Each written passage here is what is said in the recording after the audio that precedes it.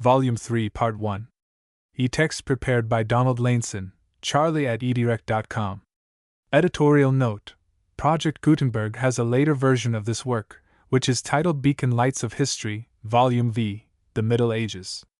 See ebook #10531, https://www.gutenberg.org/1/053/10531.txt https://www.gutenberg.org/1/053/10531.zip https://www.gutenberg.org/1/053/10531-8.txt https://www.gutenberg.org/1/0/5/3/10531-8.zip https://www.gutenberg.org/1/0/5/3/10531-1/0/531-h.htm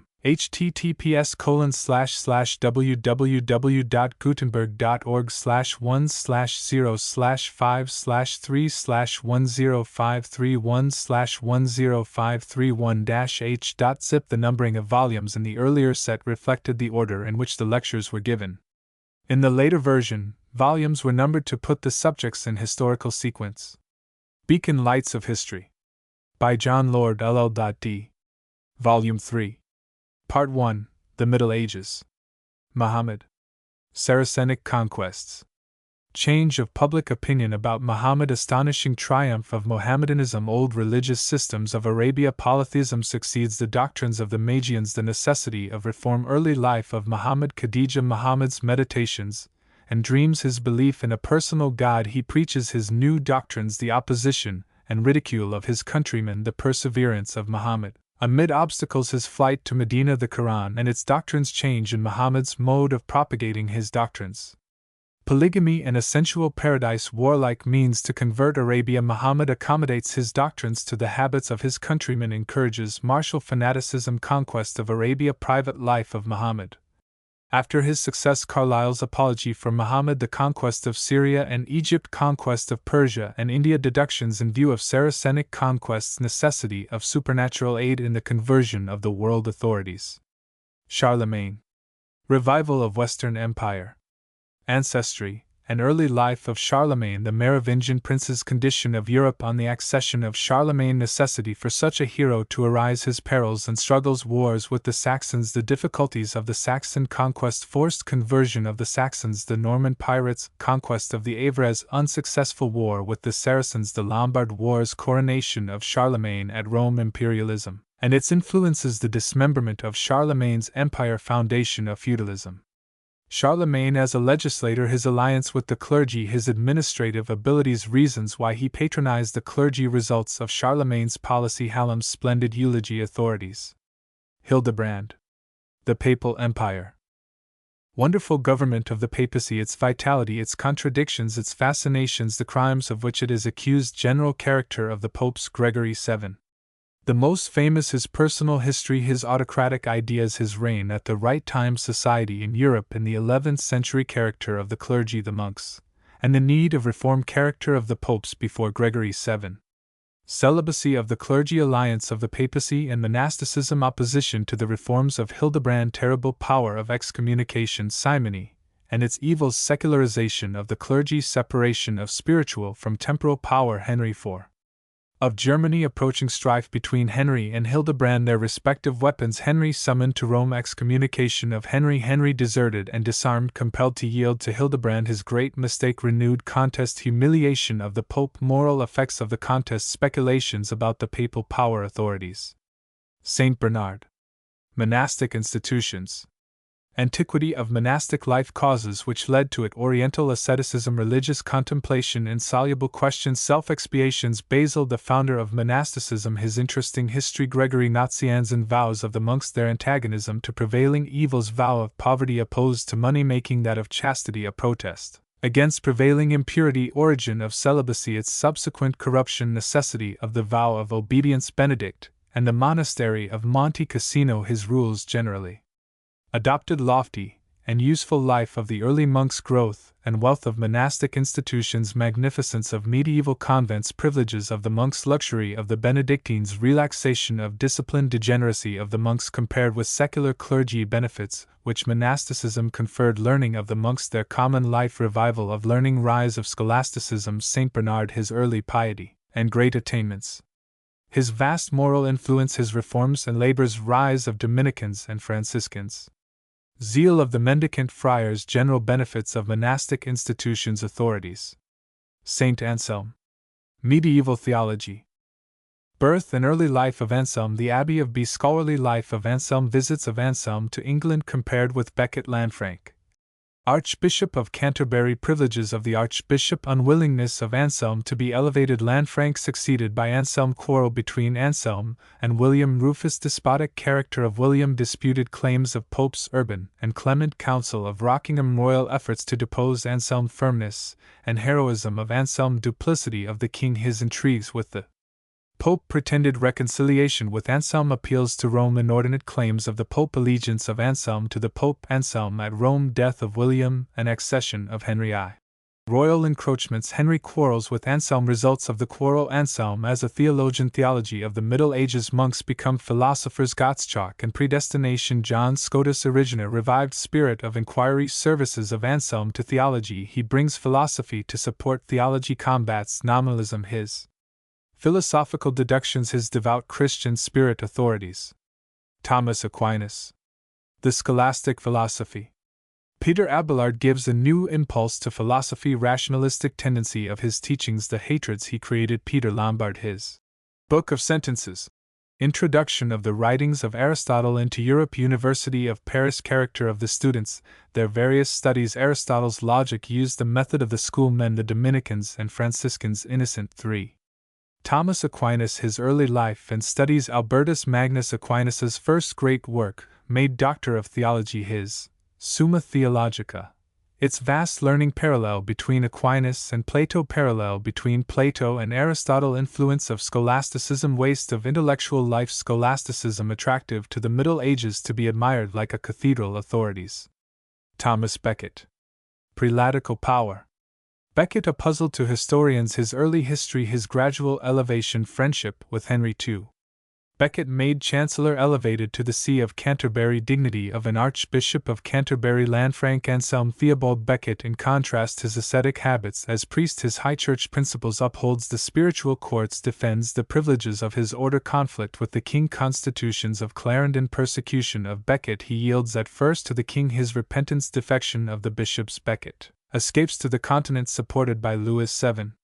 Of France, insincerity of the Pope. Becket at Pontigny, in exile, his indignant rebuke of the Pope, who excommunicates the Archbishop of York. Henry obliged to compromise, hollow reconciliation with Becket. Return of Becket to Canterbury, his triumphal procession, annoyance of Henry, assassination of Becket, consequences of the murder, authorities. The feudal system. Anarchies of the Merovingian period, society on the dissolution of Charlemagne's empire, allodial tenure, origin of feudalism, dependence and protection, the principles of feudalism, peasants and their masters, the sentiment of loyalty, contentment of the peasantry, evils that cannot be redressed, submission to them, a necessity, division of Charlemagne's empire, life of the nobles, pleasures and habits of feudal barons, aristocratic character of feudalism, slavery of the people, indirect blessings of feudalism. Slavery not an unmixed evil, influence of chivalry, devotion to woman, the lady of the baronial castle, reasons why women were worshipped, dignity of the baronial home, the Christian woman contrasted with the pagan glory and beauty of chivalry, authorities. The Crusades. The Crusades, the great external event of the Middle Ages, a semi-religious and semi-military movement. What gives interest to wars? Wars, the exponents of prevailing ideas, the overruling of all wars, the majesty of providence seen in war, origin of the Crusades, pilgrimages to Jerusalem, miseries and insults of the pilgrims, intense hatred of Mohammedanism, Peter of Amiens, Council of Clermont, the First Crusade, its miseries and mistakes, the Second Crusade, the Third Crusade, the Fourth, Children's, Fifth, and Sixth Crusades, the Seventh Crusade, all alike unsuccessful, and wasteful of life and energies, peculiarities and immense mistakes of the Crusaders, the moral evils of the Crusades, ultimate results of the Crusades, barrier made against Mohammedan conquests, political necessity of the Crusades, their effect in weakening the feudal system, effect of the Crusades on the growth of cities, on commerce and art and literature. They scatter the germs of a new civilization, they centralize power, they ultimately elevate the European race's authorities. William of Wykeham. Gothic architecture. Roman architecture, first form of a Christian church to change to the Romanesque, its peculiarities, its connection with monasticism, gloomy aspect of the churches of the 10th and 11th centuries, effect of the Crusades on church architecture. Church architecture becomes cheerful, the Gothic churches of France and Germany, the English medieval churches, glories of the pointed arch, effect of the Renaissance on architecture, mongrel style of the 17th and 18th centuries, revival of the pure Gothic churches should be adapted to their uses, incongruity of Protestantism with ritualistic architecture. Protestantism demands a church for preaching, Gothic vaults unfavorable to oratory authorities. John Wycliffe. Dawn of the Reformation. Harmony of Protestant and medieval creeds, the Reformation, a moral movement, the evils of papal institutions, the evils of monastic life, quarrels and dissoluteness of monks, birth of Wycliffe, his scholastic attainments and honors, his political influence, the powers who have ruled the world. Wycliffe sent on a mission to Bruges, protection of John of Gaunt. Wycliffe summoned to an ecclesiastical council his defenders and foes. Triumph of Wycliffe, he openly denounces the Pope, his translation of the Bible, opposition to it by the higher clergy, hostility of Roman Catholicism to the right of private judgment, hostility to the Bible in vernacular tongues, spread of the Bible in English. Wycliffe, as a doctrinal reformer, he attacks transubstantiation, deserted by the Duke of Lancaster, but dies peaceably in his parish. Wycliffe contrasted with Luther his great services to the Church, reasons why he escaped martyrdom. Authorities. Muhammad A.D. 570 to 632. Saracenic conquests. The most extraordinary man who arose after the fall of the Roman Empire was doubtless Muhammad. And his posthumous influence has been greater than that of any man since Christianity was declared, if we take into account the number of those who have received his doctrines. Even Christianity never had so rapid a spread. More than a sixth part of the human race are the professed followers of the Arabian prophet. Spelled also Muhammad, but I prefer Muhammad. In regard to Muhammad himself, a great change has taken place in the opinions of critics within 50 years. It was the fashion half a century ago to speak of this man as a hypocrite, an impostor, even as Antichrist. Now he is generally regarded as a reformer, that is, as a man who introduced into Arabia a religion and a morality superior to what previously existed, and he is regarded as an impostor only so far as he was visionary. Few critics doubt his sincerity. He was no hypocrite, since he himself believed in his mission, and his mission was benevolent, to turn his countrymen from a gross polytheism to the worship of one God. Although his religion cannot compare with Christianity in purity and loftiness, yet it enforced a higher morality than the old Arabian religions, and assimilated to Christianity in many important respects. The chief fault we have to find in Muhammad was the propagation of his doctrines by the sword, and the use of wicked means to bring about a good end. The truths he declared have had an immense influence on Asiatic nations, and these have given vitality to his system, if we accept the position that truth alone has vitality. One remarkable fact stands out for the world to ponder, that, for more than 1400 years, 180 millions, more than a sixth part of the human race, have adopted and cherished the religion of Muhammad, that Christianity never had so astonishing a triumph, and that even the adherents of Christianity, in many countries, have not manifested the zeal of the Mohammedans in most of the countries where it has been acknowledged. Now, these startling facts can be explained only on the ground that Mohammedanism has great vital religious and moral truths underlying its system which appeal to the consciousness of mankind, or else that these truths are so blended with dangerous errors which appeal to depraved passions and interests, that the religion spread in consequence of these errors rather than of the truth itself. The question to be considered, then, is whether Mohammedanism spread in consequence of its truths or in consequence of its errors. In order to appreciate the influence of the Arabian prophet, we are first led into the inquiry whether his religion was really an improvement on the old systems which previously prevailed in Arabia. If it was, he must be regarded as a benefactor and reformer, even if we admit the glaring evils of his system, when measured by the purer religion of the cross. And it then simply becomes a question whether it is better to have a prevalent corrupted system of religion containing many important truths, or a system of downright paganism with few truths at all. In examining the religious systems of Arabia in the age preceding the advent of the Prophet, it would seem that the most prominent of them were the old doctrines of the Magians and Sabaeans, blended with a gross idolatry and a senseless polytheism. Whatever may have been the faith of the ancient Sabaean sages, who noted the aspects of the stars, and supposed they were inhabited by angels placed there by almighty power to supervise and govern the universe, yet history seems to record that this ancient faith was practically subverted, and that the stars, where were supposed to dwell deities to whom prayers were made, became themselves objects of worship, and even graven images were made in honor of them. Among the Arabs, each tribe worshipped a particular star, and set up its particular idol, so that a degrading polytheism was the religion of the land. The object of greatest veneration was the celebrated black stone, at Mecca, fabled to have fallen from heaven at the same time with Adam.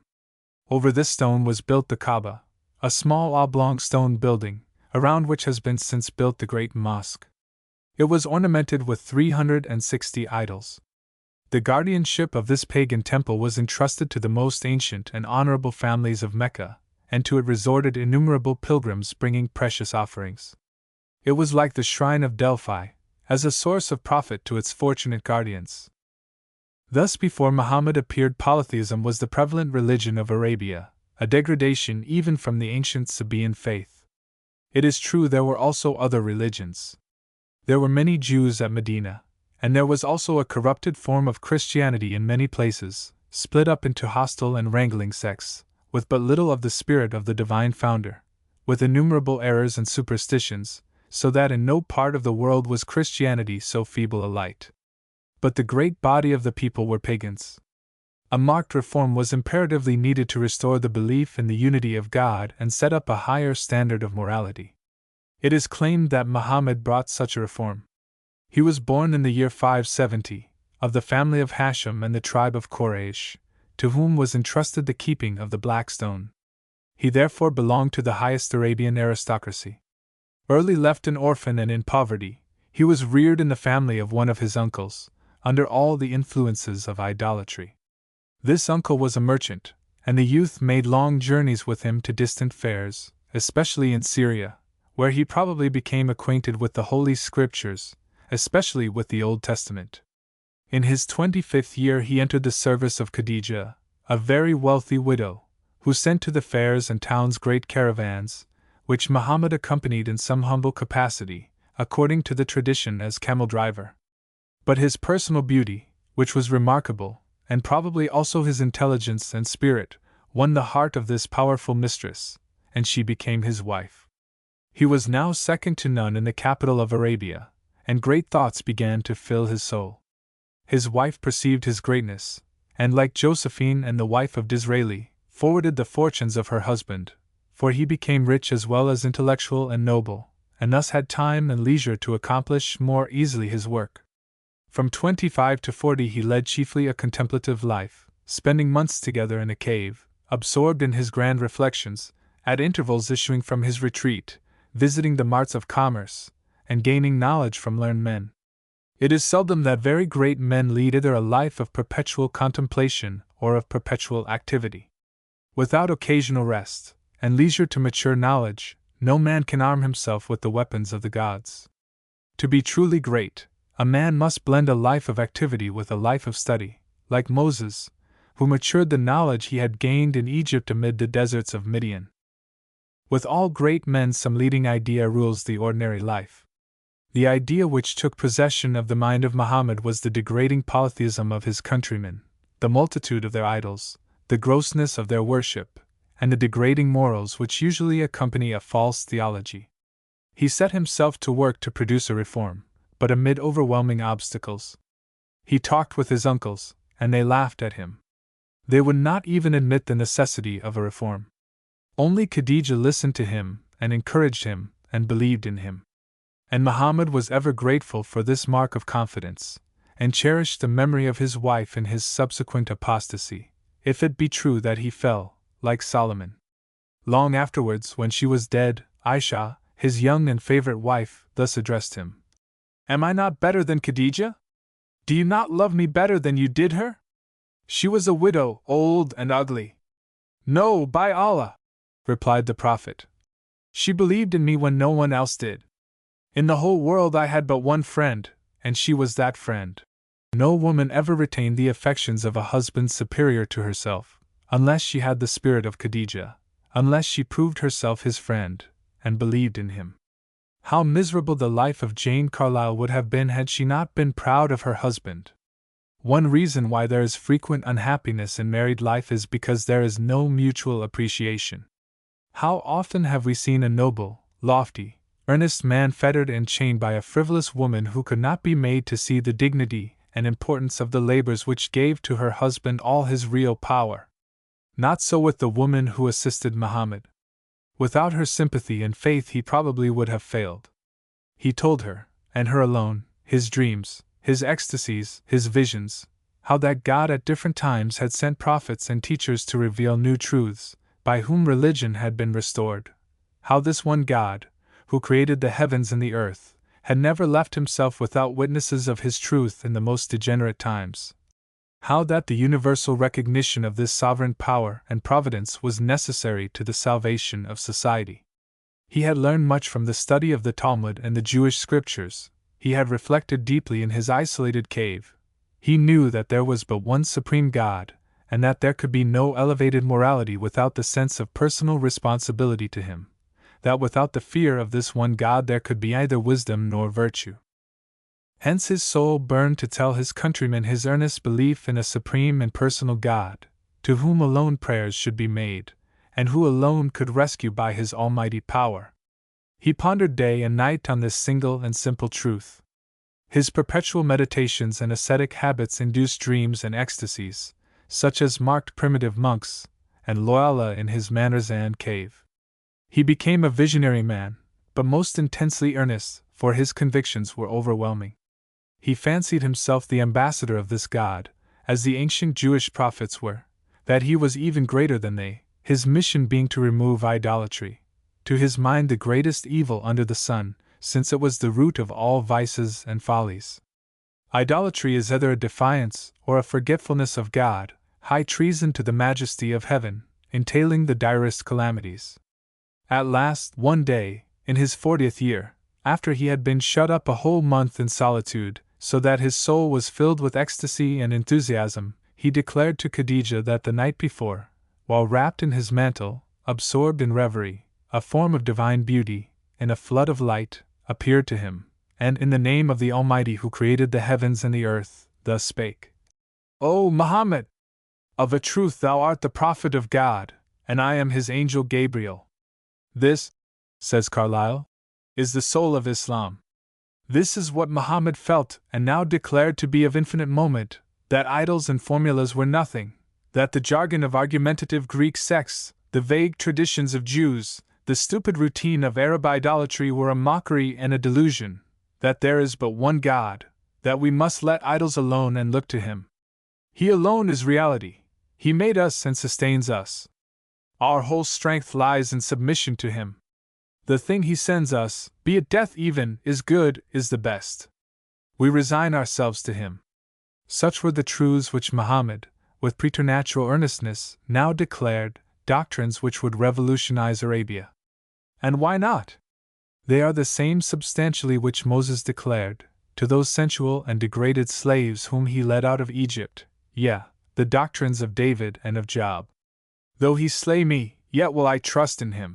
What a grand and all-important truth it is to impress upon people sunk in forgetfulness and sensuality and pleasure-seeking and idle schemes of vanity and ambition, that there is a supreme intelligence who overrules, and whose laws cannot be violated with impunity, from whom no one can escape, even though he take the wings of the morning and fly to the uttermost parts of the sea. This is the one truth that Moses sought to plant in the minds of the Jews, a truth always forgotten when there is slavery to Epicurean pleasures or a false philosophy. Now I maintain that Muhammad, in seeking to impress his degenerate countrymen with the idea of the one supreme God, amid a most degrading and almost universal polytheism, was a great reformer. In preaching this he was neither fanatic nor hypocrite. He was a very great man, and thus far a good man. He does not make an original revelation, he reproduces an old truth, as old as the patriarchs, as old as Job, as old as the primitive religions, but an exceedingly important one, lost sight of by his countrymen, gradually lost sight of by all peoples when divine grace is withheld, indeed practically by people in Christian lands in times of great degeneracy. The fool has said in his heart there is no God, or let there be no God, that we may eat and drink before we die. Epicureanism, in its pleasures or in its speculations, is virtually atheism. It was so in Greece. It is so with us. Muhammad was now at the mature age of 40, in the fullness of his powers, in the prime of his life, and he began to preach everywhere that there is but one God. Few, however, believed in him. Why not acknowledge such a fundamental truth, appealing to the intellect as well as the moral sense? But to confess there is a supreme God, who rewards and punishes, and to whom all are responsible both for words and actions, is to imply a confession of sinfulness and the justice of retribution. Those degraded Arabians would not receive willingly such a truth as this, even as the Israelites ever sought to banish it from their hearts and minds, in spite of their deliverance from slavery. The uncles and friends of Muhammad treated his mission with scorn and derision. Nor do I read that the common people heard him gladly, as they listened to the teachings of Christ. Zealously he labored for 3 years with all classes, and yet in 3 years of exalted labor, with all his eloquence and fervor and sincerity, he converted only about 13 persons, one of whom was his slave. Think of such a man declaring such a truth, and only gaining 13 followers in 3 years. How sickened must have been his enthusiastic soul! His worldly relatives urged him to silence. Why attack idols? Why quarrel with his own interests? Why destroy his popularity? Then exclaimed that great hero, "If the sun stood on my right hand, and the moon on my left, ordering me to hold my peace, I would still declare there is but one God." A speech rivaled only by Luther at the Diet of Worms. Why urge a great man to be silent on the very thing which makes him great? He cannot be silent. His truth, from which he cannot be separated, is greater than life or death, or principalities or powers. Buffeted and ridiculed, still Muhammad persevered. He used at first only moral means. He appealed only to the minds and hearts of the people, encouraged by his few believers and sustained by the fancied voice of that angel who appeared to him in his retreat. But his earnest voice was drowned by discordant noises. He was regarded as a lunatic, a demented man, because he professed to believe in a personal God. The angry mob covered his clothes with dust and ashes. They demanded miracles. But at this time he had only truths to declare, those saving truths which are perpetual miracles. At last hostilities began. He was threatened and he was persecuted. They laid plots to take his life. He sought shelter in the castle of his uncle Abu Talib, but he died. Then Muhammad's wife Khadijah died. The priests of an idolatrous religion became furious. He had laid his hands on their idols. He was regarded as a disorganizer, an innovator, a most dangerous man. His fortunes became darker and darker. He was hated, persecuted, and alone. Thus 13 years passed away in reproach, in persecution, in fear. At last 40 picked men swore to assassinate him. Should he remain at Mecca and die, before his mission was accomplished, or should he fly? He concluded to fly to Medina, where there were Jews, and some nominal converts to Christianity, a new ground. This was in the year 622, and the flight is called the Hijra, from which the East dates its era, in the 53rd year of the Prophet's life. In this city he was cordially welcomed, and he soon found himself surrounded with enthusiastic followers. He built a mosque, and openly performed the rites of the new religion.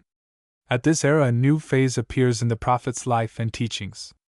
Thus far, until his flight, it would seem that he propagated his doctrines by moral force alone, and that these doctrines, in the main, were elevated.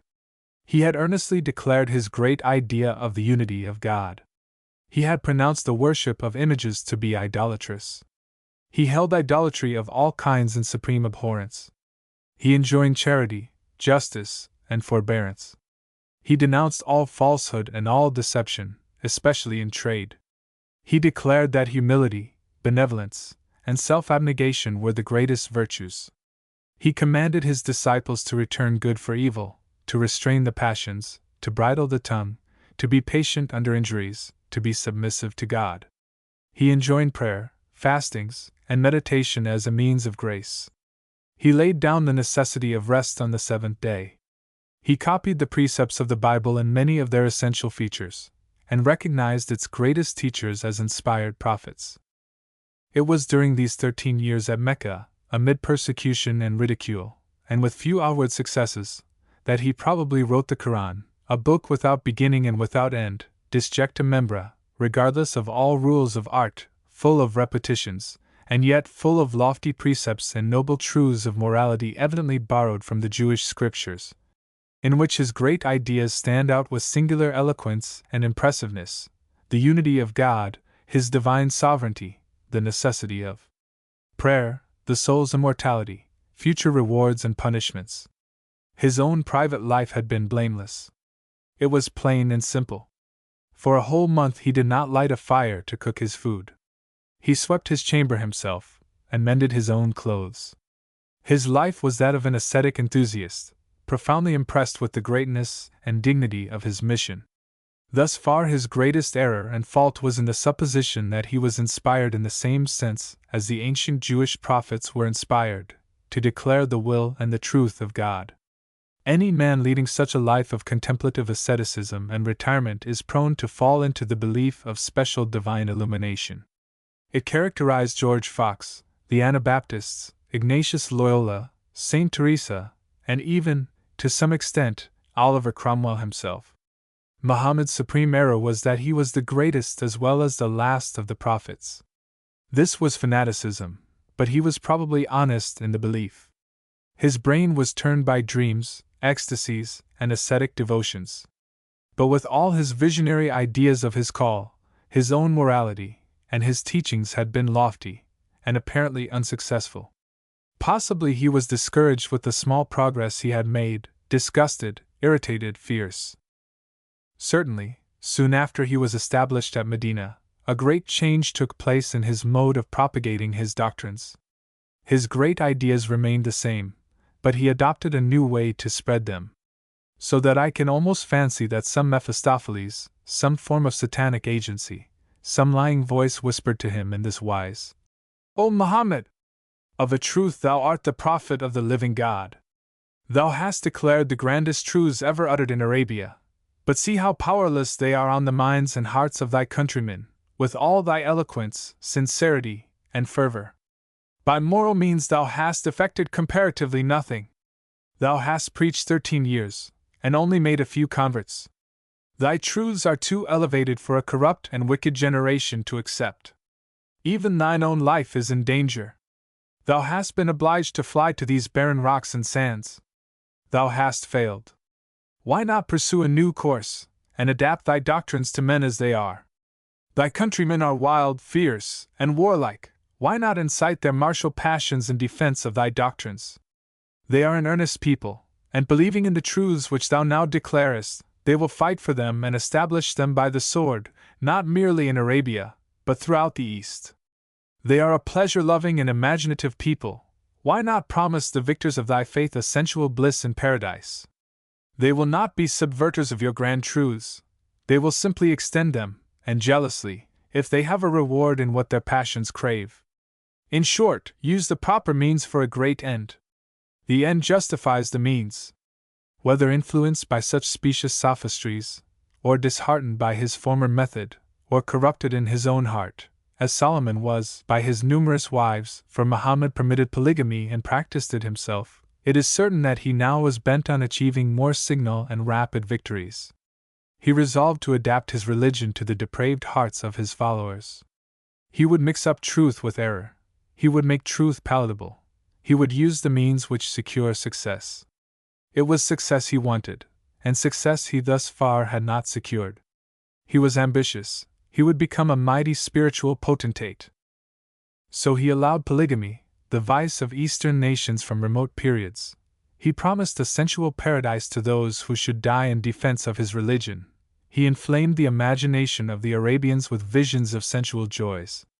He painted heaven as a land whose soil was the finest wheaten flour, whose air was fragrant with perfumes, whose streams were of crystal water or milk or wine or honey, flowing over beds of musk and camphor, a glorious garden of fruits and flowers, whose inhabitants were clothed in garments of gold, sparkling with rubies and diamonds, who reclined in sumptuous palaces and silken pavilions, and on couches of voluptuous ease, and who were served with viands which could be eaten without satiety, and liquors which could be drunk without inebriation, yea, where the blissful warrior for the faith should enjoy an unending youth, and where he would be attended by houris, with black and loving eyes, free from all defects, resplendent in beauty and grace, and rejoicing in perpetual charms.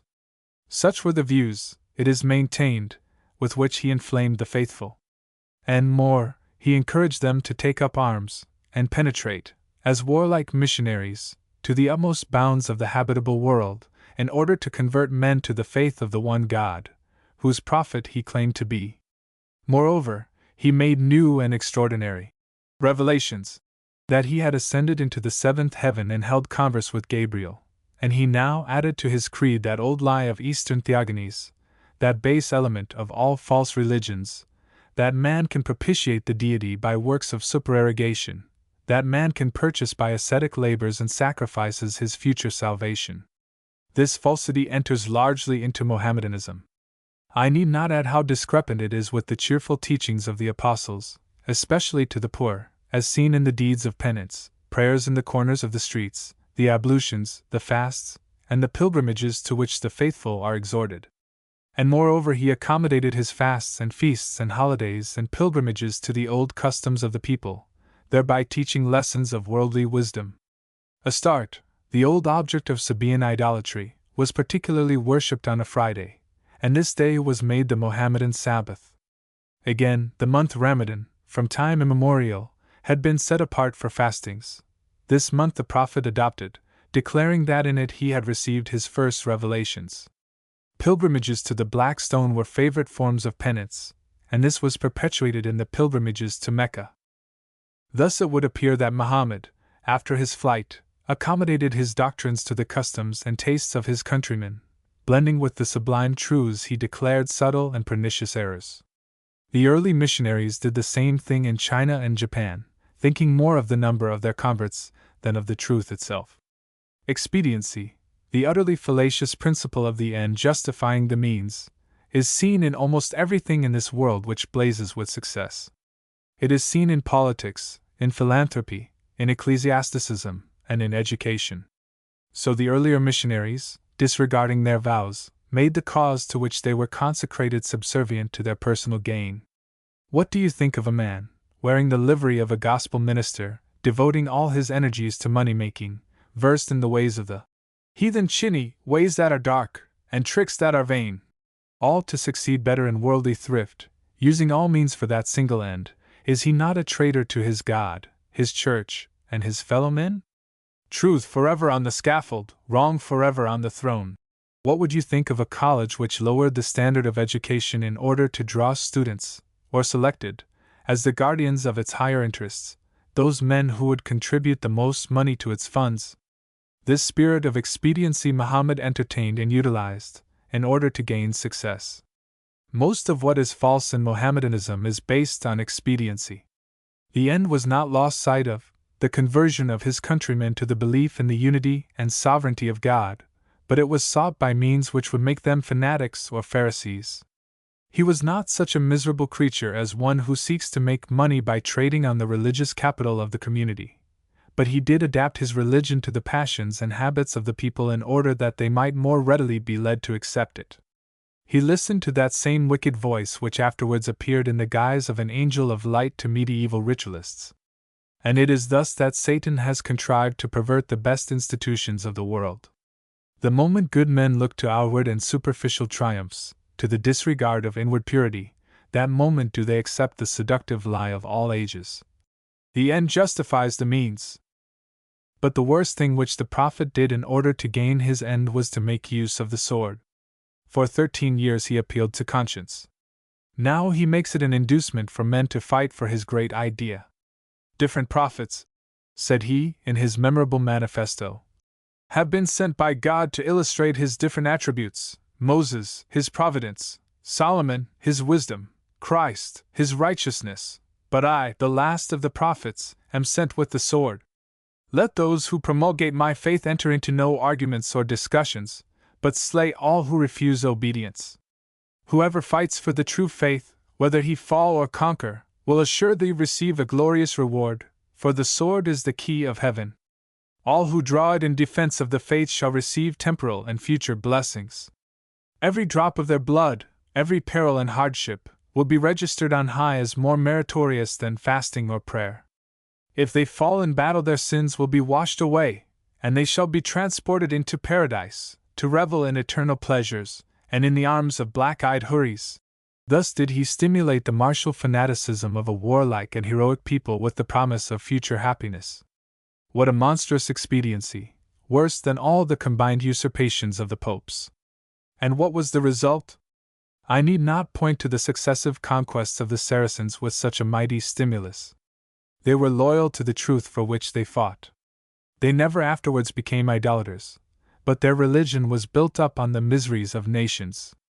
To propagate the faith of Muhammad they overran the world. Never were conquests more rapid and more terrible.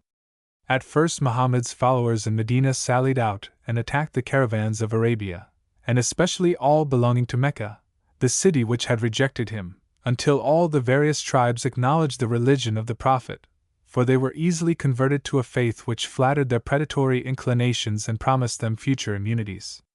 The first cavalcade which entered Medina with spoils made Mussulmans of all the inhabitants, and gave Muhammad the control of the city. The Battle of Moat gave him a triumphal entrance into Mecca. He soon found himself the sovereign of all Arabia, and when he died, at the age of 63, in the 11th year after his hijrah, or flight from Mecca, he was the most successful founder of a religion the world has known, next to Buddha. A religion appealing to truth alone had made only a few converts in 13 years. A religion which appealed to the sword had made converts of a great nation in 11 years. It is difficult to ascertain what the private life of the Prophet was in these years of dazzling success. The authorities differ. Some represent him as sunk in a miserable sensuality which shortened his days. But I think this statement may be doubted. He never lost the veneration of his countrymen, and no veneration can last for a man steeped in sensuality. Even Solomon lost his prestige and popularity when he became vain and sensual. Those who were nearest to the Prophet reverenced him most profoundly. With his wife Aisha he lived with great frugality. He was kindly, firm in friendship, faithful and tender in his family, ready to forgive enemies, just in decision. The caliphs who succeeded him, for some time, were men of great simplicity, and sought to imitate his virtues. He was doubtless warlike and fanatical, but conquests such as he and his successors made are incompatible with luxury and effeminacy. He stands arraigned at the bar of eternal justice for perverting truth, for blending it with error, for making use of wicked means to accomplish what he deemed a great end. I have no patience with Mr. Carlyle, great and venerable as is his authority, for seeming to justify Muhammad in assuming the sword. I care little for the sword, says this sophistical writer. I will allow a thing to struggle for itself in this world, with any sword or tongue or implement it has or can lay hold on. What is better than itself it cannot put away, but only what is worse. In this great life-duel nature herself is umpire, and can do no wrong. That is, might makes right. Only evil perishes in the conflict of principles. Whatever prevails is just. In other words, if Mohammedanism, by any means it may choose to use, proves itself more formidable than other religions, then it ought to prevail. Suppose that the victories of the Saracens had extended over Europe, as well as Asia and Africa, had not been arrested by Charles Martel, would Carlyle then have preferred Mohammedanism to the Christianity of degenerate nations? Was Mohammedanism a better religion than the Christianity which existed in Asia Minor and in various parts of the Greek Empire in the 6th and 7th centuries? Was it a good thing to convert the Church of St. Sophia into a Saracenic mosque, and the city of the later Christian emperors into the capital of the Turks? Is a united Saracenic empire better than a divided, wrangling Christian empire? But I will not enter upon that discussion. I confine myself to facts. It is certain that Mohammedanism, by means of the sword, spread with marvelous and unprecedented rapidity. The successors of the Prophet carried their conquests even to India. Neither the Syrians nor the Egyptians could cope with men who felt that the sacrifice of life in battle would secure an eternity of bliss. The armies of the Greek emperor melted away before the generals of the caliph. The cross waned before the crescent. The banners of the Moslems floated over the proudest battlements of ancient Roman grandeur. In the 5th year of the Caliph Omar, only 17 years from the Prophet's flight from Mecca, the conquest of Syria was completed. The Christians were forbidden to build churches, or speak openly of their religion, or sit in the presence of a Mohammedan, or to sell wine, or bear arms, or use the saddle in riding, or have a domestic who had been in the Mohammedan service.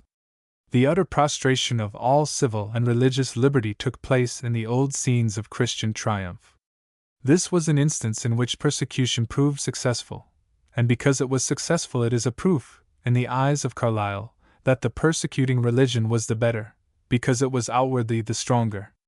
The conquest of Egypt rapidly followed that of Syria, and with the fall of Alexandria perished the largest library of the world, the thesaurus of all the intellectual treasures of antiquity.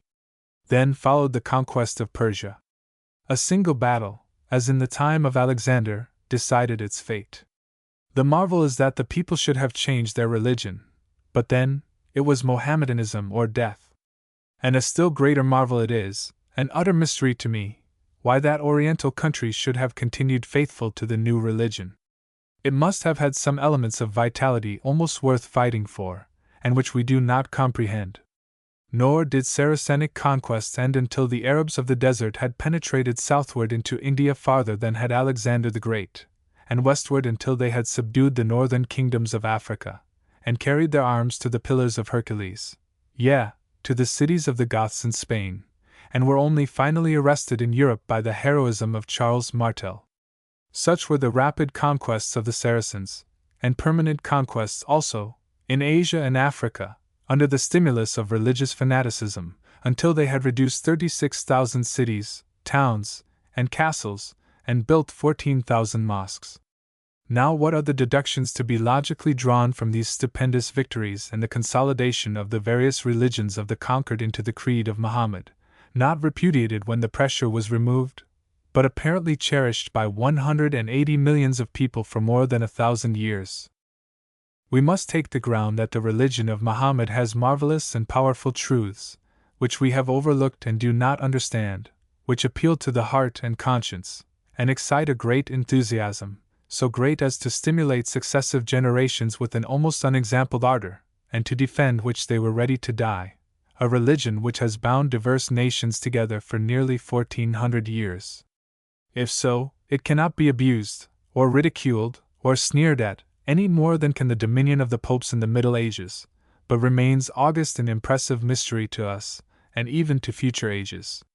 But if, in comparison with Christianity, it is a corrupt and false religion, as many assume, then what deductions must we draw from its amazing triumphs?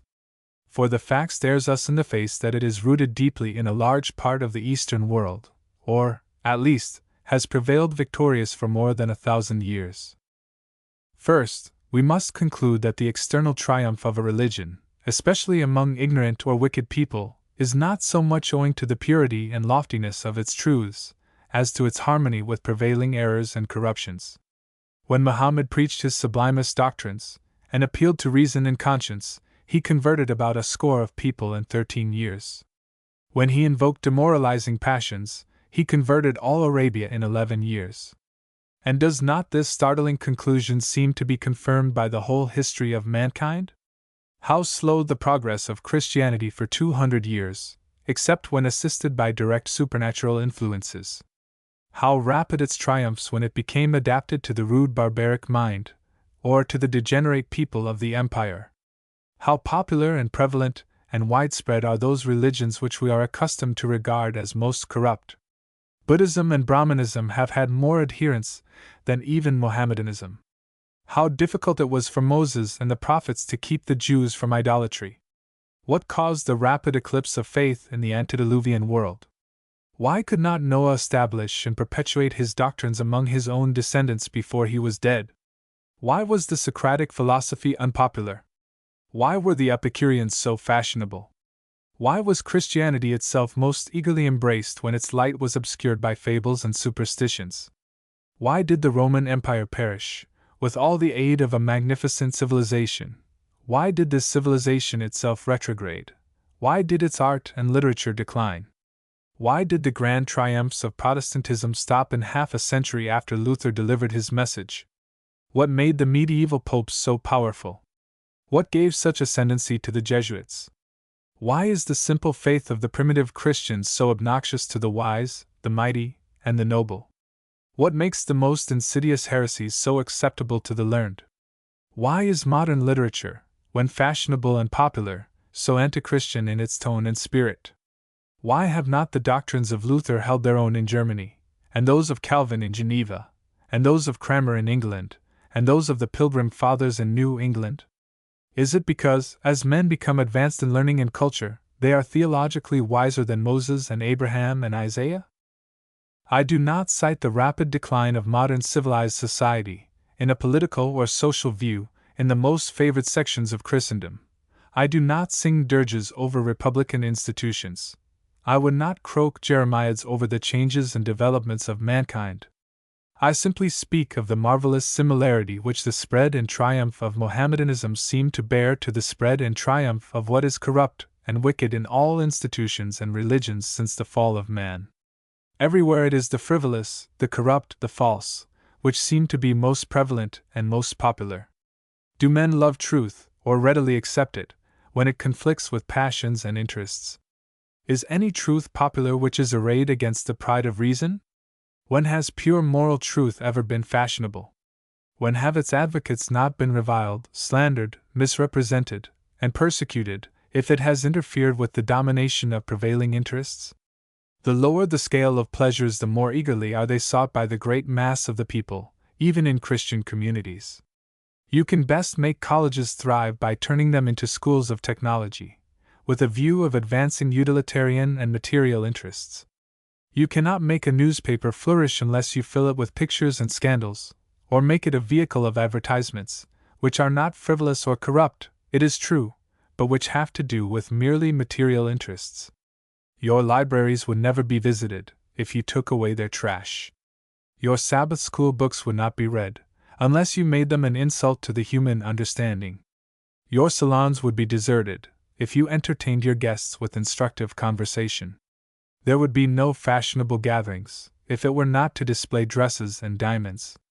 Your pulpits would be unoccupied, if you sought the profoundest men to fill them. Everything, even in Christian communities, shows that vanities and follies and falsehoods are the most sought, and that nothing is more discouraging than appeals to high intelligence or virtue, even in art. This is the uniform history of the race, everywhere and in all ages. Is it darkness or light which the world loves? I never read, and I never heard, of a great man with a great message to deliver, who would not have sunk under disappointment or chagrin but for his faith. Everywhere do you see the fascination of error, so that it almost seems to be as vital as truth itself. When and where have not lies and sophistries and hypocrisies reigned? I appealed to history. I appealed to the observation and experience of every thoughtful and candid mind. You cannot get around this truth. It blazes and it burns like the fires of Sinai. Men left to themselves will more and more retrograde in virtue. What, then, is the hope of the world?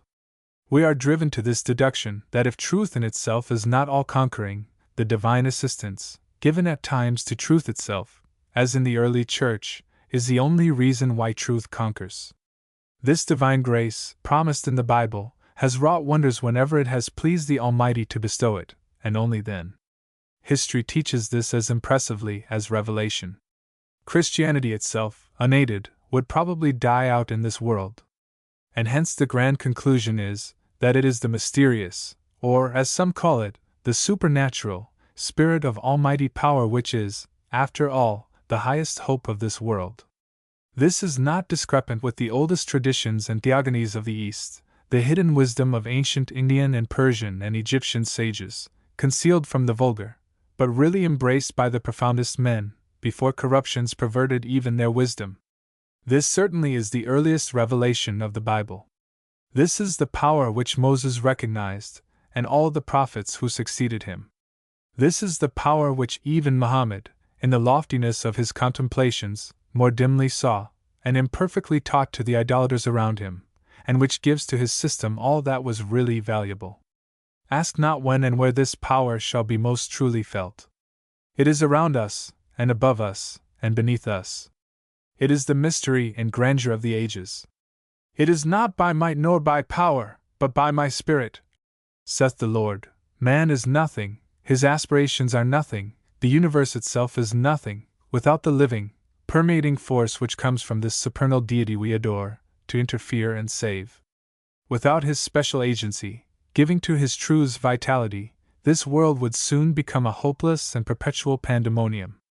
Take away the necessity of this divine assistance as the one great condition of all progress, as well as the highest boon which mortals seek, then prayer itself, recognized even by Mohammedans as the loftiest aspiration and expression of a dependent soul, and regarded by prophets and apostles and martyrs as their noblest privilege, becomes a superstition, a puerility, a mockery, and a hopeless dream.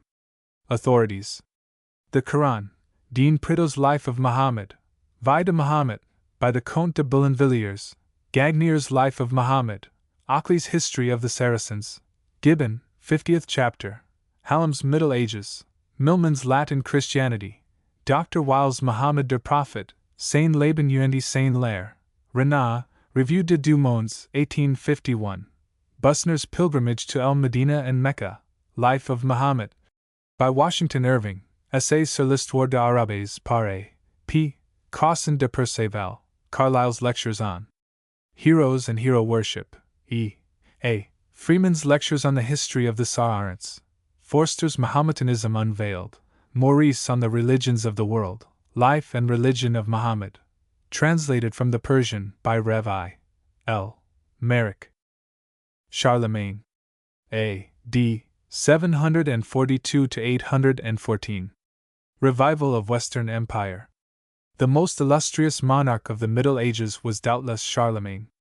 Certainly he was the first great statesman, hero, and organizer that looms up to view after the dissolution of the Roman Empire.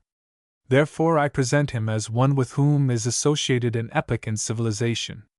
To him we date the first memorable step which Europe took out of the anarchies of the Merovingian age. His dream was to revive the empire that had fallen. He was the first to labor, with giant strength, to restore what vice and violence had destroyed. He did not succeed in realizing the great ends to which he aspired, but his aspirations were lofty. It was not in the power of any man to civilize semi-barbarians in a single reign, but if he attempted impossibilities he did not live in vain, since he bequeathed some permanent conquests and some great traditions. He left a great legacy to civilization. His life has not dramatic interest like that of Hildebrand, nor poetic interest like the lives of the leaders of the Crusades, but it is very instructive. He was the pride of his own generation, and the boast of succeeding ages.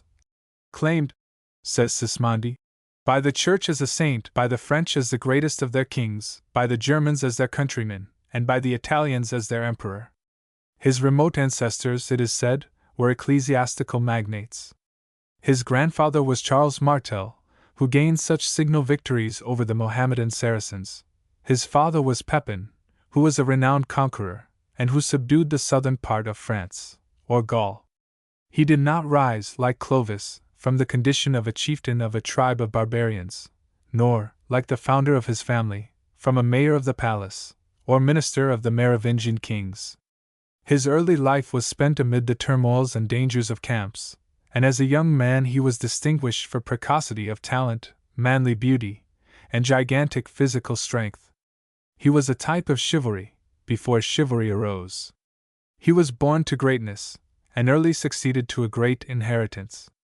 At the age of 26, in the year 768, he became the monarch of the greater part of modern France, and of those provinces which border on the Rhine. By unwearied activities this inheritance, greater than that of any of the Merovingian kings, was not only kept together and preserved, but was increased by successive conquests, until no so great an empire has ever been ruled by any one man in Europe, since the fall of the Roman Empire, from his day to ours. Yet greater than the conquests of Charlemagne was the greatness of his character. He preserved simplicity and gentleness amid all the distractions attending his government.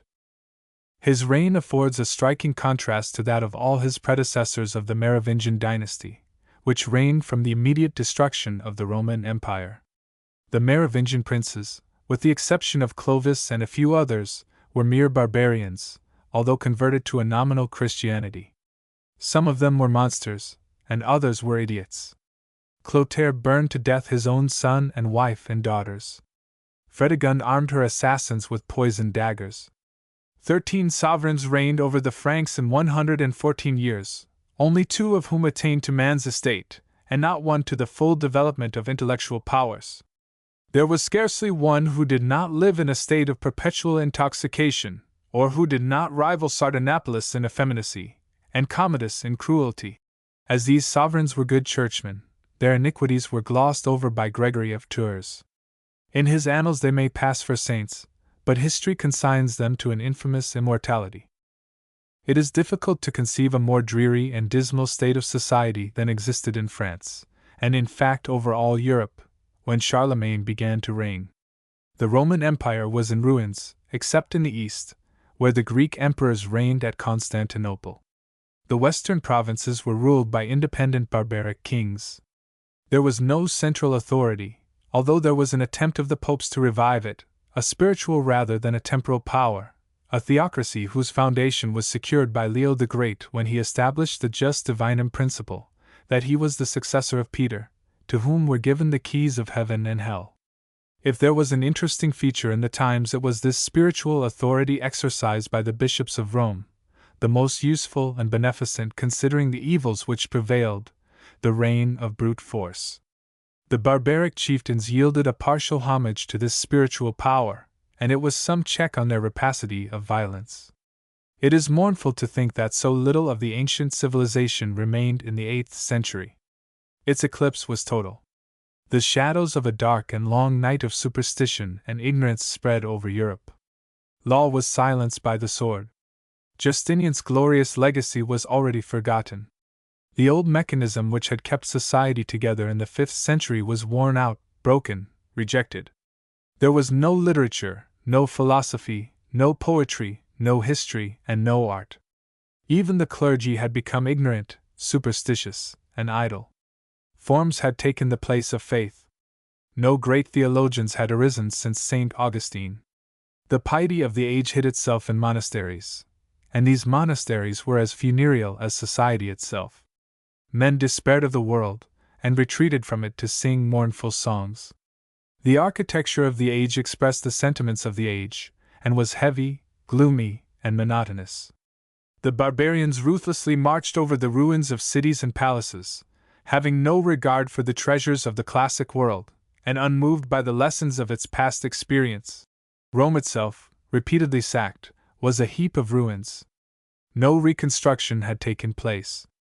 Gardens and villas were as desolate as the ruined palaces, which were the abodes of owls and spiders. The immortal creations of the chisel were used to prop up old crumbling walls. The costly monuments of senatorial pride were broken to pieces in sport or in caprice, and those structures which had excited the admiration of ages were pulled down that their material might be used in erecting tasteless edifices. Literature shared the general desolation. The valued manuscripts of classical ages were mutilated, erased, or burned. Ignorance finished the destruction which the barbarians began. Ignorance as well as anarchy veiled Europe in darkness. The rust of barbarism became harder and thicker. The last hope of man had fled, and glory was succeeded by shame. Even slavery, the curse of the Roman Empire, was continued by the barbarians. Only, brute force was not made subservient to intellect, but intellect to brute force. The descendants of ancient patrician families were in bondage to barbarians. The age was the jubilee of monsters. Assassination was common, and was unavenged by law. Every man was his own avenger of crime, and his bloody weapons were his only law. Nor were there seen among the barbaric chieftains the virtues of ancient pagan Rome and Greece, for Christianity was nominal. War was universal, for the barbarians, having no longer the Romans to fight, fought among themselves. There were incessant eruptions of different tribes passing from one country to another, in search of plunder and pillage. There was no security of life or property, and therefore no ambition for acquisition. Men hid themselves in morasses, in forests, on the tops of inaccessible hills, and amid the recesses of valleys, for violence was the rule and not the exception. Even feudalism was not then born, and still less chivalry. We find no elevated sentiments. The only refuge for the miserable was in the church, and it was governed by men who shrank from the world. A cry of despair went up to heaven among the descendants of the old population. There was no commerce, no travel, no industries, no money, no peace. The chastisement of almighty power seems to have been sent on the old races and the new alike. It was a desolation greater than that predicted by Jeremy the prophet. The very end of the world seemed to be at hand. Never in the old seats of civilization was there such a disintegration, never such a combination of evils and miseries. And there appeared to be no remedy. Nothing but a long night of horrors and sufferings could be predicted. Gaul, or France, was the scene of turbulence, invasions, and anarchies, of murders, of conflagrations, and of pillage by rival chieftains, who sought to divide its territories among themselves. The people were utterly trodden down. England was the battlefield of Danes, Saxons, and Celts, invaded perpetually, and split up into petty Saxon kingdoms. The roads were infested with robbers, and agriculture was rude. The people lived in cabins, dressed themselves in skins, and fed on the coarsest food. Spain was invaded by Saracens, and the Gothic kingdoms succumbed to these fierce invaders. Italy was portioned out among different tribes, Gothic and Slavonic. But the prevailing races in Europe were Germanic, who had conquered both the Celts and the Romans, the Goths in Spain, the Franks and Burgundians in France, the Lombards in Italy, the Saxons in England. What a commentary on the imperial government of the Caesars, that government which, with all its mechanisms and traditions, lasted scarcely 400 years. Was there ever, in the whole history of the world, so sudden and mournful a change from civilization to barbarism, and this in spite of art, science, law, and Christianity itself? Were there no conservative forces in that imposing empire? Why did society constantly decline for 400 years, with that civilization which was its boast and hope? O ye optimists, who talk so glibly about the natural and necessary progress of humanity, why was the Roman Empire swept away, with all its material glories, to give place to such a state of society as I have just briefly described? And yet men should arise in due time, after the punishment of 5 centuries of crime and violence, wretchedness and despair, to reconstruct, not from the old pagan materials of Greece and Rome, but with the fresh energies of new races, aided and inspired by the truths of the everlasting gospel. The infancy of the new races, sprung however from the same old Aryan stock, passed into vigorous youth when Charlemagne appeared. From him we date the first decided impulse given to the Gothic civilization. He was the morning star of European hopes and aspirations. Let us now turn to his glorious deeds. What were the services he rendered to Europe and Christian civilization? It was necessary that a truly great man should arise in the 8th century, if the new forces of civilization were to be organized. To show what he did for the new races, and how he did it, is the historian's duty and task in describing the reign of Charlemagne, sent, I think, as Moses was, for a providential mission, in the fullness of time, after the slaveries of 300 years, which prepared the people for labor and industry. Better was it that they should till the lands of allodial proprietors in misery and sorrow, attacked and pillaged, than to wander like savages in forests and morasses in quest of a precarious support, or in great predatory hands, as they did in the 4th and 5th centuries, when they ravaged the provinces of the falling empire. Nothing was wanted but their consolidation under central rule in order to repel aggressors. And that is what Charlemagne attempted to do. He soon perceived the greatness of the struggle to which he was destined, and he did not flinch from the contest which has given him immortality. He comprehended the difficulties which surrounded him, and the dangers which menaced him.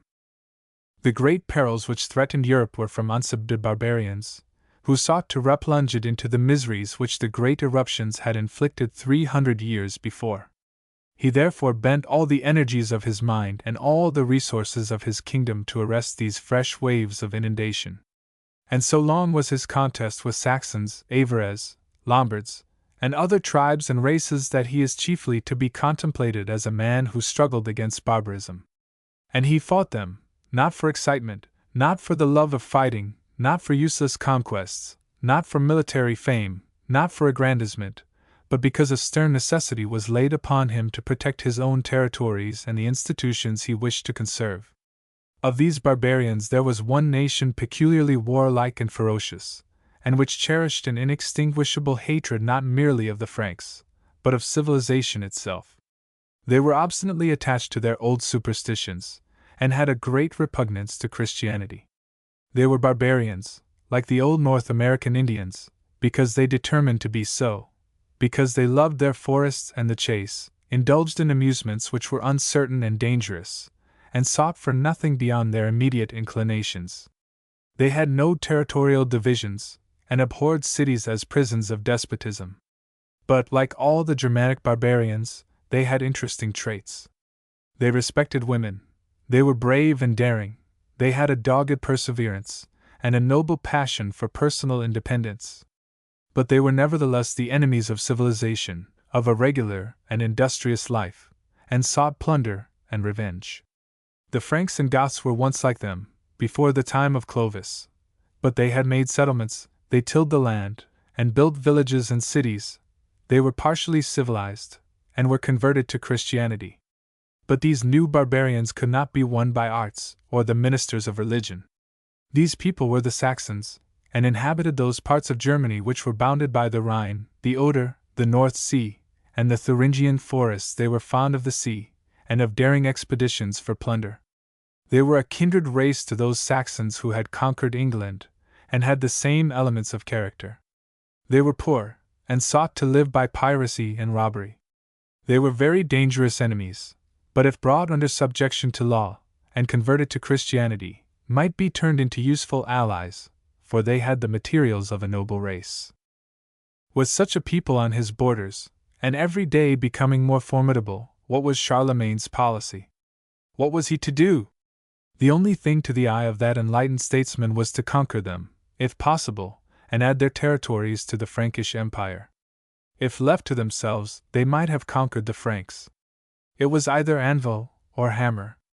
There could be no lasting peace in Europe while these barbarians were left to pursue their depredations. A vigorous warfare was imperative, for, unless subdued, a disadvantageous war would be carried on near the frontiers, until some warrior would arise among them, unite the various chieftains, and lead his followers to successful invasion. Charlemagne knew that the difficult and unpleasant work of subjugation must be done by somebody, and he was unwilling to leave the work to enervated successors.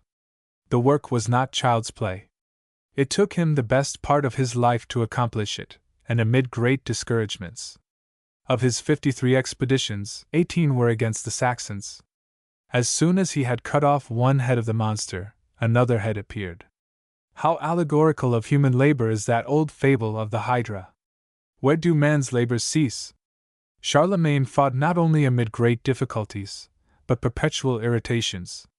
The Saxons cheated him, they broke their promises and their oaths. When beaten, they sued for peace, but the moment his back was turned, they broke out in new insurrections. The fame of Caesar chiefly rests on his 8 campaigns in Gaul. But Caesar had the disciplined legions of Rome to fight with. Charlemagne had no such disciplined troops. Yet he had as many difficulties to surmount as Caesar: rugged forests to penetrate, rapid rivers to cross, morasses to avoid, and mountains to climb. It is a very difficult thing to subdue even savages who are desperate, determined, and united. Charlemagne fought the Saxons for 33 years. Though he never lost a battle, they still held out. At first he was generous and forgiving, for he was more magnanimous than Caesar, but they could not be won by kindness. He was obliged to change his course, and at last was as summary as Oliver Cromwell in Ireland. He is even accused of cruelties. But war in the hands of masters has no quarter to give, and no tears to shed. It was necessary to conquer the Saxons, and Charlemagne used the requisite means. Sometimes the harshest measures will most speedily effect the end. Did our fathers ever dream of compromise with treacherous and hostile Indians? War has a horrid maxim, that nothing is so successful as success. Charlemagne, at last, was successful. The Saxons were so completely subdued at the end of 33 years, that they never molested civilized Europe again. They became civilized, like the once invading Celts and Goths, and they even embraced the religion of the conquerors. They became ultimately the best people in Europe, earnest, honest, and brave. They formed great kingdoms and states, and became new barriers against fresh inundations from the north and east. The Saxons formed the nucleus of the great German Empire, or were incorporated with it, which arose in the Middle Ages, and which today is the most powerful in Europe, and the least corrupted by the vices of a luxurious life. The descendants of those Saxons are among the most industrious and useful settlers in the New World. There was one mistake which Charlemagne made in reference to them. He forced their conversion to a nominal Christianity. He immersed them in the rivers of Saxony, whether they would or no. He would make them Christians in his way. But then, who does not seek to make converts in his way, whether enlightened or not? When have the principles of religious toleration been understood? Did the Puritans understand them, with all their professions? Do we tolerate in our hearts those who differ from us? Do not men look daggers, though they dare not use them? If we had the power, would we not seek to produce conformity with our notions, like Queen Elizabeth, or Oliver Cromwell, or Archbishop Laud? There is not perhaps a village in America where a true Catholicism reigns. There is not a spot upon the globe where there is not some form of religious persecution. Nor is there anything more sincere than religious bigotry. And where people have not fundamental principles to fight about, they will fight about technicalities and matters of no account, and all the more bitterly sometimes when the objects of contention are not worth fighting about at all, as in forms of worship, or baptism. Such is the weakness of human nature. Charlemagne was no exception to the race. But if he wished to make Christians in his way, he was, on the whole, enlightened. He caused the young Saxons, whom he baptized and marked with the sign of the cross, to be educated. He built monasteries and churches in the conquered territories. He recognized this, that Christianity, whatever it be, is the mightiest power of the world, and he bore his testimony in behalf of the intellectual dignity of the clergy in comparison with other classes. He encouraged missions as well as schools. There was another Germanic tribe at that time which he held in great alarm, but which he did not attack, since they were not immediately dangerous. This tribe or race was the Norman, just then beginning their ravages, pirates in open boats. They had dared to enter a port in Narbonensis Gaul for purposes of plunder. Some took them for Africans, and others for British merchants. Nay, said Charlemagne, they are not merchants, but cruel enemies, and he covered his face with his iron hands and wept like a child. He did not fear these barbarians, but he wept when he foresaw the evil they would do when he was dead. I weep, said he, that they should dare almost to land on my shores in my lifetime. These Normans escaped him. They conquered and they founded kingdoms. But they did not replunge Europe in darkness. A barrier had been made against their inundation. The Saxon conquest was that barrier. Moreover, the Normans were the noblest race of barbarians which then roamed through the forests of Germany, or skirted the shores of Scandinavia. They had grand natural traits of character. They were poetic, brave, and adventurous. They were superior to the Saxons and the Franks. When converted, they were the great allies of the Pope, and early became civilized. To them we trace the noblest development of Gothic architecture. They became great scholars and statesmen. They were more refined by nature than the Saxons, and avoided their gluttonous habits. In after times they composed the flower of European chivalry. It was providential that they were not subdued, that they became the leading race in northern Europe. To them we trace the mercantile greatness of England, for they were born sailors. They never lost their natural heroism, or love of power. The next important conquest of Charlemagne was that of the Avars, a tribe of the Huns, of Slavonic origin. They are represented as very hideous barbarians, and only thought of plunder. They never sought to reconstruct. There seemed to be no end of their invasions from the time of Attila. They were more formidable for their numbers and destructive ravages than for their military skill. There was a time, however, when they threatened the combined forces of Germany and Rome, but Europe was delivered by the Battle of Poitiers, the bloodiest battle on record, when they seemed to be annihilated. But they sprang up again, in new invasions, in the 9th century. Had they conquered, civilization would have been crushed out. But Charlemagne was successful against them, and from that time to this they were shut out from Western Europe. They would be formidable now, for the Russians are the descendants of these people, were it not for the barrier raised against them by the Germans. The necessities of Europe still require the vast military strength and organization of Germany, not to fight France, but to owe Russia. Napoleon predicted that Europe would become either French or Cossack, but there is little probability of Russian aggressions in Europe, so long as Russia is held in check by Germany. Charlemagne had now delivered France and Germany from external enemies. He then turned his arms against the Saracens of Spain. This was the great mistake of his life. Yet every one makes mistakes, however great his genius. Alexander made the mistake of pushing his arms into India, and Napoleon made a great blunder in invading Russia. Even Caesar died at the right time for his military fame, for he was on the point of attempting the conquest of Parthia, where, like Crassus, he would probably have perished, or have lost his army. Needless conquests seem to be impossible in the moral government of God, who rules the fate of war. Conquests are only possible when civilization seems to require them. In seeking to invade Spain, Charlemagne warred against a race from whom Europe had nothing more to fear. His grandfather, Charles Martel, had arrested the conquests of the Saracens, and they were quiet in their settlements in Spain, and had made considerable attainments in science and literature. Their schools of medicine and their arts were in advance of the rest of Europe. They were the translators of Aristotle, who reigned in the rising universities during the Middle Ages. As this war was unnecessary, Providence seemed to rebuke Charlemagne. His defeat at Roncesvalles was one of the most memorable events in his military history. Prodigies of valor were wrought by him and his gallant paladins. The early heroic poetry of the Middle Ages has commemorated his exploits, as well as those of his nephew Roland, to whom some writers have ascribed the origin of chivalry. But the Frankish forces were signally defeated amid the passes of the Pyrenees, and it was not until after several centuries that the Gothic princes of Spain shook off the yoke of their Saracenic conquerors, and drove them from Europe. The Lombard Wars of Charlemagne are the last to which I allude. These were undertaken in defense of the Church, to rescue his ally the Pope. The Lombards belonged to the great Germanic family, but they were unfriendly to the Pope and to the Church. They stood out against the Empire, which was then the chief hope of Europe and of civilization.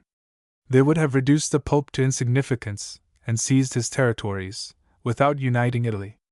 So Charlemagne, like his father Pepin, lent his powerful aid to the Roman bishop, and the Lombards were easily subdued.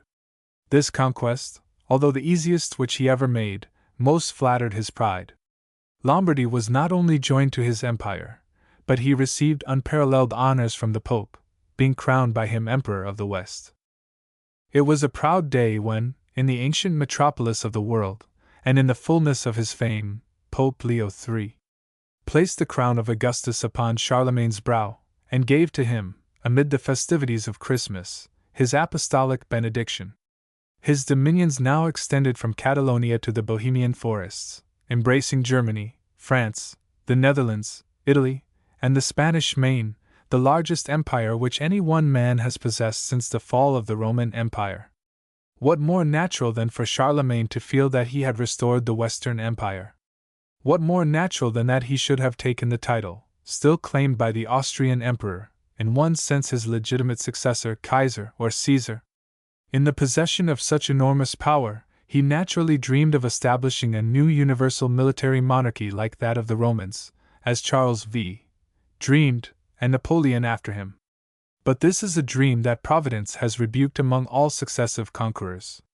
There may have been need of the universal monarchy of the Caesars, that Christianity might spread in peace, and be protected by a reign of law and order. This at least is one of the platitudes of historians. Froude himself harps on it in his Life of Caesar. Historians are fond of exalting the glories of imperialism, and everybody is dazzled by the splendor and power of ancient Roman emperors. They do not, I think, sufficiently consider the blasting influence of imperialism on the life of nations, how it dries up the sources of renovation, how it necessarily withers literature and philosophy, how nothing can thrive under it but pomp and material glories, how it paralyzes all virtuous impulses, how it kills all enthusiasm, how it crushes out all hope and lofty aspirations, how it makes slaves of its best subjects, how it fills the earth with fear, how it drains national resources to support standing armies, how it mocks all enterprises which do not receive imperial approbation, how everything is concentrated to reflect the glory of one man or family, how impossible, under its withering shade, is manly independence, or the free expression of opinions or healthy growth, how it buries up, under its armies, discontents and aspirations alike, and creates nothing but machinery which must ultimately wear out and leave a world in ruins, with nothing stable to take its place. Law and order are good things, the preservation of property is desirable, the punishment of crime is necessary, but there are other things which are valuable also. Nothing is so valuable as the preservation of national life. Nothing is so healthy as scope for energies. Nothing is so contemptible and degrading as universal sycophancy to official rule. There are no tyrants more oppressive than the tools of absolute power. See in what a state imperialism left the Roman Empire when it fell. There were no rallying forces. There was no resurrection of heroes. Vitality had fled. Where would Turkey be today without the European powers? If the Sultan's authority were to fall, it would be in the state of ancient Babylon or Persia when those empires fell. There is another side to imperialism besides dreaded anarchies. Moreover, the whole progress of civilization has been counter to it. The fiats of eternal justice have pronounced against it, because it is antagonistic to the dignity of man and the triumphs of reason. I would not fall in with the cant of the dignity of man, because there is no dignity to man without aid from God Almighty through His Spirit and the message He has sent in Christianity. But there is dignity in man with the aid of a regenerating gospel. Some people talk of the triumphs of Christianity under the Roman emperors, but see how rapidly it was corrupted by them when they sought the aid of its institutions to bolster up their power. The power of Christianity is in its truths, in its religion, and not in its forms and institutions, in its inventions to uphold the arms of despotism and the tools of despotism. It is, and it was, and it will be through all the ages the great power of the world, against which it is vain to rebel. And that government is really the best which unfetters its spiritual influence, and encourages it, and not that government which seeks to perpetuate its corrupt and worldly institutions. The Roman emperors made Christianity an institution, and obscured its truths. And perhaps that is one reason why Providence permitted their despotism to pass away, preferring the rude anarchy of the Germanic nations to the dead mechanism of a lifeless church and imperial rottenness. Imperialism must ever end in rottenness. And that is one reason why the heart of Christendom, I mean the people of Europe, in its enlightened and virtuous sections has ever opposed imperialism. The progress has been slow, but marked, towards representative governments, not the reign of the people directly, but of those whom they select to represent them. The victory has been nearly gained in England. In France the progress has been uniform since the Revolution. Napoleon revived, or sought to revive, the imperialism of Rome. He failed. There is nothing which the French now so cordially detest, since their eyes have been opened to the character and ends of that usurper, as his imperialism. It cannot be revived any more easily than the oracles of Dodona. Even in Germany there are dreadful discontents in view of the imperialism which Bismarck, by the force of successful wars, has seemingly revived. The awful standing armies are a menace to all liberty and progress and national development. In Italy itself there is the commencement of constitutional authority, although it is united under a king. The great standing warfare of modern times is constitutional authority against the absolute power of kings and emperors. And the progress has been on the side of liberty everywhere, with occasional drawbacks, such as when Louis Napoleon revived the accursed despotism of his uncle, and by the same means, a standing army and promises of military glory. Hence, in the order of Providence, the dream of Charlemagne as to unbounded military aggrandizement could not be realized. He could not revive the imperialism of Rome or Persia. No man will ever arise in Europe who can re-establish it, except for a brief period. It will be rebuked by the superintending power, because it is fatal to the highest development of nations, because all its glories are delusory, because it sows the seeds of ruin. It produces that very egotism, materialism, and sensuality, that inglorious rest and pleasure, which, as everybody concedes, prepared the way for violence. And hence Charlemagne's empire went to pieces as soon as he was dead. There was nothing permanent in his conquests, except those made against barbarism. He was raised up to erect barriers against fresh inroads of barbarians. His whole empire was finally split up into petty sovereignties. In one sense he founded states, since he founded the states which sprang up from the dismemberment of his empire. The kingdoms of Germany, Italy, France, Burgundy, Lorraine, Navarre, all date to his memorable reign. But these medieval kingdoms were feudal. The power of the kings was nominal. Government passed from imperialism into the hands of nobles.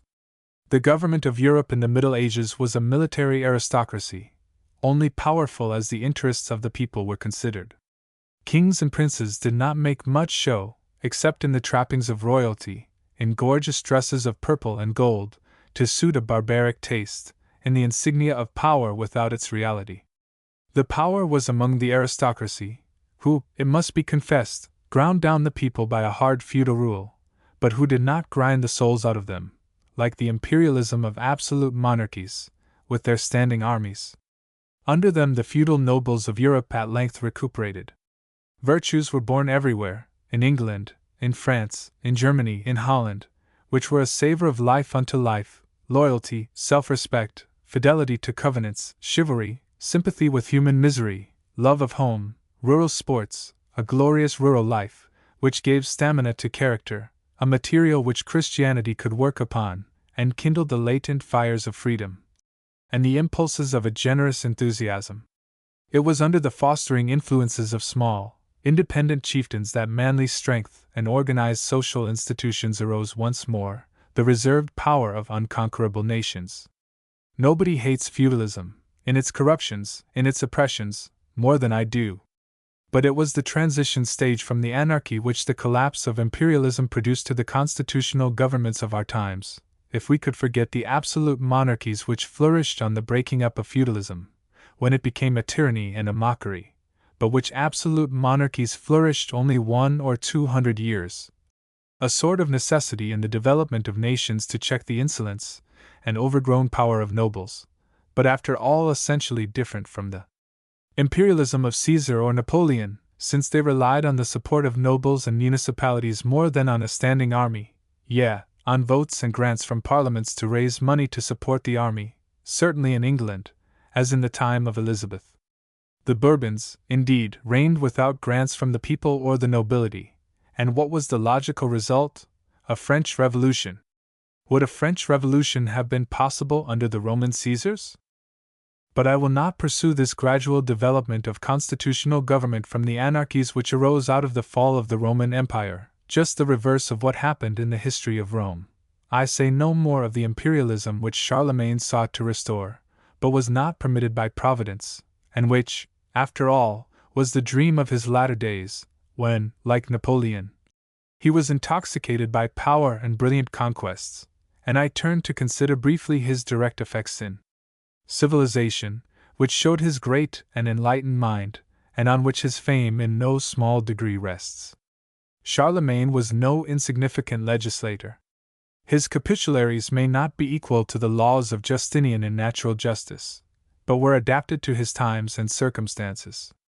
He collected the scattered codes, so far as laws were codified, of the various Germanic nations, and modified them. He introduced a great Christian element into his jurisprudence.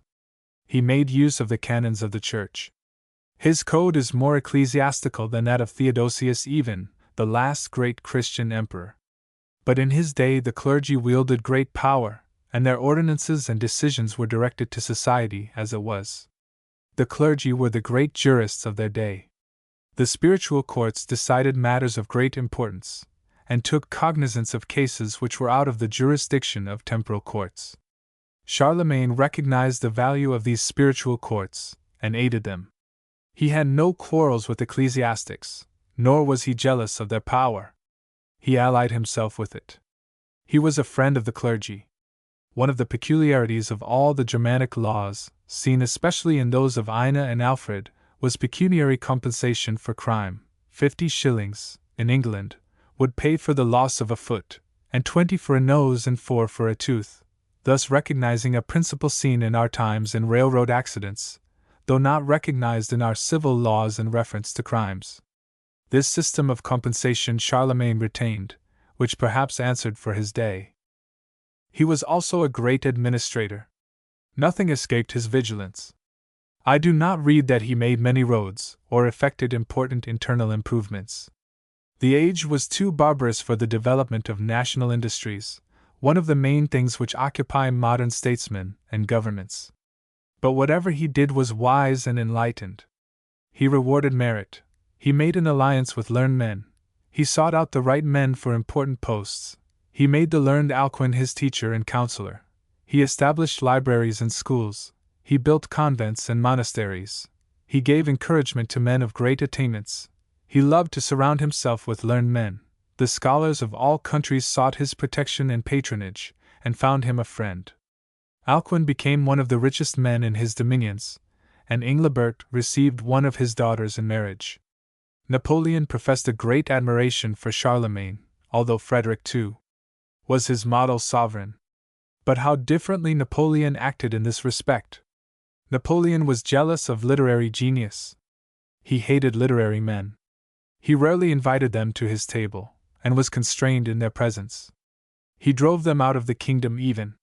He wanted nothing but homage, and literary genius has no sympathy with brute force, or machinery, or military exploits. But Charlemagne, like Peter the Great, delighted in the society of all who could teach him anything. He was a tolerably learned man himself, considering his life of activity. He spoke Latin as fluently as his native German, and it is said that he understood Greek. He liked to visit schools, and witness the performances of the boys, and, provided they made proficiency in their studies, he cared little for their noble birth. He was no respecter of persons. With wrath he reproved the idle. He promised rewards to merit and industry. The most marked feature of his reign, outside his wars, was his sympathy with the clergy. Here, too, he differed from Napoleon and Frederick II. Mr. Hallam considers his alliance with the Church the great error of his reign, but I believe it built up his throne. In his time the clergy were the most influential people of the empire and the most enlightened, but at that time the great contest of the Middle Ages between spiritual and temporal authority had not begun. Ambrose, indeed, had rebuked Theodosius, and set in defiance the empress when she interfered with his spiritual functions, and Leo had firmly established the papacy by emphasizing a divine right to his decrees. But a Hildebrand and a Becket had not arisen to usurp the prerogatives of their monarchs. Least of all did popes then dream of subjecting the temporal powers and raising the spiritual over them, so as to lead to issues with kings. That was a later development in the history of the papacy. The popes of the 8th and 9th centuries sought to heal disorder, to punish turbulent chieftains, to sustain law and order, to establish a tribunal of justice to which the discontented might appeal. They sought to conserve the peace of the world. They sought to rule the church, rather than the world. They aimed at a theocratic ministry, to be the ambassadors of God Almighty, to allay strife and division. The clergy were the friends of order and law, and they were the natural guardians of learning. They were kindness itself to the slaves, for slavery still prevailed. That was an evil with which the clergy did not grapple. They would ameliorate it, but did not seek to remove it. Yet they shielded the unfortunate and the persecuted and the poor. They gave the only consolation which an iron age afforded. The church was gloomy, ascetic, austere, like the cathedrals of that time. Monks buried themselves in crypts. They sang mournful songs. They saw nothing but poverty and misery, and they came to the relief in a funereal way. But they were not cold and hard and cruel, like baronial lords. Secular lords were rapacious, and ground down the people, and mocked and trampled upon them. But the clergy were hospitable, gentle, and affectionate. They sympathized with the people, from whom they chiefly sprang. They had their vices, but those vices were not half so revolting as those of barons and knights. Intellectually, the clergy were at all times the superiors of these secular lords. They loved the peaceful virtues which were generated in the consecrated convent. The passions of nobles urged them on to perpetual pillage, injustice, and cruelty. The clergy quarreled only among themselves. They were human, and not wholly free from human frailties, but they were not public robbers. They were the best farmers of their times. They cultivated lands, and made them attractive by fruits and flowers. They were generally industrious. Every convent was a beehive, in which various kinds of manufactures were produced. The monks aspired even to be artists. They illuminated manuscripts, as well as copied them. They made tapestries and beautiful vestments. They were a peaceful and useful set of men, at this period, outside their spiritual functions. They built grand churches. They had fruitful gardens. They were exceedingly hospitable. Every monastery was an inn, as well as a beehive, to which all travelers resorted, and where no pay was exacted. It was a retreat for the unfortunate, which no one dared assail. And it was vocal with songs and anthems. The clergy were not only thus general benefactors in an age of turbulence and crime, in spite of all their narrowness and spiritual pride and their natural ambition for power, but they lent a helping hand to the peasantry. The church was democratic, and enabled the poor to rise according to their merits, while nobles combined to crush them or keep them in an ignoble sphere. In the church, the son of a murdered peasant could rise according to his deserts, but if he followed a warrior to the battlefield, no virtues, no talents, no bravery could elevate him. He was still a peasant, a low-born menial. If he entered a monastery, he might pass from office to office until as a mitred abbot he would become the master of 10,000 acres, the counselor of kings, the equal of that proud baron in whose service his father spent his abject life. The great Hildebrand was the son of a carpenter. The church ever recognized, what feudality did not, the claims of man as man, and enabled peasants' sons, if they had abilities and virtues, to rise to proud positions, to be the patrons of the learned, the companions of princes, the ministers of kings. And that is the reason why Charlemagne befriended the church and elevated it, because its influence was civilizing. He sought to establish among the clergy a counterbalancing power to that of nobles. Who can doubt that the influence of the church was better than that of nobles in the Middle Ages? If it ground down society by a spiritual yoke, that yoke was necessary, for the rude Middle Ages could be ruled only by fear. What fear more potent than the destruction of the soul in a future life? It was by this weapon, excommunication, that Europe was governed. We may abhor it, but it was the great idea of medieval Europe, which no one could resist, and which kept society from dissolution. Charlemagne may have erred in thus giving power and consideration to the clergy, in view of the subsequent encroachments of the popes. But he never anticipated the future quarrels between his successors and the popes, for the popes were not then formidable as the antagonists of kings. I believe his policy was the best for Europe, on the whole. The infancy of the Gothic races was long, dark, dreary, and unfortunate, but it prepared them for the civilization which they scorned. Such were the services which this great sovereign rendered to his times and to Europe. He probably saved it from renewed barbarism. He was the great legislator of the Middle Ages, and the greatest friend, after Constantine and Theodosius, of which the Church can boast. With him dawned the new civilization. He brought back souvenirs of Rome and the Empire. Not for himself did he live, but for the welfare of the nations he governed. It was his example which Alfred sought to imitate. Though a warrior, he saw something greater than the warrior's excellence. It is said he was eloquent, like Julius Caesar. He loved music and all the arts. In his palace at Aix-la-Chapelle were sung the songs of the earliest poets of Germany. He took great pains to introduce the Gregorian chant. He was simple in dress, and only on rare occasions did he indulge in parade.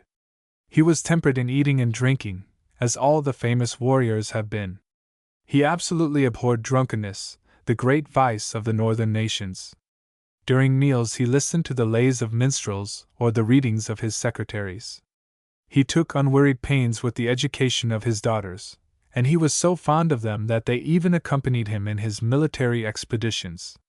He was not one of those men that Gibbon appreciated, but his fame is steadily growing, after a lapse of 1,000 years. His whole appearance was manly, cheerful, and dignified. His countenance reflected a childlike serenity. He was one of the few men, like David, who was not spoiled by war and flatteries. Though gentle, he was subject to fits of anger, like Theodosius. But he did not affect anger, like Napoleon, for theatrical effect. His greatness and his simplicity, his humanity and his religious faith, are typical of the Germanic race.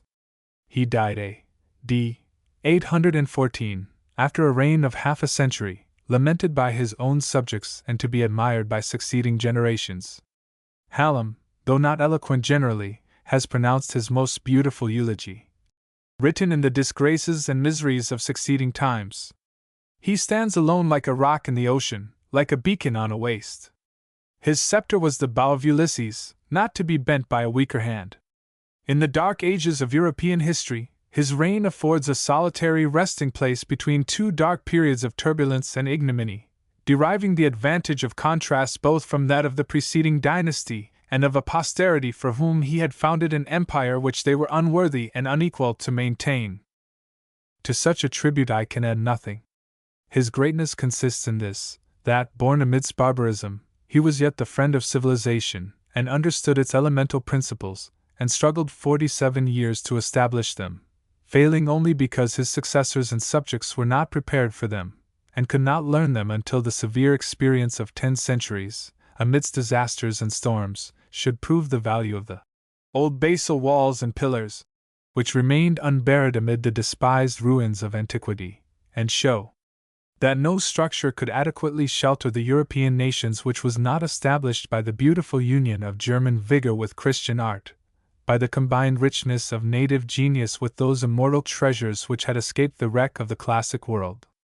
Authorities: Eginhard's Vita Caroli Magni, Leclerc's de la Bruyère, Histoire du règne de Charlemagne, Horeau's Charlemagne et son coeur, Gallard's Histoire de Charlemagne, Lorenz's Carles de Grossen. There is a tolerably popular history of Charlemagne by James Bulfinch, entitled Legends of Charlemagne. Also a life by James the novelist. Henri Martin, Sismondi, and Michelet may be consulted, also Hallam's Middle Ages, Milman's Latin Christianity, Gibbon's Decline and Fall of the Roman Empire, Biographie Universelle, and the Encyclopedias. Hildebrand A. died in 1020 to 1085. The Papal Empire. We associate with Hildebrand the great contest of the Middle Ages between spiritual and temporal authority, the triumph of the former, and its supremacy in Europe until the Reformation.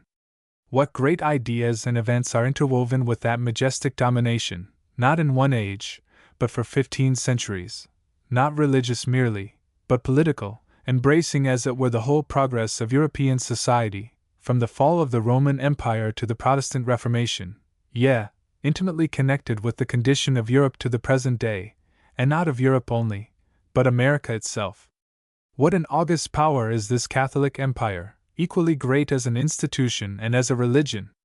What lessons of human experience, what great truths of government, what subtle influences, reaching alike the palaces of kings and the hovels of peasants, are indissolubly linked with its marvelous domination, so that whether in its growth or decay it is more suggestive than the rise and fall of any temporal empire.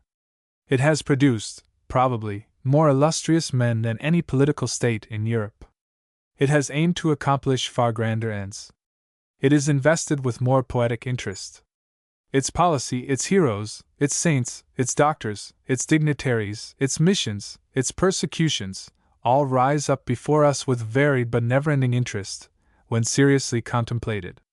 It has proved to be the most wonderful fabric of what we call worldly wisdom that our world has seen, controlling kings, dictating laws to ancient monarchies, and binding the souls of millions with a more perfect despotism than Oriental emperors ever sought or dreamed. And what a marvelous vitality it seems to have! It has survived the attacks of its countless enemies. It has recovered from the shock of the Reformation. It still remains majestic and powerful, extending its arms of paternal love or Briarian terror over half of Christendom. As a temporal government, rivaling kings in the pomps of war and the pride of armies, it may be passing away.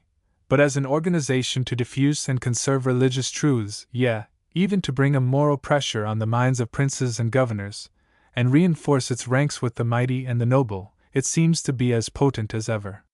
It is still sending its missionaries, its prelates, and its cardinals into the heart of Protestant countries, who anticipate and boast of new victories. It derides the dissensions and the rationalistic speculations of the Protestants, and predicts that they will either become open pagans or re-enter the fold of St. Peter. No longer do angry partisans call it the beast, or the scarlet mother, or the predicted Antichrist, since its religious creeds and their vital points are more in harmony with the theology of venerated fathers than those of some of the progressive and proudest parties which call themselves Protestant. In Germany, in France, shall I add, in England and America, it is more in earnest, and more laborious and self-denying than many sects among the Protestants. In Germany, in those very seats of learning and power and fashion which once were kindled into lofty enthusiasm by the voice of Luther, who is it that desert the churches and disregard the sacraments, the Catholics or the Protestants? Surely such a power, whether we view it as an institution or as a religion, cannot be despised, even by the narrowest and most fanatical Protestant. It is too grand and venerable for sarcasm, ridicule, or mockery. It is too potent and respectable to be sneered at or lied about. No cause can be advanced permanently except by adherence to the truth, whether it be agreeable or not. If the papacy were a mere despotism, having nothing else in view than the enthrallment of mankind, of which it has been accused, then mankind long ago, in lofty indignation, would have hurled it from its venerable throne. But despotic as its yoke is in the eyes of Protestants, and always has been and always may be, it is something more than that, having at heart the welfare of the very millions whom it rules by working on their fears. In spite of dogmas which are deductions from questionable premises, or which are at war with reason, and ritualism borrowed from other religions, and pious frauds, and Jesuitical means to compass desirable ends, which Protestants indignantly discard, and which they maintain are antagonistic to the spirit of primitive Christianity, still it is also the defender and advocate of vital Christian truths, to which we trace the hopes and consolations of mankind. As the conservator of doctrines common to all Christian sects, it cannot be swept away by the hand of man, nor as a government, confining its officers and rules to the spiritual necessities of its members. Its empire is spiritual rather than temporal. Temporal monarchs are hurled from their thrones. The long line of the Bourbons vanishes before the tempests of revolution, and they who were born into power by these tempests are in turn hurled into ignominious banishment. But the Pope, he still sits secure on the throne of the Gregories and the Clements, ready to pronounce benedictions or hurl anathemas, to which half of Europe bows in fear or love. Whence this strange vitality? What are the elements of a power so enduring and so irresistible? What has given to it its greatness and its dignity? I confess I gaze upon it as a peasant surveys a king, as a boy contemplates a queen of beauty, as something which may be talked about, yet removed beyond our influence, and no more affected by our praise or censure than is a procession of cardinals by the gaze of admiring spectators in St. Peter's Church. Who can measure it, or analyze it, or comprehend it? The weapons of reason appear to fall impotent before its haughty dogmatism. Genius cannot reconcile its inconsistencies. Serenely it sits, unmoved amid all the aggressions of human thought and all the triumphs of modern science. It is both lofty and degraded, simple yet worldly wise, humble yet scornful and proud, washing beggars' feet yet imposing commands on the potentates of earth, benignant yet severe on all who rebel, here clothed in rags, and there reveling in palaces, supported by charities, yet feasting the princes of the earth, assuming the title of servant of the servants of God, yet arrogating the highest seat among worldly dignitaries. Was there ever such a contradiction? Glory in debasement, and debasement in glory, type of the misery and greatness of man? Was there ever such a mystery, so occult are its arts, so subtle its policy, so plausible its pretensions, so certain its shafts? How imposing the words of paternal benediction! How grand the liturgy brought down from ages of faith! How absorbed with beatific devotion appears to be the worshipper at its consecrated altars! How ravishing the music and the chants of grand ceremonials! How typical the churches and consecrated monuments of the Passion of Christ! Everywhere you see the great emblem of our redemption, on the loftiest pinnacle of the medieval cathedral, on the dresses of the priests, over the gorgeous altars, in the ceremony of the Mass, in the baptismal rite, in the paintings of the side chapels. Everywhere are rites and emblems betokening maceration, grief, sacrifice, penitence, the humiliation of humanity before the awful power of divine omnipotence, whose personality and moral government no Catholic is tempted to deny. And yet what crimes and abominations have not been committed in the name of the Church? If we go back and accept the history of the darker ages, what wars has not this Church encouraged, what discords has she not incited, what superstitions has she not endorsed, what pride has she not arrogated, what cruelties has she not inflicted, what countries has she not robbed, what hardships has she not imposed, what deceptions has she not used, what avenues of thought has she not guarded with a flaming sword? What truth has she not perverted, what goodness has she not mocked and persecuted? Ah, interrogate the Albigenses, the Waldenses, the shades of Jerome of Prague, of Huss, of Savonarola, of Cranmer, of Coligny, of Galileo. Interrogate the martyrs of the 30 Years' War, and those who were slain by the dragonnades of Louis XIV, those who fell by the hand of Alva and Charles IX. Go to Smithfield, and Paris on St. Bartholomew. Think of gunpowder plots and inquisitions, and intrigues and tortures, all vigorously carried on under the cloak of religion, barbarities worse than those of savages, inflicted at the command of the ministers of a gospel of love. I am compelled to allude to these things. I do not dwell on them, since they were the result of the intolerance of human nature as much as the bigotry of the Church, faults of an age, more than of a religion, although, whether exaggerated or not, more disgraceful than the persecutions of Christians by Roman emperors. As for the supreme rulers of this contradictory Church, so benevolent and yet so cruel, so enlightened and yet so fanatical, so humble and yet so proud, this institution of blended piety and fraud, equally renowned for saints, theologians, statesmen, drivellers, and fanatics, the joy and the reproach, the glory and the shame of earth, there never were greater geniuses or greater fools.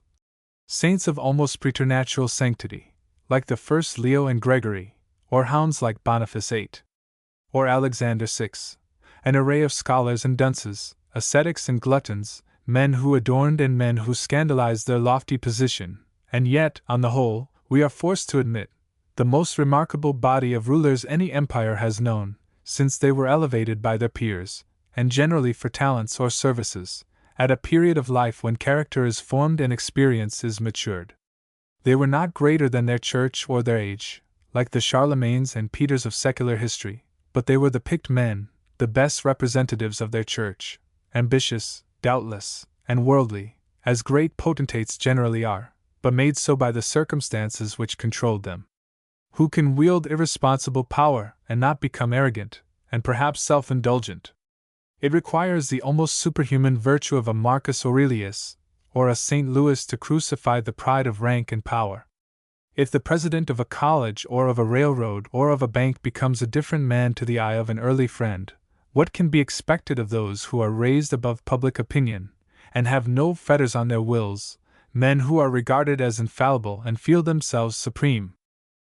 But of all these 300 or 400 men who have swayed the destinies of Europe, an uninterrupted line of pontiffs for 1500 years or more, no one is so famous as Gregory VII. For the grandeur of his character, the heroism of his struggles, and the posthumous influence of his deeds. He was too great a man to be called by his papal title. He is best known by his baptismal name, Hildebrand, the greatest hero of the Roman Church. There are some men whose titles add nothing to their august names: David, Julius, Constantine, Augustine. When a man has become very eminent, we drop titles altogether, except in military life. We say Daniel Webster, Edward Everett, Jonathan Edwards, Thomas Jefferson, Benjamin Franklin, William Pitt. Hildebrand is a greater name than Gregory VII, and with him is identified the greatest struggle of the papacy against the temporal powers. I do not aim to dissect his character so much as to present his services to the Church. I wish to show why and how he is identified with movements of supreme historical importance. It would be easy to make him out a saint and martyr, and equally so to paint him as a tyrant and usurper. It is of little consequence to us whether he was ascetic or ambitious or unscrupulous, but it is of consequence to show the majestic power of those ideas by which he ruled the Middle Ages, and which will never pass away as sublime agencies so long as men are ignorant and superstitious. As a man he no longer lives, but his thunderbolts are perpetual powers, since they still alarm the fears of men. Still, his personal history is not uninteresting. Born of humble parents in Italy in the year 1020, the son of a carpenter, he rose by genius and virtue to the highest offices and dignities. But his greatness was in force of character rather than original ideas, like that of Washington, or William III, or the Duke of Wellington. He had not the comprehensive intellect of Charlemagne, nor the creative genius of Peter of Russia, but he had the sagacity of Richelieu and the iron will of Napoleon. He was statesman as well as priest, marvelous for his activity, insight into human nature, vast executive abilities, and dauntless heroism. He comprehended the only way whereby Christendom could be governed, and unhesitatingly used the means of success. He was not a great scholar, or theologian, or philosopher, but a man of action, embracing opportunities and striking decisive blows. From first to last he was devoted to his cause, which was greater than himself, even the spiritual supremacy of the papacy.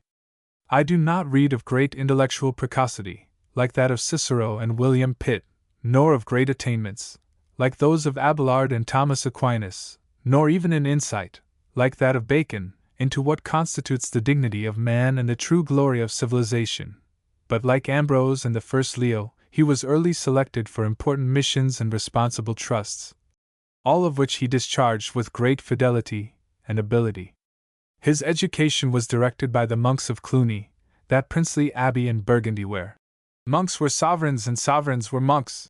Like all earnest monks, he was ascetic, devotional, and self-sacrificing. Like all men ambitious to rule, he learned how to obey. He pondered on the Holy Scriptures as well as on the canons of the Church. So marked a man was he that he was early chosen as prior of his convent, and so great were his personal magnetism, eloquence, and influence that he induced Bruno, the Bishop of Toul, when elected Pope by the Emperor of Germany, to lay aside the badges and vestments of the pontifical office, and refuse his title, until he should be elected by the clergy and people of Rome, thus showing that at the age of 29 he comprehended the issues of the day, and meditated on the gigantic changes it was necessary to make before the Pope could be the supreme ruler of Christendom. The autocratic idea of Leo I, and the great Gregory who sent his missionaries to England, was that to which Hildebrand's ardent soul clung with preternatural earnestness, as the only government fit for turbulent and superstitious ages. He did not originate this idea, but he defended and enforced it as had never been done before, so that to many minds he was the great architect of the papal structure. It was a rare spectacle to see a sovereign pontiff lay aside the insignia of his grandeur at the bidding of this monk of Cluny.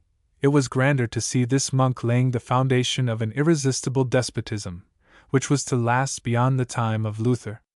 Not merely was Leo IX his tool, but 3 successive popes were chosen at his dictation. And when he became cardinal and archdeacon, he seems to have been the inspiring genius of the papal government, undertaking the most important missions, curbing the turbulent spirit of the Roman princes, and assisting in all ecclesiastical councils. It was by his suggestion that abbots were deposed, and bishops punished, and monarchs reprimanded. He was the prime minister of 4 popes before he accepted that high office to which he doubtless had aspired while meditating as a monk amid the sunny slopes of Cluny, since he knew that the exigencies of the Church required a bold and able ruler, and who in Christendom was bolder and more far-reaching than he? He might have been elevated to the chair of St. Peter at an earlier period, but he was contented with power rather than glory, knowing that his day would come, and at a time when his extraordinary abilities would be most needed. He could afford to wait, and no man is truly great who cannot bide his time. At last Hildebrand received the reward of his great services. A reward, says Stephen, which he had long contemplated, but which, with self-controlling policy, he had so long declined. In the year 1073 Hildebrand became Gregory VII, and his memorable pontificate began as a reformer of the abuses of his age, and the intrepid defender of that unlimited and absolute despotism which enthralled not merely the princes of Europe, but the mind of Christendom itself. It was he who not only proclaimed the liberties of the people against nobles, and made the Church an asylum for misery and oppression, but who realized the idea that the Church was the mother of spiritual principles, and that the spiritual authority should be raised over all temporal power. In the great crises of states and empires, deliverers seemed to be raised up by divine providence to restore peace and order, and maintain the first condition of society, or extricate nations from overwhelming calamities. Thus Charlemagne appeared at the right time to prevent the overthrow of Europe by new waves of barbaric invasion. Thus William the Silent preserved the nationality of Holland, and Gustavus Adolphus gave religious liberty to Germany when persecution was apparently successful. Thus Richelieu undermined feudalism in France, and established absolutism as one of the needed forces of his turbulent age, even as Napoleon gave law and order to France when distracted by the anarchism of a revolution which did not comprehend the liberty which was invoked. So Hildebrand was raised up to establish the only government which could rescue Europe from the rapacities of feudal nobles, and establish law and order in the hands of the most enlightened class, so that, like Peter the Great, he looms up as a reformer as well as a despot. He appears in a double light. Now you ask, what were his reforms, and what were his schemes of aggrandizement, for which we honor him while we denounce him? We cannot see the reforms he attempted without glancing at the enormous evils which stared him in the face. Society in Europe, in the 11th century, was nearly as dark and degraded as it was on the fall of the Merovingian dynasty. In some respects it had reached the lowest depth of wretchedness which the Middle Ages ever saw. Never had the clergy been more worldly or devoted to temporal things. They had not the piety of the 4th century, nor the intelligence of the 16th century. They were powerful and wealthy, but had grown corrupt. Monastic institutions covered the face of Europe, but the monks had sadly departed from the virtues which partially redeemed the miseries that succeeded the fall of the Roman Empire. The lives of the clergy, regular and secular, still compared favorably with the lives of the feudal nobility, who had, in addition to other vices, the vices of robbers and bandits. But still the clergy had fallen far from the high standard of earlier ages. Monasteries sought to be independent of all foreign control and of episcopal jurisdiction. They had been enormously enriched by princes and barons, and they owned, with the other clergy, half the lands of Europe, and more than half its silver and gold. The monks fattened on all the luxuries which then were known. They neglected the rules of their order and lived in idleness, spending their time in the chase, or in taverns and brothels. Hardly a great scholar or theologian had arisen among them since the patristic age, with the exception of a few schoolmen like Anselm and Peter Lombard. Saint Bernard had not yet appeared to reform the Benedictines, nor Dominic and Saint Francis to found new orders. Gluttony and idleness were perhaps the characteristic vices of the great body of the monks, who numbered over 100,000. Hunting and hawking were the most innocent of their amusements. They have been accused of drinking toasts in honor of the devil, and celebrating Mass in a state of intoxication. Not one in 1,000, says Hallam, could address to one another a common letter of salutation. They were a walking libel on everything sacred. Read the account of their banquets in the annals which have come down to us of the 10th and 11th centuries, when convents were so numerous and rich. If Dugdale is to be credited, their gluttony exceeded that of any previous or succeeding age. Their cupidity, their drunken revels, their infamous haunts, their disgusting coarseness, their hypocrisy, ignorance, selfishness, and superstition were notorious. Yet the monks were not worse than the secular clergy, high and low. Bishoprics and all benefices were bought and sold. Canons were trodden under foot, ancient traditions were turned out of doors, old customs were laid aside. Boys were made archbishops, ludicrous stories were recited in the churches, the most disgraceful crimes were pardoned for money. Desolation, according to Cardinal Baronius, was seen in the temples of the Lord. As Petrarch said of Avignon in a better age, "There is no pity, no charity, no faith, no fear of God. The air, the streets, the houses, the markets, the beds, the hotels, the churches, even the altars consecrated to God, are all peopled with knaves and liars." Or, to use the still stronger language of a great reviewer, "The gates of hell appeared to roll back on their infernal hinges, that there might go forth malignant spirits to empty the vials of wrath on the patrimony even of the great chief of the apostles." These vices, it is true, were not confined to the clergy. All classes were alike forlorn, miserable, and corrupt. It was a gloomy period. The church, whenever religious, was sad and despairing. The contemplative hid themselves in noisome and sepulchral crypts. The inspiring chants of Ambrose gave place to gloomy and monotonous antiphonal singing, that is, when the monks confined themselves to their own vocation. What was especially needed was a reform among the clergy themselves. They indeed owned their allegiance to the Pope, as the supreme head of the Church, but their fealty was becoming a mockery. They could not support the throne of absolutism if they were not respected by the laity. Baronial and feudal power was rapidly gaining over spiritual, and this was a poor exchange for the power of the clergy, if it led to violence and rapine.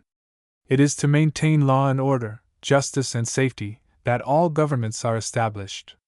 Hildebrand saw and lamented the countless evils of the day, especially those which were loosening the bands of clerical obedience, and undermining the absolutism which had become the great necessity of his age. He made up his mind to reform these evils. No pope before him had seriously undertaken this gigantic task. The popes who for 200 years had preceded him were a scandal and a reproach to their exalted position. These heirs of St. Peter wasted their patrimony in pleasures and pomps. At no period of the papal history was the papal chair filled with such bad or incompetent men. Of these popes 2 were murdered, 5 were driven into exile, and 4 were deposed. Some were raised to prominence by arms, and others by money. John X commanded an army in person, John 11 died in a fit of debauchery, and John 12 was murdered by one of the infamous women whom he patronized. Benedict IX was driven from the throne by robbery and murder, while Gregory VI purchased the papal dignity. For 200 years no commanding character had worn the tiara. Hildebrand, however, set a new example, and became a watchful shepherd of his fold. His private life was without reproach. He was absorbed in his duties. He sympathized with learning and learned men. He was the friend of Lanfranc, and it was by his influence that this great prelate was appointed to the See of Canterbury, and a closer union was formed with England. He infused by his example a quiet but noble courage into the soul of Anselm. He had great faults, of course, faults of his own and faults of his age. I wonder why so strong a man has escaped the admiring eulogium of Carlyle. Guizot compares him with the Russian Peter. In some respects he reminds me of Oliver Cromwell, since both equally deplored the evils of the day, and both invoked the aid of God Almighty. Both were ambitious, and unhesitating in the use of tools. Neither of them was stained by vulgar vices, nor seduced from his course by love of ease or pleasure. Both are to be contemplated in the double light of reformer and usurper. Both were honest, and both were unscrupulous, honest in seeking to promote public morality and the welfare of society, and unscrupulous in the arts by which their power was gained. That which filled the soul of Hildebrand with especial grief was the alienation of the clergy from their highest duties, their worldly lives, and their frail support in his efforts to elevate the spiritual power. Therefore he determined to make a reform of the clergy themselves, having in view all the time their assistance in establishing the papal supremacy. He attacked the clergy where they were weakest. They, the secular ones, the parish priests, were getting married, especially in Germany and France. They were setting at defiance the laws of celibacy. They not only sought wives, but they lived in concubinage. Now celibacy had been regarded as the supernal virtue from the time of St. Jerome. It was supposed to be a state most favorable to Christian perfection. It animated the existence of the most noted saints. Says Jerome, "Take axe in hand and hew down the sterile tree of marriage." This notion of the superior virtue of virginity was one of the fruits of those Eastern theogonies which were engrafted on the early Church, growing out of the Oriental idea of the inalienable evil of matter.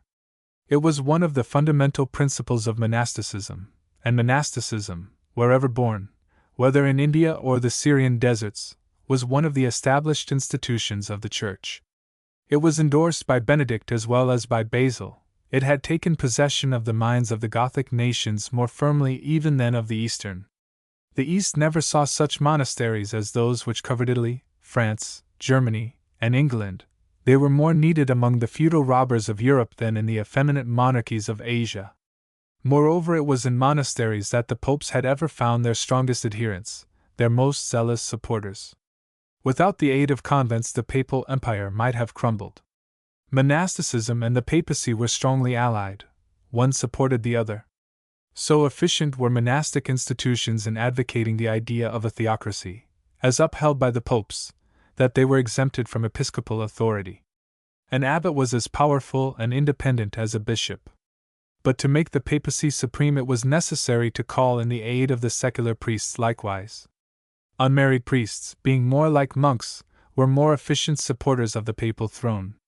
To maintain celibacy, therefore, was always in accordance with papal policy. But nature had gradually asserted its claims over tradition and authority. The clergy, especially in France and Germany, were setting at defiance the edicts of popes and councils. The glory of celibacy was in an eclipse. No one comprehended the necessity of celibacy, among the clergy, more clearly than Hildebrand, himself a monk by education and sympathy. He looked upon married life, with all its hallowed beauty, as a profanation for a priest. In his eyes, the clergy were married only to the Church. Domestic affections suited ill with the duties of a theocratic ministry. Anything which diverted the labors of the clergy from the Church seemed to him an outrage and a degeneracy. How could they reach the state of beatific existence if they were to listen to the prattle of children, or be engrossed with the joys of conjugal or parental love? So he assembled a council, and caused it to pass canons to the effect that married priests should not perform any clerical office, that the people should not even be present at Mass celebrated by them, that all who had wives, or concubines, as he called them, should put them away, and that no one should be ordained who did not promise to remain unmarried during his whole life. Of course, there was a violent opposition. A great outcry was raised, especially in Germany. The whole body of the secular priests exclaimed against the proceeding. At Mentz they threatened the life of the archbishop, who attempted to enforce the decree. At Paris a numerous synod was assembled, in which it was voted that Gregory ought not here to be obeyed.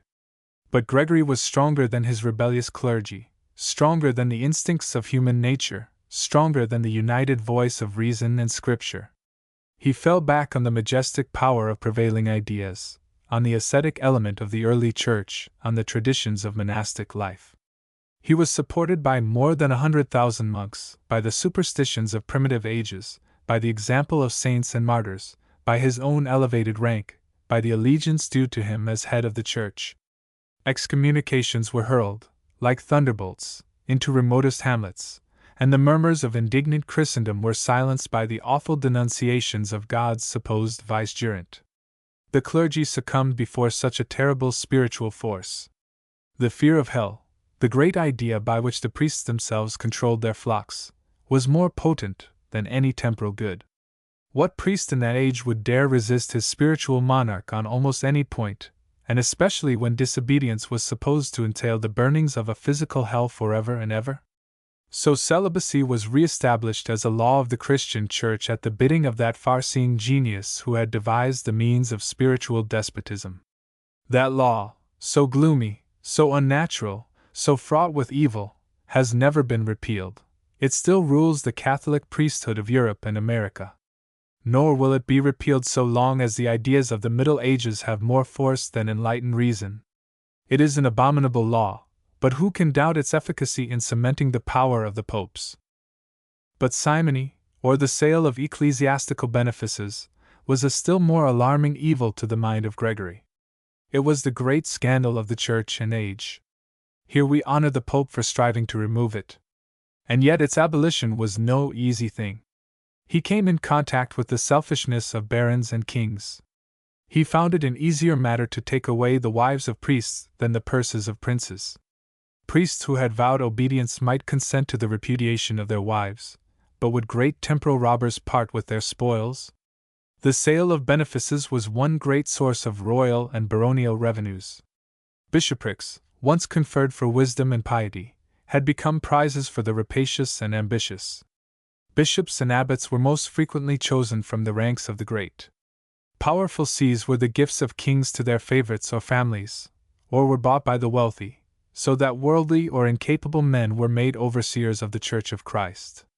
The clergy were in danger of being hopelessly secularized. And the evil spread to the extremities of the clerical body.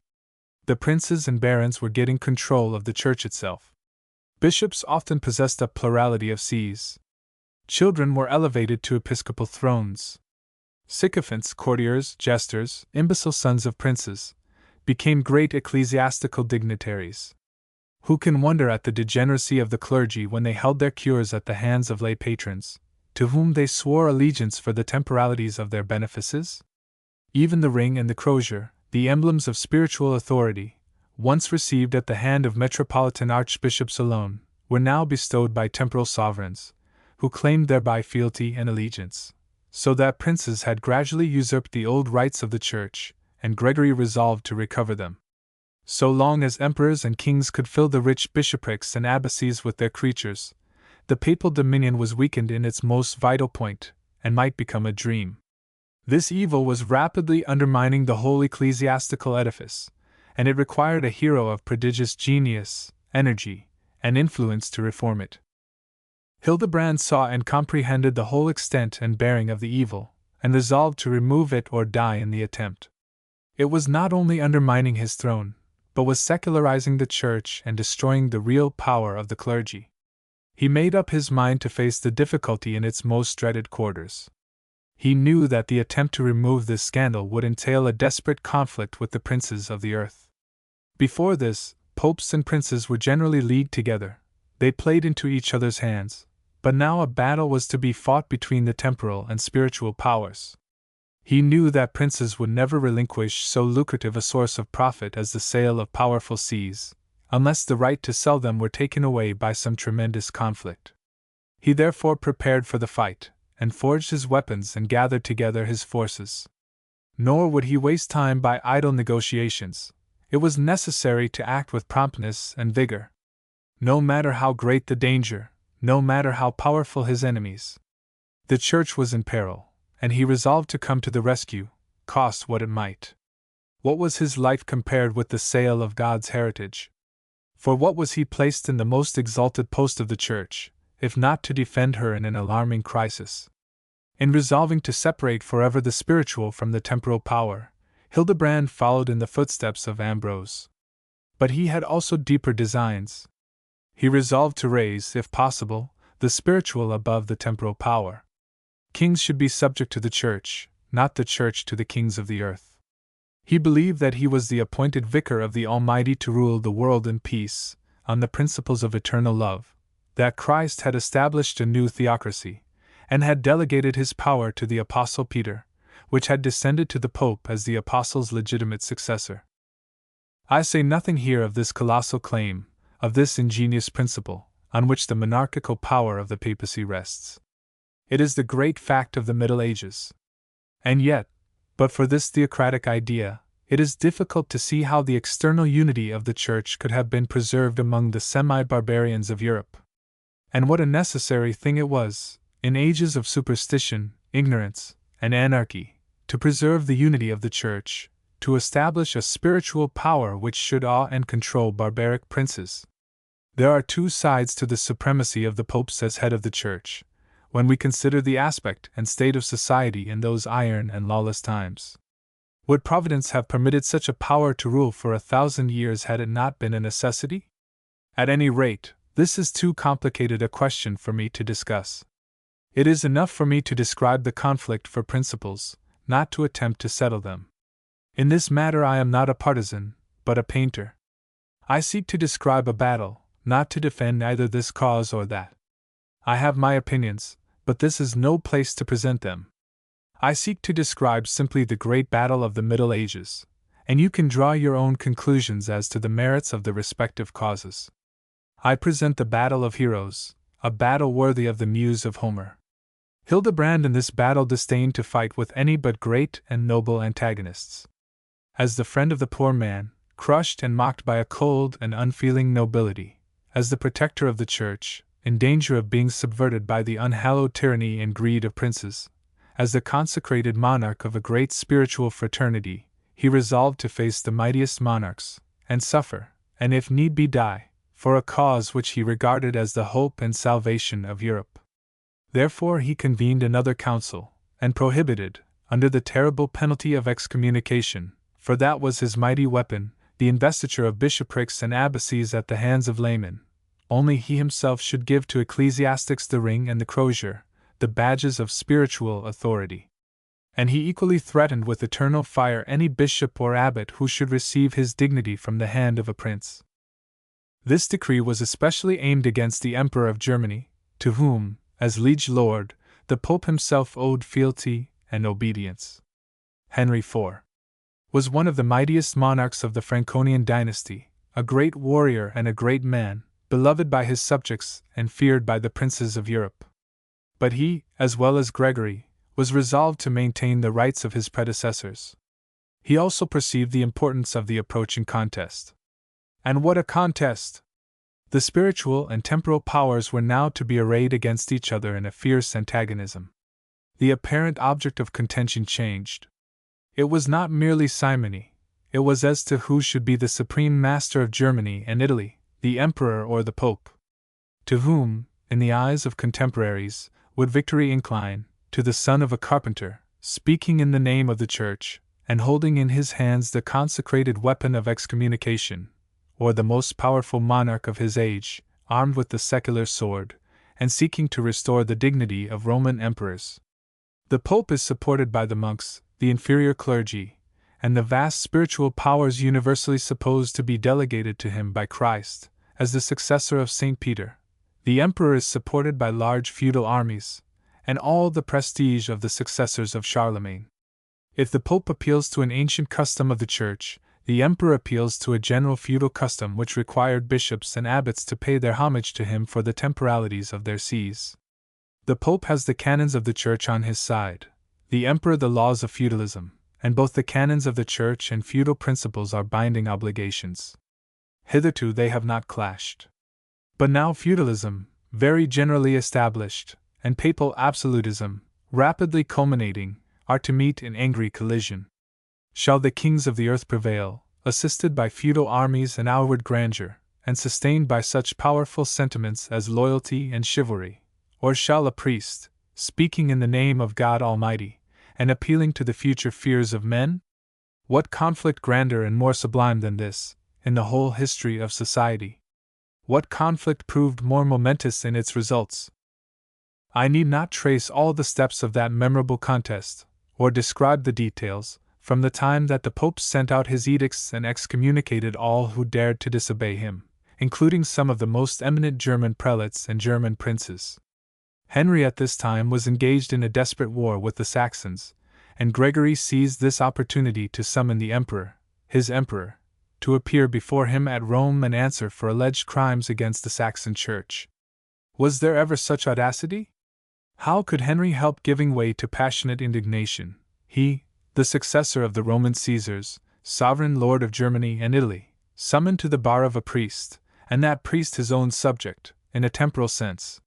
He was filled with wrath and defiance, and at once summoned a council of German bishops at Worms, who denounced the Pope as a usurper, a Simonist, a murderer, a worshipper of the devil, and pronounced upon him the empty sentence of a deposition.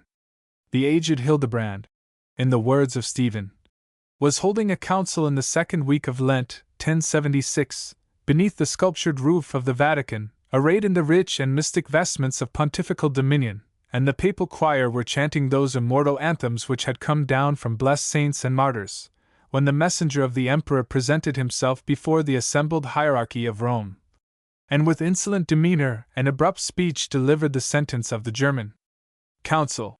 He was left unharmed by the indignant pontiff, but the next day ascending his throne, and in presence of the dignitaries of his church, thus invoked the assistance of the pretended founder of his empire. "Saint Peter! Lend us your ears, and listen to your servant whom you have cherished from his infancy. And all the saints also bear witness how the Roman Church raised me by force and against my will to this high dignity, although I should have preferred to spend my days in a continual pilgrimage than to ascend thy pulpit for any human motive. And inasmuch as I think it will be grateful to you that those entrusted to my care should obey me, therefore, supported by these hopes, and for the honor and defense of the Church, in the name of the omnipotent God, Father, Son, and Holy Ghost, by my authority and power, I prohibit King Henry, who with unheard of pride has raised himself against your Church, from governing the kingdoms of Germany and Italy. I absolve all Christians from the oath they have taken to him, and I forbid all men to yield to him that service which is due unto a king. Finally, I bind him with the bonds of anathema, that all people may know that thou art Peter, and that upon thee the Son of God hath built his church, against which the gates of hell cannot prevail." This was an old-fashioned excommunication, and we in these days have but a faint idea what a dreadful thing it was, especially when accompanied with an interdict. The churches were everywhere shut, the dead were unburied in consecrated ground, the rites of religion were suspended, gloom and fear sat on every countenance, desolation overspread the land. The king was regarded as guilty and damned, his ministers looked upon him as a Samson shorn of his locks, his very wife feared contamination from his society, his children, as a man blasted with the malediction of heaven. When a man was universally supposed to be cursed in the house and in the field, in the wood and in the church, in eating or drinking, in fasting or sleeping, in working or resting, in his arms, in his legs, in his heart, and in his head, living or dying, in this world and in the next, what could he do? And what could Henry do, with all his greatness? His victorious armies deserted him, a rival prince laid claim to his throne, his enemies multiplied, his difficulties thickened, new dangers surrounded him on every side.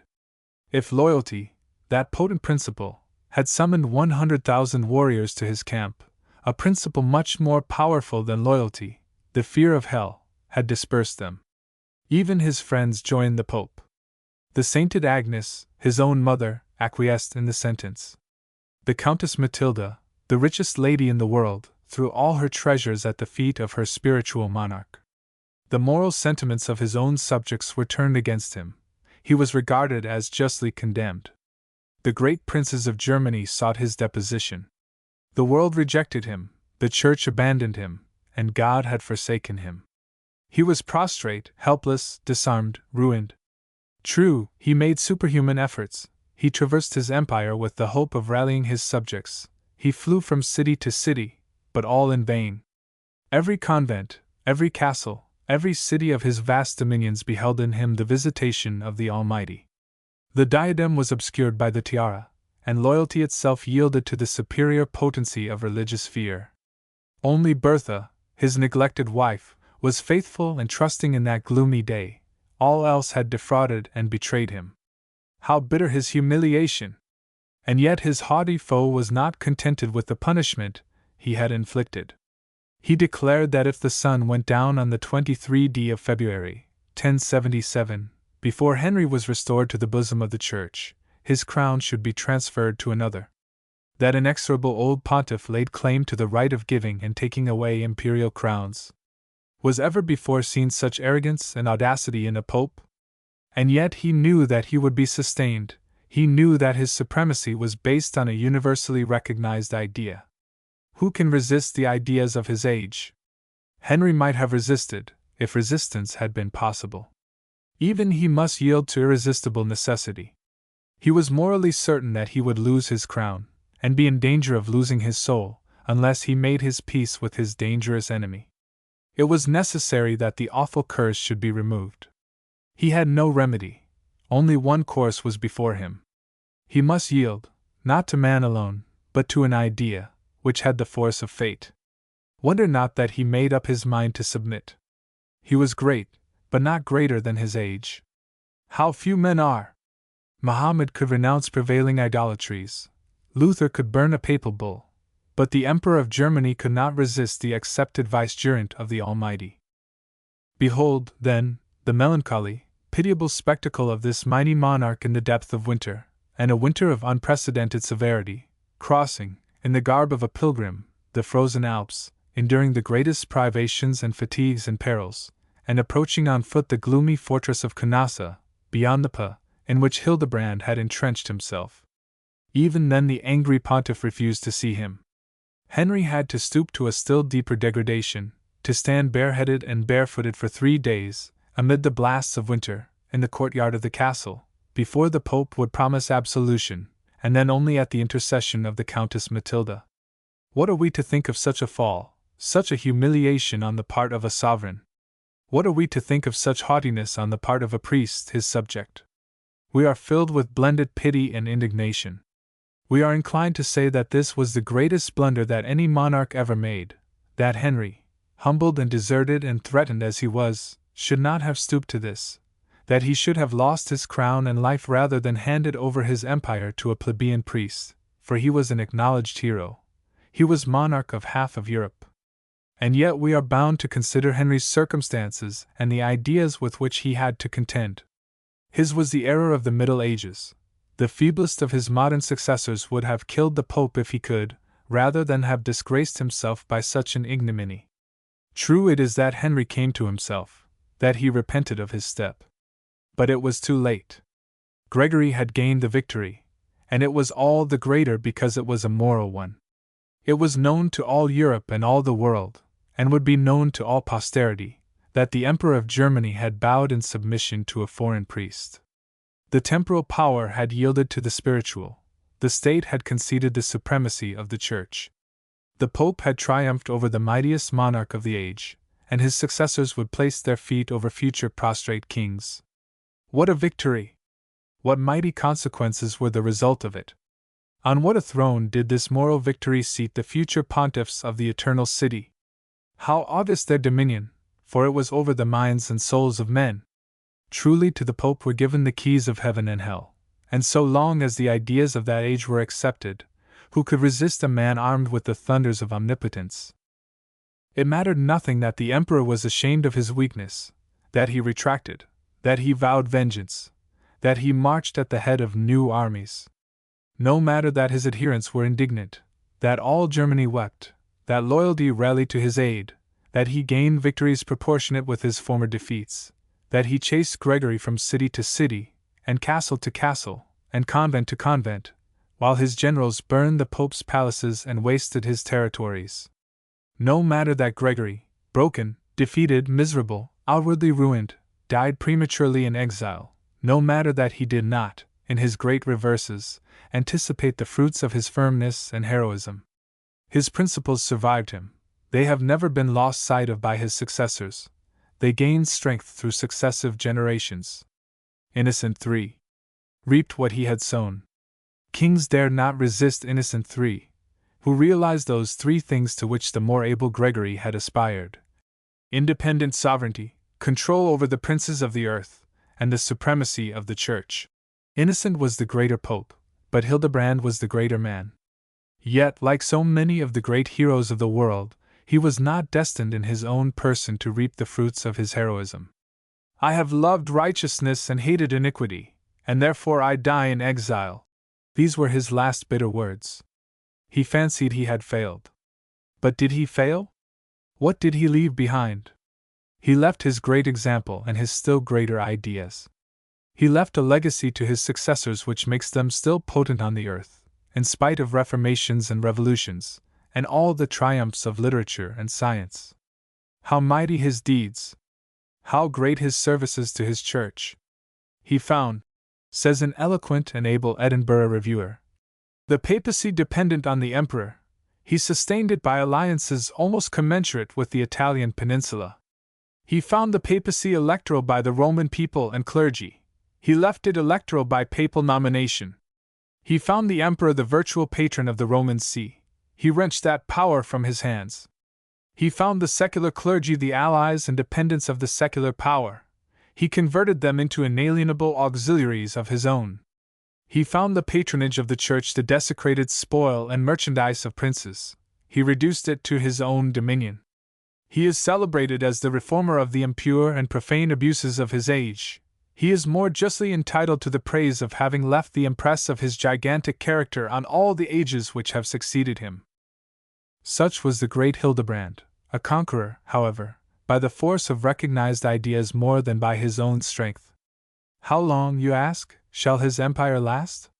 We cannot tell who can predict the fortunes of such a power. It is not for me to speculate or preach.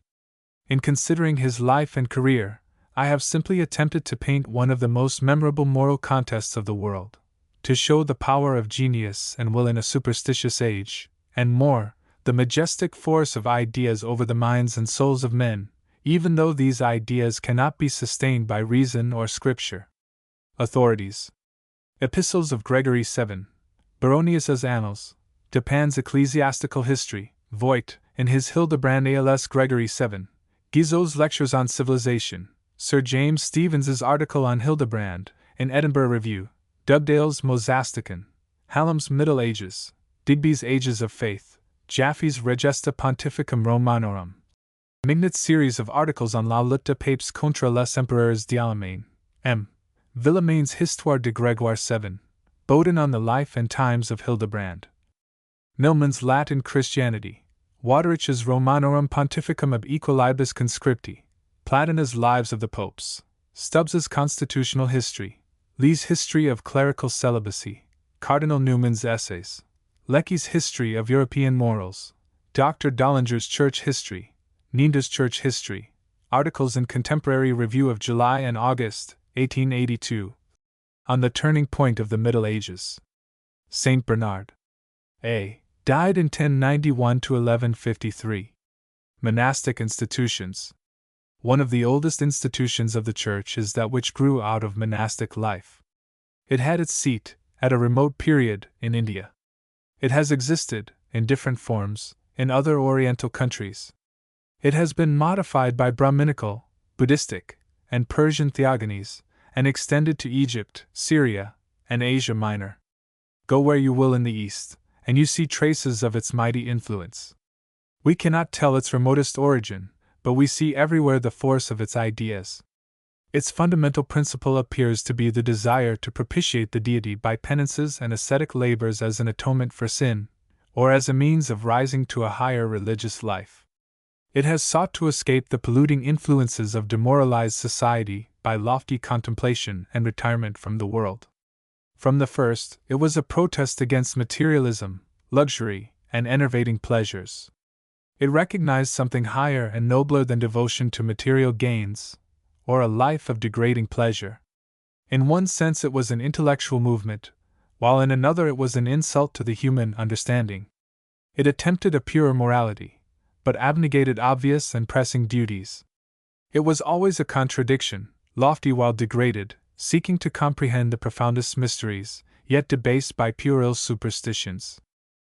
The consciousness of mankind, in all ages and countries, has ever accepted retribution for sin, more or less permanent, in this world or in the next. And it has equally accepted the existence of a supreme intelligence and power, to whom all are responsible, and in connection with whom human destinies are bound up. The deeper we penetrate into the occult wisdom of the East, on which light has been shed by modern explorations, monumental inscriptions, manuscripts, historical records, and other things which science and genius have deciphered, the surer we feel that the esoteric classes of India, Egypt, and China were more united in their views of supreme power and intelligence than was generally supposed 50 years ago. The higher intellects of Asia, in all countries and ages, had more lofty ideas of God than we have a right to infer from the superstitions of the people generally. They had unenlightened ideas as to the grounds of forgiveness. But of the necessity of forgiveness and the favor of the deity they had no doubt. The philosophical opinions of these sages gave direction to a great religious movement. Matter was supposed to be inherently evil, and mind was thought to be inherently good. The seed of evil was placed in the body rather than in the heart and mind. Not the thoughts of men were evil, but the passions and appetites of the body. Hence the first thing for a good man to do was to bring the body, this seed of evil, under subjection, and if possible, to eradicate the passions and appetites which enslave the body, and this was to be done by self-flagellations, penances, austerities, and solitude, flight from the contaminating influences of the world. All Oriental piety assumed this ascetic form. The transition was easy to the sundering of domestic ties, to the suppression of natural emotions and social enjoyments. The devotee became austere, cold, inhuman, unsocial. He shunned the habitations of men. And the more desirous he was to essay a high religious life and thus rise in favor with God, the more severe and revengeful and unforgiving he made the deity he adored, not a compassionate creator and father, but an irresistible power bent on his destruction. This degrading view of the deity, borrowed from paganism, tinged the subsequent theology of the Christian monks, and entered largely into the theology of the Middle Ages. Such was the prevailing philosophy, or theosophy, both lofty and degraded, with which the Christian convert had to contend, not merely the shameless vices of the people, so open and flagrant as to call out disgust and indignation, but also the views which the more virtuous and religious of pagan saints accepted and promulgated, and not saints alone, but those who made the greatest pretension to intellectual culture. Like the Gnostics and Manichaeans, those men who were the first to ensnare St. Augustine, specious, subtle, sophistical, as acute as the Brahmins of India.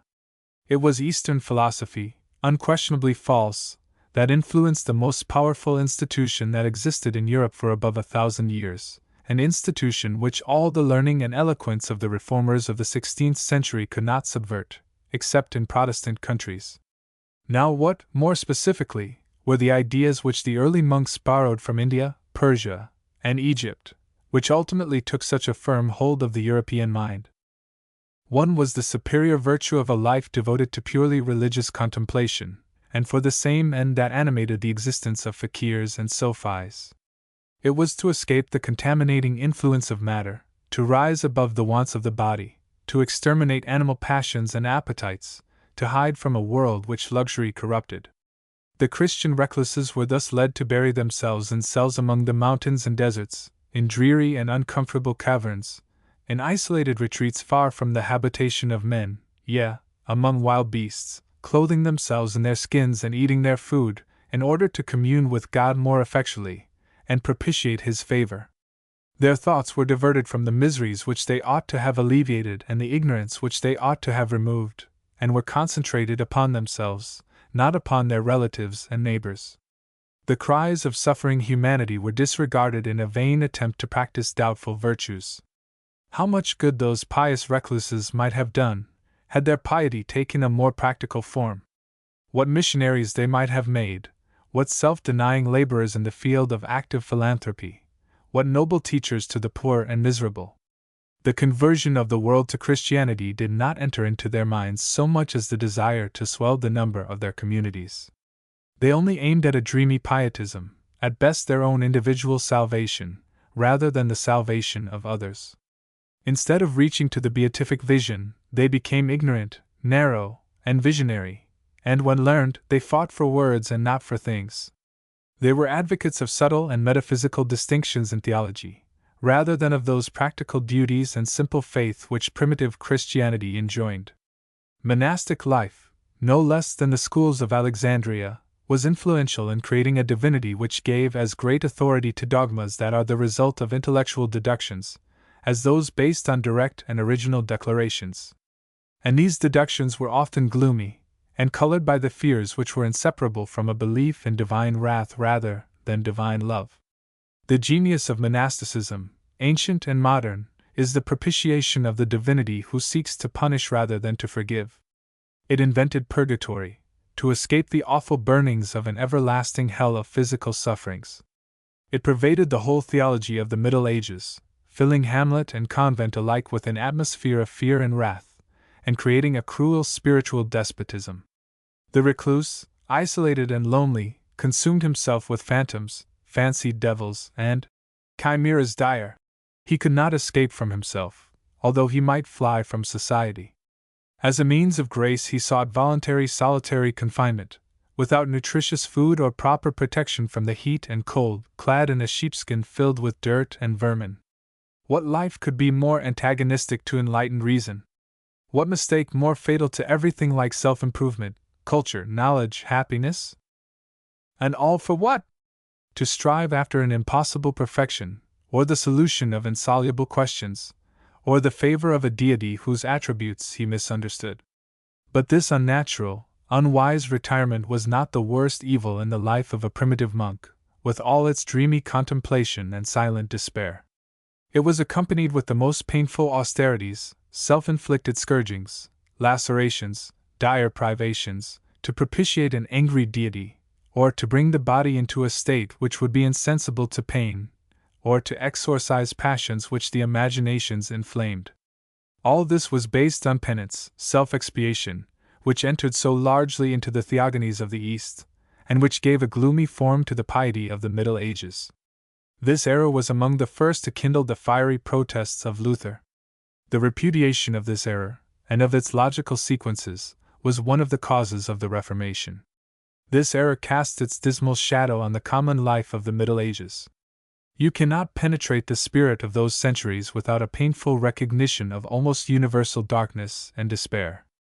How gloomy was a Gothic church before the 11th century, with its dark and heavy crypt, its narrow windows, its massive pillars, its low roof, its cold, damp pavement, as if men went into that church to hide themselves and sing mournful songs, the dies irae of monastic fear. But the primitive monks, with all their lofty self-sacrifices and efforts for holy meditation, towards the middle of the 4th century, as their number increased from the anarchies and miseries of a falling empire, became quarrelsome, sometimes turbulent, and generally fierce and fanatical. They had to be governed. They needed some mastermind to control them, and confine them to their religious duties. Then arose Basil, a great scholar, and accustomed to civilized life in the schools of Athens and Constantinople, who gave rules and laws to the monks, gathered them into communities and discouraged social isolation, knowing that the demons had more power over men when they were alone and idle. This Basil was an extraordinary man. His ancestors were honorable and wealthy. He moved in the highest circle of social life, like Chrysostom. He was educated in the most famous schools. He traveled extensively like other young men of rank. His tutor was the celebrated Libanius, the greatest rhetorician of the day. He exhausted Antioch, Caesarea, and Constantinople, and completed his studies at Athens, where he formed a famous friendship with Gregory Nazianzen, which was as warm and devoted as that between Cicero and Atticus. These young men were the talk and admiration of Athens. Here, too, he was intimate with young Julian, afterwards the apostate, emperor of Rome. Basil then visited the schools of Alexandria, and made the acquaintance of the great Athanasius, as well as of those monks who sought a retreat amid Egyptian solitudes. Here his conversion took place, and he parted with his princely patrimony for the benefit of the poor. He then entered the church, and was successively ordained deacon and priest, while leading a monastic life. He retired among the mountains of Armenia, and made choice of a beautiful grove, watered with crystal streams, where he gave himself to study and meditation. Here he was joined by his friend Gregory Nazianzen and by enthusiastic admirers, who formed a religious fraternity, to whom he was a spiritual father. He afterwards was forced to accept the great see of Caesarea, and was no less renowned as bishop and orator than he had been as monk. Yet it is as a monk that he left the most enduring influence, since he made the first great change in monastic life, making it more orderly, more industrious, and less fanatical. He instituted or embodied, among others, the three great vows, which are vital to monastic institutions: poverty, obedience, and chastity. In these vows he gave the institution a more Christian and a less Oriental aspect. Monachism became more practical and less visionary and wild. It approximated nearer to the Christian standard. Submission to poverty is certainly a Christian virtue, if voluntary poverty is not. Chastity is a cardinal duty. Obedience is a necessity to all civilized life. It is the first condition of all government. Moreover, these three vows seem to have been called for by the condition of society, and the prevalence of destructive views.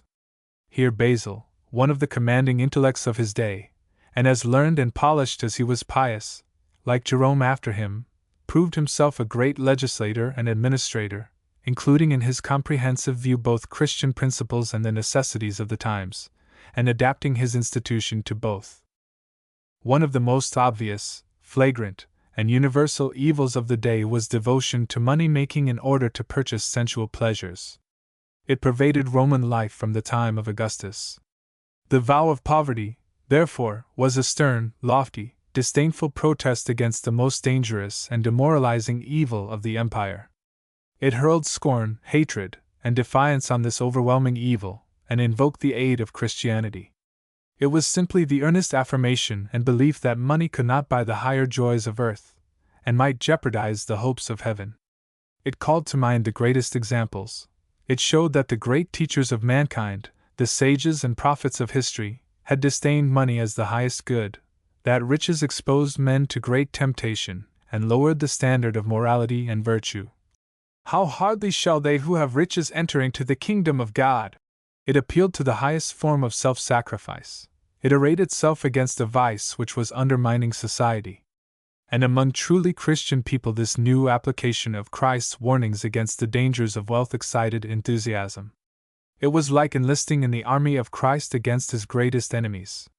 Make any duty clear and imperious to Christian people, and they will generally conform to it.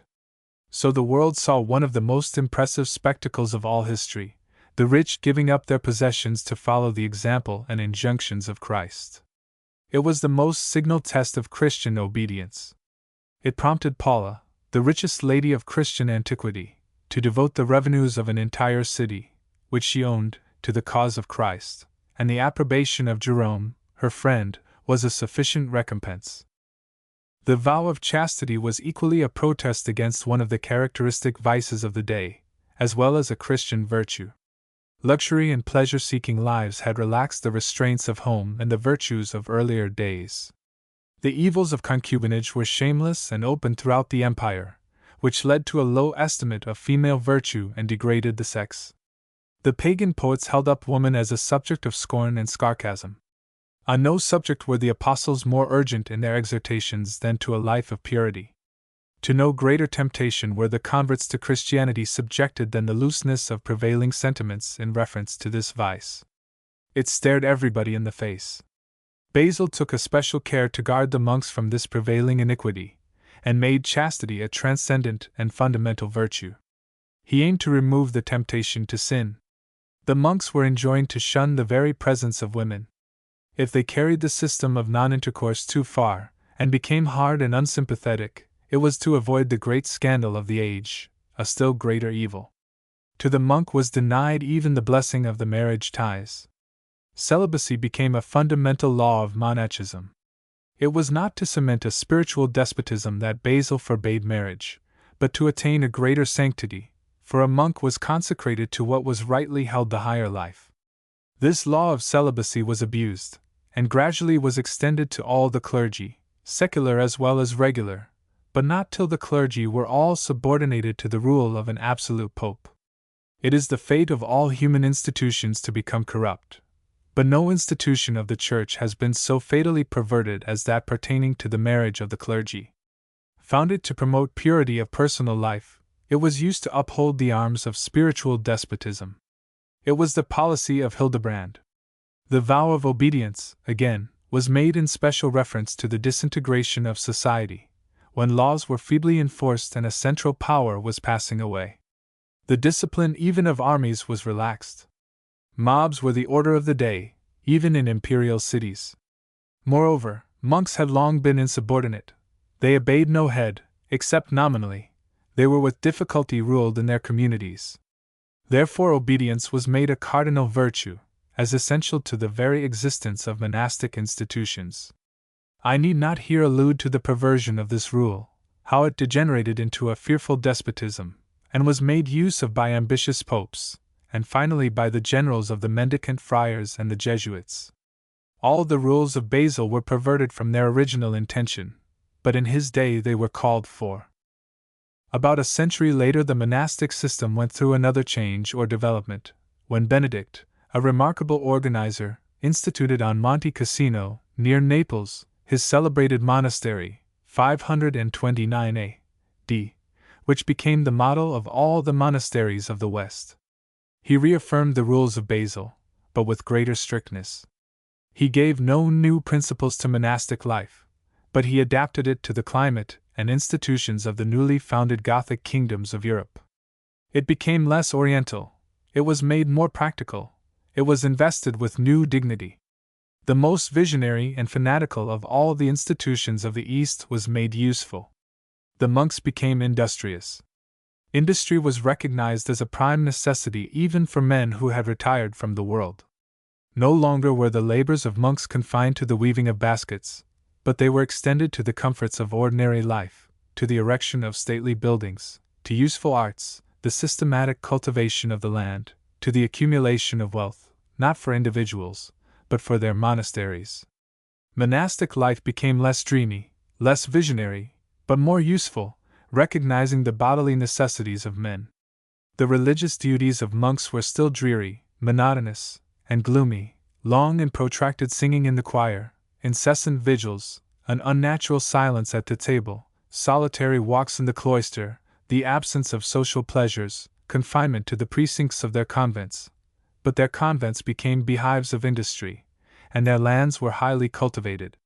The monks were hospitable, they entertained strangers, and gave a shelter to the persecuted and miserable.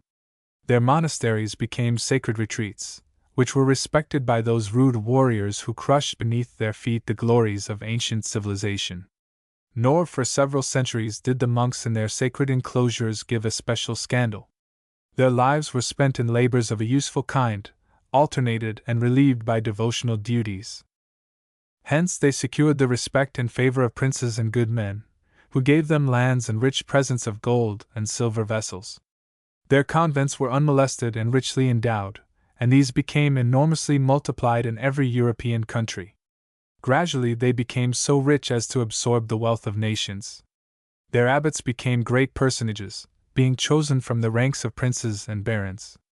The original poverty and social insignificance of monachism passed away, and the institution became the most powerful organization in Europe. It then aspired to political influence, and the lord abbots became the peers of princes and the ministers of kings. Their abbey churches, especially, became the wonder and the admiration of the age, both for size and magnificence. The abbey church of Cluny, in Burgundy, was 530 feet long, and had stalls for 200 monks. It had the appointment of 150 parish priests. The church of St. Albans, in England, is said to have been 600 feet long, and that of Glastonbury, the oldest in England, 530. Peterborough's was over 500. The kings of England, both Saxon and Norman, were especial patrons of these religious houses. King Edgar founded 47 monasteries and richly endowed them. Henry I founded 150, and Henry II as many more. At one time there were 700 Benedictine abbeys in England, some of which were enormously rich, like those of Westminster, St. Albans, Glastonbury, and Bury St. Edmunds, and their abbots were men of the highest social and political distinction. They sat in Parliament as peers of the realm, they coined money, like feudal barons, they lived in great state and dignity. The abbot of Monte Cassino was duke and prince, and chancellor of the kingdom of the Two Sicilies. This celebrated convent had the patronage of 4 bishoprics, 1,662 churches, and possessed or controlled 250 castles, 440 towns, and 336 manors. Its revenues exceeded 500,000 ducats, so that the Lord Abbot was the peer of the greatest secular princes. He was more powerful and wealthy, probably, than any archbishop in Europe. One of the abbots of St. Gall entered Strasbourg with 1,000 horsemen in his train. Whiting, of Glastonbury, entertained 500 people of fashion at one time, and had 300 domestic servants. "My vow of poverty," said another of these lordly abbots, who generally rode on mules with gilded bridles and with hawks on their wrists, "has given me 10,000 crowns a year, and my vow of obedience has raised me to the rank of a sovereign prince." Among the privileges of these abbots was exemption from taxes and tolls. They were judges in the courts. They had the execution of all rents, and the supreme control of the income of the abbey lands. The revenues of Westminster and Glastonbury were equal to $500,000 a year in our money, considering the relative value of gold and silver. Glastonbury owned about 1,000 oxen, 250 cows, and 6,000 sheep. Fontaine Abbey possessed 40,000 acres of land. The abbot of Audiobook, in Germany, had a revenue of 60,000 crowns, several millions, as money is now measured.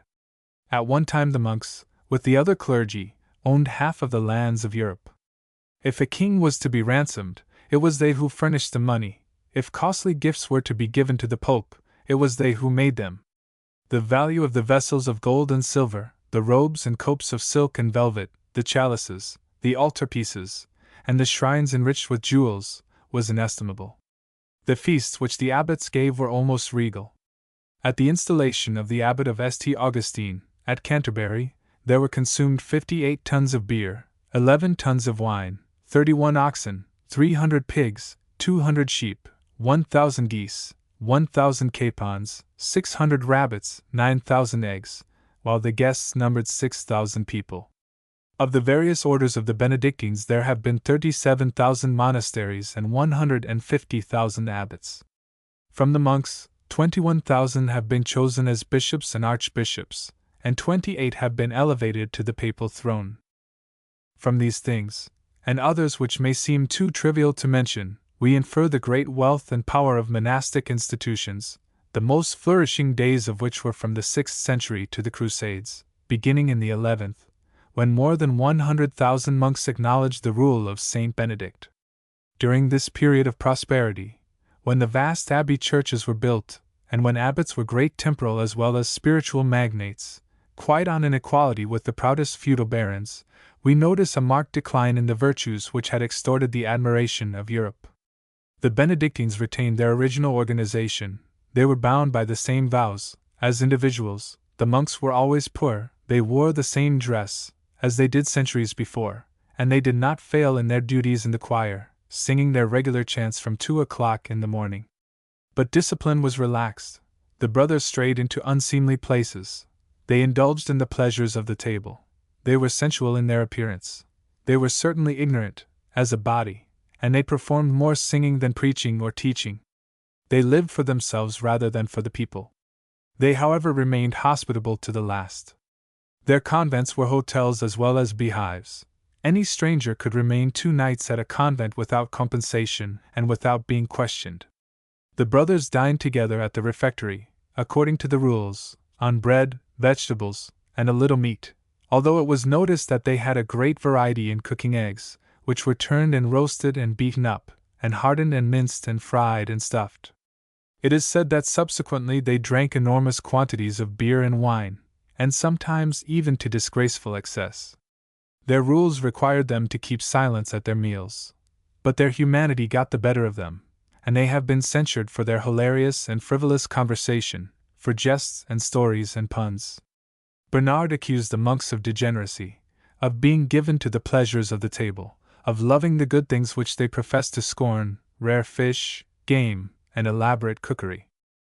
That the monks sadly degenerated in morals and discipline, and even became objects of scandal, is questioned by no respectable historian. No one was more bitter and vehement in his denunciations of this almost universal corruption of monastic life than St. Bernard himself, the impersonation of an ideal monk. Hence reforms were attempted, and the Cluniacs and Cistercians and other orders arose, modeled after the original institution on Monte Cassino. These were only branches of the Benedictines.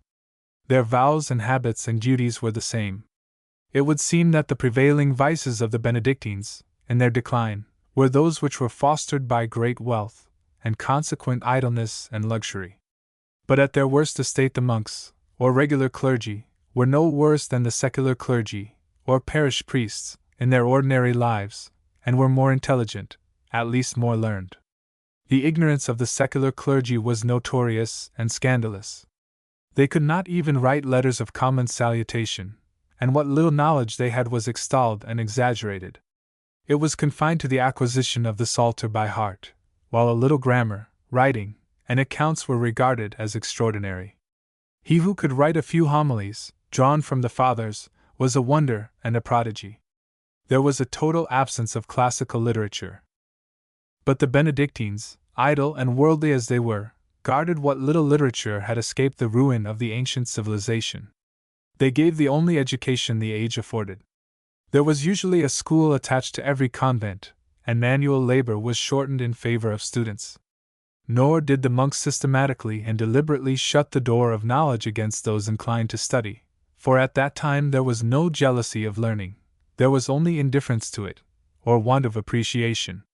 The age was ignorant, and life was hard, and the struggle for existence occupied the thoughts of all. The time of the monks was consumed in alternate drudgeries and religious devotions. There was such a general intellectual torpor that scholars, and these were very few, were left at liberty to think and write as they pleased on the great questions of theology. There was such a general unanimity of belief that the popes were not on the lookout for heresy. Nobody thought of attacking their throne. There was no jealousy about the reading of the scriptures. Every convent had a small library, mostly composed of lives of the saints, and of devout meditations and homilies. And the Bible was the greatest treasure of all, the Vulgate of St. Jerome, which was copied and illuminated by busy hands. In spite of the general ignorance, the monks relieved their dull lives by some attempts at art. This was the age of the most beautiful illuminated manuscripts. There was but little of doctrinal controversy, for the creed of the Church was settled. But pious meditations and the writings of noted saints were studied and accepted, especially the works of St. Augustine, who had fixed the thinking of the West for 1,000 years. Pagan literature had but little charm until Aristotle was translated by Arabian scholars. The literature of the Church was puerile and extravagant, yet Christian, consisting chiefly of legends of martyrs and lives of saints.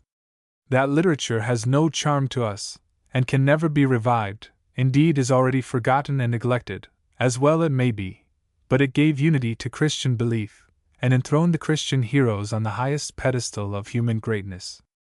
In the monasteries some one of the fraternity read aloud these lives and meditations, while the brothers worked or dined. There was no discussion, for all thought alike, and all sought to stimulate religious emotions rather than to quicken intellectual activity. About half the time of the monks, in a well-regulated monastery, was given to singing and devotional exercises and religious improvement, and the other half to labors in the fields, or in painting or musical composition. So far as we know, the monks lived in great harmony, and were obedient to the commands of their superiors. They had a common object to live for, and had few differences in opinion on any subject. They did not enjoy a high life, but it was free from distracting pleasures. They held to great humility, with which spiritual pride was mingled, not the arrogant pride of the dialectician, but the self-satisfied pride of the devotee. There was no religious hatred, except towards Turks and Saracens. The monk, in his narrowness and ignorance, may be repulsive to an enlightened age. He was not repulsive to his own, for he was not behind it either in his ideas or in his habits of life. In fact, the more repulsive the monk of the Dark Ages is to this generation, the more venerated he was by bishops and barons 700 years ago, which fact leads us to infer that the degenerate monk might be to us most interesting when he was most condemned by the reformers of his day, since he was more humane, genial, and free than his brethren, chained to the rigid discipline of his convent. Even a Friar Tuck is not so repulsive to us as an unsocial, austere, narrow-minded, and ignorant fanatic of the 11th century. But the monks were not to remain forever imprisoned in the castles of ignorance and despair. With the opening of the 12th century, light began to dawn upon the human mind. The intellectual monk, long accustomed to devout meditations, began to speculate on those subjects which had occupied his thoughts, on God and his attributes, on the nature and penalty of sin, on redemption, on the Savior, on the power of the will to resist evil, and other questions that had agitated the early fathers of the Church. Then arose such men as Origena, Roscelin, Berenger, Lanfranc, Anselm, Bernard, and others, all more or less orthodox, but inquiring and intellectual. It was within the walls of the cloister that the awakening began, and the first impulse was given to learning and philosophy. The Abbey of Bec, in Normandy, was the most distinguished of new intellectual centers, while Clairvaux and other princely abbeys had inmates as distinguished for meditative habits as for luxury and pride. It was at this period, when the convents of Europe rejoiced in ample possessions, and their churches rivaled cathedrals in size and magnificence, and their abbots were lords and princes, the palmy age of monastic institutions, chiefly of the Benedictine order, that Saint Bernard, the greatest and best representative of medieval monasticism, was born, 1091, at Fontaine, in Burgundy. He belonged to a noble family. His mother was as remarkable as Monica or Nana. She had 6 sons and a daughter, whom she early consecrated to the Lord. Bernard was the 3rd son. Like Luther, he was religiously inclined from early youth, and panted for monastic seclusion. At the age of 23 he entered the new monastery at Citeaux, which had been founded a few years before by Stephen Harding, an English saint, who revived the rule of Saint Benedict with still greater strictness, and was the founder of the Cistercian order, a branch of the Benedictines. He entered this gloomy retreat, situated amid marshes and morasses, with no outward attractions like Cluny, but unhealthy and miserably poor, the dreariest spot, perhaps, in Burgundy, and he entered at the head of 30 young men, of the noble class, among whom were 4 of his brothers who had been knights, and who presented themselves to the abbot as novices, bent on the severest austerities that human nature could support. Bernard himself was a beautiful, delicate, refined young man, tall, with flaxen hair, fair complexion, blue eyes from which shone a superhuman simplicity and purity. His noble birth would have opened to him the highest dignities of the Church, but he sought only to bear the yoke of Christ, and to be nailed to the cross, and he really became a common laborer wrapped in a coarse cowl, digging ditches and planting fields, for such were the labors of the monks of Citeaux when not performing their religious exercises. But his disposition was as beautiful as his person, and he soon won the admiration of his brother monks, as he had won the affection of the knights of Burgundy. Such was his physical weakness that nearly everything he took his stomach rejected, and such was the rigor of his austerities that he destroyed the power of appetite. He could scarcely distinguish oil from wine. He satisfied his hunger with the Bible, and quenched his thirst with prayer. In 3 years he became famous as a saint, and was made abbot of Clairvaux, a new Cistercian convent, in a retired valley which had been a nest of robbers. But his intellect was as remarkable as his piety, and his monastery became not only a model of monastic life to which flocked men from all parts of Europe to study its rules, but the ascetic abbot himself became an oracle on all the questions of the day. So great was his influence that when he died, in 1153, he left behind 160 monasteries formed after his model. He became the counselor of kings and nobles, bishops and popes. He was summoned to attend councils and settle quarrels. His correspondence exceeded that of Jerome or Saint Augustine. He was sought for as bishop in the largest cities of France and Italy. He ruled Europe by the power of learning and sanctity. He entered into all the theological controversies of the day. He was the opponent of Abelard, whose condemnation he secured.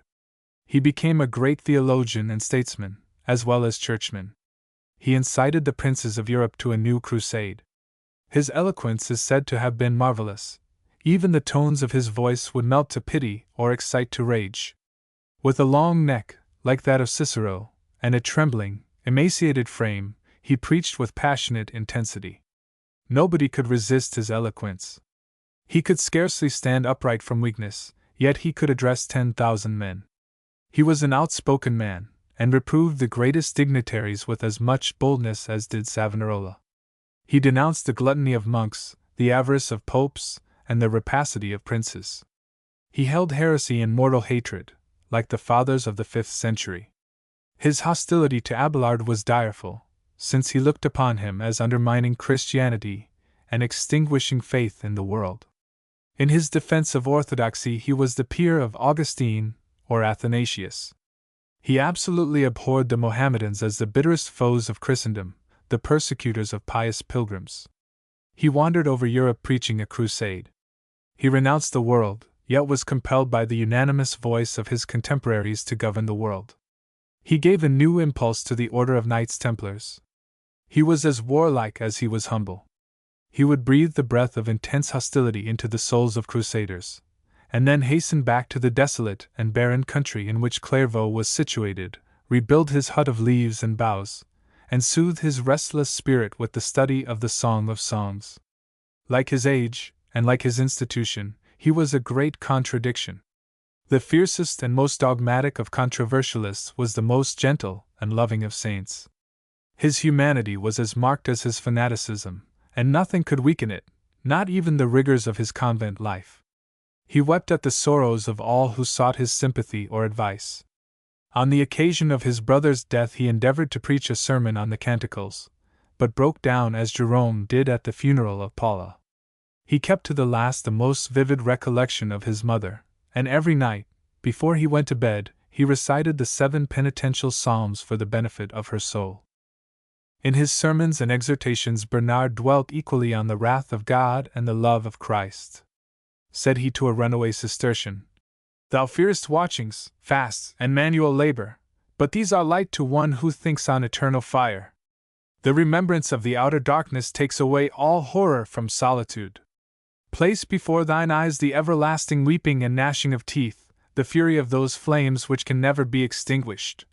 The essence of the theology of the Middle Ages, the fear of hell, of a physical and eternal hell of bodily torments, by which fear those ages were controlled. Bernard, the loveliest impersonation of virtue which those ages saw, was not beyond their ideas. He impersonated them, and therefore led the age and became its greatest oracle.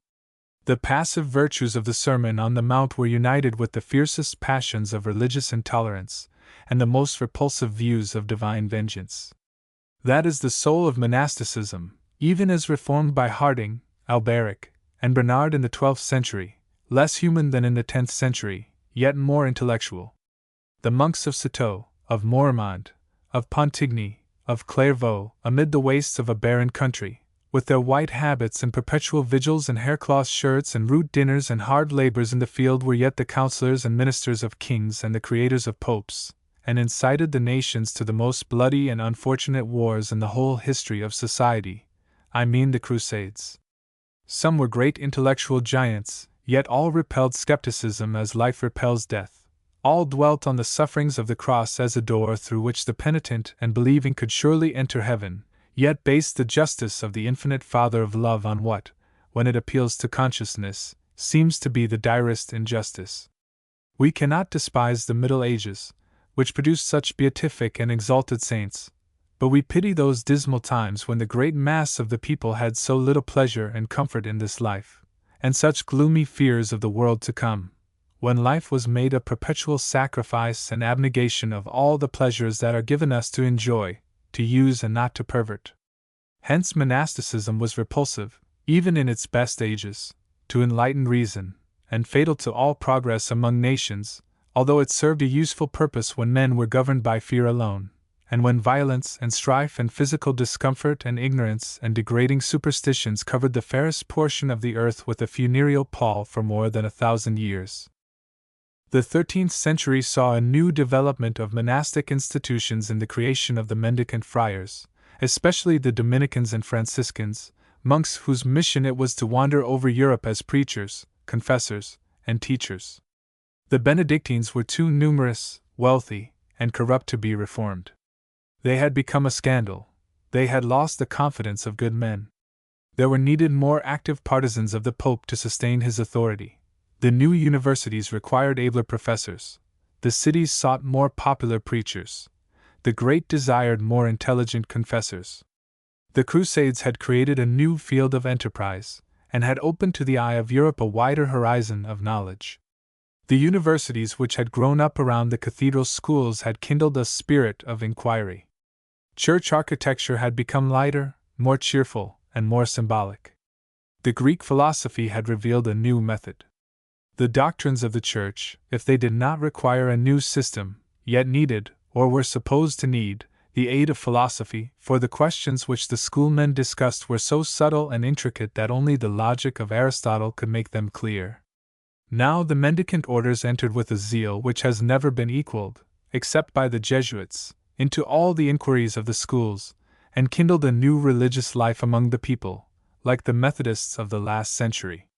They were somewhat similar to the temperance reformers of the last 50 years. They were popular, zealous, intelligent, and religious. So great were their talents and virtues that they speedily spread over Europe, and occupied the principal pulpits and the most important chairs in the universities. Bonaventura, Albertus Magnus, Thomas Aquinas, and Duns Scotus were the great ornaments of these new orders. Their peculiarity, in contrast with the old orders, was that they wandered from city to city and village to village at the command of their superiors. They had convents like the other monks, but they professed absolute poverty, went barefooted, and submitted to increased rigors. Their vows were essentially those of the Benedictines. In less than a century, however, they too had degenerated, and were bitterly reproached for their vagabond habits and the violation of their vows. Their convents had also become rich, like those of the Benedictines.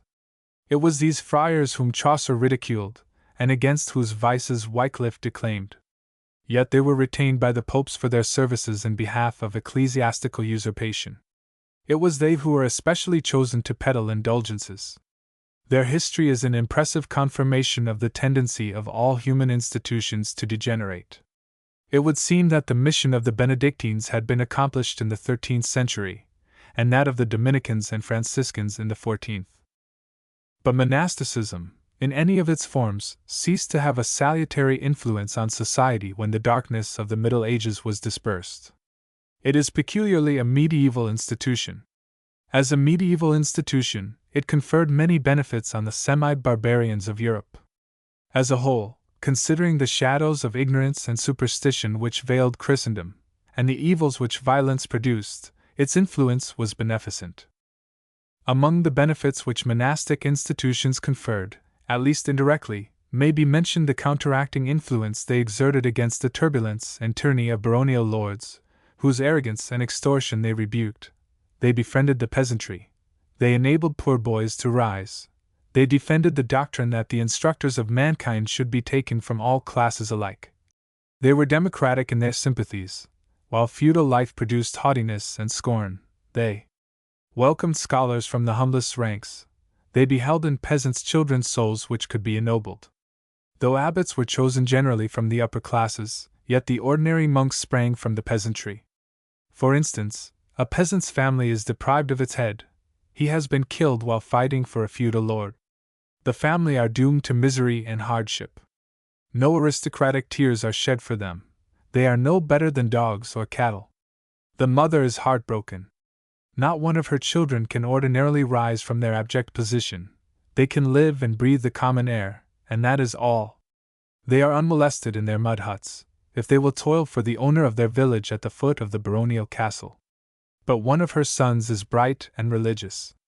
He attracts the attention of a sympathetic monk, whose venerable retreat is shaded with trees, adorned with flowers, and seated perhaps on the side of a murmuring stream, whose banks have been made fertile by industry and beautiful with herds of cattle and flocks of sheep. He urges the afflicted mother to consecrate him to the service of the church, and the boy enters the sanctuary and is educated according to the fashion of the age, growing up a well-trained, austere, and obedient member of the fraternity, whose spirit is dominated by its superiors in all activities. He passes from office to office. In time he becomes the prior of his convent, possibly its abbot, the equal of that proud baron in whose service his father lost his life, the controller of innumerable acres, the minister of kings. How outside the church could he thus have arisen? But in the monastery he is enabled, in the most aristocratic age of the world, to rise to the highest of worldly dignities. And he is a man of peace and not of war. He hates war. He seeks to quell dissensions and quarrels. He believes that there is a higher than the warrior's excellence. Monachism recognized what feudalism did not, the claims of man as man. In this respect it was human and sympathetic. It furnished a retreat from misery and oppression. It favored contemplative habits and the passive virtues, so much needed in turbulent times. Whatever faults the monks had, it must be allowed that they alleviated sufferings, and presented the only consolation that their gloomy and iron age afforded. In an imperfect manner their convents answered the purpose of our modern hotels, hospitals, and schools. It was benevolence, charity, and piety which the monks aimed to secure, and which they often succeeded in diffusing among people more wretched and ignorant than themselves. Authorities. Saint Bernard's works, especially the epistles, Mabillon, Heliot's Histoire des Ordres Monastiques, Dugdale's Monasticon, Doring's Geschichte der Mönchsorden, Montalembert's Les Moines d'Occident, Milman's Latin Christianity, Morrison's Life and Times of Saint Bernard, Lives of the English Saints, Stephen Harding, Histoire de l'Abbé du Cluny, par M. P. Lorraine, Neander's Church History, Butler's Lives of the Saints, Vaughan's Life of Thomas Aquinas, Digby's Ages of Faith. Saint Anselme, died in 1033 to 1109. Medieval Theology. The Middle Ages produced no more interesting man than Anselm, Abbot of Bec and Archbishop of Canterbury, not merely a great prelate, but a great theologian, resplendent in the virtues of monastic life and in devotion to the interests of the Church. He was one of the first to create an intellectual movement in Europe, and to stimulate theological inquiries. Anselm was born at Aosta, in Italy, 1033, and he died in 1109, at the age of 76. He was therefore the contemporary of Hildebrand, of Lanfranc, of Berenger, of Roscelin, of Henry IV. Of Germany, of William the Conqueror, of the Countess Matilda, and of Urban II. He saw the First Crusade, the great quarrel about investitures and the establishment of the Normans in England. Aosta was on the confines of Lombardy and Burgundy, in a mountainous district, amid rich cornfields and fruitful vines and dark, waving chestnuts, in sight of lofty peaks with their everlasting snow. Anselm belonged to a noble but impoverished family. His father was violent and unthrifty, but his mother was religious and prudent. He was by nature a student, and early was destined to monastic life, the only life favorable to the development of the intellect in a rude and turbulent age. I have already alluded to the general ignorance of the clergy in those times. There were no schools of any note at this period, and no convents where learning was cultivated beyond the rudiments of grammar and arithmetic, and the writings of the fathers.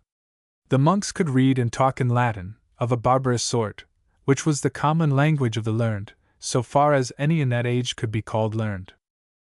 The most famous place in Europe, at that time, where learning was cultivated, was the newly founded Abbey of Bec in Normandy, under the superintendence of the Archbishop of Rouen, of which Lanfranc of Pavia was the prior. It was the first abbey in Normandy to open the door of learning to the young and inquiring minds of Western Europe. It was a Benedictine abbey, as severe in its rules as that of Clairvaux. It would seem that the fame of this convent, and of Lanfranc its presiding genius, afterwards the great Archbishop of Canterbury, reached the ears of Anselm, so that on the death of his parents he wandered over the Alps, through Burgundy, to this famous school, where the best teaching of the day was to be had. Lanfranc cordially welcomed his fellow countrymen, then at the age of 26, to his retreat, and on his removal 3 years afterwards to the more princely abbey of St. Stephen in Caen, Anselm succeeded him as prior. 15 years later he became abbot, and ruled the abbey for 15 years, during which time Lanfranc, the mutual friend of William the Conqueror and the great Hildebrand, became Archbishop of Canterbury. During this seclusion of 30 years in the Abbey of Bec, Anselm gave himself up to theological and philosophical studies, and became known both as a profound and original thinker and a powerful supporter of ecclesiastical authority. The scholastic age, that is, the age of dialectics, when theology invoked the aid of philosophy to establish the truths of Christianity, had not yet begun. But Anselm may be regarded as a pioneer, the precursor of Thomas Aquinas, since he was led into important theological controversies to establish the creed of St. Augustine. It was not till several centuries after his death, however, that his remarkable originality of genius was fully appreciated. He anticipated Descartes in his argument to prove the existence of God. He is generally regarded as the profoundest intellect among the early schoolmen, and the most original that appeared in the Church after St. Augustine. He was not a popular preacher like St. Bernard, but he taught theology with marvelous lucidity to the monks who sought the genial quiet of his convent. As an abbot he was cheerful and humane, almost to light-heartedness, frank and kind to everybody, an exception to most of the abbots of his day, who were either austere and rigid, or convivial and worldly. He was a man whom everybody loved and trusted, yet one not unmindful of his duties as the supreme ruler of his abbey, enforcing discipline, while favoring relaxation. No monk ever led a life of higher meditation than he, absorbed not in a dreamy and visionary piety, but in intelligent inquiries as to the grounds of religious belief. He was a true scholar of the Platonic and Augustinian school, not a dialectician like Albertus Magnus and Abelard, but a man who went beyond words to things, and seized on realities rather than forms, not given to disputatious and the sports of logical tournaments, but to solid inquiries after truth. The universities had not then arisen, but 100 years later he would have been their ornament, like Thomas Aquinas and Bonaventura. Like other Norman abbeys, the Abbey of Bec had after the conquest received lands in England, and it became one of the duties of the abbot to look after its temporal interests. Hence Anselm was obliged to make frequent visits to England, where his friendship with Lanfranc was renewed, and where he made the acquaintance of distinguished prelates and abbots and churchmen, among others of Eadmer, his future biographer. It seems that he also won the hearts of the English nobility by his gentleness and affability, so that they rendered to him uncommon attentions, not only as a great ecclesiastic who had no equal in learning, but as a man whom they could not help loving. The life of Anselm very nearly corresponded with that of the Conqueror, who died in 1087, being 5 years older, and he was abbot of Bec during the whole reign of William as King of England. There was nothing particularly memorable in his life as abbot aside from his theological studies. It was not until he was elevated to the See of Canterbury, on the death of Lanfranc, that his memorable career became historical. He anticipated Thomas Becket in his contest to secure the liberties of the Church against the encroachments of the Norman kings. The cause of the one was the cause of the other. Only, Anselm was trained in monastic seclusion, and Becket amid the tumults and intrigues of a court. The one was essentially an ecclesiastic and theologian, the other a courtier and statesman. The former was religious, and the latter secular in his habits and duties. Yet both fought the same great battle, the essential principle of which was the object of contention between the popes and the emperors of Germany, that pertaining to the right of investiture, which may be regarded, next to the Crusades, as the great outward event of the 12th century. That memorable struggle for supremacy was not brought to a close until Innocent III made the kings of the earth his vassals, and reigned without a rival in Christendom. Gregory VII had fought heroically, but he died in exile, leaving to future popes the fruit of his transcendent labors. Lanfranc died in 1089, the ablest churchman of the century next to the great Hildebrand, his master. It was through his influence that England was more closely allied with Rome, and that those fetters were imposed by the popes which the ablest of the Norman kings were unable to break. The pope had sanctioned the atrocious conquest of England by the Normans, beneficially as it afterwards turned out, only on the condition that extraordinary powers should be conferred on the Archbishop of Canterbury, his representative, in enforcing the papal claims, who thus became virtually independent of the king, a spiritual monarch of such dignity that he was almost equal to his sovereign in authority. There was no such see in Germany and France as that of Canterbury. Its mighty and lordly metropolitan had the exclusive right of crowning the king. To him the Archbishop of York, once his equal, had succumbed. He was not merely primate, but had the supreme control of the Church in England. He could depose prelates and excommunicate the greatest personages. He enjoyed enormous revenues. He was vicegerent of the Pope. Loath was William to concede such great powers to the Pope, but he could not be King of England without making a King of Canterbury. So he made choice of Lanfranc, then Abbot of St. Stephen, the most princely of the Norman convents, for the highest ecclesiastical dignity in his realm, and perhaps in Europe after the papacy itself. Lanfranc was his friend, and also the friend of Hildebrand, and no collision took place between them, for either could do without the other. William was willing to waive some of his prerogatives as a sovereign for such a kingdom as England, which made him the most powerful monarch in Western Europe, since he ruled the fairest part of France and the whole British realm, the united possession of both Saxons and Danes, with more absolute authority than any feudal sovereign at that time possessed. His victorious knights were virtually a standing army, bound to him with more than feudal loyalty, since he divided among them the lands of the conquered Saxons, and gave to their relatives the richest benefices of the Church. With the aid of an Italian prelate, bound in allegiance to the Pope, he hoped to cement his conquest. Lanfranc did as he wished, removed the Saxon bishops, and gave their sees to Normans. Since Dunstan, no great Saxon bishop had arisen. The Saxon bishops were feeble and indolent, and were not capable of making an effective resistance. But Lanfranc was even more able than Dunstan, a great statesman as well as prelate. He ruled England as Grand Justiciary in the absence of the monarch, and was thus vice-regent of the kingdom. But while he despoiled the Saxon prelates, he would suffer no royal spoliation of the Norman bishops. He even wrested away from Odo, half-brother of the Conqueror, the manors he held as Count of Kent, which originally belonged to the See of Canterbury. Thus was William, with all his greed and ambition, kept in check by the spiritual monarch he had himself made so powerful. On the death of this great prelate, all eyes were turned to Anselm as his successor, who was then Abbot of Bec, absorbed in his studies. But William Rufus, who had in the meantime succeeded to the throne of the Conqueror, did not at once appoint any one to the vacant see, since he had seized and used its revenues to the scandal of the nation and the indignation of the Church. For 5 years there was no primate in England and no Archbishop of Canterbury. At last, what seemed to be a mortal sickness seized the king, and in the near prospect of death he summoned Anselm to his chamber and conferred upon him the exalted dignity, which Anselm refused to accept, dreading the burdens of the office, and preferring the quiet life of a scholar in his Norman abbey.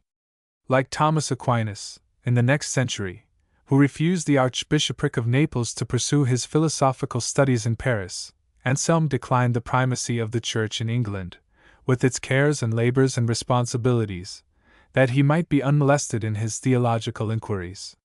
He understood the position in which he should be placed, and foresaw that he should be brought in collision with his sovereign if he would faithfully guard the liberties and interests of the Church.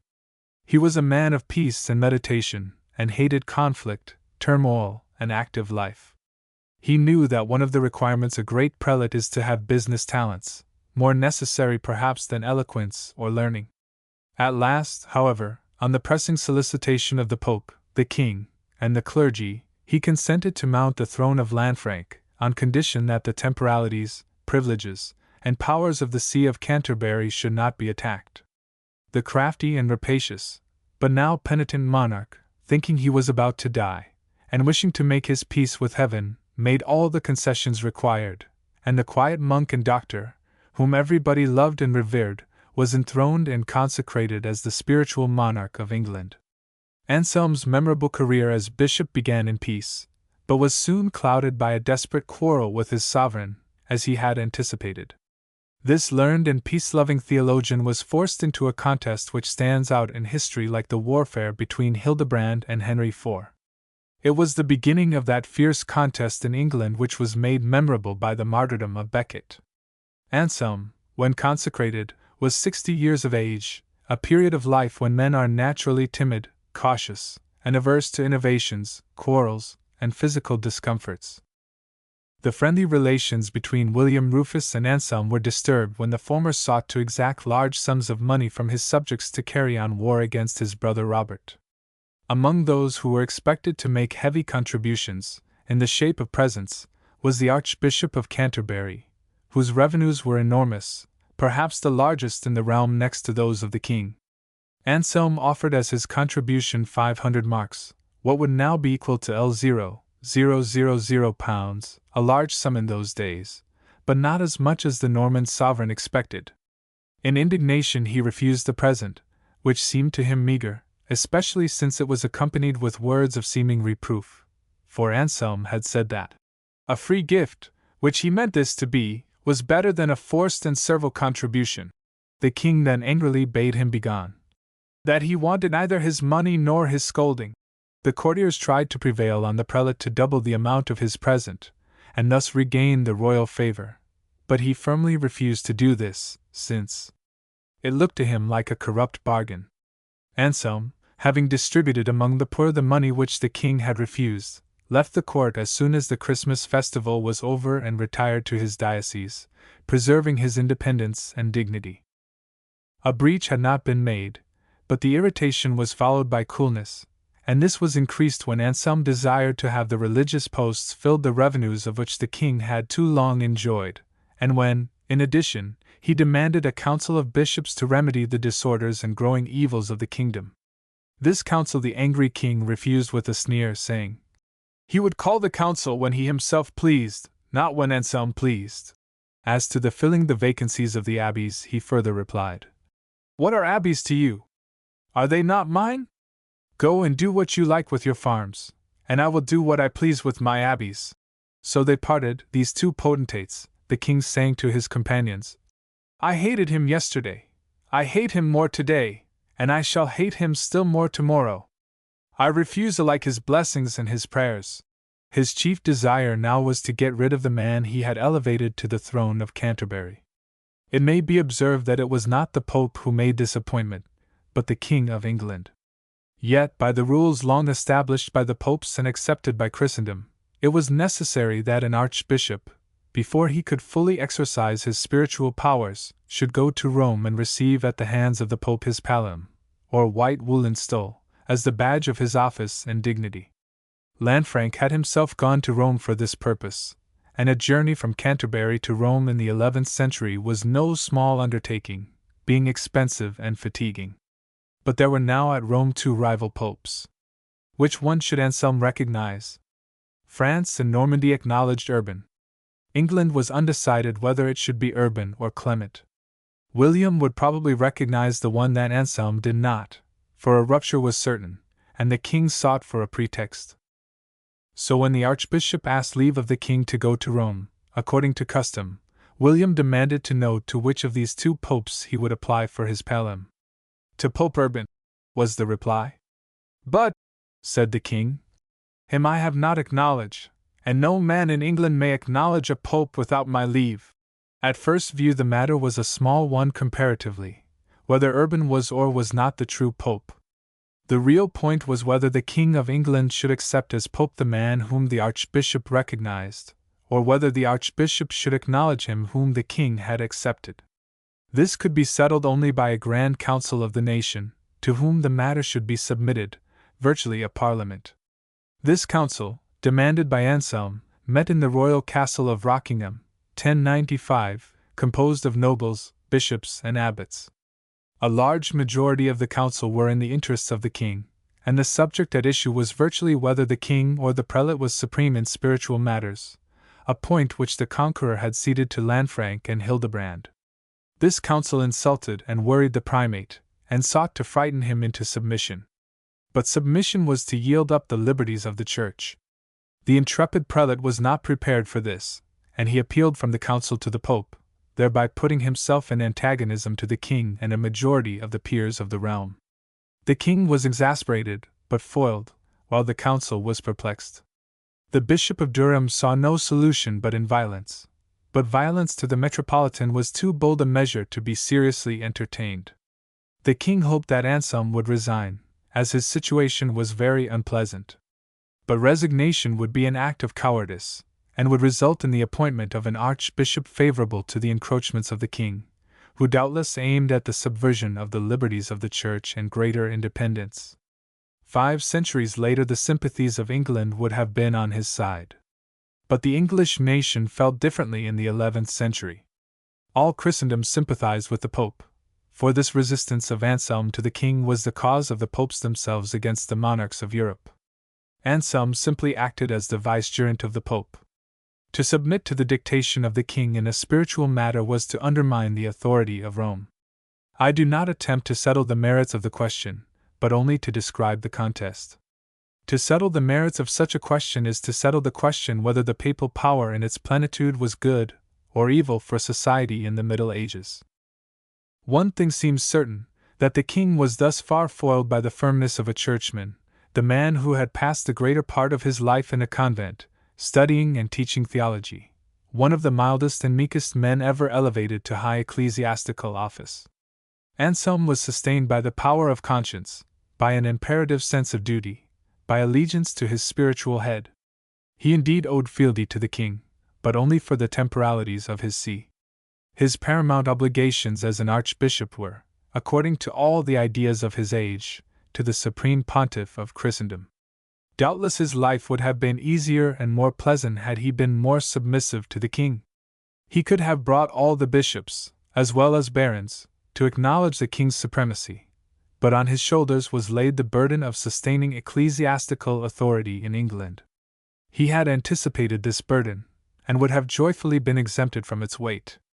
But having assumed it, perhaps against his will, he had only one course to pursue, according to the ideas of the age, and this was to maintain the supreme authority of the Pope in England in all spiritual matters. It was remarkable that at this stage of the contest the barons took his side, and the bishops took the side of the king. The barons feared for their own privileges should the monarch be successful, for they knew his unscrupulous and tyrannical character, that he would encroach on these and make himself as absolute as possible. The bishops were weak and worldly men, and either did not realize the gravity of the case or wished to gain the royal favor. They were nearly all Norman nobles, who had been under obligations to the crown. The king, however, understood and appreciated his position. He could not afford to quarrel with the Pope, he dared not do violence to the primate of the realm. So he dissembled his designs and restrained his wrath, and sought to gain by cunning what he could not openly effect by the exercise of royal power. He sent messengers and costly gifts to Rome, such as the needy and greedy servants of God rarely disdained. He sought to conciliate the Pope, and begged, as a favor, that the pallium should be sent to him as monarch, and given by him, with the papal sanction, to the archbishop, the name of Anselm being suppressed. This favor, being bought by potent arguments, was granted unwisely, and the pallium was sent to William with the greatest secrecy. In return, the king acknowledged the claims of Urban as pope. So Anselm did not go to Rome for the emblem of his power. The king, having succeeded thus far, then demanded of the pope the deposition of Anselm. He could not himself depose the archbishop. He could elevate him, but not remove him; he could make, but not unmake. Only he who held the keys of St. Peter, who was armed with spiritual omnipotence, could reverse his own decrees and rule arbitrarily. But for any king to expect that the Pope would part with the ablest defender of the liberties of the Church, and disgrace him for being faithful to papal interests, was absurd. The Pope may have used smooth words, but was firm in the uniform policy of all his predecessors. Meanwhile, political troubles came so thick and heavy on the king, some of his powerful nobles being in open rebellion, that he felt it necessary to dissemble and defer the gratification of his vengeance on the man he hated more than any personage in England. He pretended to restore Anselm to favor. Bygones should be bygones. The king and the archbishop sat at dinner at Windsor with friends and nobles, while an ironical courtier pleasantly quoted the psalmist. Behold, how good and how pleasant it is for brethren to dwell together in unity. The king now supposed that Anselm would receive the pallium at his royal hands, which the prelate warily refused to accept. The subject was carefully dropped, but as the pallium was St. Peter's gift, it was brought to Canterbury and placed upon the altar, and the archbishop condescended, amid much pomp and ceremony, to take it thence and put it on, a sort of puerile concession for the sake of peace. The king, too, wishing conciliation for the present, until he had gained the possession of Normandy from his brother Robert, who had embarked in the Crusades, and feeling that he could ill afford to quarrel with the highest dignitary of his kingdom until his political ambition was gratified, treated Anselm with affected kindness, until his ill success with the Celtic Welsh put him in a bad humor and led to renewed hostility. He complained that Anselm had not furnished his proper contingent of forces for the conquest of Wales, and summoned him to his court. In a secular matter like this, Anselm as a subject had no remedy. Refusal to appear would be regarded as treason and rebellion. Yet he neglected to obey the summons, perhaps fearing violence, and sought counsel from the Pope. He asked permission to go to Rome. The request was angrily refused. Again he renewed his request, and again it was denied him, with threats if he departed without leave. The barons, now against him, thought he had no right to leave his post. The bishops even urged him not to go. To all of whom he replied, "You wish me to swear that I will not appeal to St. Peter. To swear this is to forswear St. Peter. To forswear St. Peter is to forswear Christ." At last it seems that the king gave a reluctant consent, but with messages that were insulting, and Anselm, with a pilgrim's staff, took leave of his monks, for the chapter of Canterbury was composed of monks, set out for Dover, and reached the continent in safety. Thus began, says Church, the system of appeals to Rome, and of inviting foreign interference in the home affairs of England, and Anselm was the beginning of it. But however unfortunate it ultimately proved, it was in accordance with the ideas and customs of the Middle Ages, without which the papal power could not have been so successfully established. And I take the ground that the papacy was an institution of which very much may be said in its favor in the dark ages of European society, especially in restraining the tyranny of kings and the turbulence of nobles. Governments are based on expediencies and changing circumstances, not on immutable principles or divine rights. If this be not true, we are driven to accept as the true form of government that which was recognized by Christ and his disciples. The feudal kings of Europe claimed a divine right, and professed to reign by the grace of God. Whence was this right derived? If it can be substantiated, on what claim rests the sovereignty of the people? Are not popes and kings and bishops alike the creation of circumstances, good or evil inventions, as they meet the wants of society? Anselm felt himself to be the subject of the Pope as well as of the king, but that, as a priest, his supreme allegiance should be given to the Pope, as the spiritual head of the Church and vicegerent of Christ upon the earth. We differ from him in his view of the claims of the Pope, which he regarded as based on immutable truth and the fiat of almighty power, even as Richelieu looked upon the imbecile king whom he served as reigning by divine right. The Protestant Reformation demolished the claims of the spiritual potentate, as the French Revolution swept away the claims of the temporal monarch. The logic of events is the only logic which substantiates the claims of rulers, and this logic means, in our day, constitutional government in politics and private judgment in religion, the free choice of such public servants, whatever their titles of honor, in state and church, as the exigencies and circumstances of society require. The haughtiest of the popes, in the proudest period of their absolute ascendancy, never rejected their early title. Servant of the servants of God. Wherever there is real liberty among the people, whose sovereignty is acknowledged as the source of power, the ruler is a servant of the people and not their tyrant, however great the authority which they delegate to him, which they alone may continue or take away. Absolute authority, delegated to kings or popes by God, was the belief of the Middle Ages. Limited authority, delegated to rulers by the people, is the idea of our times. What the next invention in government may be no one can tell, but whatever it be, it will be in accordance with the ideas and altered circumstances of progressive ages. No one can anticipate or foresee the revolutions in human thought, and therefore in human governments, till he shall come whose right it is to reign.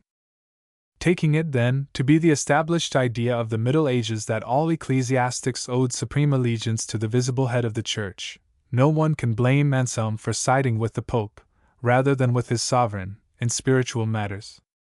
He would have been disloyal to his conscience if he had not been true to his clerical vows of obedience. Conscience may be unenlightened, yet take away the power of conscience, and what would become of our world? What is a man without a conscience? He is a usurper, a tyrant, a libertine, a spendthrift, a robber, a miser, an idler, a trifler, whatever he is tempted to be, a supreme egotist, who says in his heart, "There is no God." The Almighty Creator placed this instinct in the soul of man to prevent the total eclipse of faith, and to preserve some allegiance to him, some guidance in the trials and temptations of life. We lament a perverted conscience, yet better this than no conscience at all, a voice silenced by the combined forces of evil. A man must obey this voice. It is the wisdom of the ages to make it harmonious with eternal right. It is the power of God to remove or weaken the assailing forces which pervert or silence it.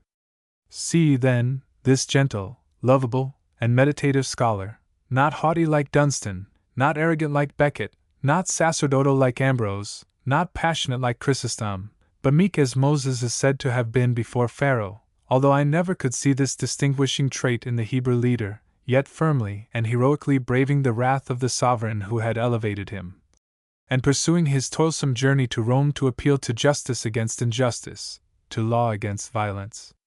He reached the old capital of the world in midwinter, after having spent Christmas in that hospitable convent where Hildebrand had reigned, and which was to shield the persecuted Abelard from the wrath of his ecclesiastical tormentors. He was most honorably received by the Pope, and lodged in the Lateran, as the great champion of papal authority. Vainly did he beseech the Pope to relieve him from his dignities and burdens, for such a man could not be spared from the exalted post in which he had been placed. Peace-loving as he was, his destiny was to fight battles. In the following year Pope Urban died, and in the following year William Rufus himself was accidentally killed in the New Forest. His death was not much lamented, he having proved hard, unscrupulous, cunning, and tyrannical. At this period the kings of England reigned with almost despotic power, independent of barons and oppressive to the people. William had but little regard for the interests of the kingdom. He built neither churches nor convents, but Westminster Hall was the memorial of his iron reign. Much was expected of Henry I, who immediately recalled Anselm from Lyons, where he was living in voluntary exile. He returned to Canterbury, with the firm intention of reforming the morals of the clergy and resisting royal encroachments. Henry was equally resolved on making bishops as well as nobles subservient to him. Of course, harmony and concord could not long exist between such men, with such opposite views. Even at the first interview of the king with the archbishop at Salisbury, he demanded a renewal of homage by a new act of investiture, which was virtually a continuance of the quarrel. It was, however, mutually agreed that the matter should be referred to the new pope. Anselm, on his part, knew that the appeal was hopeless, while the king wished to gain time. It was not long before the answer of Pope Pascal came. He was willing that Henry should have many favors, but not this. Only the head of the church could bestow the emblems of spiritual authority. On receiving the papal reply, the king summoned his nobles and bishops to his court, and required that Anselm should acknowledge the right of the king to invest prelates with the badges of spiritual authority. The result was a second embassy to the Pope, of more distinguished persons, the Archbishop of York and 2 other prelates. The Pope, of course, remained inflexible. On the return of the envoys a great council was assembled in London, and Anselm again was required to submit to the king's will. It seems that the Pope, from motives of policy, for all the popes were reluctant to quarrel with princes, had given the envoys assurance that, so long as Henry was a good king, he should have nothing to fear from the clergy. These oral declarations were contrary to the Pope's written documents, and this contradiction required a new embassy to Rome. But in the meantime the king gave the see of Salisbury to his chancellor, and that of Hereford to the superintendent of his larder. When the answer of the Pope was finally received, it was found that he indignantly disavowed the verbal message, and excommunicated the 3 prelates as liars. But the king was not disconcerted. He suddenly appeared at Canterbury, and told Anselm that further opposition would be followed by the royal enmity, yet, mollifying his wrath, requested Anselm himself to go to Rome and do what he could with the Pope. Anselm assured him that he could do nothing to the prejudice of the Church. He departed, however, the king obviously wishing him out of the way. The second journey of Anselm to Rome was a perpetual ovation, but was of course barren of results. The Pope remained inflexible, and Anselm prepared to return to England, but from the friendly hints of the prelates who accompanied him, he sojourned again at Lyons with his friend the Archbishop. Both the Pope and the king had compromised. Anselm alone was straightforward and fearless. As a consequence, his revenues were seized, and he remained in exile. He had been willing to do the Pope's bidding, had he made an exception to the canons, but so long as the law remained in force he had nothing to do but conform to it. He remained in Lyons a year and a half, while Henry continued his negotiations with Pascal, but finding that nothing was accomplished, Anselm resolved to excommunicate his sovereign. The report of this intention alarmed Henry, then preparing for a decisive conflict with his brother Robert. The excommunication would at least be inconvenient, it might cost him his crown. So he sought an interview with Anselm at the castle of Lagal, and became outwardly reconciled, and restored to him his revenues. The end of the dreary contest came at last, in 1107, after vexatious delays and intrigues. It was settled by compromise, as most quarrels are settled, as most institutions are established. Outwardly the king yielded. He agreed, in an assembly of nobles, bishops, and abbots at London, that henceforth no one should be invested with bishopric or abbacy, either by king or layman, by the customary badges of ring and crozier. Anselm, on his part, agreed that no prelate should be refused consecration who was nominated by the king. The appointment of bishops remained with the king, but the consecration could be withheld by the primate, since he alone had the right to give the badges of office, without which spiritual functions could not be lawfully performed. It was a moral victory to the Church, but the victory of an unpopular cause. It cemented the power of the Pope, while freedom from papal interference has ever been dear to the English nation. When Anselm had fought this great fight he died, 1109, in the 16th year of his reign as primate of the Church in England, and was buried, next to Lanfranc, in his abbey church. His career outwardly is memorable only for this contest, which was afterwards renewed by Thomas Becket with a greater king than either William Rufus or Henry I. It is interesting, since it was a part of the great struggle between the spiritual and temporal powers for 200 years, from Hildebrand to Innocent III. This was only one of the phases of the quarrel, one of the battles of a long war, not between popes and emperors, as in Germany and Italy, but between a king and the vicegerent of a pope, a king and his subject, the one armed with secular, the other with spiritual, weapons. It was only brought to an end by an appeal to the fears of men, the dread of excommunication and consequent torments in hell, which was the great governing idea of the Middle Ages, the means by which the clergy controlled the laity. Abused and perverted as this idea was, it indicates and presupposes a general belief in the personality of God, in rewards and punishments in a future state, and the necessity of conforming to the divine laws as expounded and enforced by the Christian Church. Hence the Dark Ages have been called Ages of Faith. It now remains to us to contemplate Anselm as a theologian and philosopher, a more interesting view, for in this aspect his character is more genial, and his influence more extended and permanent. He is one of the first who revived theological studies in Europe. He did not teach in the universities as a scholastic doctor, but he was one who prepared the way for universities by the stimulus he gave to philosophy. It was in his abbey of Bec that he laid the foundation of a new school of theological inquiry.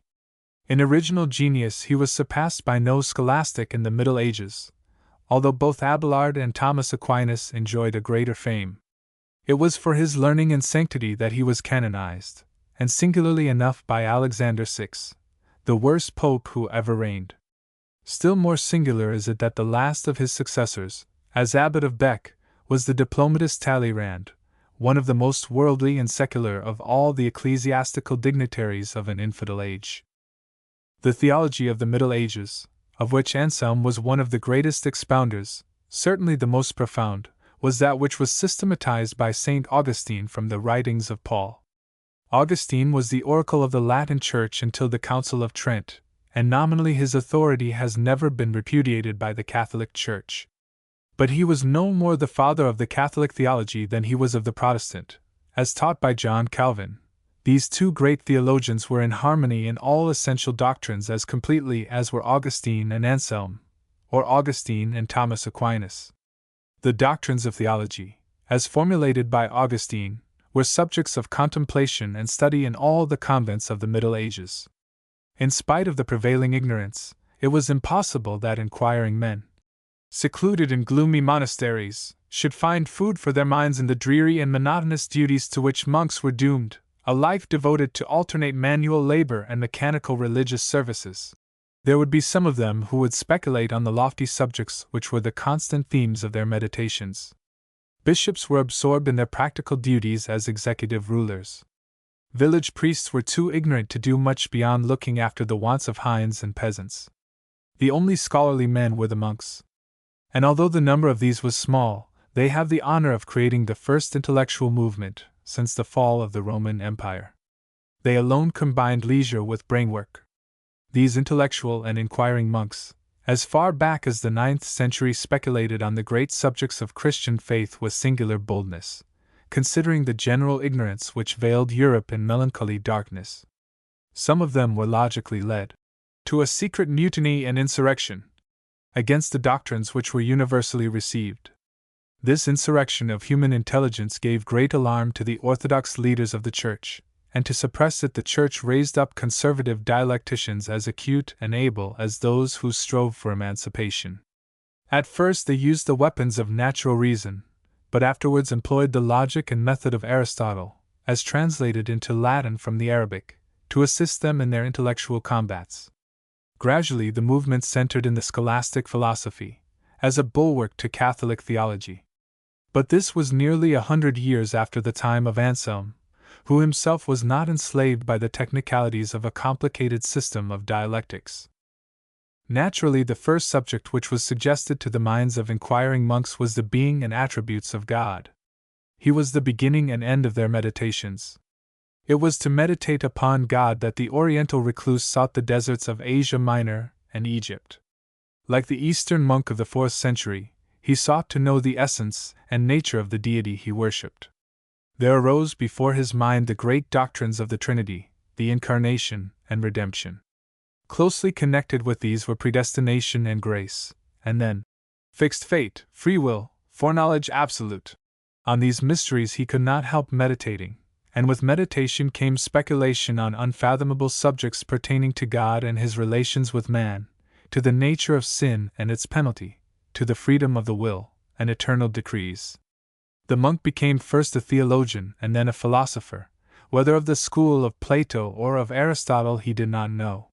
He began to speculate on questions which had agitated the Grecian schools, the origin of evil and of matter, whether the world was created or uncreated, whether there is a distinction between things visible and invisible, whether we derive our knowledge from sensation or reflection, whether the soul is necessarily immortal, how free will is to be reconciled with God's eternal decrees, or what the Greeks called fate, whether ideas are eternal, or are the creation of our own minds. These, and other more subtle questions, like the nature of angels, began to agitate the convent in the 9th century. It was then that the monk Gottschalk revived the question of predestination, which had slumbered since the time of St. Augustine. Although the Bishop of Hippo was the oracle of the Church, and no one disputed his authority, it would seem that his characteristic doctrine, that of grace, the essential doctrine of Luther also, was never a favorite one with the great churchmen of the Middle Ages. They did not dispute St. Augustine, but they adhered to penances and expiations, which entered so largely into the piety of the Middle Ages. The idea of penances and expiations, pushed to their utmost logical sequence, was salvation by works and not by faith. Grace, as understood by the Fathers, was closely allied to predestination. It disdained the elaborate and cumbrous machinery of ecclesiastical discipline, on which the power of the clergy was based. Grace was opposed to penance, while penance was the form which religion took, and as predestination was a theological sequence of grace, it was distasteful to the medieval Church. Both grace and predestination tended to undermine the system of penance then universally accepted. The great churchmen of the Middle Ages were plainly at war with their great oracle in this matter, without being fully aware of their real antagonism.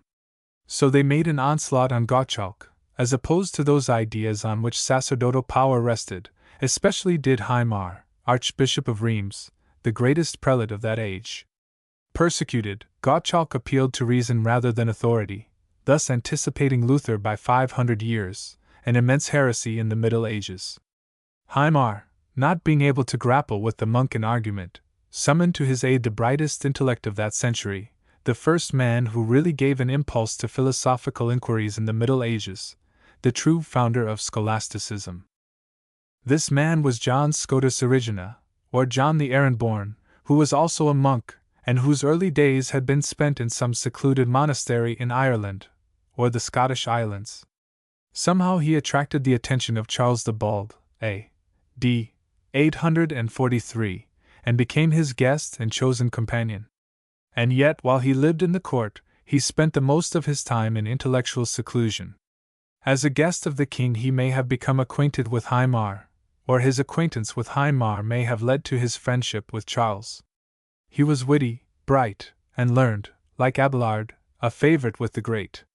In his treatise on predestination, in which he combated the views of Gottschalk, he probably went further than Heimar desired or expected. He boldly asserted the supremacy of reason, and threw off the shackles of authority. He combated St. Augustine as well as Gottschalk. He even aspired to reconcile free will with the divine sovereignty, the great mistake of theologians in every age, the most hopeless and the most ambitious effort of human genius, a problem which cannot be solved. He went even further than this. He attempted to harmonize philosophy with religion, as Abelard did afterwards. He brought all theological questions to the test of dialectical reasoning. Thus the 9th century saw a rationalist and a pantheist at the court of a Christian king. Like Democritus, he maintained the eternity of matter. Like a Buddhist, he believed that God is all things and all things are God. Such doctrines were not to be tolerated, even in an age when theological speculations did not usually provoke persecution. Religious persecution for opinions was the fruit of subsequent inquiries, and did not reach its height until the Dominicans arose in the 13th century.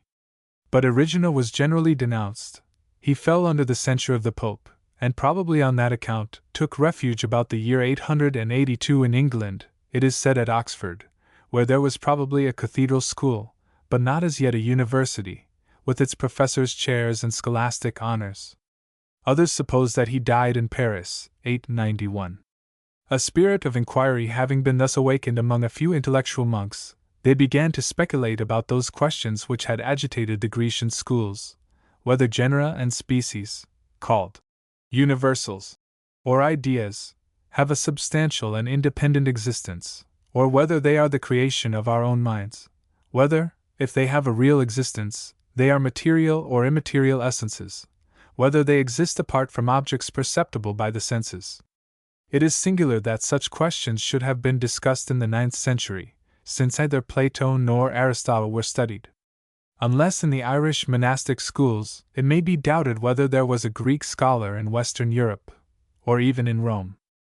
No very remarkable man arose with a rationalizing spirit, after Erigena, until Berenger of Tours in the 11th century, who maintained that in the sacrament the presence of the body of Christ involves no change in the nature and essence of the bread and wine. He was opposed by Lanfranc.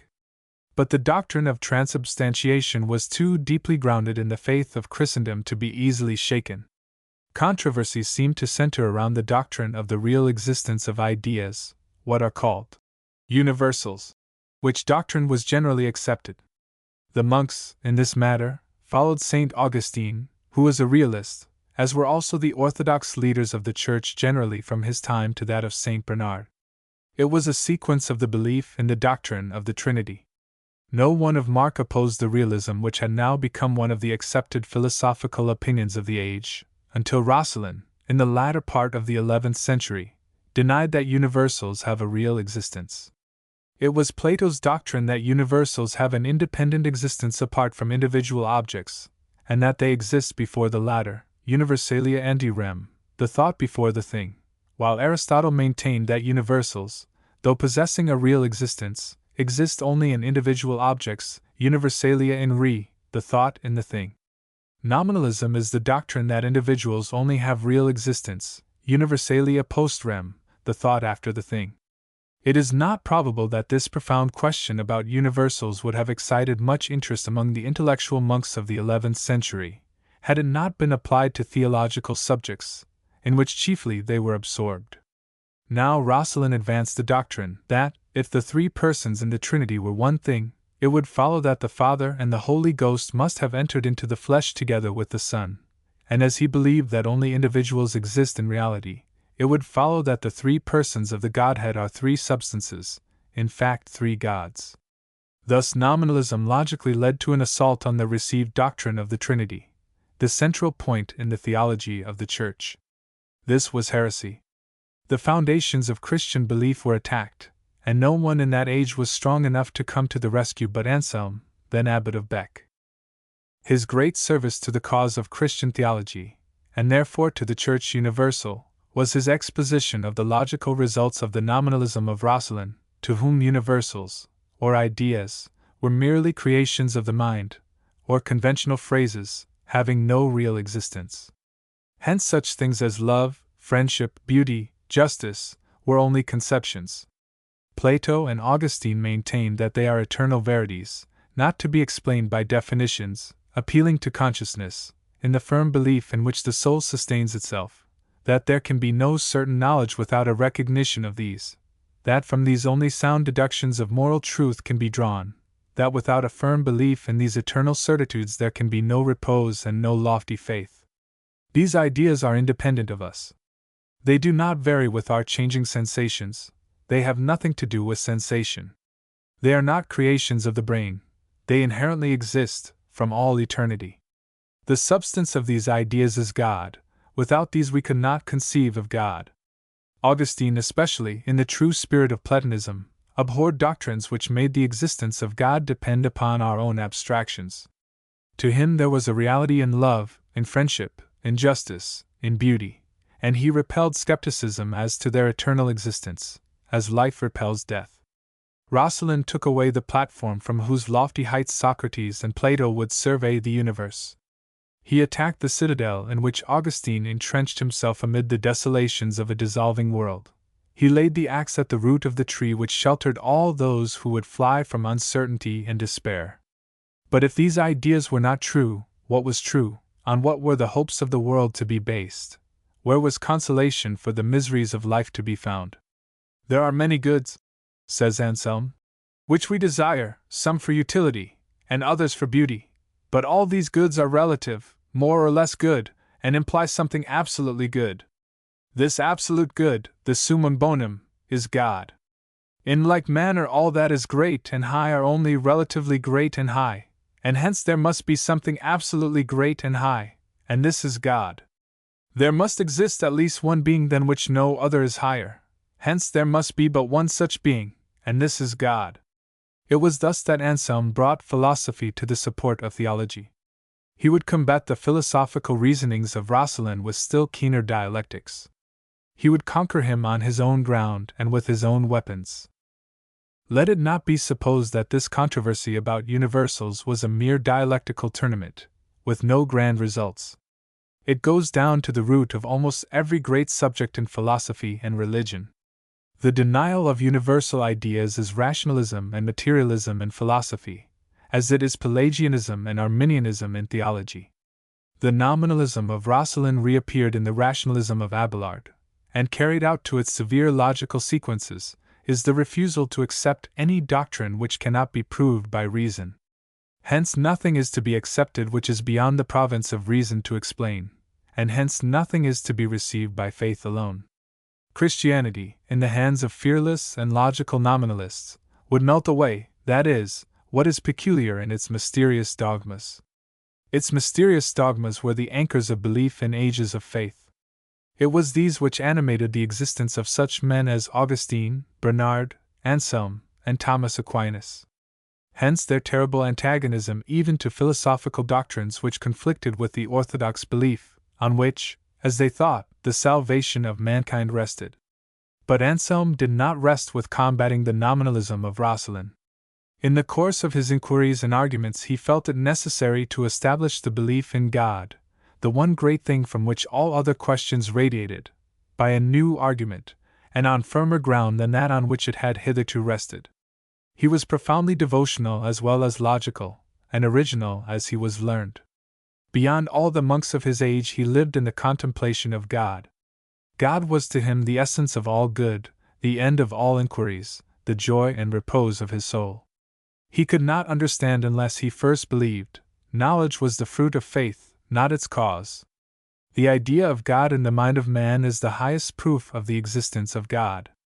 That only is real which appeals to consciousness. He did not care to reason about a thing when reasoning would not strengthen his convictions, perhaps involve him in doubts and perplexities. Reason is finite and clouded and warped. But that which directly appeals to consciousness, as all that is eternal must appeal, and to that alone, like beauty and justice and love, ultimate ideas to which reasoning and definitions add nothing, is to be received as a final certitude. Hence, absolute certainty of the existence of God, as it appeals to consciousness, like the cogito ergo sum. In this argument he anticipated Descartes, and proved himself the profoundest thinker of his century, perhaps of 5 centuries.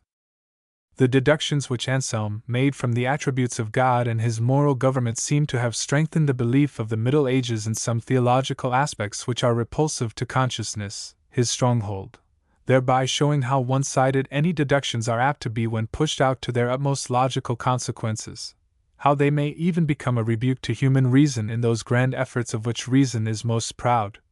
For theology, it must be borne in mind, is a science of deductions from acknowledged truths of revelation. Hence, from the imperfections of reason, or from disregard of other established truths, deductions may be pushed to absurdity even when logical, and may be made to conflict with the obvious meaning of primal truths from which these deductions are made, or at least with those intuitions which are hard to be distinguished from consciousness itself. There may be no flaw in the argument, but the argument may land one in absurdity and contradiction.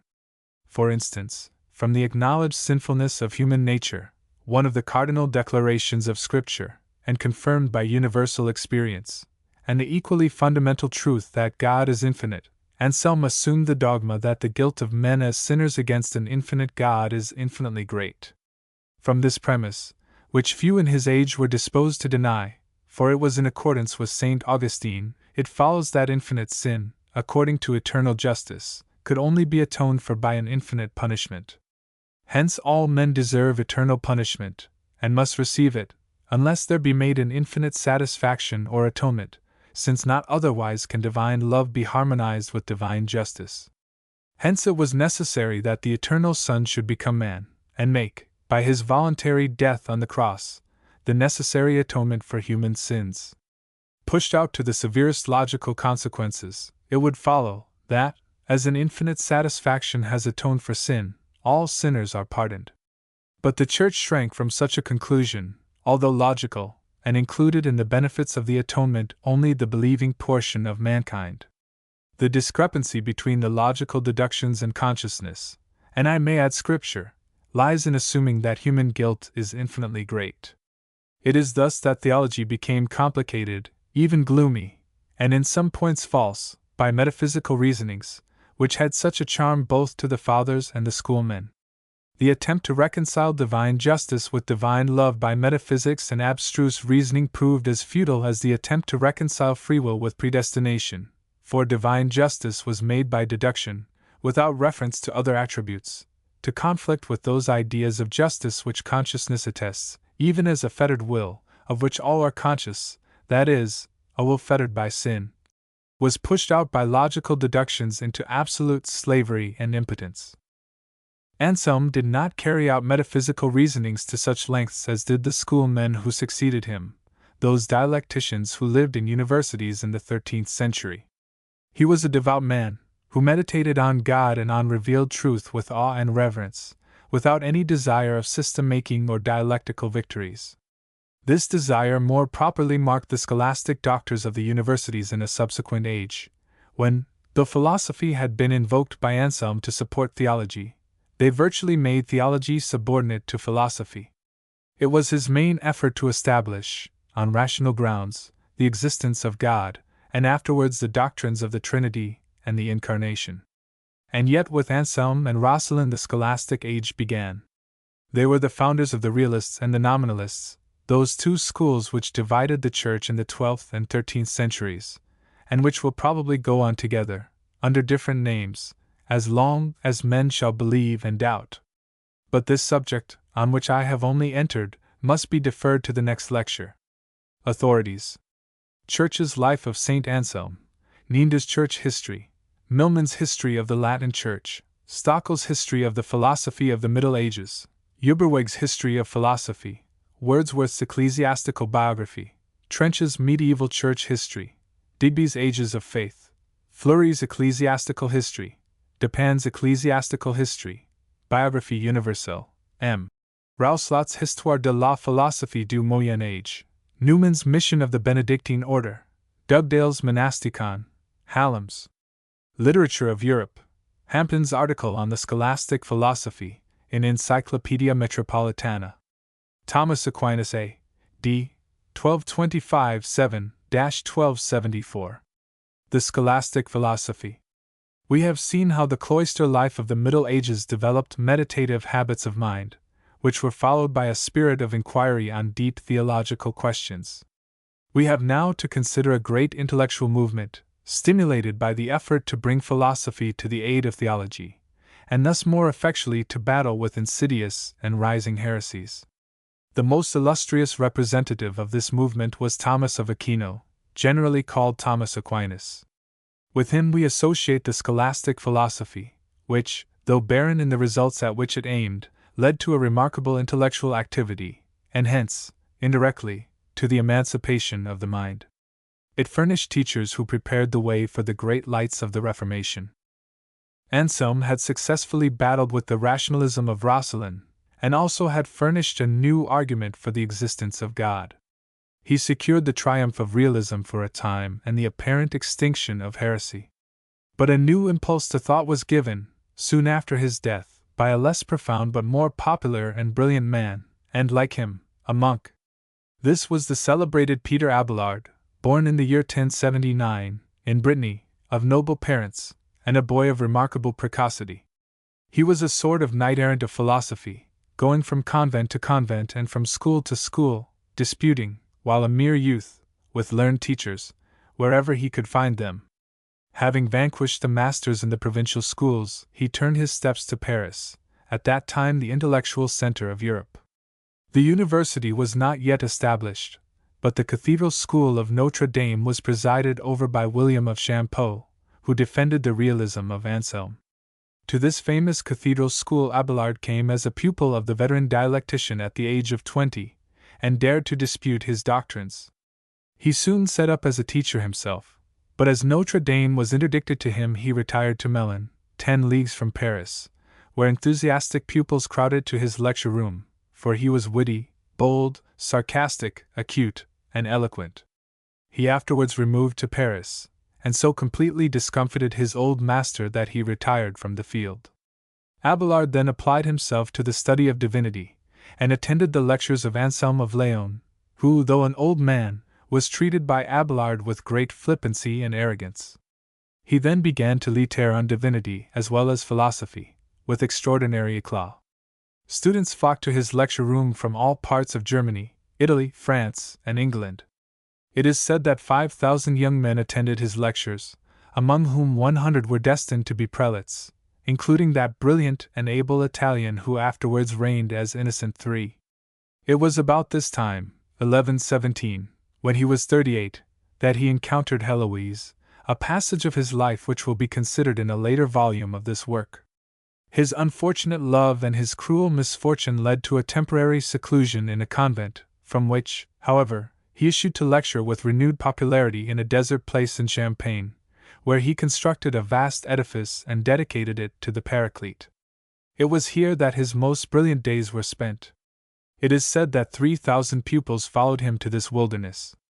He was doubtless the most brilliant and successful lecturer that the Middle Ages ever saw.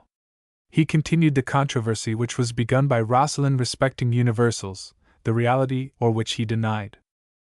Abelard was not acquainted with the Greek, but in a Latin translation from the Arabic he had studied Aristotle, whom he regarded as the great master of dialectics, although not making use of his method, as did the great scholastics of the succeeding century.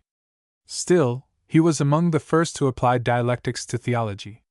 He maintained a certain independence of the patristic authority by his Sikitinan, in which treatise he makes the authorities neutralize each other by placing side by side contradictory assertions. He maintained that the natural propensity to evil, in consequence of the original transgression, is not in itself sin, that sin consists in consenting to evil. It is not, said he, the temptation to lust that is sinful, but the acquiescence in the temptation. Hence, that virtue cannot be tested without temptations.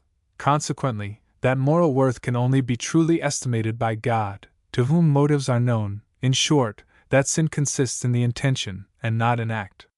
He admitted with Anselm that faith, in a certain sense, precedes knowledge, but insisted that one must know why and what he believes before his faith is established.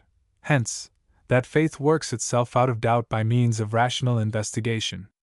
The tendency of Abelard's teachings was rationalistic, and therefore he arrayed against himself the great champion of orthodoxy in his day, Saint Bernard, abbot of Clairvaux, the most influential churchman of his age, and the most devout and lofty. His immense influence was based on his learning and sanctity, but he was dogmatic and intolerant. It is probable that the intellectual arrogance of Abelard, his flippancy and his sarcasms, offended more than the matter of his lectures. It is not by industry, said he, that I have reached the heights of philosophy, but by force of genius. He was more admired by young and worldly men than by old men. He was the admiration of women, for he was poet as well as philosopher. His love songs were scattered over Europe. With a proud and aristocratic bearing, severe yet negligent dress, beautiful and noble figure, musical and electrical voice, added to the impression he made by his wit and dialectical power, no man ever commanded greater admiration from those who listened to him. But he excited envy as well as admiration, and was probably misrepresented by his opponents. Like all strong and original characters, he had bitter enemies as well as admiring friends, and these enemies exaggerated his failings and his heretical opinions. Therefore he was summoned before the Council of Soissons, and condemned to perpetual silence. From this he appealed to Rome, and Rome sided with his enemies. He found a retreat, after his condemnation, in the Abbey of Cluny, and died in the arms of his friend Peter the Venerable, the most benignant ecclesiastic of the century, who venerated his genius and defended his orthodoxy, and whose influence procured him absolution from the Pope. But whatever were the faults of Abelard, however selfish he was in his treatment of Heloise, or proud and provoking to adversaries, or even heretical in many of his doctrines, especially in reference to faith, which he is accused of undermining, although he accepted in the main the received doctrines of the Church, certainly in his latter days, when he was broken and penitent. For no great man ever suffered more humiliating misfortunes. One thing is clear, that he gave a stimulus to philosophical inquiries, and awakened a desire of knowledge, and gave dignity to human reason, beyond any man in the Middle Ages. The dialectical and controversial spirit awakened by Abelard led to such a variety of opinions among the inquiring young men who assembled in Paris at the various schools, some of which were regarded as rationalistic in their tendency, or at least a departure from the patristic standard, that Peter Lombard, Bishop of Paris, collected in 4 books the various sayings of the Fathers concerning theological dogmas. He was also influenced to make this exposition by the sic et non of Abelard, which tended to unsettle belief. This famous manual, called the Book of Sentences, appeared about the middle of the 12th century, and had an immense influence. It was the great textbook of the theological schools. About the time this book appeared, the works of Aristotle were introduced to the attention of students, translated into Latin from the Saracenic language.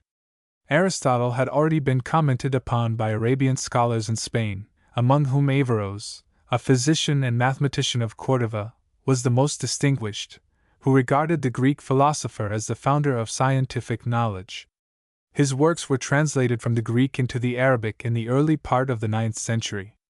The introduction of Aristotle led to an extension of philosophical studies. From the time of Charlemagne only grammar and elementary logic and dogmatic theology had been taught, but Abelard introduced dialectics into theology. A more complete method was required than that which the existing schools furnished, and this was supplied by the dialectics of Aristotle. He became, therefore, at the close of the 12th century, an acknowledged authority, and his method was adopted to support the dogmas of the Church. Meanwhile, the press of students at Paris collected into various schools, the chief of which were the Theological School of Notre Dame, and the School of Logic at Mount Genevieve, where Abelard had lectured, demanded a new organization. The teachers and pupils of these schools then formed a corporation called a university, Universitas Magistrorum et Scholarium, under the control of the Chancellor and Chapter of Notre Dame, whose corporate existence was secured from Innocent III. A few years afterwards. Thus arose the University of Paris at the close of the 12th century, or about the beginning of the 13th, soon followed in different parts of Europe by other universities, the most distinguished of which were those of Oxford, Bologna, Padua, and Salamanca. But that of Paris took the lead, this city being the intellectual center of Europe even at that early day. Thither flocked young men from Germany, England, and Italy, as well as from all parts of France, to the number of 25 or 30,000. These students were a motley crowd, some of them were half-starved youth, with tattered clothes, living in garrets and unhealthy cells. Others again were rich and noble, but all were eager for knowledge. They came to Paris as pilgrims flock to Jerusalem, being drawn by the fame of the lecturers. The quiet old schools of the convents were deserted, for who would go to Fulda or York or Citeaux, when such men as Abelard, Albert, and Victor were dazzling enthusiastic youth by their brilliant disputations. These young men also seem to have been noisy, turbulent, and dissipated for the most part, filling the streets with their brawls and the taverns with the fumes of liquor. There was no such thing as discipline among them. They yelled and shouted and brandished daggers, fought the townspeople, and were free with their knocks and blows. They were not all youth. Many of them were men in middle life, with wives and children. At that time no one finished his education at 21, some remained scholars until the age of 35. Some of these students came to study medicine, others law, but more theology and philosophy. The headquarters of theology was the Sorbonne, opened in 1253, a college founded by Robert Sorbonne, chaplain of the king, whose aim was to bring together the students and professors, heretofore scattered throughout the city. The students of this college, which formed a part of the university, under the rule of the Chancellor of Notre Dame, it would seem were more orderly and studious than the other students. They arose at 5, assisted at Mass at 6, studied till 10, the dinner hour. From dinner till 5 they studied or attended lectures, then went to supper, the principal meal, after which they discussed problems till 9 or 10, when they went to bed. The students were divided into hospites and socii, the latter of whom carried on the administration. The lectures were given in a large hall, in the middle of which was the chair of the master or doctor, while immediately below him sat his assistant, the bachelor, who was going through his training for a professorship. The chair of theology was the most coveted honor of the university, and was reached only by a long course of study and searching examinations, to which no one could aspire but the most learned and gifted of the doctors. The students sat around on benches, or on the straw. There were no writing desks. The teaching was oral, principally by questions and answers. Neither the master nor the bachelor used a book. No reading was allowed. The students rarely took notes, or wrote in shorthand. They listened to the lectures and wrote them down afterwards, so far as their memory served them. The usual textbook was the Book of Sentences, by Peter Lombard. The bachelor, after having previously studied 10 years, was obliged to go through a 3 years' drill, and then submit to a public examination in presence of the whole university before he was thought fit to teach. He could not then receive his master's badge until he had successfully maintained a public disputation on some thesis proposed, and even then he stood no chance of being elevated to a professor's chair unless he had lectured for some time with great éclat. Even Albertus Magnus, fresh with the laurels of Cologne, was compelled to go through a 3 years' course as a sub-teacher at Paris before he received his doctor's cap, and to lecture for some years more as master before his transcendent abilities were rewarded with a professorship. The dean of the Faculty of Theology was chosen by the suffrages of the doctors.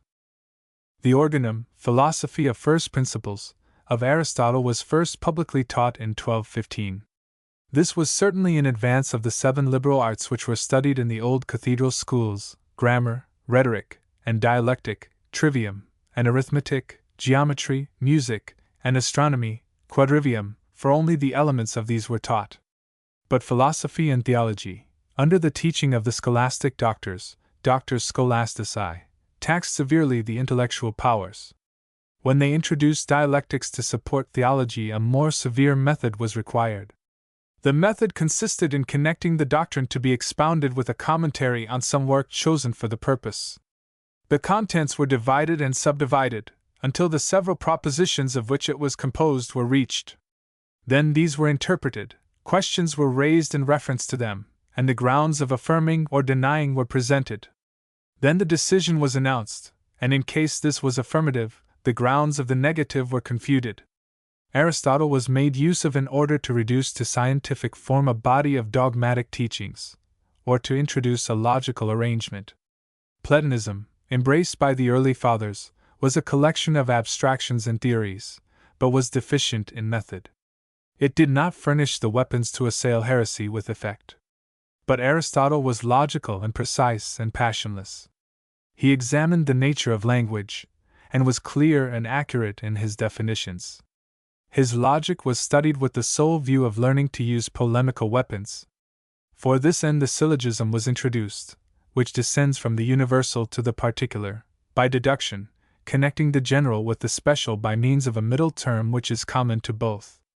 This mode of reasoning is opposite to the method by induction, which rises to the universal from a comparison of the single and particular, or, as applied in science, from a collection and collation of facts sufficient to form a certainty, or high probability. A sound special deduction can be arrived at only by logical inference from true and certain general principles. This is what Anselm essayed to do, but the schoolmen who succeeded Abelard often drew dialectical inferences from what appeared to be true, while some of them were so sophistical as to argue from false premises. This syllogistic reasoning, in the hands of an acute dialectician, was very efficient in overthrowing an antagonist, or turning his position into absurdity, but not favorable for the discovery of truth, since it aimed no higher than the establishment of the particulars which were included in the doctrine assumed or deduced from it. It was reasoning in perpetual circles. It was full of quibbles and sophistries. It was ingenious, subtle, acute, very attractive to the minds of that age, and inexhaustible from divisions and subdivisions and endless ramifications. It made the contests of the schools a dialectical display of remarkable powers in which great interest was felt, yet but little knowledge was acquired. In one respect the scholastic doctors rendered a service. They demolished all dreamy theories and poured contempt on mystical phrases. They insisted, like Socrates, on a definite meaning to words.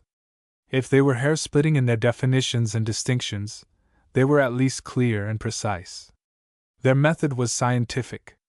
Such terms and expressions as are frequently used by our modern transcendental philosophers would have been laughed to scorn by the schoolmen. No system of philosophy can be built up when words have no definite meaning. This Socrates was the first to inculcate, and Aristotle followed in his steps.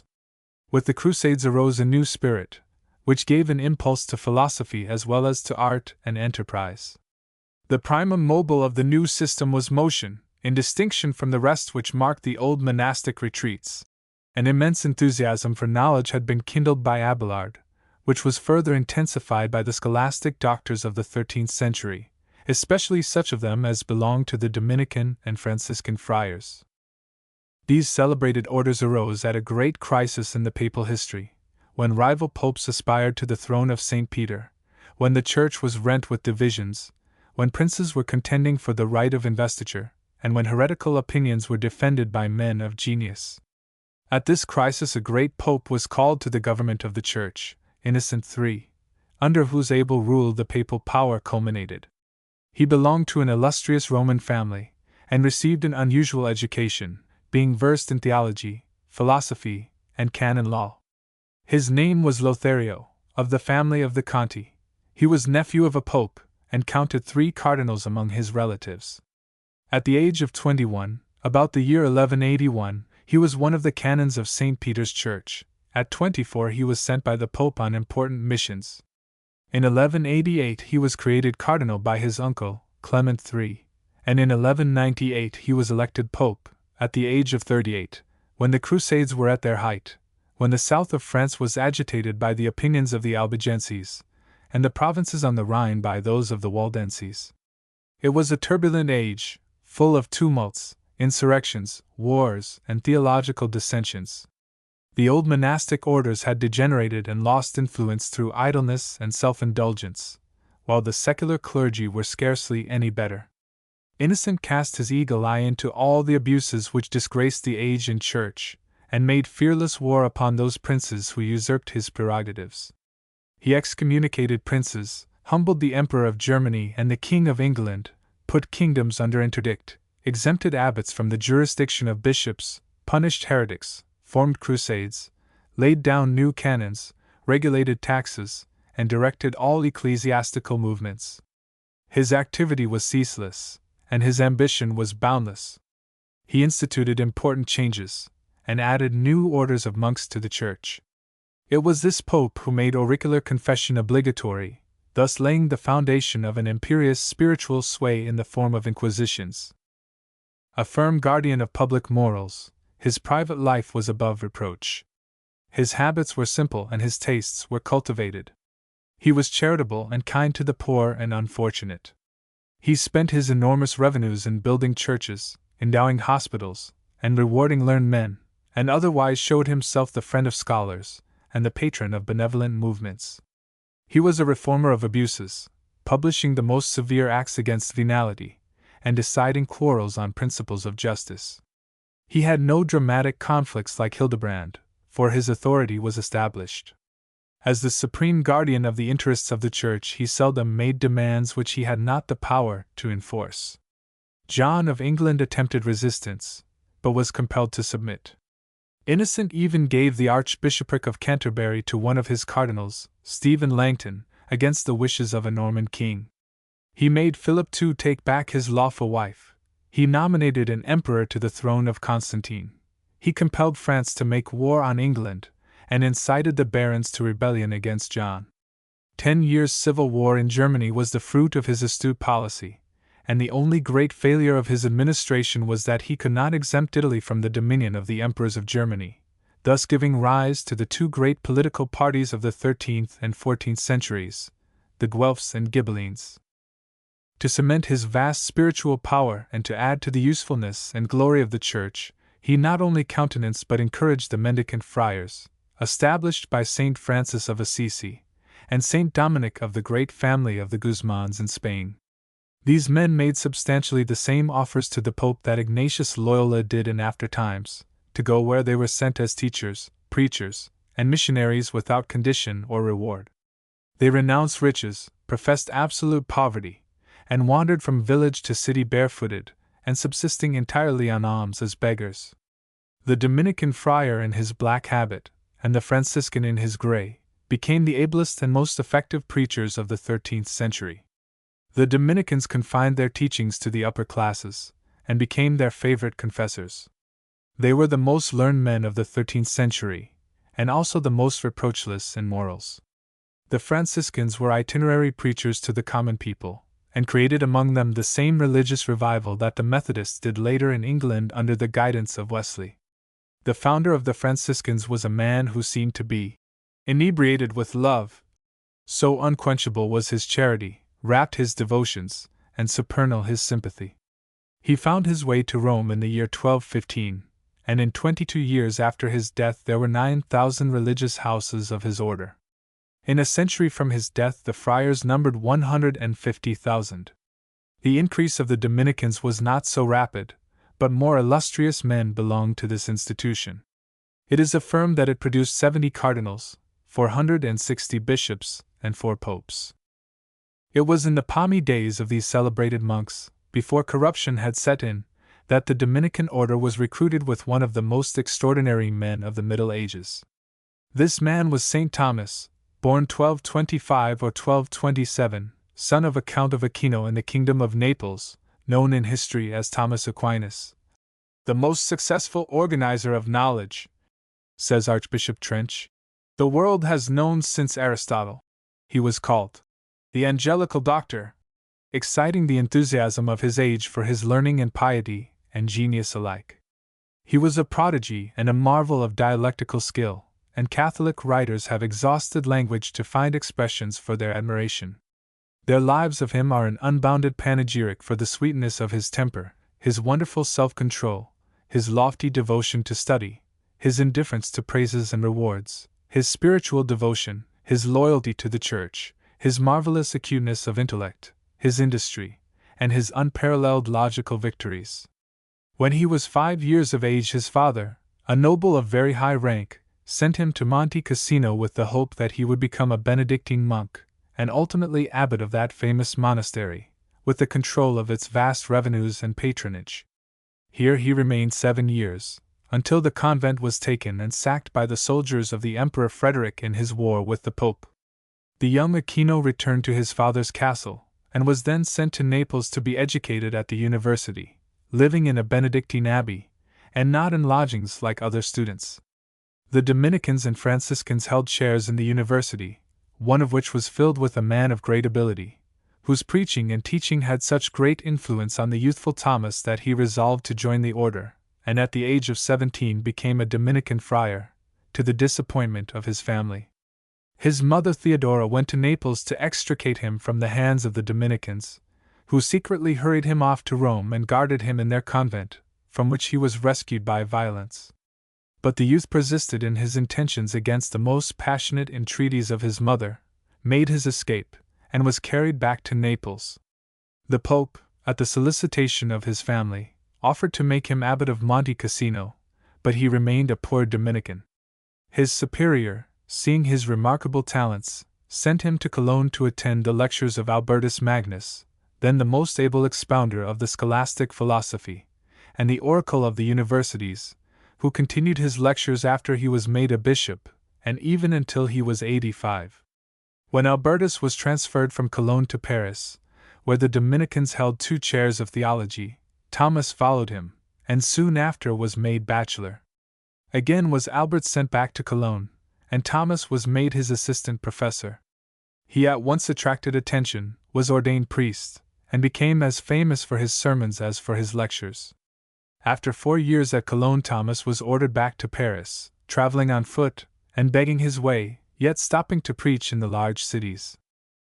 He was still magister and Albert professor, but had greatly distinguished himself by his lectures. His appearance at this time was marked. His body was tall and massive, but spare and lean from fasting and labor. His eyes were bright, but their expression was most modest. His face was oblong, his complexion sallow, his forehead depressed, his head large, his person erect. His first great work was a commentary of about 1,200 pages on the Book of Sentences, in the Parma edition, which was received with great admiration for its logical precision and its opposition to the rationalistic tendencies of the times. In it are discussed all the great theological questions treated by St. Augustine: God, Christ, the Holy Spirit, grace, predestination, faith, free will, providence, and the like, blended with metaphysical discussions on the soul, the existence of evil, the nature of angels, and other subjects which interested the Middle Ages.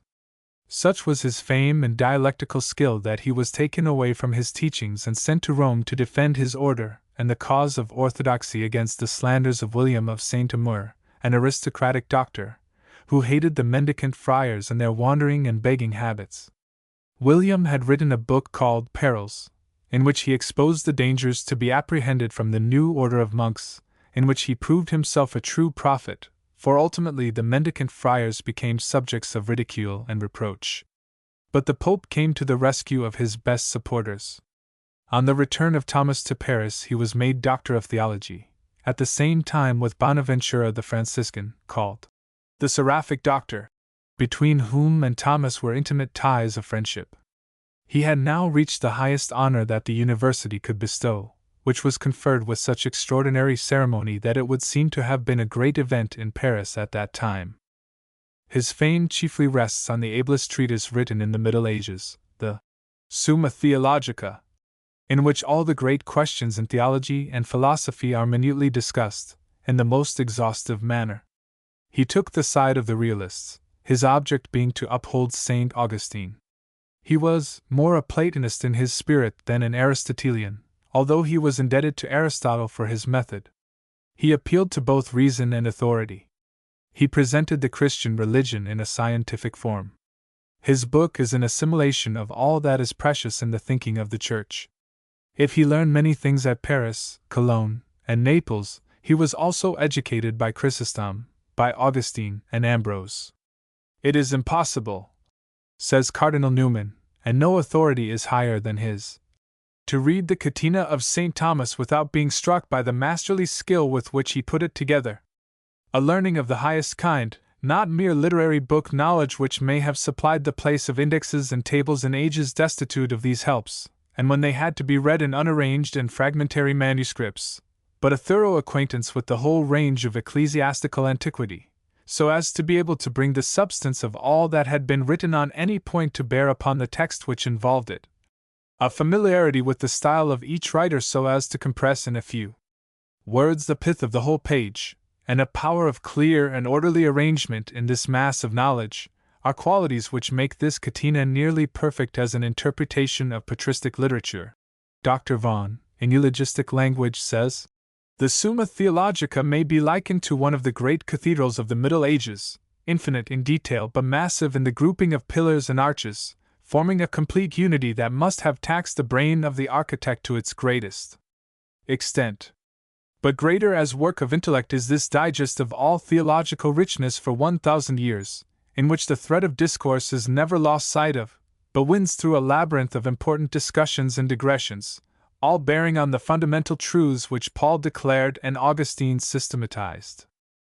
This treatise would seem to be a thesaurus of both patristic and medieval learning, not a dictionary of knowledge, but a system of truth severely elaborated in every part, a work to be studied by the medieval students as Calvin's Institutes were by the scholars of the Reformation, and not far different in its scope and end, for the patristic, the medieval, and the Protestant divines did not materially differ in reference to the fundamental truths pertaining to God, the Incarnation, and redemption.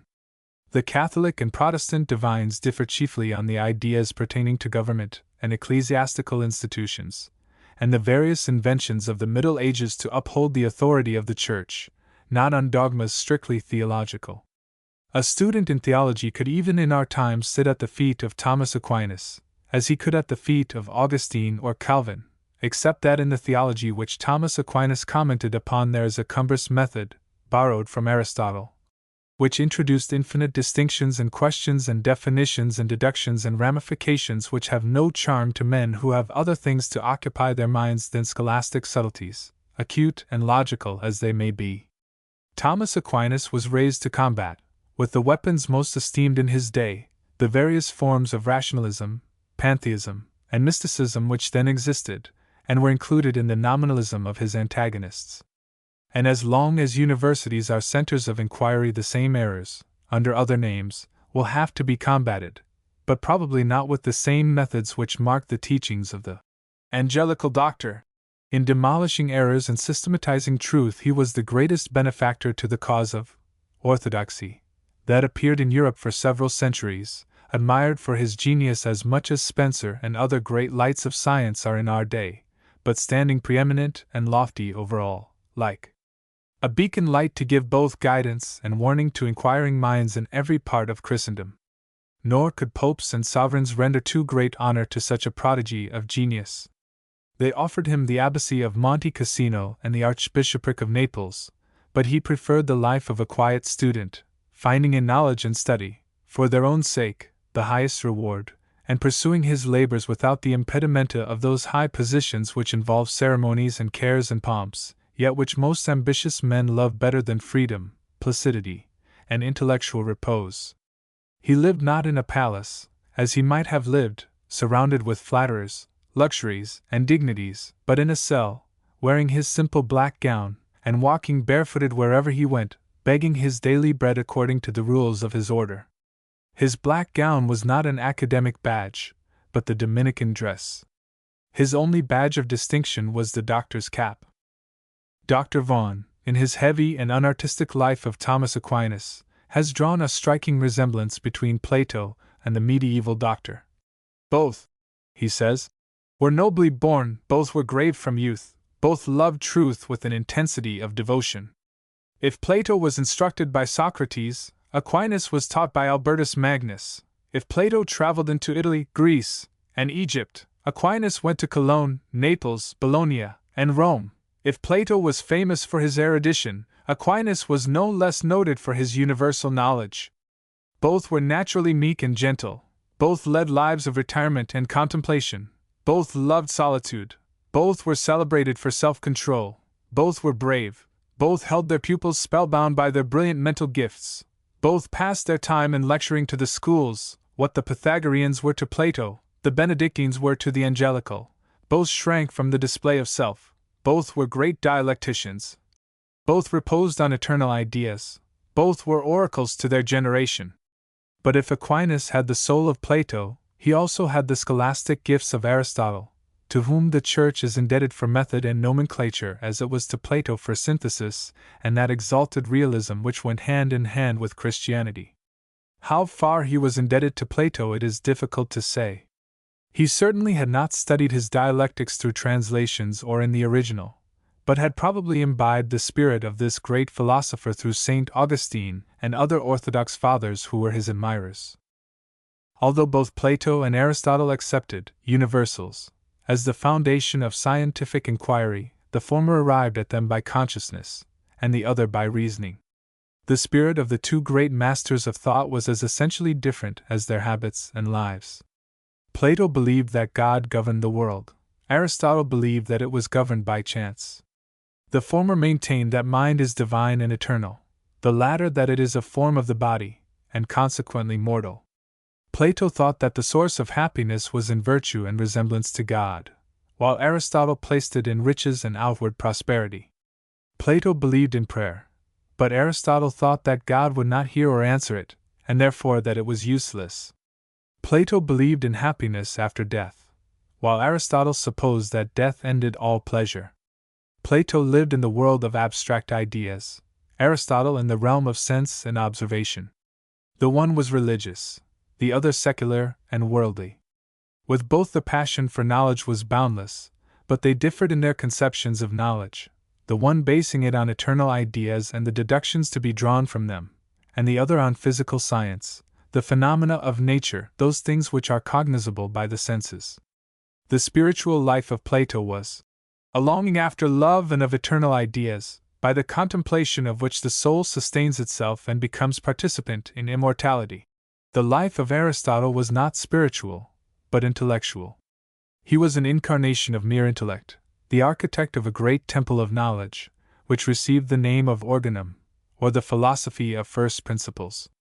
Thomas Aquinas, we may see from what has been said, was both Platonic and Aristotelian.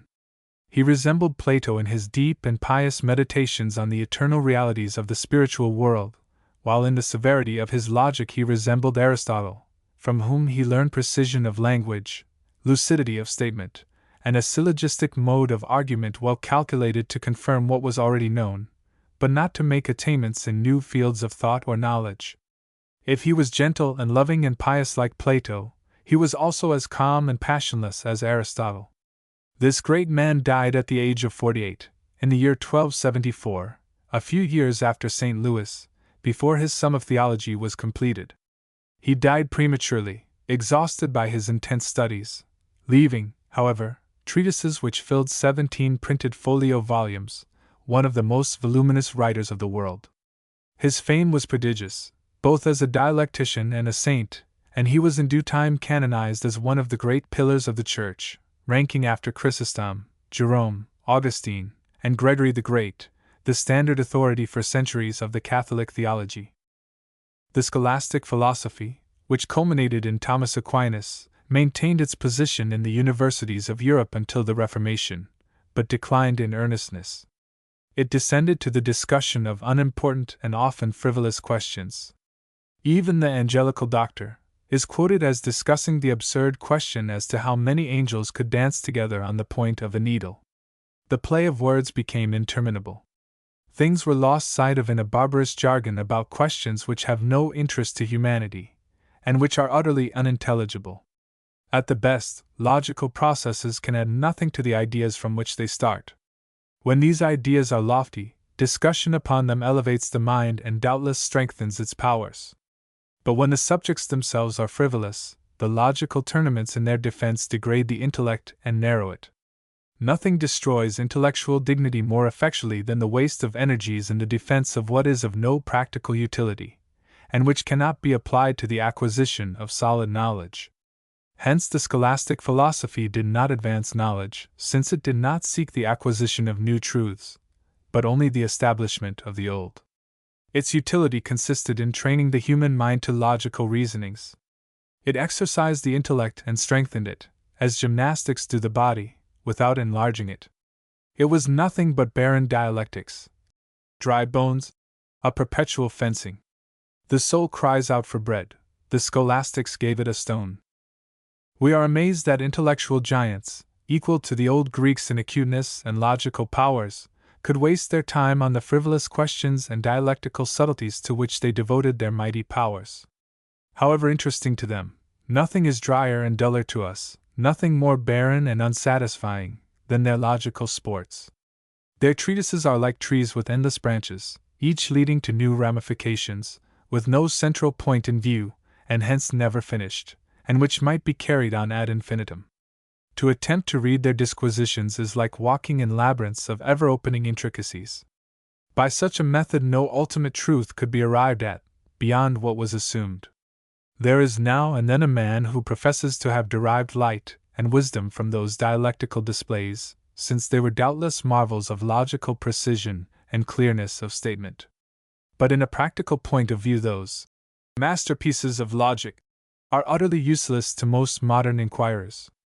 These are interesting only as they exhibit the waste of gigantic energies. They do not even have the merit of illustrative rhetoric or eloquence. The earlier monks were devout and spiritual, and we can still read their lofty meditations with profit, since they elevate the soul and make it pant for the beatitudes of spiritual communion with God. But the writings of the scholastic doctors are cold, calm, passionless, and purely intellectual, logical without being edifying. We turn from them, however acute and able, with blended disappointment and despair. They are fig trees, bearing nothing but leaves such as our Lord did curse.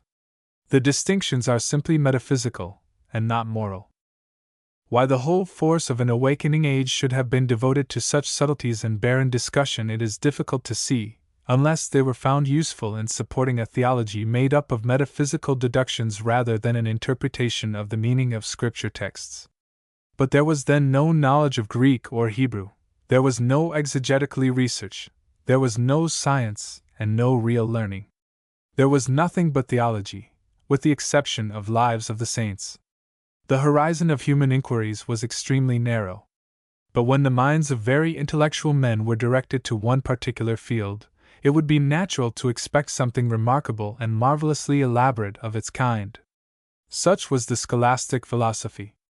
As a mere exhibition of dialectical acumen, minute distinctions, and logical precision in the use of words, it was wonderful. The intricacy and detail and ramifications of this system were an intellectual feat which astonishes us, yet which does not instruct us, certainly outside of a metaphysical divinity which had more charm to the men of the Middle Ages than it can have to us, even in a theological school where dogmatic divinity is made the most important study. The day will soon come when the principal chair in the theological school will be for the explanation of the Scripture texts on which dogmas are based, and for this, great learning and scholarship will be indispensable. To me, it is surprising that metaphysics have so long retained their hold on the minds of Protestant divines. Nothing is more unsatisfactory, and to many more repellent, than metaphysical divinity. It is a perversion of the spirit of Christian teachings. What says our Lord? Should be the great inquiry in our schools of theology. Not, what deductions can be drawn from them by a process of ingenious reasoning which often, without reference to other important truths, lands one in absurdities, or at least in one-sided systems. But the metaphysical divinity of the schoolmen had great attractions to the students of the Middle Ages. And there must have been something in it which we do not appreciate, or it would not have maintained itself in the schools for 300 years. Perhaps it was what those ages needed, the discipline through which the mind must go before it could be prepared for the scientific investigations of our own times. In an important sense, the scholastic doctors were the teachers of Luther and Bacon. Certainly their unsatisfactory science was one of the marked developments of the civilization of Europe, through which the Gothic nations must need pass. It has been the fashion to ridicule it and depreciate it in our modern times, especially among Protestants, who have ridiculed and slandered the papal power and all the institutions of the Middle Ages. Yet scholars might as well ridicule the textbooks they were required to study 50 years ago, because they are not up to our times. We should not disdain the early steps by which future progress is made easy. We cannot despise men who gave up their lives to the contemplation of subjects which demand the highest tension of the intellectual faculties, even if these exercises were barren of utilitarian results. Some future age may be surprised at the comparative unimportance of questions which interest this generation.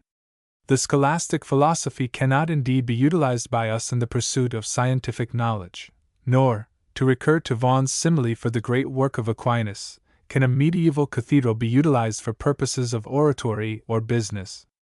But the cathedral is nevertheless a grand monument, suggesting lofty sentiments, which it would be senseless and ruthless barbarism to destroy or allow to fall into decay, but which should rather be preserved as a precious memento of what is most poetic and attractive in the Middle Ages. When any modern philosopher shall rear so gigantic and symmetrical a monument of logical disquisitions as the Summa Theologica is said to be by the most competent authorities, then the sneers of a Macaulay or a Lewes will be entitled to more consideration. It is said that a new edition of this great medieval work is about to be published under the direct auspices of the Pope, as the best and most comprehensive system of Christian theology ever written by man.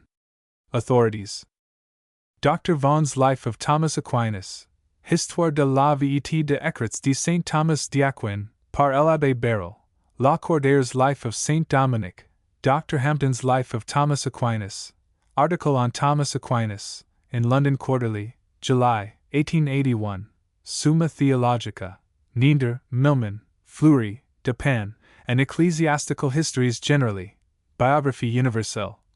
Werner's Leben de Heiligen Thomas von Aquino, Trench's Lectures on Medieval History, Uberweg and Rauslat's History of Philosophy. Dr. Hampden's article, in the Encyclopaedia Metropolitana, on Thomas Aquinas and the Scholastic Philosophy, is regarded by Hallam as the ablest view of this subject which has appeared in English. Thomas Becket A. died in 1118 to 1170. Prelatical power. A great deal has been written of late years on Thomas Becket, Archbishop of Canterbury in the reign of Henry II, some historians writing him up, and others writing him down, some making him a martyr to the Church, and others representing him as an ambitious prelate who encroached on royal authority, more of a rebel than a patriot. His history has become interesting, in view of this very discrepancy of opinion, like that of Oliver Cromwell, one of those historical puzzles which always have attraction to critics. And there is abundant material for either side we choose to take. An advocate can make a case in reference to Becket's career with more plausibility than about any other great character in English history, with the exception of Queen Elizabeth, Cromwell, and Archbishop Laud. The cause of Becket was the cause of the Middle Ages. He was not the advocate of fundamental principles, as were Burke and Bacon. He fought either for himself, or for principles whose importance has in a measure passed away. He was a high churchman, who sought to make the spiritual power independent of the temporal. He appears in an interesting light only so far as the principles he sought to establish were necessary for the elevation of society in his ignorant and iron age. Moreover, it was his struggles which give to his life its chief charm, and invest it with dramatic interest. It was his energy, his audacity, his ability in overcoming obstacles, which made him memorable, one of the heroes of history, like Ambrose and Hildebrand, an ecclesiastical warrior who fought bravely, and died without seeing the fruits of his bravery. There seems to be some discrepancy among historians as to Becket's birth and origin, some making him out a pure Norman, and others a Saxon, and others again half Saracen. But that is, after all, a small matter, although the critics make a great thing of it. They always are inclined to wrangle over unimportant points. Michelet thinks he was a Saxon, and that his mother was a Saracen lady of rank, who had become enamored of the Saxon when taken prisoner while on a pilgrimage to the Holy Land, and who returned with him to England, embraced his religion, and was publicly baptized in St. Paul's Cathedral, her beauty and rank having won attention. But Mr. Froude and Milman regard this as a late legend. It would seem, however, that he was born in London about the year 1118 or 1119, and that his father, Gilbert Becket, was probably a respectable merchant and sheriff, or portreeve, of London, and was a Norman. His parents died young, leaving him not well provided for, but being beautiful and bright he was sent to school in an abbey, and afterwards to Oxford. From Oxford he went into a house of business in London for 3 years, and contrived to attract the notice of Theobald, Archbishop of Canterbury, who saw his talents, sent him to Paris, and thence to Bologna to study the canon law, which was necessary to a young man who would rise in the world. He was afterwards employed by Theobald in confidential negotiations. The question of the day in England was whether Stephen's son, Eustace, or Matilda's son, Henry of Anjou, was the true heir to the crown, it being settled that Stephen should continue to rule during his lifetime, and that Henry should peaceably follow him, which happened in a little more than a year. Becket had espoused the side of Henry. The reign of Henry II, during which Becket's memorable career took place, was an important one. He united, through his mother Matilda, the blood of the old Saxon kings with that of the Norman dukes. He was the first truly English sovereign who had sat on the throne since the Conquest. In his reign, 1154 to 1189, the blending of the Norman and Saxon races was effected. Villages and towns rose around the castles of great Norman nobles and the cathedrals and abbeys of Norman ecclesiastics. Ultimately, these towns obtained freedom. London became a great city with more than 100 churches. The castles, built during the disastrous civil wars of Stephen's usurped reign, were demolished. Peace and order were restored by a legitimate central power. Between the young monarch of 22 and Thomas, as a favorite of Theobald and as Archdeacon of Canterbury, an intimacy sprang up. Henry II was the most powerful sovereign of Western Europe, since he was not only King of England, but had inherited in France Anjou and Touraine from his father, and Normandy and Maine from his mother. By his marriage with Eleanor of Aquitaine, he gained 7 other provinces as her dower. The dominions of Louis were not half so great as his, even in France. And Henry was not only a powerful sovereign by his great territorial possessions, but also for his tact and ability. He saw the genius of Becket and made him his chancellor, loading him with honors and perquisites and church benefices. The power of Becket as chancellor was very great, since he was prime minister, and the civil administration of the kingdom was chiefly entrusted to him, embracing nearly all the functions now performed by the various members of the cabinet. As chancellor, he rendered great services. He effected a decided improvement in the state of the country. It was freed from robbers and bandits, and brought under dominion of the law. He depressed the power of the feudal nobles. He appointed the most deserving people to office. He repaired the royal palaces, increased the royal revenues, and promoted agricultural industry. He seems to have pursued a peace policy. But he was headstrong and grasping. His style of life when chancellor was for that age magnificent. Wolsey, in after times, scarcely excelled him. His dress was as rich as barbaric taste could make it, for the more barbarous the age, the more gorgeous is the attire of great dignitaries. The hospitalities of the chancellor were unbounded. He kept 700 horsemen completely armed. The harnesses of his horses were embossed with gold and silver. The most powerful nobles sent their sons to serve in his household as pages, and nobles and knights waited in his antechamber. There never passed a day when he did not make rich presents. His expenditure was enormous. He rivaled the king in magnificence. His sideboard was loaded with vessels of gold and silver. He was doubtless ostentatious, but his hospitality was free, and his person was as accessible as a primitive bishop. He is accused of being light and frivolous, but this I doubt. He had too many cares and duties for frivolity. He doubtless unbent. All men loaded down with labors must unbend somewhere. It was nothing against him that he told good stories at the royal table, or at his own, surrounded by earls and barons. These relaxations preserved in him elasticity of mind, without which the greatest genius soon becomes a hack, a plodding piece of mechanism, a stupid lump of learned dullness. But he was stained by no vices or excesses. He was a man of indefatigable activity, and all his labors were in the service of the crown, to which, as Chancellor, he was devoted, body and soul. Is it strange that such a man should have been offered the See of Canterbury on the death of Theobald? He had been devoted to his royal master and friend.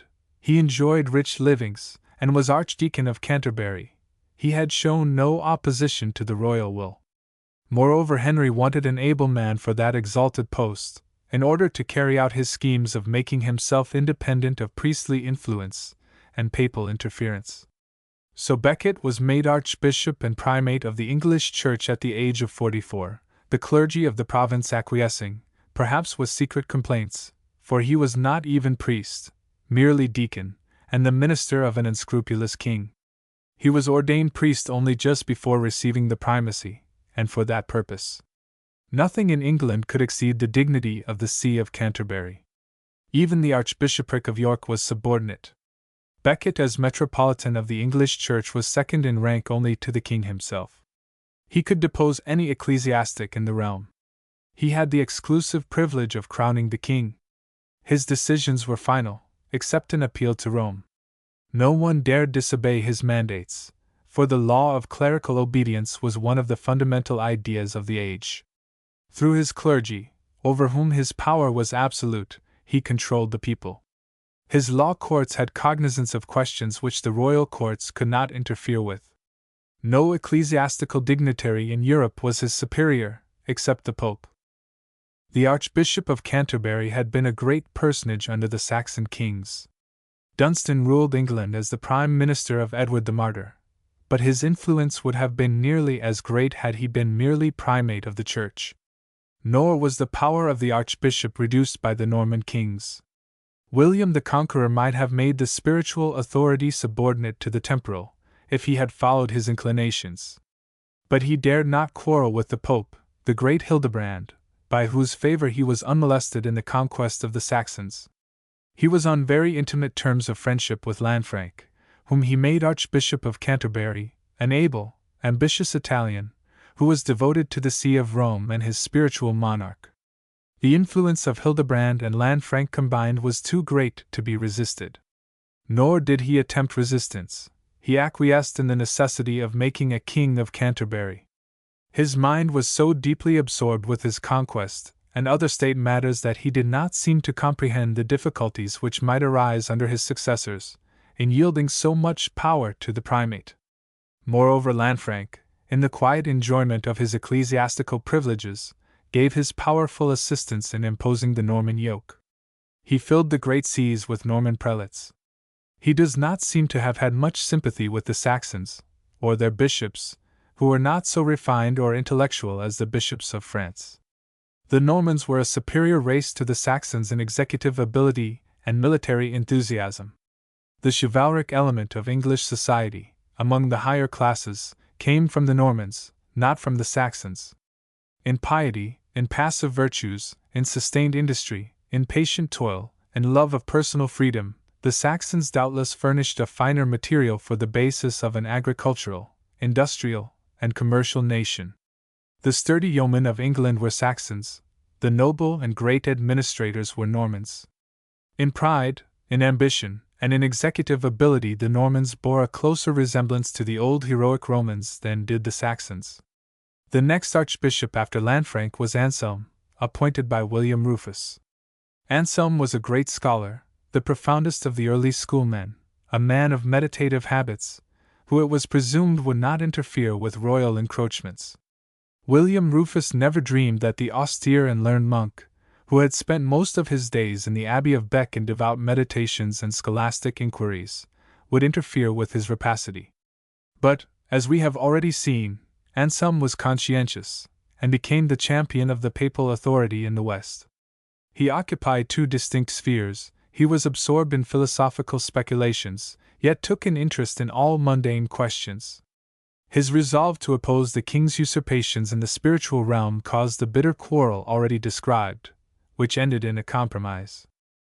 When Henry I came to the throne, he appointed Theobald, a feeble but good man, to the See of Canterbury, less ambitious than Lanfranc, more inoffensive than Anselm, a Norman disinclined to quarrel with his sovereign. He died during the reign of Henry II, and this great monarch, as we have seen, appointed Becket to the vacant see, thinking that in the double capacity of chancellor and archbishop he would be a very powerful ally, but he was amazingly deceived in the character of his chancellor. Becket had not sought the office had sought him. It would seem that he accepted it unwillingly. He knew that new responsibilities and duties would be imposed upon him, which, if he discharged conscientiously like Anselm, would in all probability alienate his friend the king, and provoke a desperate contest. And when the courtly and luxurious chancellor held out, in Normandy, the skirts of his gilded and embroidered garments to show how unfit he was for an archbishop, Henry ought to have perceived that a future estrangement was a probability. Better for Henry had Becket remained in the civil service. But Henry, with all his penetration, had not fathomed the mind of his favorite. Becket was not one to dissemble, but a great change may have been wrought in his character. Probably the new responsibilities imposed upon him as primate of the English Church pressed upon his conscience. He knew that supreme allegiance was due to the Pope as head of the Church, and that if compelled to choose between the Pope and the King, he must obey the Pope. He was ambitious, doubtless, but his subsequent career shows that he preferred the liberties of his Church to the temporal interests of the sovereign. He was not a theologian, like Lanfranc and Anselm. Of all the great characters who preceded him, he most resembles Ambrose. Ambrose the governor, and a layman, became Archbishop of Milan. Becket, the minister of a king, and only deacon, became Archbishop of Canterbury. The character of both these great men changed on their elevation to high ecclesiastical position. They both became high churchmen, and defended the prerogatives of the clergy. But Ambrose was superior to Becket in his zeal to defend the doctrines of the Church. It does not appear that Becket took much interest in doctrines. In his age there was no dissent. Everybody, outwardly at least, was orthodox. In England, certainly, there were no heretics. Had Becket remained chancellor, in all probability he would not have quarrelled with Henry. As archbishop he knew what was expected of him, and he knew also the infamy in store for him should he betray his cause. I do not believe he was a hypocrite. Every subsequent act of his life shows his sincerity, and his devotion to his church against his own interests. Becket was no sooner ordained priest and consecrated as archbishop than he changed his habits. He became as austere as Lanfranc. He laid aside his former ostentation. He clothed himself in sackcloth. He mortified his body with fast and laceration. He associated only with the pious and the learned. He frequented the cloisters and places of meditation. He received into his palace the needy and the miserable. He washed the feet of 13 beggars every day. He conformed to the standard of piety in his age. He called forth the admiration of his attendants by his devotion to clerical duties. He was, says James Stephen, a second Moses entering the tabernacle at the accepted time for the contemplation of his God, and going out from it in order to perform some work of piety to his neighbor. He was like one of God's angels on the ladder, whose top reached the heavens, now descending to lighten the wants of men, now ascending to behold the divine majesty and the splendor of the Heavenly One. His prime counselor was reason, which ruled his passions as a mistress guides her servants. Under her guidance he was conducted to virtue, which, wrapped up in itself, and embracing everything within itself, never looks forward for anything additional.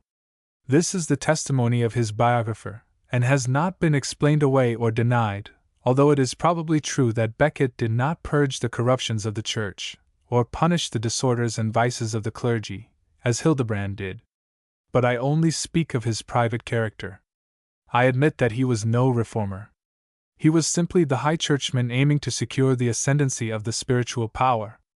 Becket is not immortal for his reforms, or his theological attainments, but for his intrepidity, his courage, his devotion to his cause, a hero, and not a man of progress, a man who fought a fight.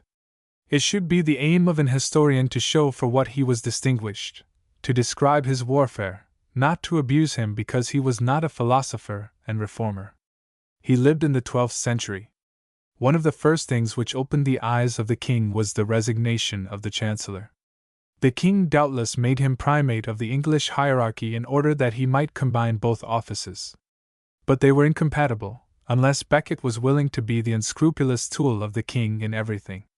Of course, Henry could not long remain the friend of the man who he thought had duped him. Before a year had passed, his friendship was turned to secret but bitter enmity. Nor was it long before an event occurred, a small matter, which brought the king and the prelate into open collision. The matter was this: a young nobleman, who held a clerical office, committed a murder.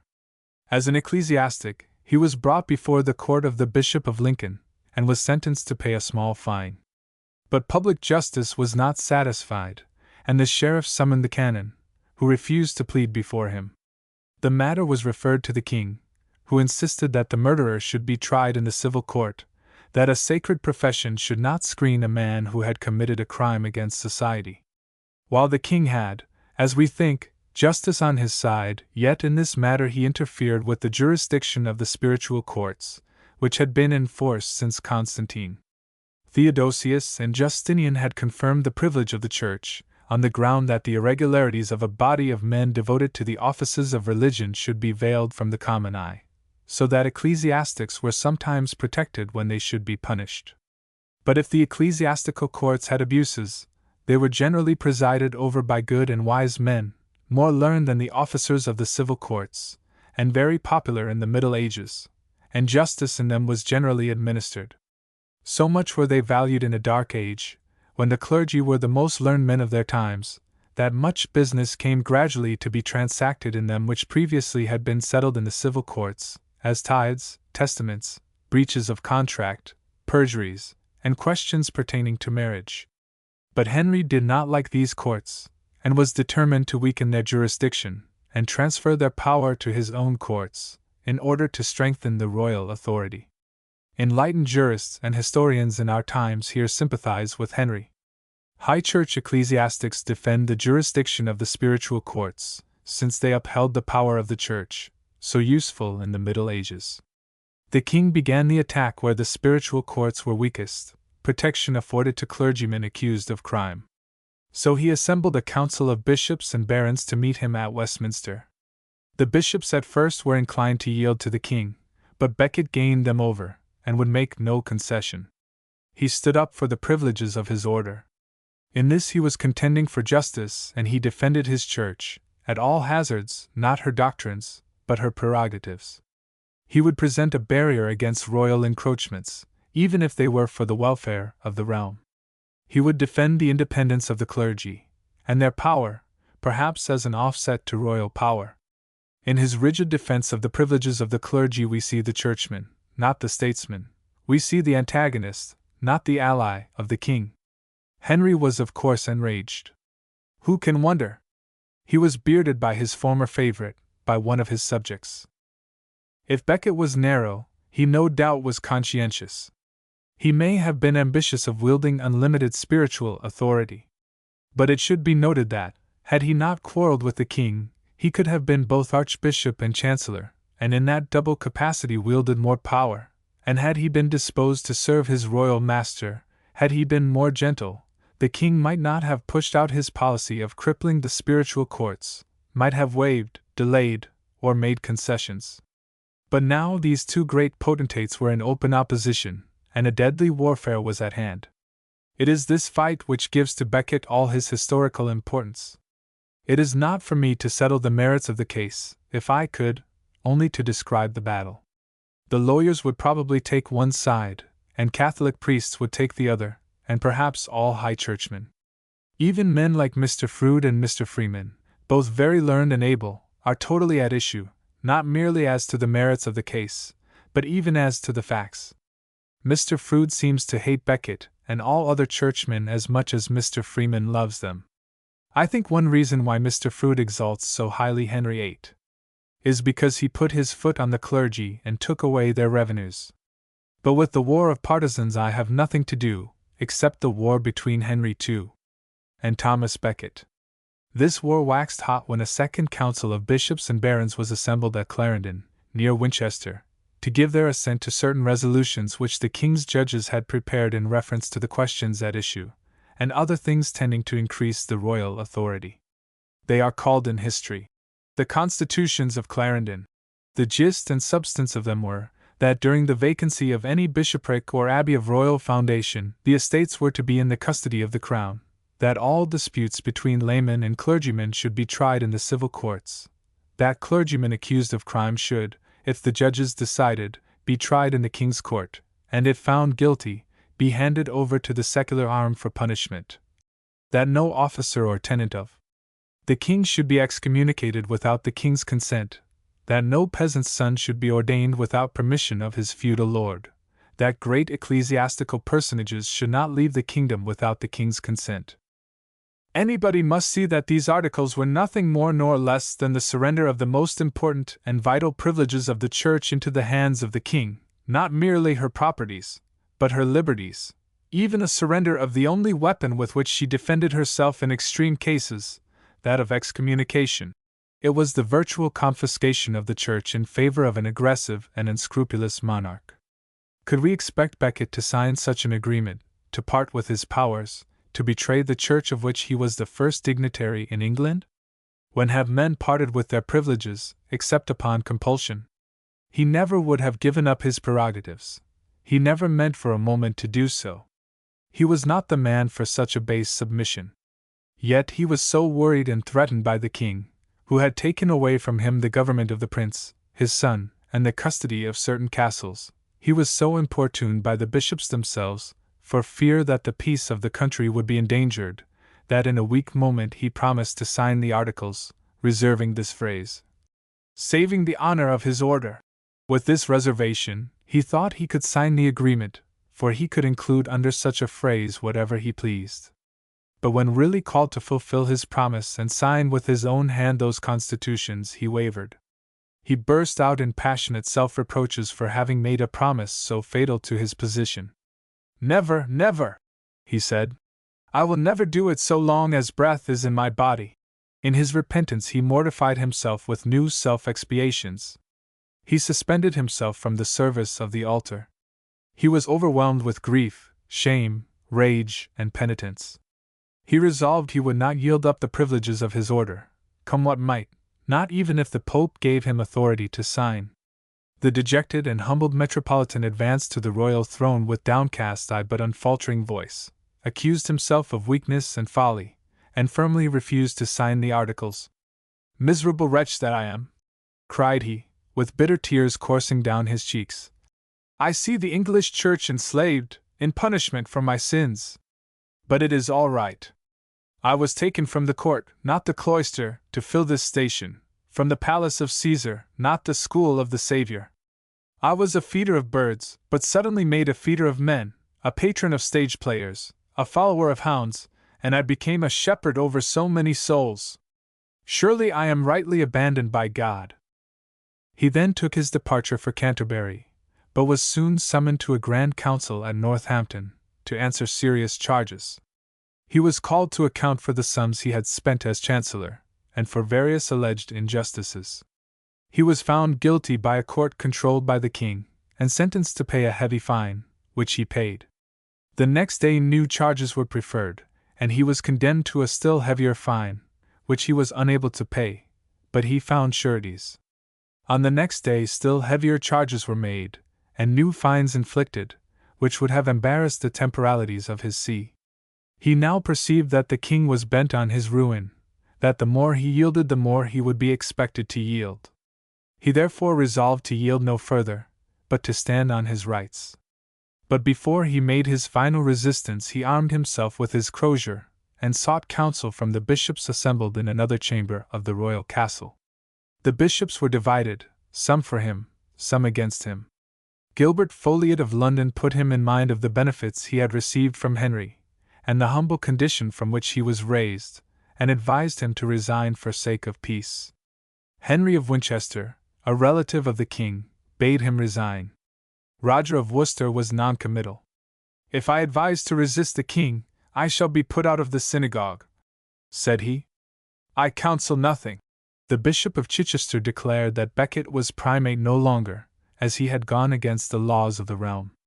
In the midst of this conference the Earl of Leicester entered, and announced the sentence of the peers. Then, gathering himself up to his full height, the primate, with austere dignity, addressed the Earl and the bishops. "My brethren, our enemies are pressing hard upon us, and the whole world is against us. But I now enjoin you, in virtue of your obedience, and in peril of your orders, not to be present in any cause which may be made against my person, and I appeal to that refuge of the distressed, the Holy See. And I command you as your primate, and in the name of the Pope, to put forth the censures of the Church in behalf of your Archbishop, should the secular arm lay violent hands upon me. For, be assured, though this frail body may yield to persecution, since all flesh is weak, yet shall my spirit never yield." Then, pushing his way, he swept through the chamber, reached the quadrangle of the palace, mounted his horse, reached his lodgings, gave a banquet to some beggars, stole away in disguise and fled, reaching the coast in safety, and succeeding in crossing over to Flanders. He was now out of the king's power, who doubtless would have imprisoned him and perhaps killed him, for he hated him with the intensest hatred. Becket had deceived him, having trifled with him by taking an oath to sign the constitutions of Clarendon, and then broken his oath and defied his authority, appealing to the Pope, and perhaps involving the king in a quarrel with the supreme spiritual power of Christendom. Finally, he had deserted his post and fled the kingdom. He had defeated the king in his most darling schemes. But although Becket was an exile, a fugitive, and a wanderer, he was still Archbishop of Canterbury. He was the head of the English Church, and all the clergy of the kingdom owed him spiritual obedience. He still had the power of excommunicating the king, and the sole right of crowning his successor. If the Pope should take his side, and the King of France, and other temporal powers, Becket would be no unequal match for the king. It was a grand crisis which Henry comprehended, and he therefore sent some of his most powerful barons and prelates to the continent to advance his cause and secure the papal interposition.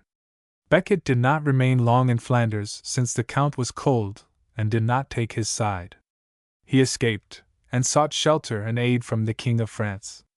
Louis VII was a feeble monarch, but he hated Henry too, and admired Becket. He took him under his protection, and wrote a letter to the Pope in his behalf. That Pope was Alexander III, himself an exile, living in Sens, and placed in a situation of great difficulty, struggling as he was with an anti-pope, and the great Frederick Barbarossa, Emperor of Germany. Moreover, he was a personal friend of Henry, to whom he had been indebted for his elevation to the papal throne. His course, therefore, was non-committal and dilatory and vacillating, although he doubtless was on the side of the prelate who exalted ecclesiastical authority. But he was obliged from policy to be prudent and conciliatory. He patiently heard both sides, but decided nothing. All he consented to do was to send cardinal legates to England, but entrusted to none but himself the prerogatives of final judgment. After Henry's ambassadors had left, Becket appeared with a splendid train of 300 horsemen, the Archbishop of Reims, the brothers of the King of France, and a long array of bishops. The Pope dared not receive him with the warmth he felt, but was courteous, more so than his cardinals, and Becket unfolded and discussed the constitutions of Clarendon, which of course found no favor with the Pope. He rebuked Becket for his weakness in promising to sign a paper which curtailed so fundamentally the privileges of the Church. Some historians affirm he did not extend to him the protection he deserved, although he confirmed him in his office. He sent him to the hospitable care of the abbot of Pontigny. "Go now," he said, "and learn what privation is, and in the company of Christ's humblest servants subdue the flesh to the spirit." In this Cistercian abbey it would seem that Becket lived in great austerity, tearing his flesh with his nails, and inflicting on himself severe flagellations, so that his health suffered, and his dreams haunted him. He was protected, but he could not escape annoyances and persecutions. Henry, in his wrath, sequestrated the estates of the archbishopric, the incumbents of his benefices were expelled, all his relatives and dependents were banished, some 400 people, men, women, and children. The bishops sent him ironical letters, and hoped his fasts would benefit his soul. The quarrel now was of great interest to all Europe. It was nothing less than a battle between the spiritual and temporal powers, like that, a century before, between Hildebrand and the Emperor of Germany. Although the Pope was obliged from motives of policy, for fear of being deposed, to seem neutral and attempt to conciliate, still the war really was carried on in his behalf. "The great, the terrible, the magnificent in the fate of Becket," says Michelet, "arises from his being charged, weak and unassisted, with the interests of the Church Universal, a post which belonged to the Pope himself. He was still Archbishop, but his revenues were cut off, and had it not been for the bounty of Louis the King of France, who admired him and respected his cause, he might have fared as a simple monk. The Pope allowed him to excommunicate the persons who occupied his estates, but not the king himself. He feared a revolt of the English Church from papal authority, since Henry was supreme in England, and had won over to his cause the English bishops. The whole question became complicated and interesting. It was the common topic of discourse in all the castles and convents of Europe. The Pope, timid and calculating, began to fear he had supported Becket too far, and pressed upon him a reconciliation with Henry, much to the disgust of Becket, who seemed to comprehend the issue better than did the Pope, for the Pope had, in his desire to patch up the quarrel, permitted the son of Henry to be crowned by the Archbishop of York, which was not only an infringement of the privileges of the primate, but was a blow against the spiritual power. So long as the Archbishop of Canterbury had the exclusive privilege of crowning a king, the king was dependent in a measure on the primate, and through him, on the Pope. At this suicidal act on the part of Alexander, Becket lost all patience, and wrote to him a letter of blended indignation and reproach. "Why," said he, "lay in my path a stumbling block? How can you blind yourself to the wrong which Christ suffers in me and yourself? And yet you call on me, like a hireling, to be silent. I might flourish in power and riches and pleasures, and be feared and honored of all, but since the Lord hath called me, weak and unworthy as I am, to the oversight of the English Church, I prefer proscription, exile, poverty, misery, and death, rather than traffic with the liberties of the Church." What language to a pope! What a reproof from a subordinate!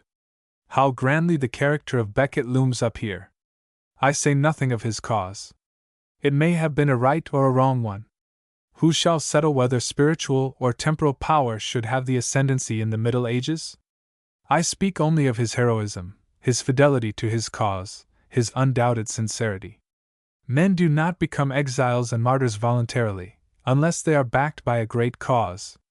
Becket may have been haughty, irascible, ambitious. Very likely. But what then? The more personal faults he had, the greater does his devotion to the interests of the Church appear, fighting as it were alone and unassisted. Undaunted, against the advice of his friends, unsupported by the Pope, he now hurls his anathemas from his retreat in France. He excommunicates the Bishop of Salisbury, and John of Oxford, and the Archdeacon of Ilchester, and the Lord Chief Justice de Lucy, and everybody who adhered to the constitutions of Clarendon. The bishops of England remonstrate with him, and remind him of his plebeian origin and his obligations to the king. To whom he replies, "I am not indeed sprung from noble ancestors, but I would rather be the man to whom nobility of mind gives the advantages of birth than to be the degenerate issue of an illustrious family. David was taken from the sheepfold to be a ruler of God's people, and Peter was taken from fishing to be the head of the church.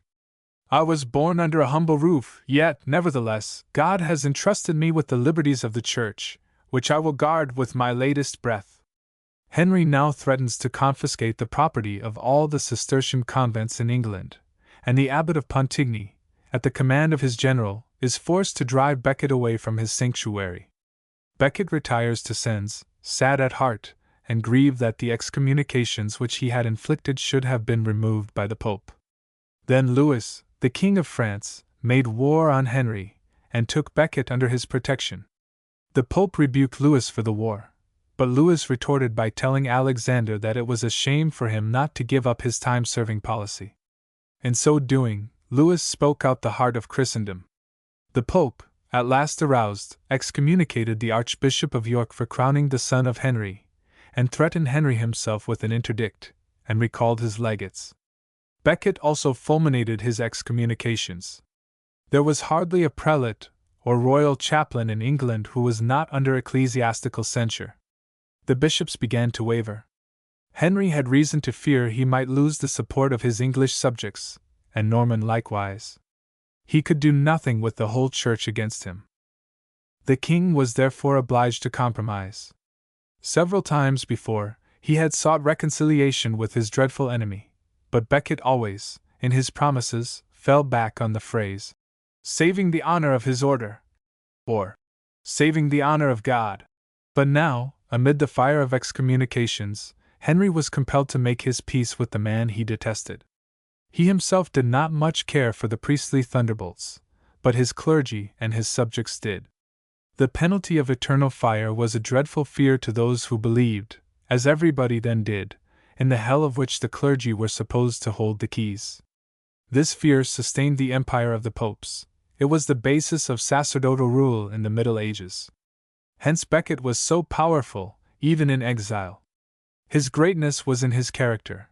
His power was in his spiritual weapons. In the hollow reconciliation at last effected between the king and the prelate, Henry promised to confirm Becket in his powers and dignities, and molest him no more. But he haughtily refused the customary kiss of peace. Becket saw the omen, so did the King of France. The peace was inconclusive. It was a truce, not a treaty. Both parties distrusted each other. But Henry was weary with the struggle, and Becket was tired of exile, never pleasant, even if voluntary. Moreover, the prelate had gained the moral victory, even as Hildebrand did when the Emperor of Germany stooped as a suppliant in the fortress of Canossa. The King of England had virtually yielded to the Archbishop of Canterbury. Perhaps Becket felt that his mission was accomplished, that he had done the work for which he was raised up. Wearied, sickened with the world, disgusted with the Pope, despising his bishops, perhaps he was willing to die. He had a presentiment that he should die as a martyr. So had the French king and his prelates. But Becket longed to return to his church and celebrate the festivities of Christmas. So he made up his mind to return to England. Although I know of a truth, he said, I shall meet my passion there. Before embarking, he made a friendly and parting visit to the King of France, and then rode to the coast with an escort of 100 horsemen. As Dover was guarded by the king's retainers, who might harm him, he landed at Sandwich, his own town. The next day he set out for Canterbury, after an absence of 7 years. The whole population lined the road, strewed it with flowers, and rent the air with songs. Their beloved archbishop had returned. On reaching Canterbury, he went directly to his cathedral and seated himself on his throne, and the monks came and kissed him, with tears in their eyes. One Herbert said, Christ has conquered. Christ is now king. From Canterbury, Becket made a sort of triumphal progress through the kingdom, with the pretense of paying a visit to the young king at Woodstock, exciting rather than allaying the causes of discord, scattering his excommunications, still haughty, restless, implacable, so that the court became alarmed, and ordered him to return to his diocese. He obeyed, as he wished to celebrate Christmas at home, and ascending his long-neglected pulpit preached, according to Michelet, from this singular text, I am come to die in the midst of you. Henry at this time was on the continent, and was greatly annoyed at the reports of Becket's conduct which reached him.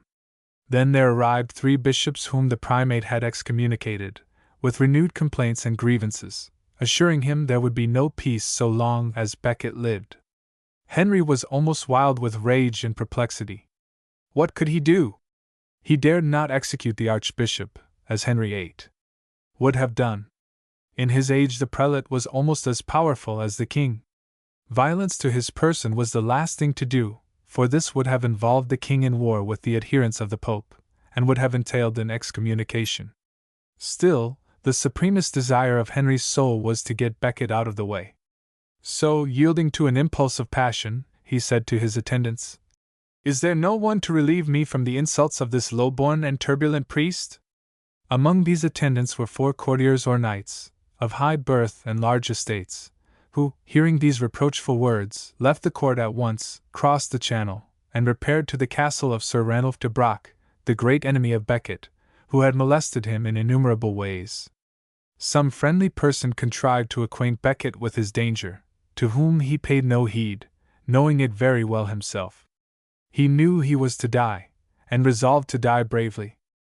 The 4 armed knights, meanwhile, on the 29th of December, rode with an escort to Canterbury, dined at the Augustinian Abbey, and entered the courtyard of the Archbishop's palace as Becket had finished his midday meal and had retired to an inner room with his chaplain and a few intimate friends. They then entered the hall and sought the Archbishop, who received them in silence. Sir Reginald Fitzurse then broke the silence with these words: "We bring you the commands of the king beyond the sea, that you repair without delay to the young king's presence and swear allegiance. And further, he commands you to absolve the bishops you have excommunicated." On Becket's refusal, the knight continued, "Since you will not obey, the royal command is that you and your clergy forthwith depart from the realm, never more to return." Becket angrily declared he would never again leave England. The knights then sprang to their feet and departed, enjoining the attendants to prevent the escape of Becket, who exclaimed, "Do you think I shall fly then? Neither for the king nor any living man will I fly. You cannot be more ready to kill me than I am to die." He sought, however, the shelter of his cathedral, as the vesper bells summoned him to prayers, followed by the armed knights, with a company of men-at-arms, driving before them a crowd of monks. The archbishop was standing on the steps of the choir, beyond the central pillar, which reached to the roof of the cathedral, in the dim light shed by the candles of the altars, so that only the outline of his noble figure could be seen, when the knights closed around him, and Fitzurse seized him, perhaps meaning to drag him away as a prisoner to the king, or outside the church before dispatching him. Becket cried, "Touch me not, thou abominable wretch!" at the same time hurling Tracy, another of the knights, to the ground, who, rising, wounded him in the head with his sword. The archbishop then bent his neck to the assassins, exclaiming, "I am prepared to die for Christ and his church." Such was the murder of Becket, a martyr, as he has been generally regarded, for the liberties of the church, but, according to some, justly punished for presumptuous opposition to his sovereign. The assassination was a shock to Christendom. The most intrepid churchman of his age was slain at his post for doing, as he believed, his duty. No one felt the shock more than the king himself, who knew he would be held responsible for the murder. He dreaded the consequences, and shut himself up for 3 days in his chamber, refusing food, issuing orders for the arrest of the murderers, and sending ambassadors to the Pope to exculpate himself. Fearing an excommunication and an interdict, he swore on the Gospel, in one of the Norman cathedrals, that he had not commanded nor desired the death of the archbishop, and stipulated to maintain at his own cost 200 knights in the Holy Land, to abrogate the constitutions of Clarendon, to reinvest the see of Canterbury with all he had wrested away, and even to undertake a crusade against the Saracens of Spain if the Pope desired. Amid the calamities which saddened his latter days, he felt that all were the judgments of God for his persecution of the martyr, and did penance at his tomb. So Becket slew more by his death than he did by his life. His cause was gained by his blood, it arrested the encroachments of the Norman kings for more than 300 years. He gained the gratitude of the Church and a martyr's crown. He was canonized as a saint.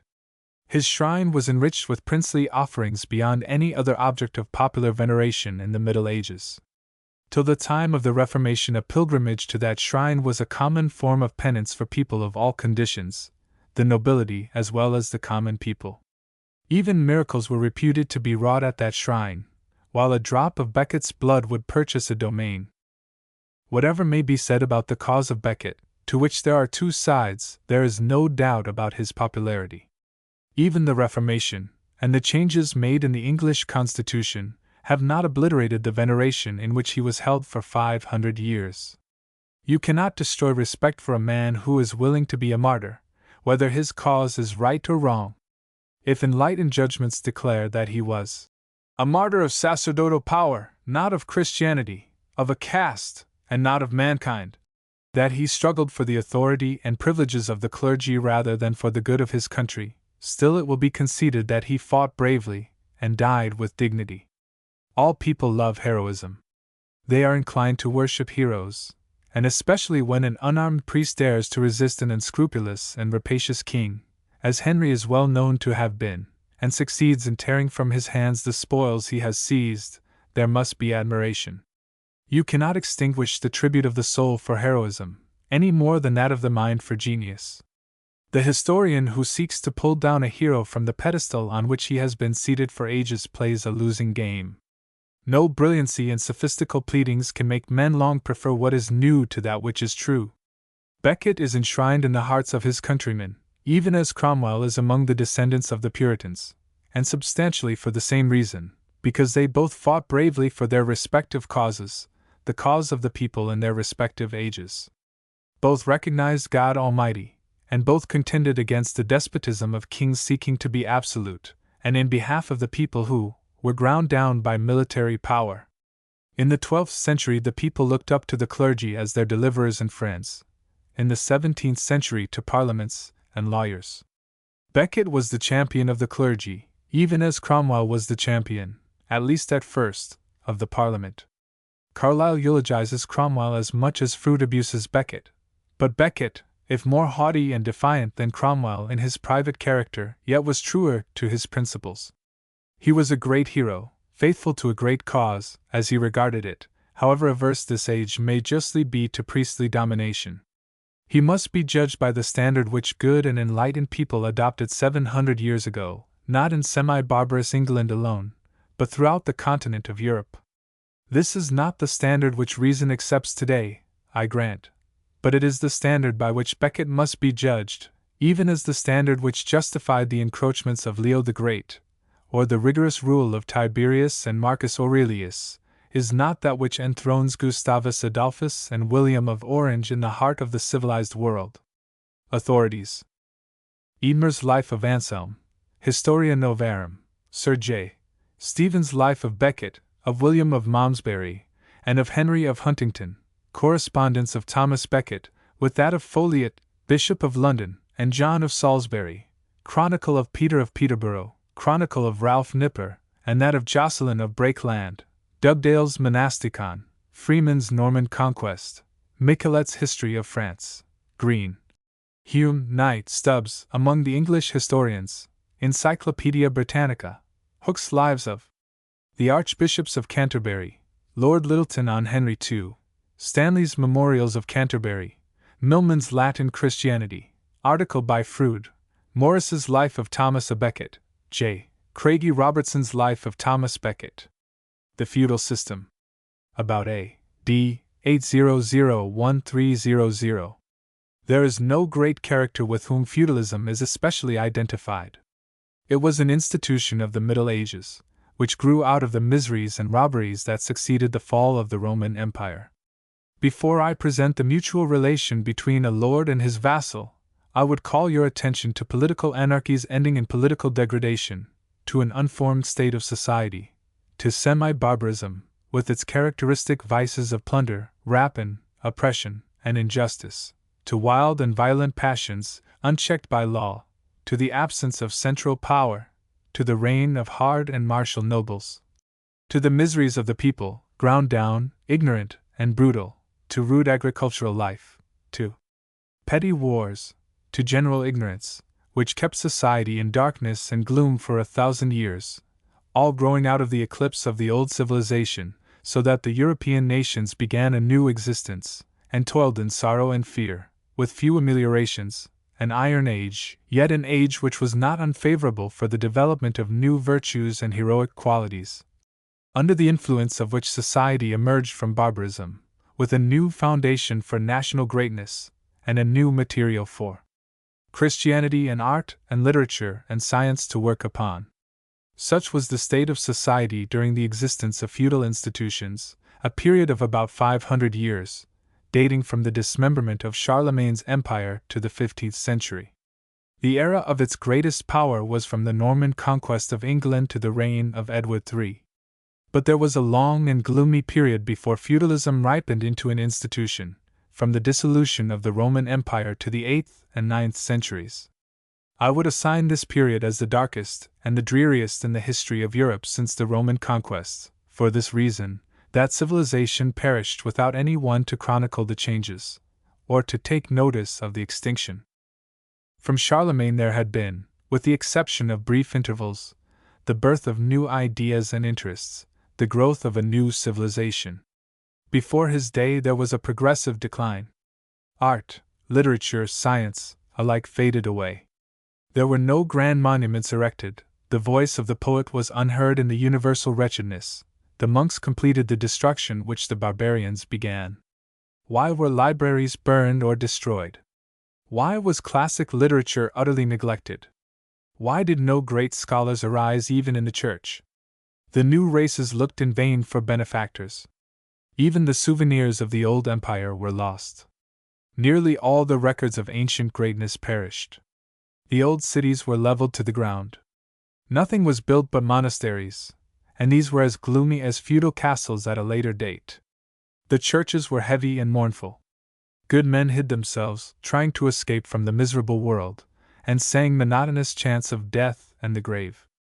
Agriculture was at the lowest state, and hunting, piracy, and robbery were resorted to as a means of precarious existence. There was no commerce. The roads were invested with vagabonds and robbers. It was the era of universal pillage and destruction, nothing held sacred. Universal desolation filled the souls of men with despair. What state of society could be worse than that of England under the early Saxon kings? There were no dominant races and no central power. The countries of Europe relapsed into a sullen barbarism.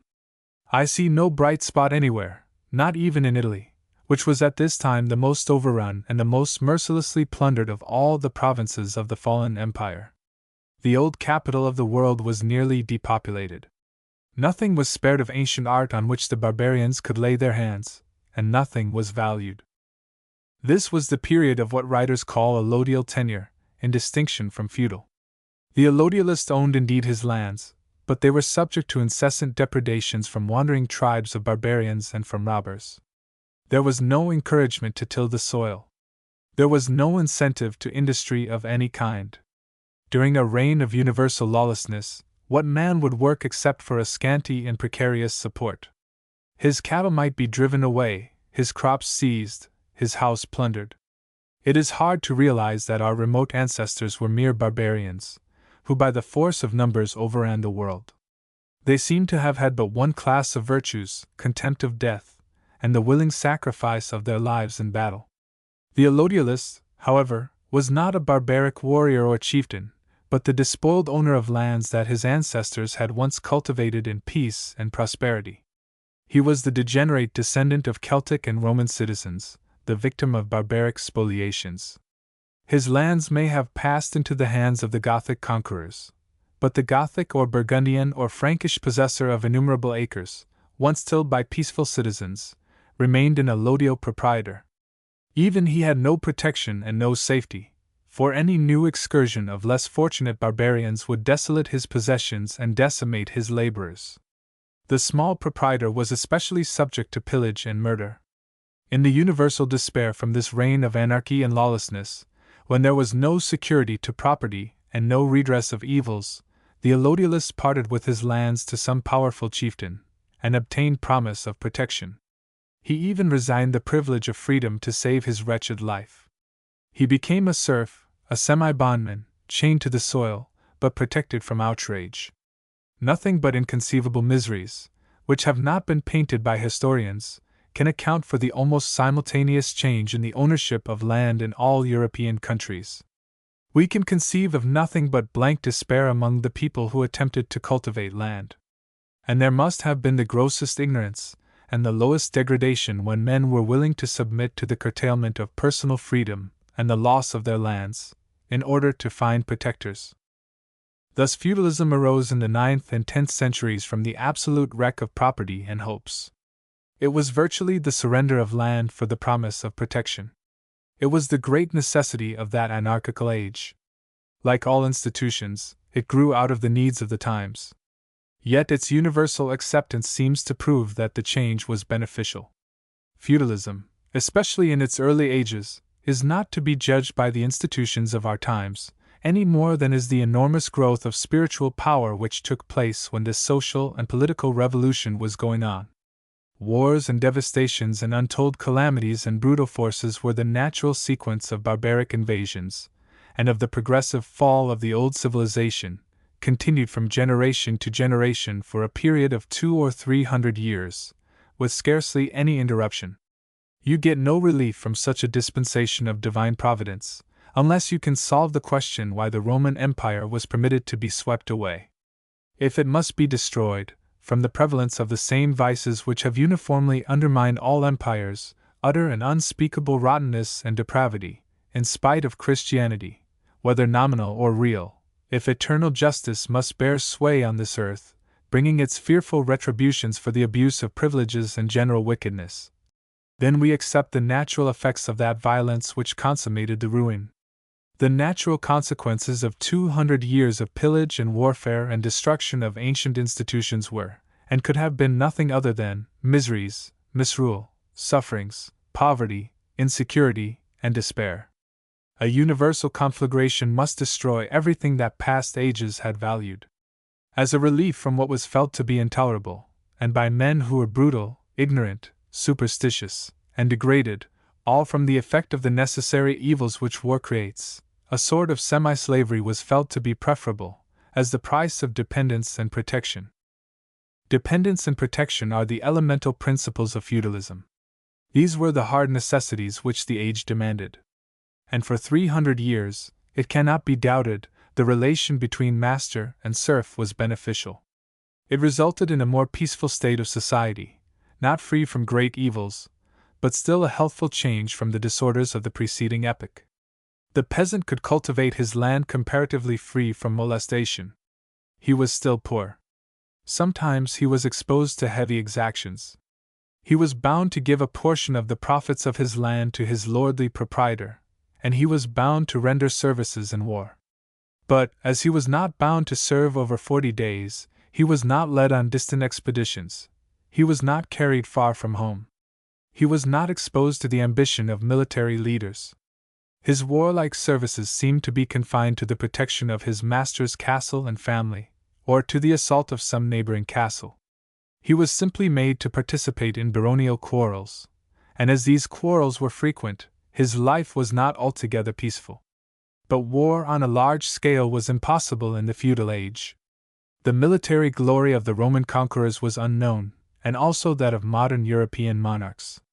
The peasant was bound to serve under the banner of a military chieftain only for a short time, then he returned to his farm. His great military weapon was the bow, the weapon of semi-barbarians. The spear, the sword, the battle-axe were the weapons of the baronial family, the weapons of knights, who fought on horseback, cased in defensive armor. The peasant fought on foot, and as the tactics of ancient warfare were inapplicable, and those of modern warfare unknown, the strength of armies was in cavalry and not in the infantry, as in modern times. But armies were not large from the 9th to the 12th century, not until the Crusades arose. Nor were they subject to a rigid discipline. They were simply an armed rabble. They were more like militia than regular forces. They fostered military virtues, without the demoralization of standing armies. In the feudal age there were no standing armies. Even at so late a period as the time of Queen Elizabeth, that sovereign had to depend on the militia for the defense of the realm against the Spaniards. Standing armies are the invention of great military monarchs, or a great military state. The bow and arrow were used equally to shoot men and shoot deer, but they rarely penetrated the armor of knights, or their force was broken by the heavy shield. They took effect only on the undefended bodies of the peasantry. Hence there was a great disproportion of the slain in battle between peasants and their mounted masters. War, even when confined to a small sphere, has its terrors. The sufferers were the common people, whose lives were not held of much account. History largely confines itself to battles. Hence we are apt to lose sight of the uneventful life of the people in quiet times. But the barons were not always fighting. In the intervals of war the peasant enjoyed the rude pleasures of his home. He grew up with strong attachments, having no desire to migrate or travel. Gradually the sentiment of loyalty was born, loyalty to his master and to his country. His life was rough, but earnest. He had great simplicity of character. He became honest, industrious, and frugal. He was contented with but few pleasures, rural fetes and village holidays. He had no luxuries and no craving for them. Measured by our modern scale of pleasures, he led a very inglorious, unambitious, and rude life. Contentment is one of the mysteries of existence. We should naturally think that excitement and pleasure and knowledge would make people happy, since they stimulate the intellectual powers, but on the contrary they seem to produce unrest and cravings which are never satisfied. And we should naturally think that a life of isolation, especially with no mental resources, a hard rural existence, with but few comforts and no luxuries, would make people discontented. Yet it does not seem to be so in fact, as illustrated by the apparent contentment of people doomed to hard labor in the most retired and dreary retreats. We wonder at their placidity, as we travel in remote and obscure sections of the country. A poor farmer, whose house is scarcely better than a hovel, surrounded with chickens and pigs, and with only a small garden, unadorned and lonely and repulsive, has no cravings which make the life of the favored rich sometimes unendurable. The poorer he is, and therefore the more miserable as we should think, the more contented he seems to be, while a fashionable woman or ennuyed man, both accustomed to the luxuries and follies of city life, with all its refinements and gratification of intellectual and social pleasures, will sometimes pine in a suburban home, with all the gilded glories of rich furniture, books, beautiful gardens, greenhouses, luxurious living, horses, carriages, and everything that wealth can furnish. So that civilization would seem often a bitter mockery, showing that intellectual life only stimulates the cravings of the soul, but does not satisfy them. And when people are poor but cultivated, the unhappiness seems to be still greater, demonstrating that cultivated intellect alone opens to the mind the existence of evils which are intensified by the difficulty of their removal, and on which the mind dwells with feelings kindred to despair. I have sometimes doubted whether an obscure farmer's daughter is any happier with her piano, and her piles of cheaply illustrated literature and translations of French novels, and her smatterings of science learned in normal schools, since she has learned too often to despise her father and mother and brother, and her uneducated rural beau, and all her surroundings, with poverty and unrest and aspiration for society eating out her soul. The happiness produced merely by intellectual pleasures and social frivolities is very small at the best, compared with that produced by the virtues of the heart, and the affections kindled by deeds of devotion, or the duties which take the mind from itself. Intellectual pleasures give only a brief satisfaction, unless directed to a practical end, like the earnest imparting of knowledge in educational pursuits, or the pursuit of art for itself alone, to create, and not to devour, as the epicure eats his dinner. Where is the happiness of devouring books with no attempt to profit by them, except in the temporary pleasure of satisfying an appetite?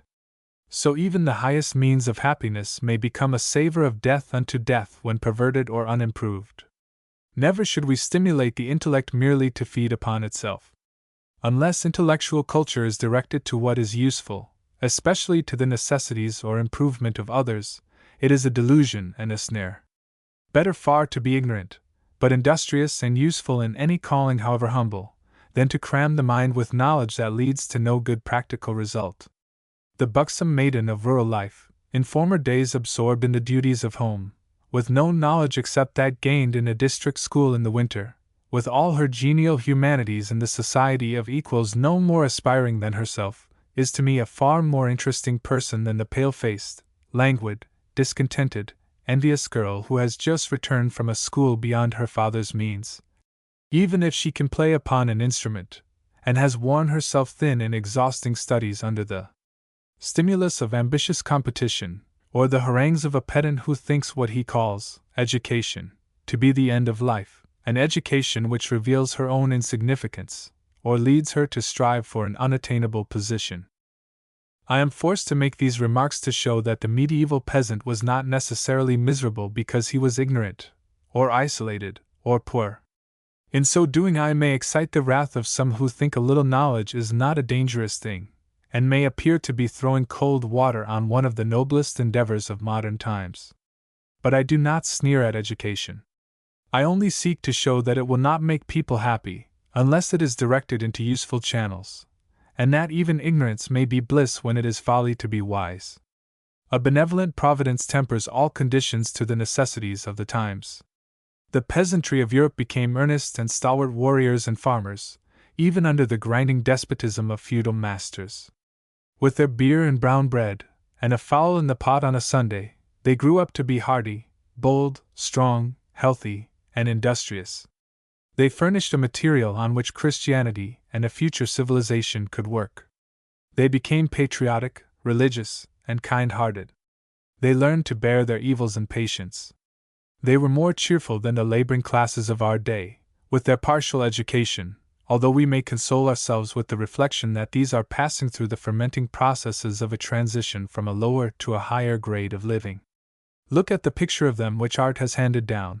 Their faces are ruddy, genial, sympathetic, although coarse and vulgar and boorish. And they learned to accept the inequalities of life without repining insolence. They were humble, and felt that there were actually some people in the world superior to themselves. I do not paint their condition as desirable or interesting by our standard, but as endurable. They were doubtless very ignorant, but would knowledge have made them any happier? Knowledge is for those who can climb by it to positions of honor and usefulness, not for those who cannot rise above the condition in which they were born, not for those who will be snubbed and humiliated and put down by arrogant wealth and birth. Better be unconscious of suffering than conscious of wrongs which cannot be redressed. Let no one here misunderstand and pervert me. I am not exalting the ignorance and brutality of the feudal ages. I am not decrying the superior advantages of our modern times. I only state that ignorance and brutality were the necessary sequences of the wars and disorders of a preceding epoch, but that this very ignorance and brutality were accompanied by virtues which partially ameliorated the evils of the day, that in the despair of slavery were the hopes of future happiness, that religion took a deep hold of the human mind, even though blended with puerile and degrading superstitions, that Christianity, taking hold of the hearts of a suffering people, taught lessons which enabled them to bear their hardships with resignation, that cheerfulness was not extinguished, and that so many virtues were generated by the combined influence of suffering and Christianity, that even with ignorance human nature shone with greater luster than among those by whom knowledge is perverted. It was not until the evil and injustice of feudalism were exposed by political writers, and were meditated upon by the people who had arisen by education and knowledge, that they became unendurable, and then the people shook off the yoke. But how impossible would have been a French Revolution in the 13th century! What readers would a Rousseau have found among the people in the time of Louis VII? If knowledge breaks fetters when the people are strong enough to shake them off, ignorance enables them to bear those fetters when emancipation is impossible. The great empire of Charlemagne was divided at his death, in A.D. 814, among his 3 sons, one of whom had France, another Italy, and the third Germany. In 45 years afterwards we find 7 kingdoms, instead of 3, France, Navarre, Provence, Burgundy, Lorraine, Germany, and Italy. In a few years more there were 29 hereditary fiefs. And as early as the 10th century France itself was split up into 55 independent sovereignties, and these small sovereignties were again divided into dukedoms and baronies. All these dukes and barons, however, acknowledged the King of France as their liege lord, yet he was not richer or more powerful than some of the dukes who swore fealty to him. The Duke of Burgundy at one time had larger territories and more power than the King of France himself. So that the central authority of kings was merely nominal. Their power extended scarcely beyond the lands they individually controlled. And all the countries of Europe were equally ruled by petty kings. The kings of England seemed to have centralized around their thrones more power than other European monarchs until the time of the Crusades, when they were checked, not so much by nobles as by Act of Parliament. Now all Europe was virtually divided among these petty sovereigns, called dukes, earls, counts, and barons. Each one was virtually independent. He coined money, administered justice, and preserved order. He ruled by hereditary right, and his estate descended to his oldest son. His revenues were derived by the extorted contributions of those who cultivated his lands, and by certain perquisites, among which were the privilege of wardship, and the profits of an estate during the minority of its possessor, and reliefs, or fines paid on the alienation of a vassal's feud, and the lord could bestow a female ward in marriage on whomever he pleased, and on her refusal take possession of her estate. These lordly proprietors of great estates, or nobles, so powerful and independent, lived in castles. These strongholds were necessary in such turbulent times. They were large or small, according to the wealth or rank of the nobles who occupied them, but of no architectural beauty. They were fortresses, generally built on hills, or cragged rocks, or in inaccessible marshes, or on islands and rivers, anywhere where defense was easiest. The nobles did not think of beautiful situations, or fruitful meadows, so much as of the safety and independence of the feudal family. They therefore lived in great isolation, traveling but little, and only at short distances. It was the higher clergy only who traveled. Though born to rank and power, they were yet rude, rough, unpolished. They were warriors. They fought on horseback, covered with defensive armor. They were greedy and quarrelsome, and hence were engaged in perpetual strife, in the assault on castles and devastation of lands. These castles were generally gloomy, heavy, and uncomfortable, yet were very numerous in the 11th and 12th centuries. They were occupied by the feudal family, perhaps the chaplain, strangers of rank, bards, minstrels, and servants, who lived on the best the country afforded, but without the luxuries of our times. They lived better than the monks, as they had no vows to restrain them. But in their dreary castles the rooms were necessarily small, dark, and damp, except the banqueting hall. They were poorly lighted, there being no glass in the narrow windows, nor chimneys, nor carpets, nor mirrors, nor luxurious furniture, nor crockery, nor glassware, nor stoves, nor the refinements of cookery. The few roads of the country were traveled only by horsemen, or people on foot. There were no carriages, only a few heavy lumbering wagons. Tea and coffee were unknown, as also tropical fruits and some of our best vegetables. But game of all kinds was plenty and cheap, so also were wine and beer, and beef and mutton, and pork and poultry. The feudal family was illiterate, and read but few books. The chief pleasures were those of the chase, hunting and hawking, and intemperate feasts. What we call society was impossible, although the barons may have exchanged visits with each other. They rarely visited cities, which at that time were small and uninteresting. The lordly proprietor of 10,000 acres may have been jolly, frank, and convivial, but he was still rough, and had little to say on matters of great interests. Circumscribed he was of necessity, ignorant and prejudiced. Conscious of power, however, he was proud and insolent to inferiors. He was merely a physical man, ruddy, healthy, strong indeed, but without refinement, or knowledge, or social graces. His castle was a fort and not a palace, and here he lived with boisterous or sullen companions, as rough and ignorant as himself. His wife and daughters were more interesting, but without those attainments which grace and adorn society. They made tapestries and embroideries, and rode horseback, and danced well, and were virtuous, but were primitive, uneducated, and supercilious. Their beauty was of the ruddy sort, physical, but genial. They were very fond of ornaments and gay dresses, and so were their lords on festive occasions, for semi-barbarism delights in what is showy and glittering, purple, and feathers, and trinkets. Feudalism was intensely aristocratic. A line was drawn between the noble and ignoble classes almost as broad as that which separates liberty from slavery. It was next to impossible for a peasant, or artisan, or even a merchant to pass that line. The exclusiveness of the noble class was intolerable. It held in scorn any profession but arms. Neither riches nor learning was of any account. It gloried in the pride of birth, and nourished a haughty scorn of plebeian prosperity. It was not until cities and arts and commerce arose that the arrogance of the baron was rebuked, or his iron power broken. Haughty though ignorant, he had no pity or compassion for the poor and miserable. His peasantry were doomed to perpetual insults. Their cornfields were trodden down by the baronial hunters. They were compelled even to grind their corn in the landlord's mill, and bake their bread in his oven. They had no redress of injuries, and were scorned as well as insulted. What knight would arm himself for them? What gentle lady wept at their sorrows? The feeling of personal consequence was entirely confined to the feudal family. The poorest knight took precedence over the richest merchant. Pride of birth was carried to romantic extravagance, so that marriages seldom took place between different classes.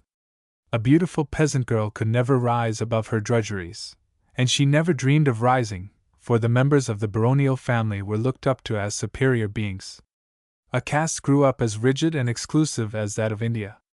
The noble and ignoble classes were not connected by any ties. There was nothing in common between them. Even the glory of successful warfare shed no radiance on a peasant's hut. He fought for his master, and not for himself, and scarcely for his country. He belonged to his master as completely as if he could be bought and sold. Christianity teaches the idea of a universal brotherhood. Feudalism suppressed or extinguished it. Peasants had no rights, only duties, and duties to hard and unsympathetic masters. Can we wonder that a relation so unequal should have been detested by the people when they began to think? Can we wonder it should have created French revolutions? When we remember how the people toiled for a mail-clad warrior, how they fought for his interests, how they died for his renown, how they were curtailed in their few pleasures, how they were not permitted even to shoot a pheasant or hare in their own grounds, we are amazed that such signal injustice should ever have been endured. It is impossible that this injustice should not have been felt, and no man ever became reconciled to injustice, unless reduced to the condition of a brute. Religious tyranny may be borne, for the priest invokes a supreme authority which all feel to be universally binding. But all tyranny over the body, the utter extinction of liberty, is hateful even to the most degraded Hottentot. Why, then, was such an unjust and unequal relation permitted to exist so long? What good did it accomplish? What were its extenuating features? Why was it commended by historians as a good institution for the times? It created a hardy agricultural class, inured them to the dangers and the toils of war, bound them by local attachments, and fostered a patriotic spirit. It developed the virtues of obedience and submission to evils. It created a love of home and household duties. It was favorable to female virtue.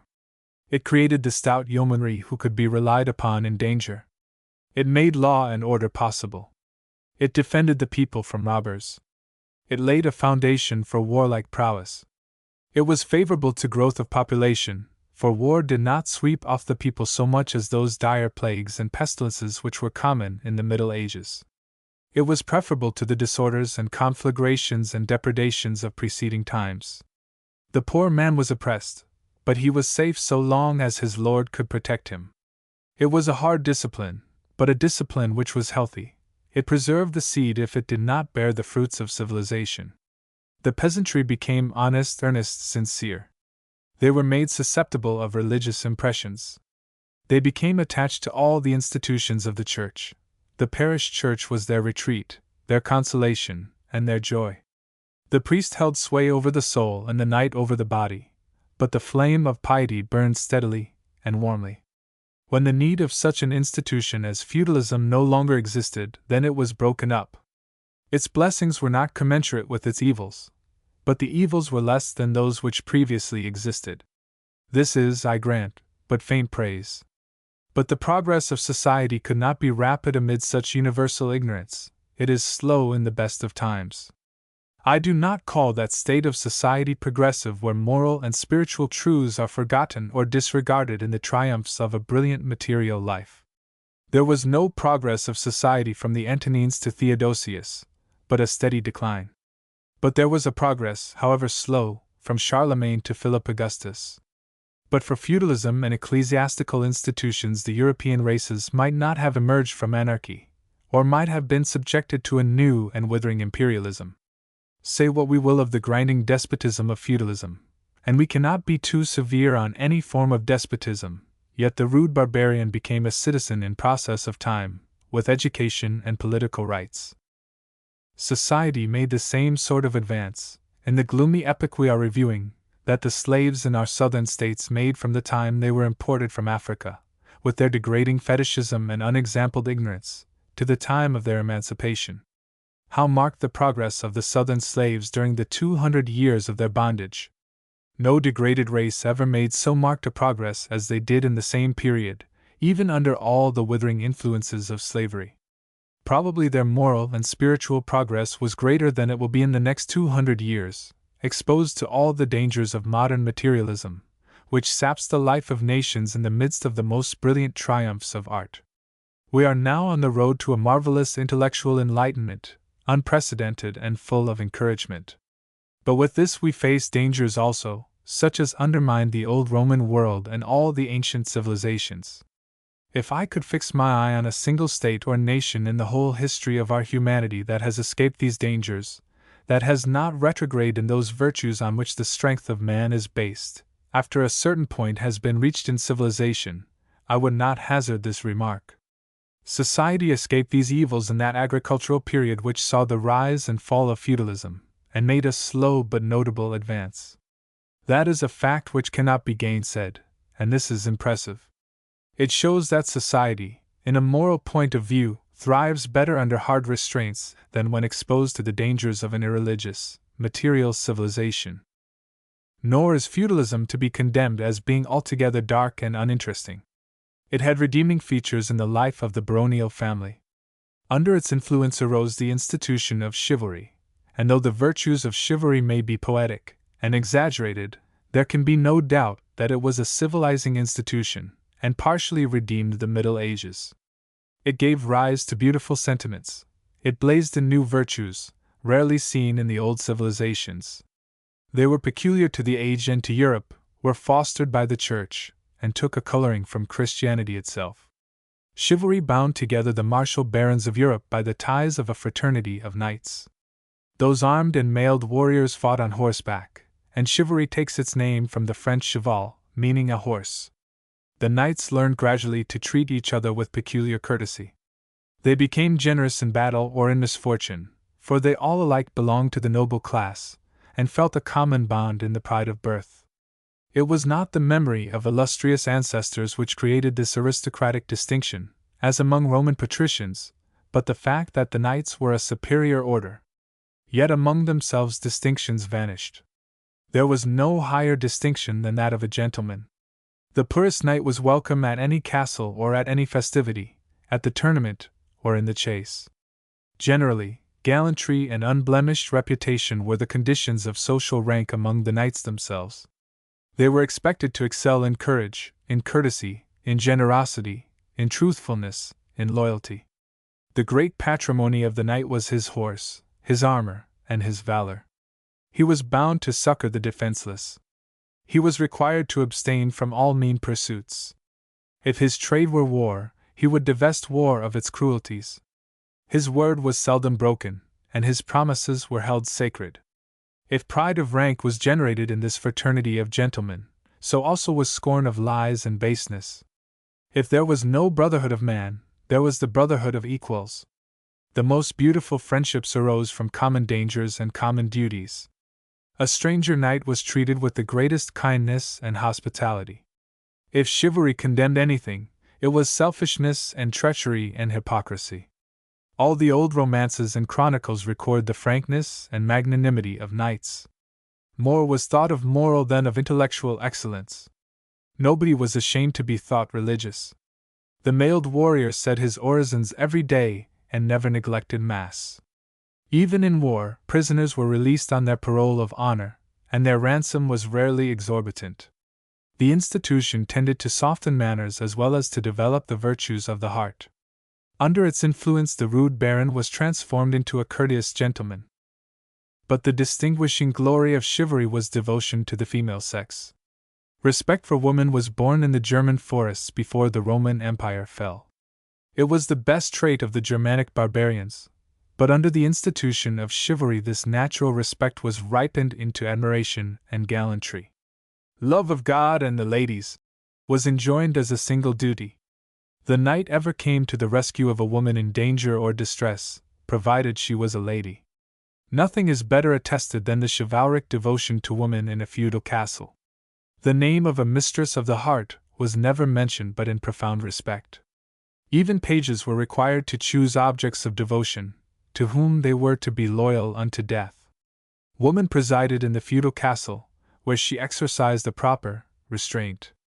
She bestowed the prize of valor at tournaments and tilts. To insult a lady was a lasting disgrace, or to reveal her secrets. For the first time in history, woman became the equal partner of her husband. She was his companion often in the chase, gaily mounted on her steed. She always dined with him, and was the presiding genius of the castle. She was made regent of kingdoms, heir of crowns, and joint manager of great estates. She had the supreme management of her household, and was consulted in every matter of importance. What an insignificant position woman filled at Athens compared with that in the feudal castle! How different the estimate of woman among the pagan poets from that held by the Provençal poets! What a contrast to Juvenal's Sordello! The lady of a baronial hall deemed it an insult to be addressed in the language of gallantry, except in that vague and poetic sense in which every knight selected some lady as the object of his dutiful devotion. She disdained the attentions of the most potent prince if his addresses were not honorable. Nor would she bestow her love on one of whom she was not proud. She would not marry a coward or a braggart, even if he were the owner of 10,000 acres. The knight was encouraged to pay his address to any lady if he was personally worthy of her love, for chivalry created a high estimate of individual merit. The feudal lady ignored all degrees of wealth within her own rank. She was as tender and compassionate as she was heroic. She was treated as a superior, rather than as an equal. There was a poetical admiration among the whole circle of knights. A knight without an object of devotion was as a ship without a rudder, a horse without a bridle, a sword without a hilt, a sky without a star. Even a Don Quixote must have his Dulcinea, as well as horse and armor and squire. Dante impersonates the spirit of the Middle Ages in his adoration of Beatrice. The ancient poets coupled the praises of women with the praises of wine. Woman, under the influence of chivalry, became the star of worship, an object of idolatry. We read of few divorces in the Middle Ages, or of separations, or desertions, or even alienations. These things are a modern improvement, borrowed from the customs of the Romans. The awe and devotion with which the lover regarded his bride became regard and affection in the husband. The matron maintained the rank which had been assigned to her as a maiden. The gallant warriors blended even the adoration of our Lord with adoration of Our Lady, the deification of Christ with the glorification of woman. Chivalry, encouraged by the Church and always strongly allied with religious sentiments, accepted for eternal veneration the transcendent loveliness of the Mother of our Lord, so that chivalric veneration for the sex culminated in the reverence which belongs to the Queen of Heaven, Virgo Fidelis, Regina Angelorum. Woman assumed among kings and barons the importance which she was supposed to have in the celestial hierarchy. And besides the religious influence, the poetic imagination of the time seized upon this pure and lovely element, which passed into the songs, the tales, the talk, the thought, and the aspirations of all the knightly order. Whence, now, this veneration for woman which arose in the Middle Ages, a veneration, which all historians attest, such as never existed in the ancient civilization? It was undoubtedly based on the noble qualities and domestic virtues which feudal life engendered. Women were heroines. Queen Philippa, in the absence of her husband, stationed herself in the castle of Bamborough, and defied the whole power of Douglas. The first military dispatch ever written in the Middle Ages was addressed to her.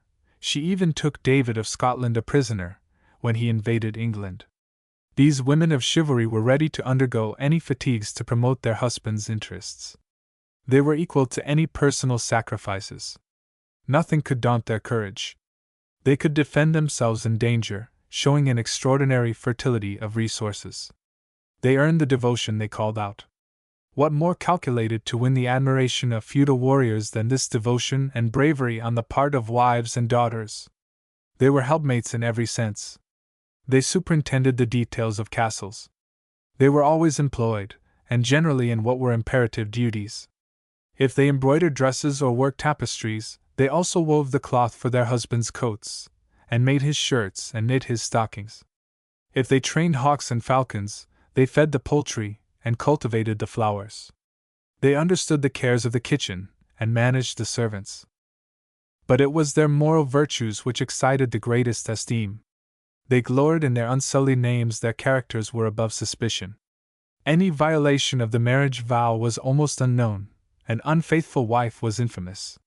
The ordinary life of a castle was that of isolation, which made women discreet, self-relying, and free from entangling excitements. They had no great pleasures, and but little society. They were absorbed with their duties, and contented with their husband's love. The feudal castle, however, was not dull, although it was isolated, and afforded few novelties. It was full of strangers, and minstrels, and bards, and pedlars, and priests. Women could gratify their social wants without seductive excitements. They led a life favorable to friendships, which cannot thrive amid the distractions of cities. In cities few have time to cultivate friendships, although they may not be extinguished. In the baronial castle, however, they were necessary to existence. And here, where she was so well known, woman's worth was recognized. Her caprices and frivolities were balanced by sterling qualities, as a nurse in sickness, as a devotee to duties, as a friend in distress, ever sympathetic and kind. She was not exacting, and required very little to amuse her. Of course, she was not intellectual, since she read but few books and received only the rudiments of education, but she was as learned as her brothers, and quicker in her wits. She had the vivacity which a healthy life secures. Nor was she beautiful, according to our standard. She was a ruddy, cheerful, active, healthy woman, accustomed to exercise in the open air, to field sports and horseback journeys. Still less was she what we call fashionable, for the word was not known, nor was she a woman of society, for, as we have said, there was no society in a feudal castle. What we call society was born in cities, where women reign by force of mind and elegant courtesies and grace of manners, where woman is an ornament as well as a power, without drudgeries and almost without cares, as at the courts of the Bourbon princes. Yet I am not certain but that the foundation of courtly elegance and dignity was laid in the baronial home, when woman began her reign as the equal of her wedded lord, when she commanded reverence for her courtesies and friendships, and when her society was valued so highly by aristocratic knights. In the castle she became genial and kind and sympathetic, although haughty to inferiors and hard on the peasantry. She was ever religious. Religious duties took up no small part of her time. Christianity raised her more than all other influences combined. You never read of an infidel woman when chivalry flourished, any more than of a strong-minded woman. The feudal woman never left her sphere, even amid the pleasures of the chase or the tilt. Her gentle and domestic virtues remained with her to the end, and were the most prized. Woman was worshipped because she was a woman, not because she resembled a man. Benevolence and compassion and simplicity were her cardinal virtues. Though her sports were masculine, her character was feminine. She yielded to man in matters of reason and intellect, but he yielded to her in the virtues of the heart and the radiance of the soul. She associated with man without seductive spectacles or demoralizing excitements, and retained her influence by securing his respect. In antiquity, there was no respect for the sex, even when Aspasia enthralled Pericles by the fascinations of blended intellect and beauty, but there was respect in the feudal ages, when women were unlettered and unpolished. And this respect was alike the basis of friendship and the key to power. It was not elegance of manners, nor intellectual culture, nor physical beauty which elevated the women of chivalry, but their courage, their fidelity, their sympathy, their devotion to duty, qualities which no civilization ought to obscure, and for the loss of which no refinements of life can make up. Thus chivalry, the most interesting institution of the Middle Ages, rejoicing in deeds of daring, guided by honor and renown, executing enterprises almost extravagant, battling injustice and wrong, binding together the souls of a great fraternity, scorning lies, revering truth, devoted to the Church, could not help elevating the sex to which its proudest efforts were pledged. By cherishing elevated conceptions of love, by offering all the courtesies of friendship, by coming to the rescue of innocence, by stimulating admiration of all that is heroic, and by asserting the honor of the loved ones, even at the risk of life and limb. In the dark ages of European society, woman takes her place, for the first time in the world, as the equal and friend of man, not by physical beauty, not by graces of manner, not even by intellectual culture, but by the solid virtues of the heart, brought to light by danger, isolation, and practical duties, and by that influence which radiated from the cross. Divest chivalry of the religious element, and you take away its glory and its fascination. The knight would be only a hard-hearted warrior, oppressing the poor and miserable, and only interesting from his deeds of valor. But Christianity softened him and made him human, while it dignified the partner of his toils, and gave birth to virtues which commanded reverence. The soul of chivalry, closely examined, in its influence over men or over women, after all, was that power which is and will be through all the ages the hope and glory of our world. Thus, with all the miseries, cruelties, injustices, and hardships of feudal life, there were some bright spots showing that Providence never deserts the world, and that though progress may be slow in the infancy of races, yet with the light of Christianity, even if it be darkened, this progress is certain, and will be more and more rapid as Christianity achieves its victories. Authorities: Hallam's Middle Ages, Sismondi's Histoire de France, Guizot's History of Civilization, translated, Michelet's History of France, translated, Bell's Historical Studies of Feudalism, Lacroix's Manners and Customs of the Middle Ages, Mills's History of Chivalry, Sir Walter Scott's article in Encyclopaedia Britannica, Perrault's Collection Historique de Ordres de Chivalry, St. Pelet's Memoirs de l'Ancienne Chivalry, Buckle's History of Civilization, Palgrave's English Commonwealth, Martin's History of France, Freeman's Norman Conquest, M. Fouriel's History of Provençal Poetry, Froissart's Chronicles, also the general English histories of the reign of Edward III. Don Quixote should be read in this connection. And Tennyson, in his Idylls of the King, has incorporated the spirit of ancient chivalry. The Crusades. A. Died in 1095 to 1272. The great external event of the Middle Ages was the Crusades. Indeed, they were the only common enterprise in which Europe ever engaged. Such an event ought to be very interesting, since it has reference to conflicting passions and interests. Unfortunately, in a literary point of view, there is no central figure in the great drama which the princes of Europe played for 200 years, and hence the Crusades have but little dramatic interest. No one man represents that mighty movement. It was a great wave of inundation, flooding Asia with the unemployed forces of Europe, animated by passions which excite our admiration, our pity, and our reprobation. They are chiefly interesting for their results, and results which were unforeseen. A philosopher sees in them the hand of Providence, the overruling of mortal wrath to the praise of Him who governs the universe. I know of no great movement of blind forces so pregnant with mighty consequences. The Crusades were a semi-religious and a semi-military movement. They represent the passions and ideas of Europe in the 12th and 13th centuries, its chivalry, its hatred of Mohammedanism, and its desire to possess the spots consecrated by the sufferings of our Lord. Their long continuance shows the intensity of the sentiments which animated them. They were aggressive wars, alike fierce and unfortunate, absorbing to the nations that embarked in them, but of no interest to us apart from the moral lessons to be drawn from them.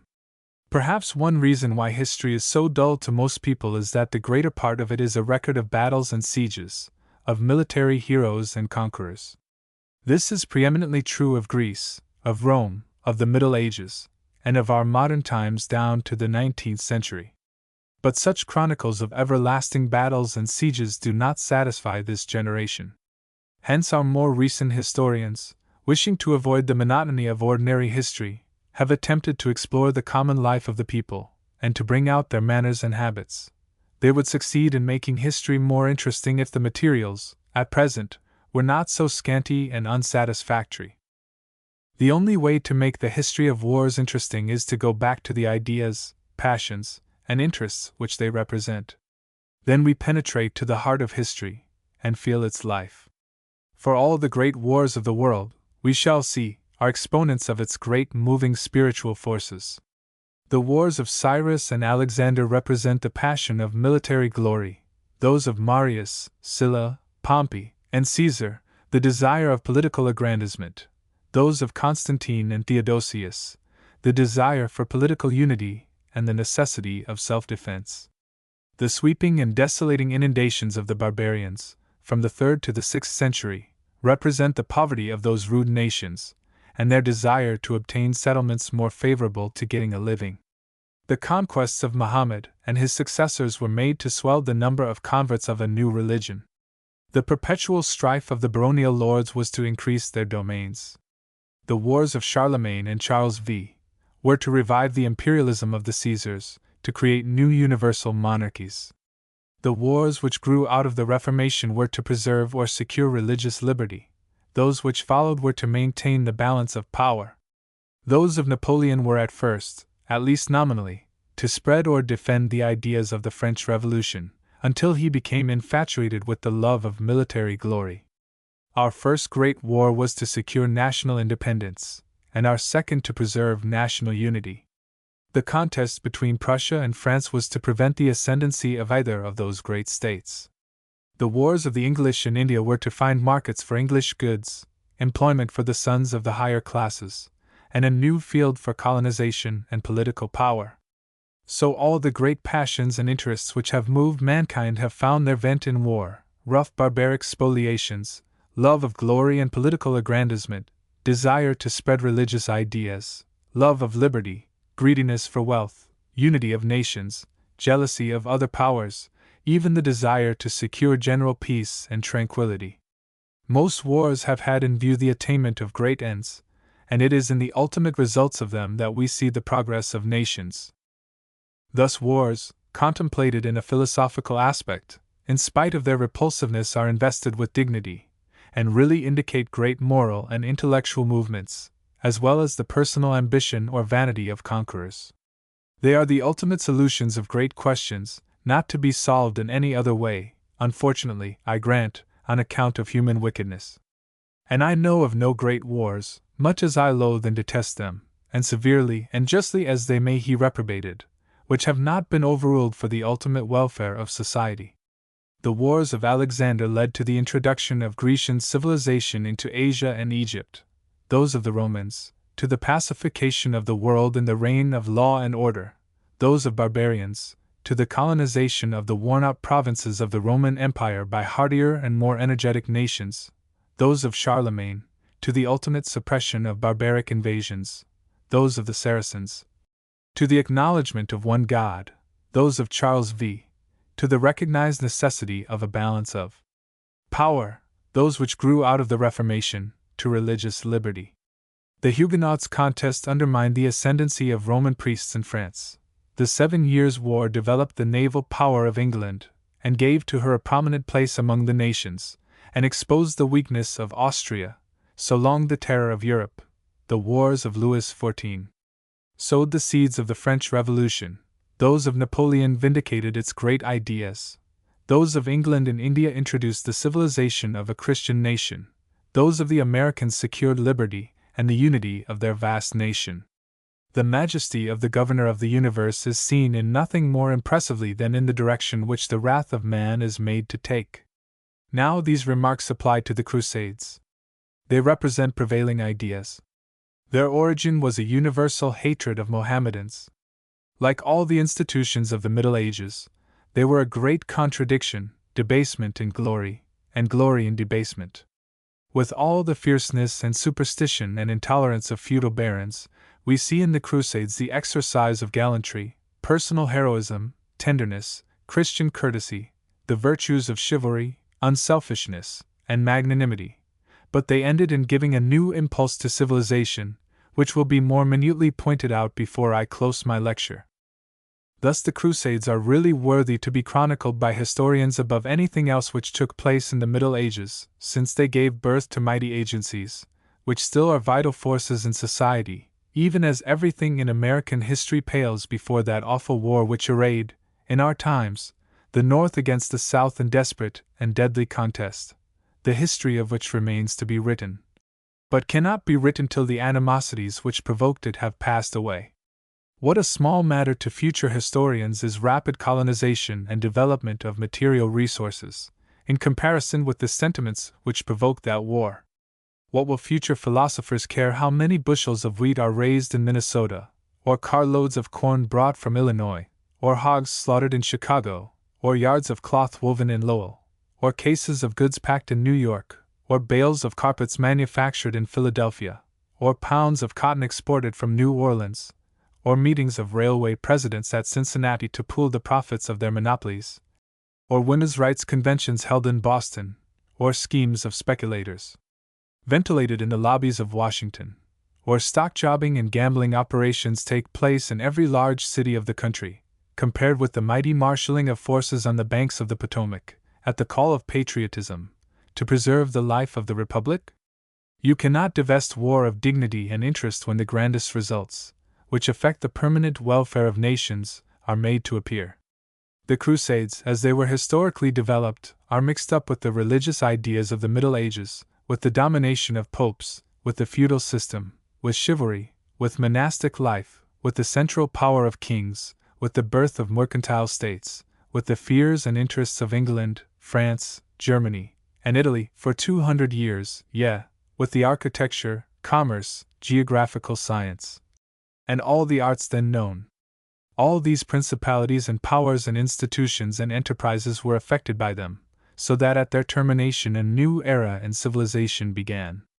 Grasp the Crusades, and you comprehend one of the forces which undermined the institutions of the Middle Ages. It is not a little remarkable that the earliest cause of the Crusades, so far as I am able to trace, was the adoption by the European nations of some of the principles of Eastern theogonies which pertain to self-expiation. An Asiatic theological idea prepared the way for the war between Europe and Asia. The European pietist embraced the religious tenets of the Asiatic monk, which centered in the propitiation of the deity by works of penance. One of the approved and popular forms of penance was a pilgrimage to sacred places, seen equally among degenerate Christian sects in Asia Minor, and among the Mohammedans of Arabia. What place so sacred as Jerusalem, the scene of the Passion and Resurrection of our Lord? Ever since the Empress Helena had built a church at Jerusalem, it had been thronged with pious pilgrims. A pilgrimage to Old Jerusalem would open the doors of the New Jerusalem, whose streets were of gold, and whose palaces were of pearls. At the close of the 10th century there was great suffering in Europe, bordering on despair. The calamities of ordinary life were so great that the end of the world seemed to be at hand. Universal fear of impending divine wrath seized the minds of men. A great religious awakening took place, especially in England, France, and Germany. In accordance with the sentiments of the age, there was every form of penance to avert the anger of God and escape the flames of hell. The most popular form of penance was the pilgrimage to Jerusalem, long and painful as it was. Could the pilgrim but reach that consecrated spot, he was willing to die. The village pastor delivered the staff into his hands, girded him with a scarf, and attached to it a leathern scrip. Friends and neighbors accompanied him a little way on his toilsome journey, which lay across the Alps, through the plains of Lombardy, over Illyria and Pannonia, along the banks of the Danube, by Moesia and Dacia, to Belgrade and Constantinople, and then across the Bosphorus, through Bithynia, Cilicia, and Syria, until the towers and walls of Tyre, Ptolemy, and Caesarea proclaimed that he was at length in the Holy Land. Barons and common people swelled the number of these pilgrims. The haughty knight, who has committed unpunished murders, and the pensive saint, wrapped in religious ecstasies, rival each other in humility and zeal. Those who have no money sell their lands. Those who have no lands to sell throw themselves on Providence, and beg their way for 1,500 miles among strangers. The roads are filled with these travelers, on foot, in rags, fainting from hunger and fatigue. What sufferings, to purchase the favor of God, or to realize the attainment of pious curiosity! The heart almost bleeds to think that our ancestors could ever have been so visionary and misguided, that such a gloomy view of divine forgiveness should have permeated the Middle Ages. But the sorrows of the pious pilgrims did not end when they reached the Holy Land. Jerusalem was then in the hands of the Turks and Saracens, or Orientals, a general name given to the Arabian Mohammedans, who exacted 2 pieces of gold from every pilgrim as the price of entering Jerusalem, and moreover reviled and maltreated him. The Holy Sepulchre could be approached only on the condition of defiling it. The reports of these atrocities and cruelties at last reached the Europeans, filling them with sympathy for the sufferers and indignation for the persecutors. An intense hatred of Mohammedans was generated and became universal, a desire for vengeance, unparalleled in history. Popes and bishops weep, barons and princes swear. Every convent and every castle in Europe is animated with deadly resentment. Rage, indignation, and vengeance are the passions of the hour, all concentrated on the infidels, which term was the bitterest reproach that each party could inflict on the other. An infidel was accursed of God, and was consigned to human wrath. And the Mohammedans had the same hatred of Christians that Christians had of Mohammedans. In the eyes of each their enemies were infidels, and they were enemies because they were regarded as infidels. Such a state of feeling in both Europe and Asia could not but produce an outbreak. A spark only was needed to kindle a conflagration. That spark was kindled when Peter of Amiens, a returned hermit, aroused the martial nations to a bloody war on these enemies of God and man. He was a mean-looking man, with neglected beard and disordered dress. He had no genius, nor learning, nor political position. He was a mere fanatic, fierce, furious with ungovernable rage. But he impersonated the leading idea of the age, hatred of the infidels, as the Mohammedans were called. And therefore his voice was heard. The Pope used his influence. 2 centuries later he could not have made himself a passing wonder. But he is the means of stirring up the indignation of Europe into a blazing flame. He itinerates France and Italy, exposing the wrongs of the Christians and the cruelties of the Saracens, the obstruction placed in the way of salvation. At length a council is assembled at Clermont, and the Pope, Urban II, presides and urges on the sacred war. In the year 1095 the Pope, in his sacred robes, and in the presence of 400 bishops and abbots, ascends the pulpit erected in the marketplace, and tells the immense multitude how their faith is trodden in the dust, how the sacred relics are desecrated, and appeals alike to chivalry and religion. More than this, he does just what Muhammad did when he urged his followers to take the sword. He announces, in fiery language, the fullest indulgence to all who take part in the expedition, that all their sins shall be forgiven, and that heaven shall be opened to them. It is the voice of God, they cry. We will hasten to the deliverance of the sacred city. Every man stimulates the passions of his neighbor. All vie in their contributions. The knights especially are enthusiastic, for they can continue their accustomed life without penance, and yet obtain the forgiveness of their sins. Religious fears are turned at first into the channel of penance, and penance is made easy by the indulgence of the martial passions. Every recruit wore a red cross, and was called Croix, cross-bearer, whence the name of the Holy War. Thus the Crusades began, at the close of the 11th century, when William Rufus was King of England, when Henry IV was still Emperor of Germany, when Anselm was reigning at Canterbury as spiritual head of the English Church, 10 years after the great Hildebrand had closed his turbulent pontificate. I need not detail the history of this first crusade. Of the 200,000 who set out with Peter the Hermit, this fiery fanatic, with no practical abilities, only 20,000 succeeded in reaching even Constantinople. The rest miserably perished by the way, a most disorderly rabble. And nothing illustrates the darkness of the age more impressively than that a mere monk should have been allowed to lead 200,000 armed men on an enterprise of such difficulty.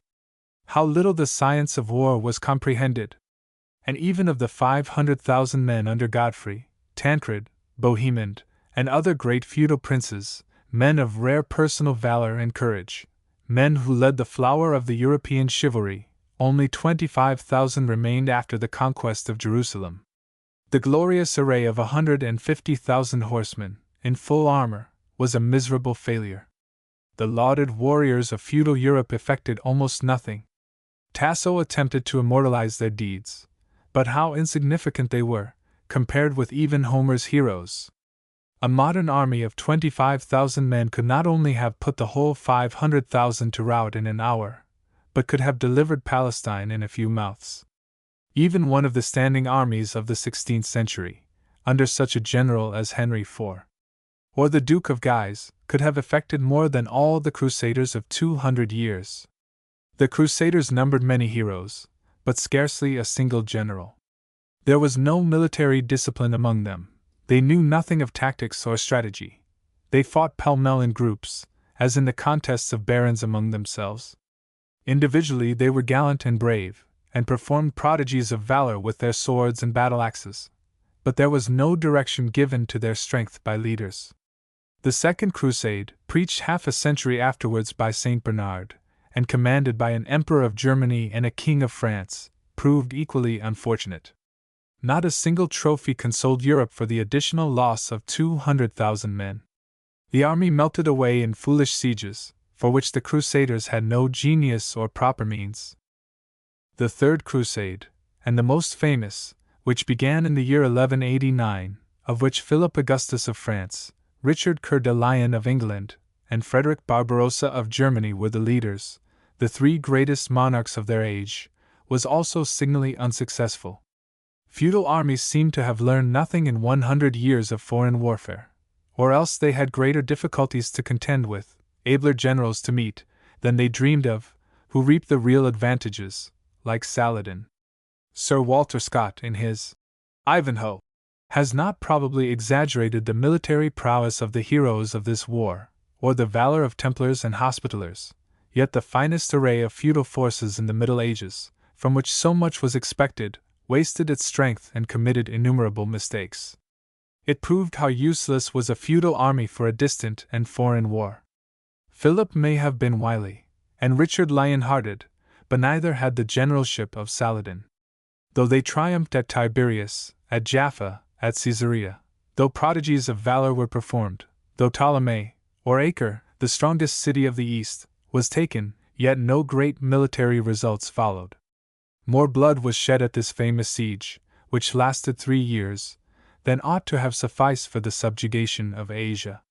There were no decisive battles, and yet 100 battles took place under its walls. Slaughter effected nothing. Jerusalem, which had been retaken by the Saracens, still remained in their hands, and never afterwards was conquered by the Europeans. The leaders returned dejected to their kingdoms, and the bones of their followers whitened the soil of Palestine. The Fourth Crusade, incited by Pope Innocent III, 3 years after, terminated with divisions among the states of Christendom, without weakening the power of the Saracens, 1202-4. Among other expeditions was one called the Children's Crusade, 1212, a wretched, fanatical misery, resulting in the enslavement of many and the death of thousands by shipwreck and exposure. The Fifth Crusade, commanded by the Emperor Frederick II of Germany, 1228-9, was diverted altogether from the main object, and spent its force on Constantinople. That city was taken, but the Holy Land was not delivered. The Byzantine Empire was then in the last stages of decrepitude, or its capital would not have fallen, as it did, from a naval attack made by the Venetians, and in revenge for the treacheries and injuries of the Greek emperors to former crusaders. This, instead of weakening the Mussulmans, broke down the chief obstacle to their entrance into Europe shortly afterward. The Sixth Crusade, 1248-50, only secured the capture of Damietta, on the banks of the Nile. The seventh and last of these miserable wars was the most unfortunate of all, A. died in 1270. The saintly monarch of France perished, with most of his forces, on the coast of Africa, and the ruins of Carthage were the only conquest which was made. Europe now fairly sickened over the losses and misfortunes and defeats of nearly 2 centuries, during which 5 millions are supposed to have lost their lives. Famine and pestilence destroyed more than the sword. Before disheartened Europe could again rally, the last strongholds of the Christians were wrested away by the Mohammedans, and their gallant but unsuccessful defenders were treated with every inhumanity, and barbarously murdered in spite of truces and treaties. Such were the famous Crusades, only the main facts of which I allude to, for to describe them all, or even the more notable incidents, would fill volumes, all interesting to be read in detail by those who have leisure, all marked by prodigious personal valor, all disgraceful for the want of unity of action and the absence of real generalship.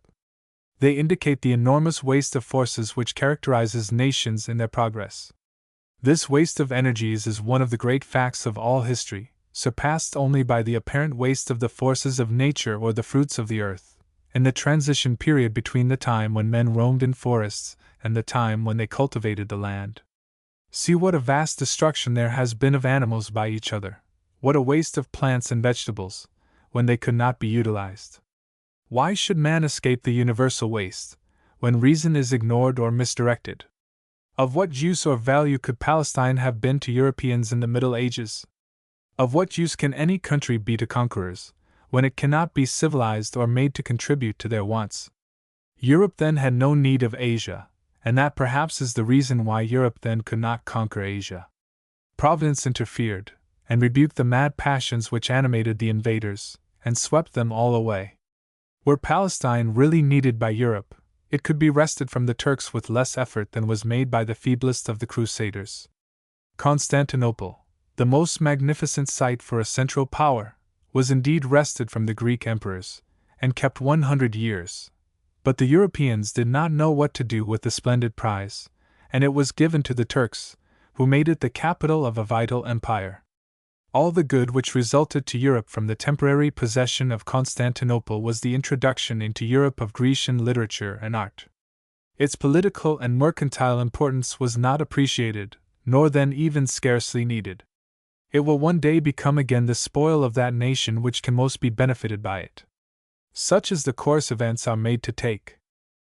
In this brief notice of the most unsuccessful wars in which Europe ever engaged, we cannot help noticing their great mistakes. We see rashness, self-confidence, depreciation of enemies, want of foresight, ignorance of the difficulties to be surmounted.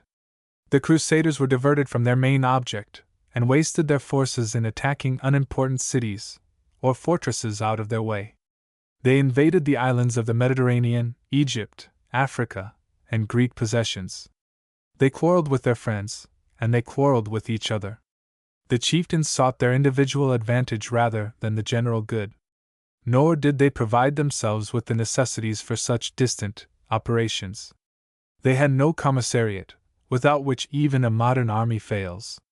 They were captivated by trifles and frivolities, rather than directing their strength to the end in view. They allowed themselves to be seduced by both Greek and infidel arts and vices. They were betrayed into the most foolish courses. They had no proper knowledge of the forces with which they were to contend. They wantonly massacred their foes when they fell into their hands, increased the animosity of the Mohammedans, and united them in a concert which they should themselves have sought.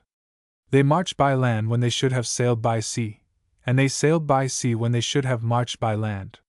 They entrusted the command to monks and inexperienced leaders. They obeyed the mandates of apostolic vicars when they should have considered military necessities.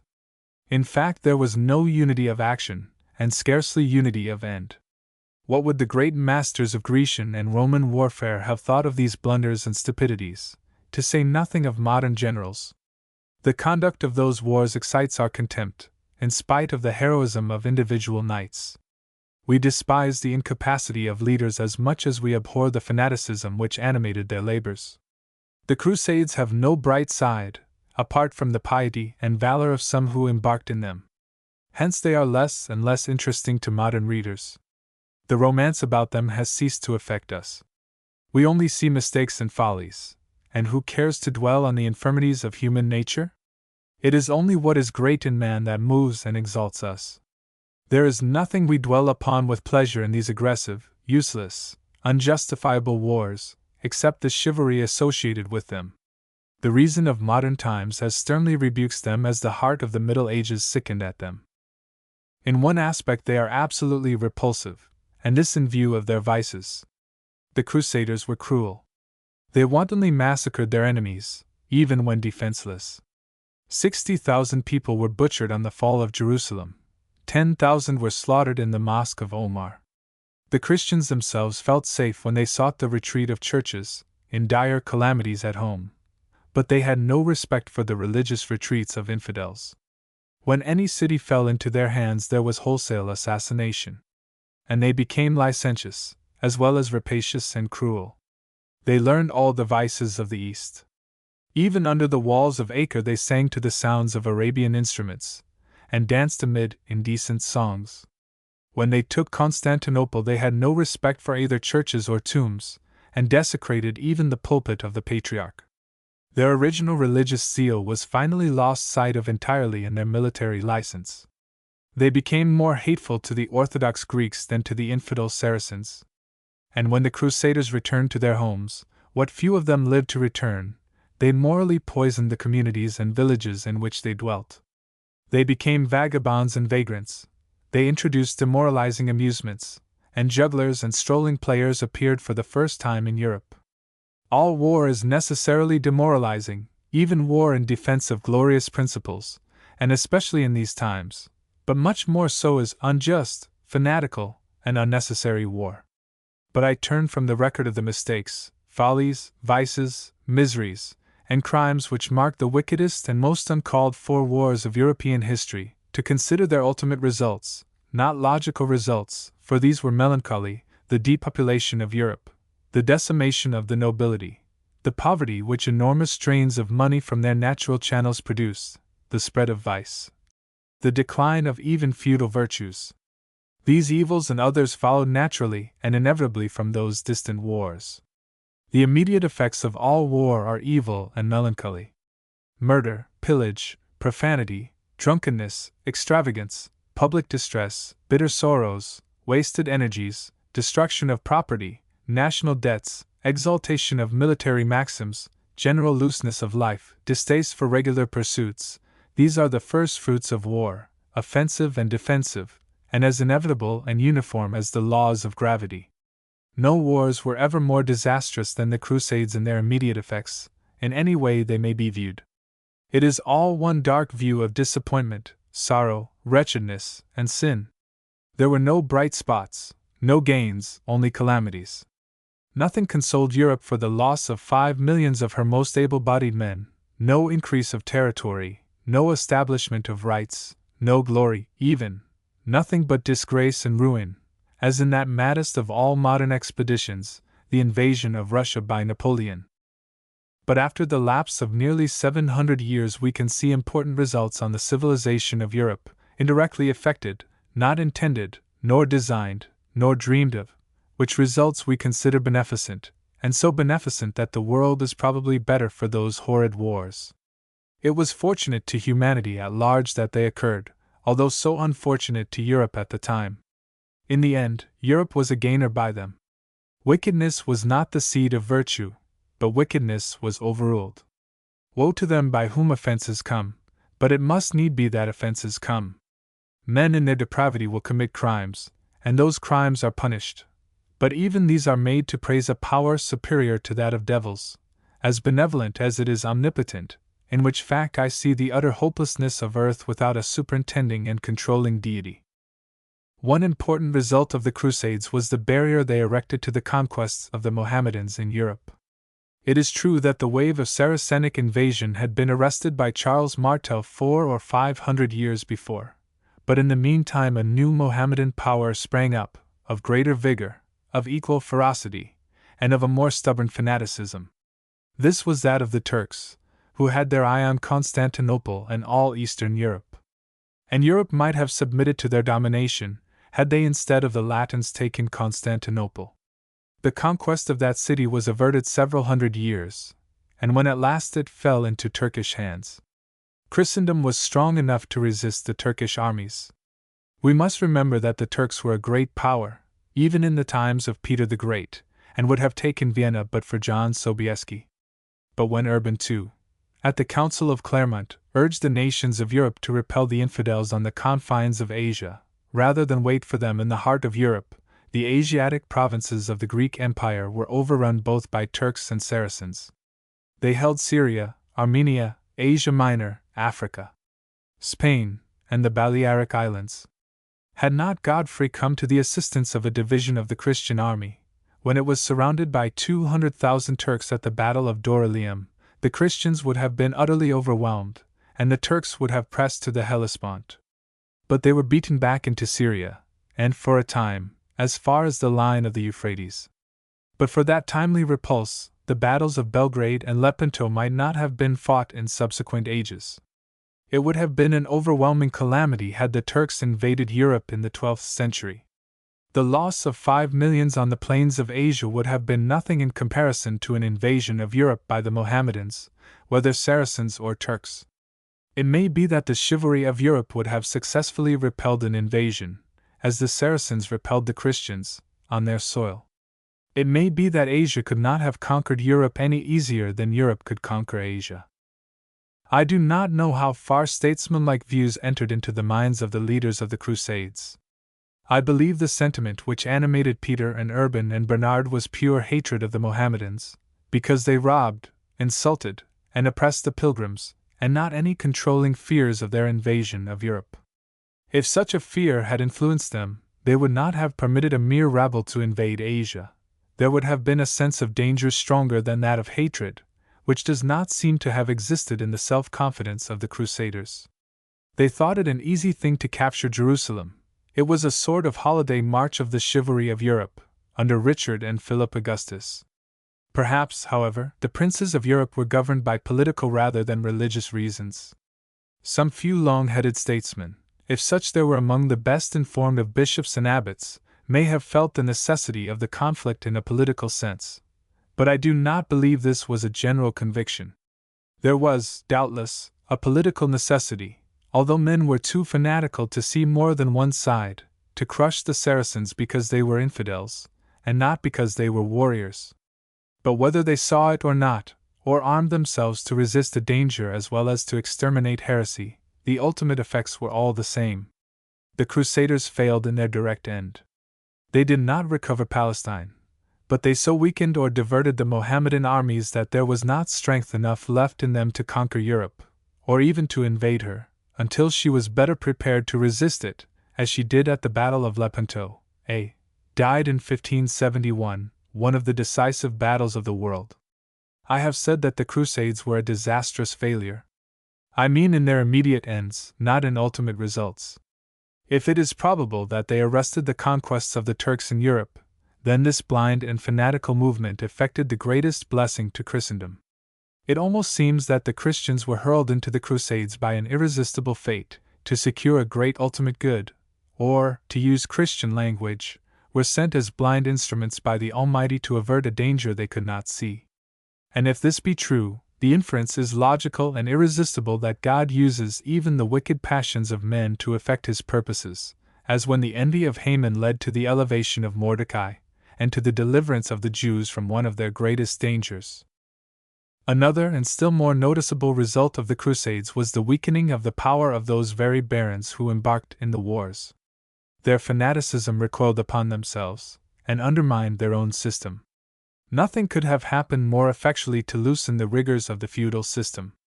It was the baron and the knight that marched to Palestine who suffered most in the curtailment of the privileges which they had abused, even as it was the southern planter of Carolina who lost the most heavily in the war which he provoked to defend his slave property. In both cases the fetters of the serfs and slaves were broken by their own masters, not intentionally, of course, but really and effectually. How blind men are in their injustices! They are made to hang on the gallows which they have erected for others. To gratify his passion of punishing the infidels, whom he so intensely hated, the baron or prince was obliged to grant great concessions to the towns and villages which he ruled with an iron hand, in order to raise money for his equipment and his journey. He was not paid by government as our modern soldiers and officers. He had to pay his own expenses, and they were heavier than he had expected or provided for. Sometimes he was taken captive, and had his ransom to pay for in hard cash, and not in land, as in the case of Richard of England, when, on his return from Palestine, he was imprisoned in Austria, and it took to ransom him, as some have estimated, 1/3 of all the gold and silver of the realm, chiefly furnished by the clergy. But where was the imprisoned baron to get the money for his ransom? Not from the Jews, for their compound interest of 50% every 6 months would have ruined him in less than 2 years. But the village guilds had money laid by. Merchants and mechanics in the towns, whom he despised, had money. Monasteries had money. He therefore gave new privileges to all. He gave charters of freedom to towns. He made concessions to the peasantry.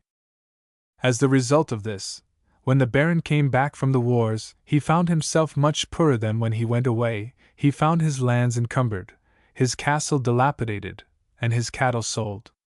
In short, he was, as we say of a proud merchant now and then, embarrassed in his circumstances. He was obliged to economize. But the feudal family would not hear of retrenchment, and the baron himself had become more extravagant in his habits. As travel and commerce had increased, he had new wants, which he could not gratify without parting with either lands or prerogatives. As the result of all this, he became not quite so overbearing, though perhaps more sullen, for he saw men rising about him who were as rich as he, men whom his ancestors had despised.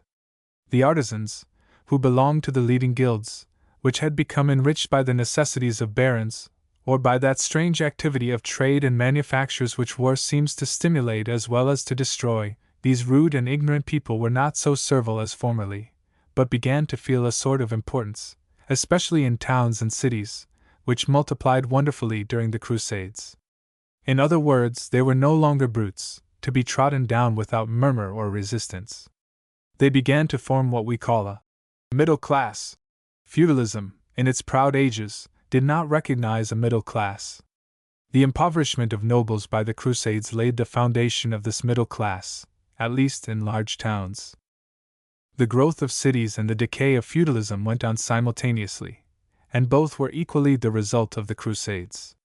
If the noble became impoverished, the merchant became enriched, and the merchant lived, not in the country, but in some mercantile mart.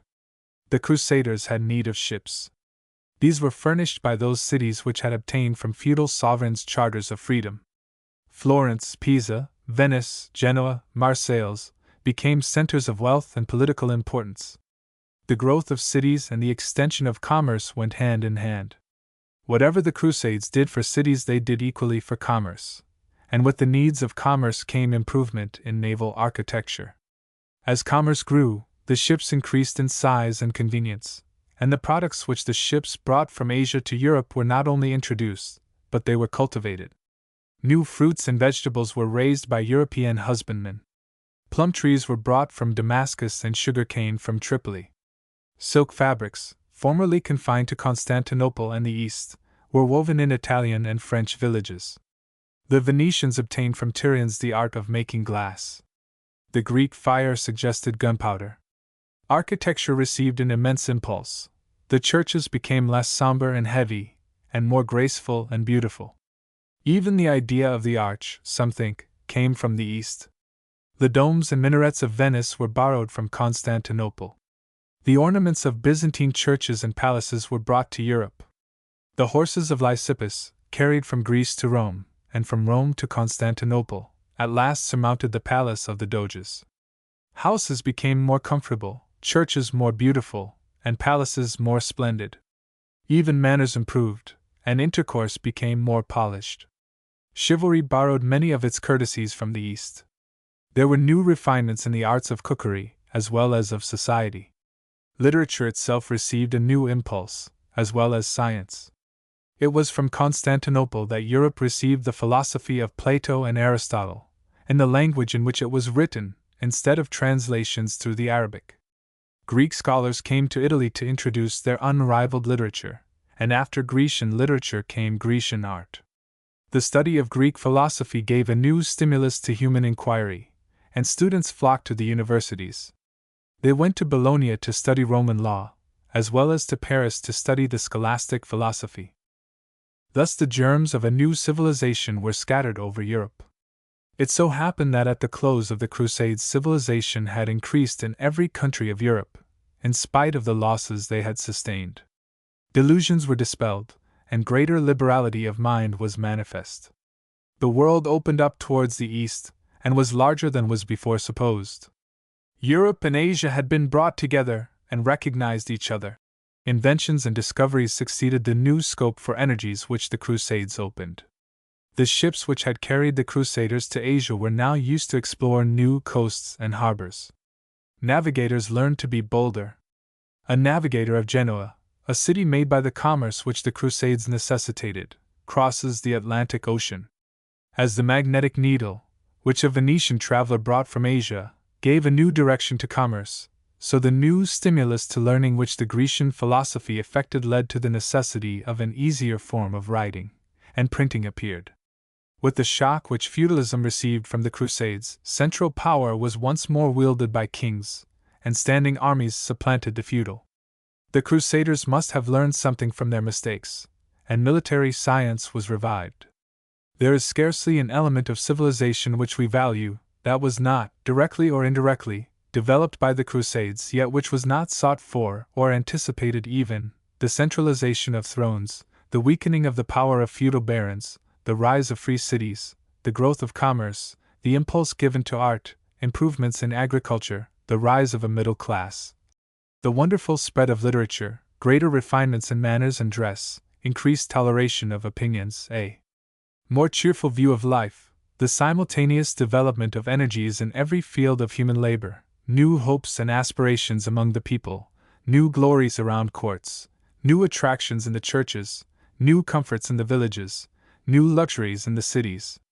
Even spiritual power became less grim and sepulchral, since there was less fear to work upon. I do not say that the Crusades alone produced the marvelous change in the condition of society which took place in the 13th century, but they gave an impulse to this change. The strong sapling which the barbarians brought from their German forests and planted in the heart of Europe, and which had silently grown in the darkest ages of barbarism, guarded by the hand of Providence, became a sturdy tree in the feudal ages, and bore fruit when the barons had wasted their strength in Asia. The Crusades improved this fruit, and found new uses for it, and scattered it far and wide, and made it for the healing of the nations. Enterprise of all sorts succeeded the apathy of convents and castles. The village of mud huts became a town, in which manufactures began. As new wants became apparent, new means of supplying them appeared. The Crusades stimulated these wants, and commerce and manufactures supplied them. The modern merchant was born in Lombard cities, which supplied the necessities of the Crusaders. Feudalism ignored trade, but the baron found his rival in the merchant prince. Feudalism disdained art, but increased wealth turned peasants into carpenters and masons. Carpenters and masons combined and defied their old masters, and these masters left their estates for the higher civilization of cities, and built palaces instead of castles. Palaces had to be adorned, as well as churches, and the painters and handicraftsmen found employment.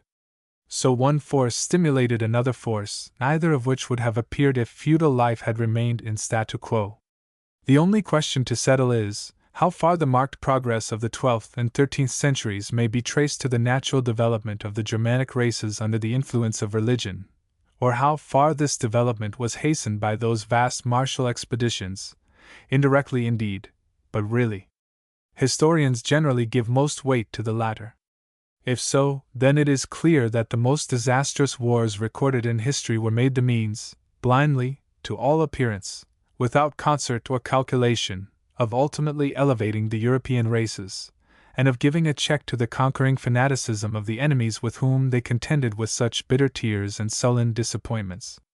Authorities: Michaud's Histoire des Croisades, Meilly's L'Esprit des Croisades, Choiseul, Dalecourt's De l'Influence des Croisades, Sur l'état des peuples en Europe, Hirens über den Einfluss der Kreuzzüge, Sportschil's Geschichte der Kreuzzüge, Hallam's Middle Ages, Mill's History of the Crusades, James's History of the Crusades, Michelet's History of France, translated, Gibbon's Decline and Fall, Milman's Latin Christianity, Proctor's History of the Crusades, Mosheim, William of Wykeham.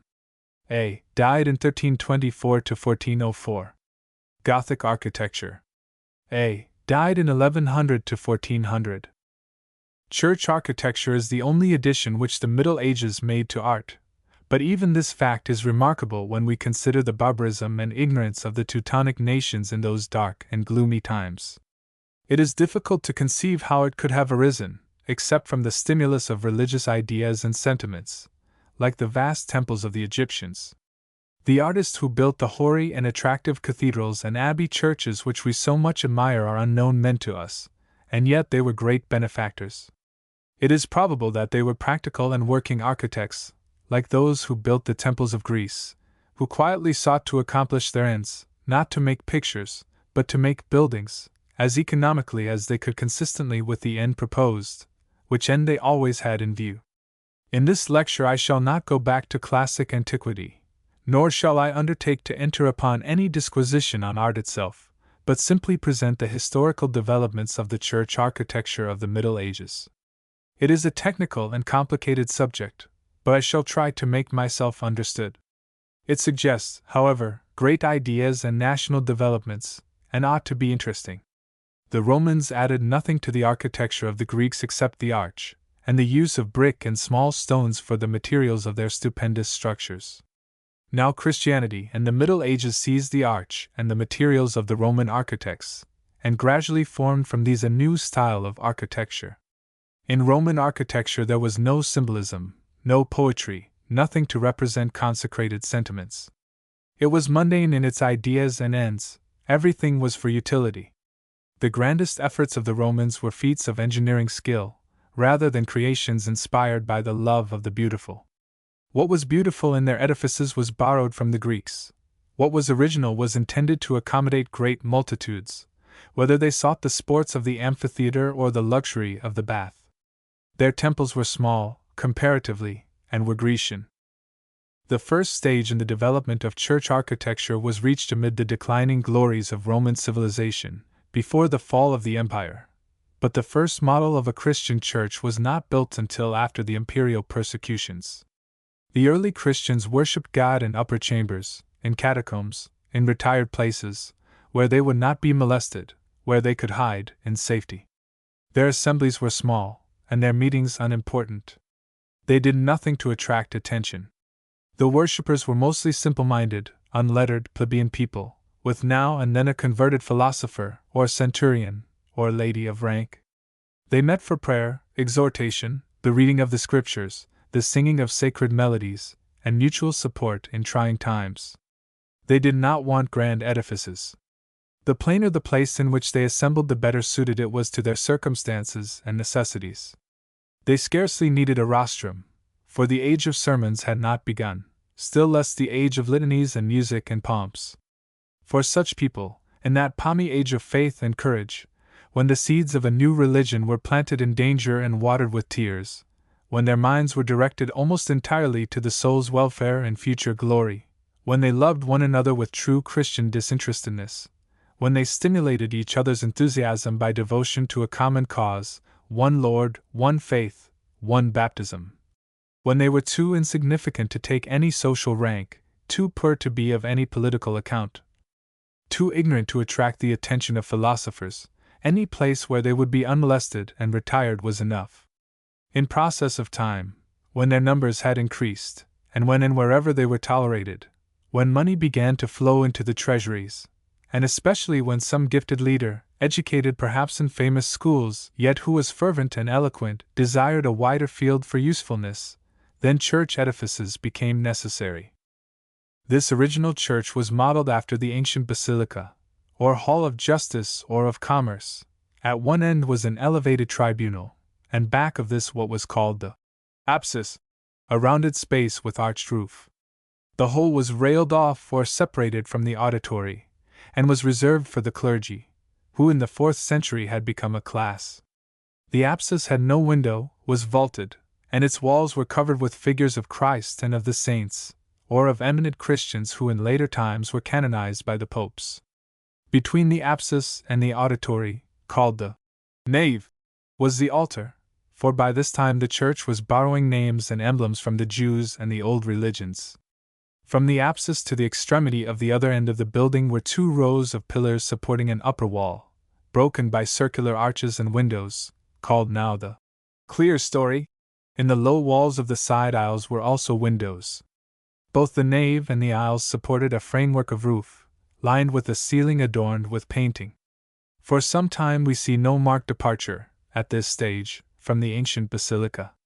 The church is simple, not much adorned, and adapted to preaching. The age in which it was built was the age of pulpit orders, when bishops preached, like Basil, Chrysostom, Ambrose, Augustine, and Leo, when preaching was an important part of the service, by the foolishness of which the world was to be converted. Probably there were but few what we should call fine churches, but there was one at Rome which was justly celebrated, built by Theodosius, and called St. Paul's. It is now outside the walls of the modern city. The nave is divided into 5 aisles, and the main one, opening into the apsis, is spanned by a lofty arch supported by 2 colossal columns. The apsis is 80 feet in breadth. All parts of the church, one of the largest of Rome, are decorated with mosaics. It has 2 small transepts at the extremity of the nave, on each side of the apsis. The 4 rows of magnificent columns, supporting semicircular arches, are Corinthian.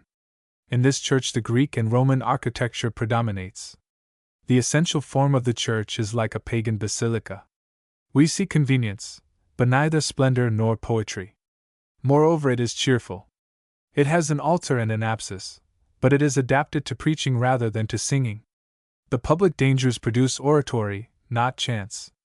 The voice of the preacher penetrates the minds of the people, as did that of Savonarola at Florence announcing the invasion of Italy by the French, days of fear and anxiety, reminding us also of Chrysostom at Antioch, when in his spacious basilican church he roused the people to penitence, to avert the ire of Theodosius. The first transition from the basilica to the Gothic church is called the Romanesque, and was made after the fall of the empire, when the barbarians had erected new kingdoms on its ruins, when literature and art were indeed crushed, yet when universal desolation was succeeded by new forms of government and new habits of life, when the clergy had become an enormous power, greatly enriched by the contributions of Christian princes. This transition retained the traditions of the fallen empire, and yet was adapted to a semi-civilized people, nominally converted to Christianity. It arose after the fall of the Merovingians, when Charlemagne was seeking to restore the glory of the Western Empire. Paganism had been suppressed by law, even heresies were extinguished in the West. Kings and people were alike orthodox, and bowed to the domination of the Church. Abbeys and convents were founded everywhere and richly endowed. The different states and kingdoms were poor, but the wealth that existed was deposited in sacred retreats. The powers of the state were the nobles, warlike and ignorant, rapidly becoming feudal barons, acknowledging only a nominal fealty to the crown. Kings had no glory, defied by their own subjects and unsupported by standing armies. But these haughty barons were met face to face by equally haughty bishops, armed with spiritual weapons. These bishops were surrounded and supported by priests, secular and regular, by those who ruled the people in small parishes, and those who ruled the upper classes in their monastic cells. Learning had fled to monasteries, and the church, with its growing revenues and structures, became a new attraction. The architects of the Romanesque, who were probably churchmen, retained the nave of the basilica, but made it narrower, and used but 2 rows of columns. They introduced the transepts, or cross enclosures, making them to project north and south of the nave, in the space separated from the apsis, and the apsis was expanded into the choir, filled with priests and choristers. The building now assumes the form of a cross.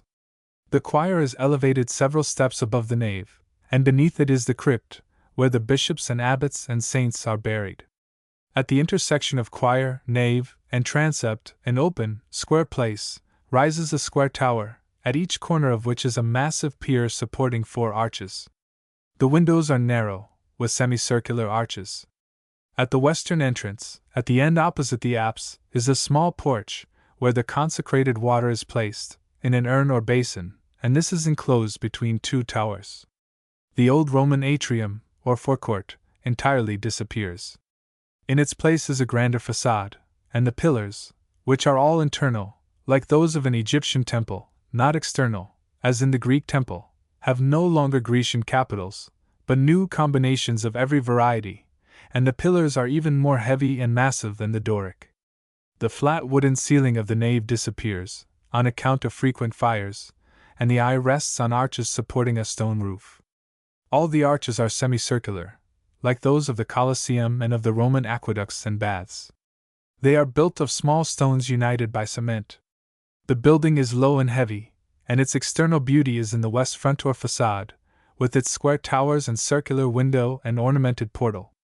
The internal beauty is from the pillars supporting the roof, and the tower which intersects the nave, choir, and transepts. Sometimes, instead of a tower, there is a dome, reminding us of Byzantine workmanship. But this Romanesque church is also connected with monastic institutions, whose extensive buildings join the church at the north or south. The church is wedded to monasticism, one supports the other, and both make a unity exceedingly efficient in the Middle Ages.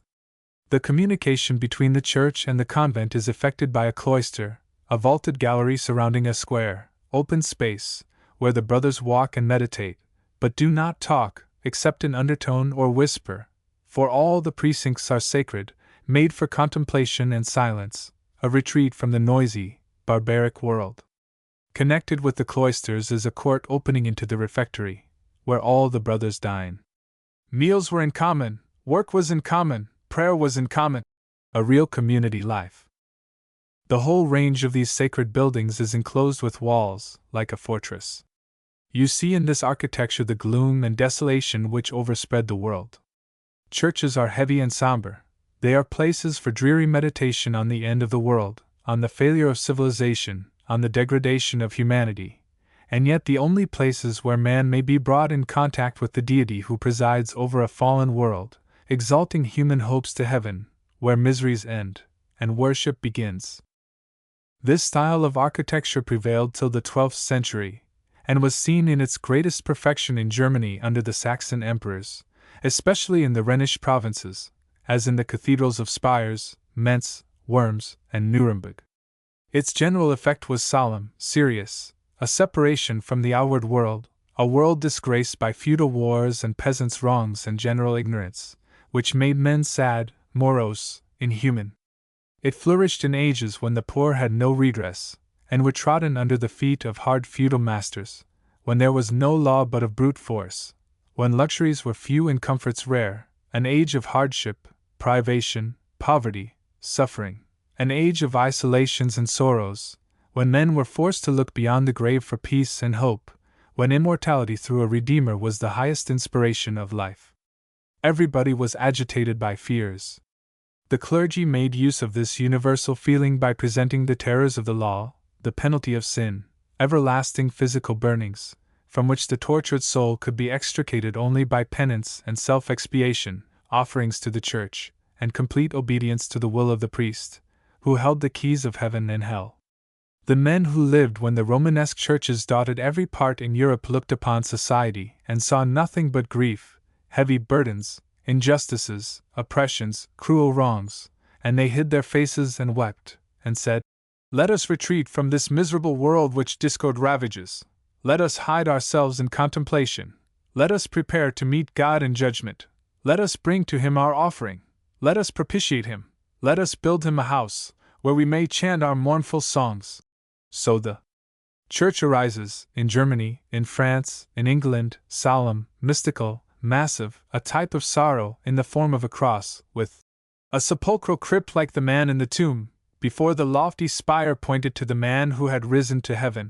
The Church is still struggling, and is not jubilant, except in Gregorian chants, and is not therefore lofty or ornamental. It is a vault. It is more like a catacomb than a basilica, for the world is buried deep in sorrows and fears. Look to any of the Saxon churches of the period when the Romanesque prevailed, and they are low, gloomy, and damp, though massive and solemn. The church as an edifice ever represents the church as an institution or a power, ever typifies prevailing sentiments and ideas. Perhaps the finest of the old Romanesque churches was that of Cluny, in Burgundy, destroyed during the French Revolution. It had 5 aisles, and was 520 feet in length. It had a stately tower at the intersection of the transepts, and 6 other towers. It was early Norman, and loftier than the Saxon churches, although heavy and massive like them. But the Romanesque church, with all its richness, is still heavy, dark, impressive, reminding us of the sorrows of the Middle Ages, and the dreary character of prevailing religious sentiments, fervent, sincere, profound, but sad, the sentiments of an age of ignorance and faith. The Crusades came.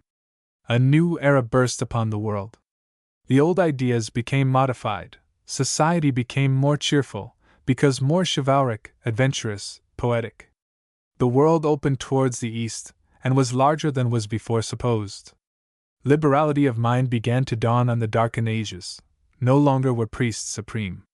The gay Provençals began to sing, the universities began to teach and to question. The scholastic philosophy sent forth such daring thinkers as Origena and Abelard. Orthodoxy was still supreme before such mighty intellects as Anselm, Bernard, and Thomas Aquinas, but it was assailed. Abelard put forth his puzzling questions. The schoolmen began to think for themselves, and the iron weight of feudalism was less oppressive. Free cities and commerce began to enrich the people. Kings were becoming more powerful. The spiritual despotism was less potent. The end of the world, it was found, had not come. A glorious future began to shed forth the beams of its coming day. It was the dawn of a new civilization. So a lighter, more cheerful, and grander architecture, with symbolic beauties, appeared with changing ideas and sentiments. The Church, no longer a gloomy power, struggling with Saracens and barbarism, but dominant, triumphant, issues forth from darksome crypts and soars upward, elevates her vaulted roofs. The Oriental ogive appears. The architects heap arcade on arcade, ogive on ogive, pyramid on pyramid, and give to all geometrical symmetry and artistic grace. The Greek column is there, but dilated to colossal proportions, and exfoliated in a variegated capital. The old Roman arch disappears, and the pointed arch is substituted, graceful and elevated. The old Egyptian obelisk appears in the spire reaching to heaven, full of aspiration. The window becomes larger and encroaches on the naked wall, and radiates in mystic roses. The arches widen and the piers become more lofty. Stained glass appears and diffuses religious light. Every part of the church becomes decorated and symbolical and harmonious, though infinitely variegated. The altars have pictures over them. Shrines and monuments appear in the niches. The dresses of the priests are more gorgeous. The music of the choir peals forth hallelujahs. Christ is risen from the tomb. The purple of his blood colors the windows. The roof, like pinnacles and spires, seems to reach the skies. The pressure of the walls is downwards rather than lateral. The vertical lines of Cologne are as marked as the old horizontal lines of the Parthenon. The walls, too, are not so heavy, and are supported by buttresses, which give increased beauty to the exterior, greater light and shade. Every part of the church seems to press forward and strive for greater freedom, for outward manifestation. Even the broad and expansive window presses to the outer surface of the walls, now broken by buttresses and pinnacles. The window, the eye of the edifice, is more cheerful and intelligent. More calm is the imposing facade, with its mighty towers and lofty spires, tapering like a pyramid, with its round oriel window rich in beautiful tracery, and its wide portal with sculptured saints and martyrs. And in all the churches you see geometrical proportions. Even the cross of the church is deduced from the figure by which Euclid constructed the equilateral triangle. The columns present the proportions of the Doric, as to diameter and height. The love of the true and beautiful meet. The natural and supernatural both appear. All parts symbolize the passion of Christ. If the crypt speaks of death, the lofty and vaulted roof and the beautiful pointed arches, and the cheerful window, and the jubilant chants speak of life. The old church reminds one of the Christ that lay in the tomb, the new, of the Christ who arose the third day. The old fosters meditation and silence.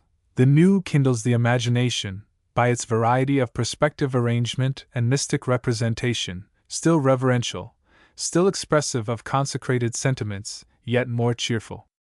The foliated shaft, the rich tracery of the window, the graceful pinnacle, the Arabian gorgeousness of the interior, as if the Crusaders had learned something from the East, the innumerable shrines and pictures, the variegated marbles of the altar, with its vessels of silver and gold, the splendid dresses of the priests, the imposing character of the ritualism, the treasures lavished everywhere. All speak greater independence, wealth, and power.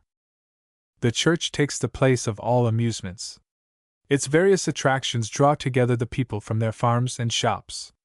They are gaily dressed, as if they were attending a festival. Their condition is so improved that they have time for holidays.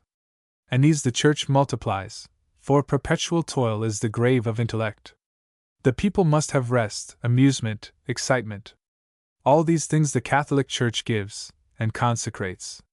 Crusader, baron, knight, priest, peasant, all resort to the church for benedictions. Women too are there, and in greater numbers, and they linger for the confessional.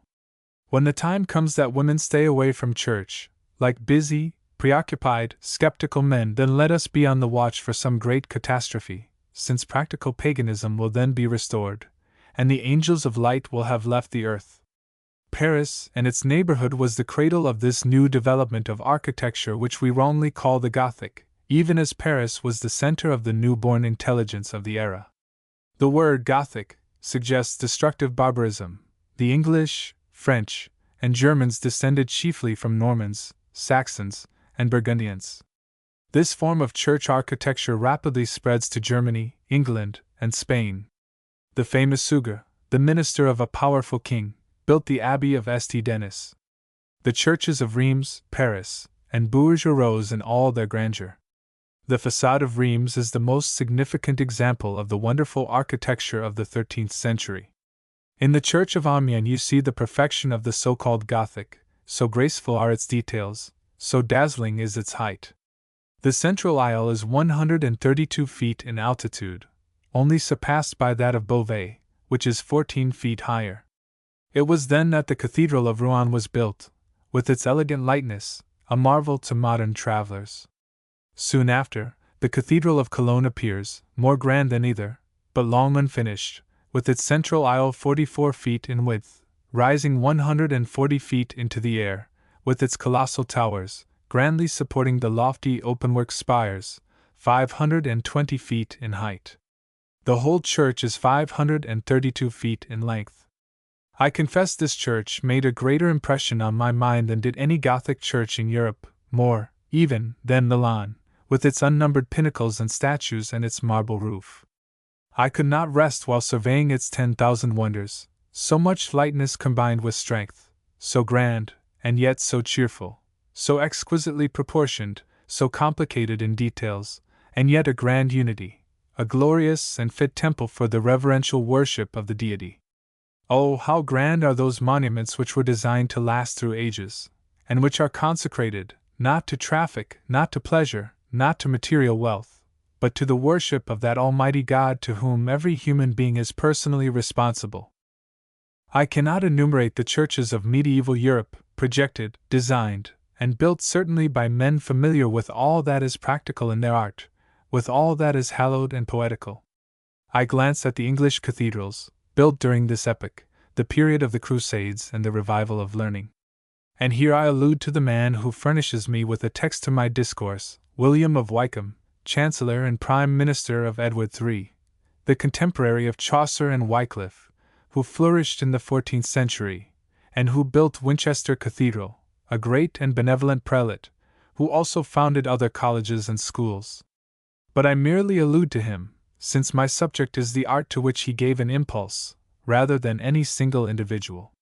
No one man represents church architecture any more appropriately than any one man represents the feudal system, or monasticism, or the Crusades, or the French Revolution. I do not think the English cathedrals are equal to those of Cologne, Reims, Amiens, and Rouen, but they are full of interest, and they have varied excellences. That of Salisbury is the only one which is of uniform style. Its glory is in its spire, as that of Lincoln is in its west front, and that of Westminster is in its nave. Gloucester is celebrated for its choir, and York for its tower. In all are beautiful vistas of pillars and arches. But they lack the inspiration of the Catholic Church. They are indeed hoary monuments, petrified mysteries, a passion of stone, as Michelet speaks of the marble histories which will survive his rhapsodies. They alike show the pilgrimage of humanity through gloomy centuries. If their great wooden screens were removed, which separate the choir from the nave, the cathedrals doubtless would appear to more advantage, and especially if they were filled with altars and shrines and pictures, and lighted candles on the altars, filled also with crowds of worshippers, reverent before the gorgeously attired ministers of divine omnipotence, and excited by transporting chants, and the various appeals to sense and imagination. The reason must be assisted by the imagination, before the mind can revel in the glories of Gothic architecture. Imagination intensifies all our pleasures, even those of sense, and without imagination, a memory stored with the pious deeds of saints and martyrs in bygone ages, a Gothic cathedral is as much a sealed book as Wordsworth is to Taine. The Protestant tourist from Michigan or Pennsylvania can do any cathedral in 2 hours, and wonder why they make such a fuss about a church not half so large as the New York Central Railroad station. The wonders of cathedrals must be studied, like the glories of a landscape, with an eye to the beautiful and the grand, cultured and practiced by the contemplation of ideal excellence, when the mind summons the imagination to its aid, with all the poetry and all the history which have been learned in a life of leisure and study. How different the emotions of a Ruskin or a Tennyson, in surveying those costly piles, from those of a man fresh from a distillery or from a warehouse of cotton fabrics, or even from those of many fashionable women, whose only aesthetic accomplishment is to play languidly and mechanically on an instrument, and whose only intellectual achievement is to have devoured a dozen silly novels in the course of a summer spent in alternate sleep and dalliance. Nor does familiarity always give a zest to the pleasure which arises from the creations of art or the glories of nature. The Roman beggar passes the Colosseum or St. Peter's without notice or enjoyment, as a peasant sees unmoved the snow-capped mountains of Switzerland or the beautiful lakes of Killarney. Said sorrowfully my guide up the Rigi, I wish I lived in Holland, for there are men there. Yet there are those whom the ascent of Rigi and the ruined monuments of ancient Rome would haunt for a lifetime, in whose memory they would be perpetually fresh, never to pass away, any more than the looks and the vows of early love from the mind of a sentimental woman. The glorious old architecture whose peculiarity was the pointed arch, flourished only about 300 years in its purity and matchless beauty. Then another change took place. The ideal became lost in meaningless ornaments. The human figure peoples the naked walls. Man places his own image everywhere. The tomb rises like a mausoleum inside chapels. Man is enthroned, not God. The corruption of the art keeps pace with the corruption of the papacy and the discords of society. In the 14th century the medieval has lost its charm and faith. And then sets in the new era, which begins with Michelangelo. It is marked by the revival of Greek art and Greek literature. At Florence reign the Medici. On the throne of St. Peter sits an Alexander VI. Or a Julius II. Genoa is a city of merchant palaces. Museums are collected of the excavated remains of Roman antiquity. Everybody kindles with the contemplation of the long-buried glories of a classic age. Everybody reads the classic authors. Cicero is a greater oracle than St. Augustine. Scholars flock to Italy. The popes encourage the growing taste for pagan philosophy. Ancient art regains her long abdicated throne, and wields her scepter over the worshippers of the Parthenon, and the admirers of Aeschylus and Thucydides.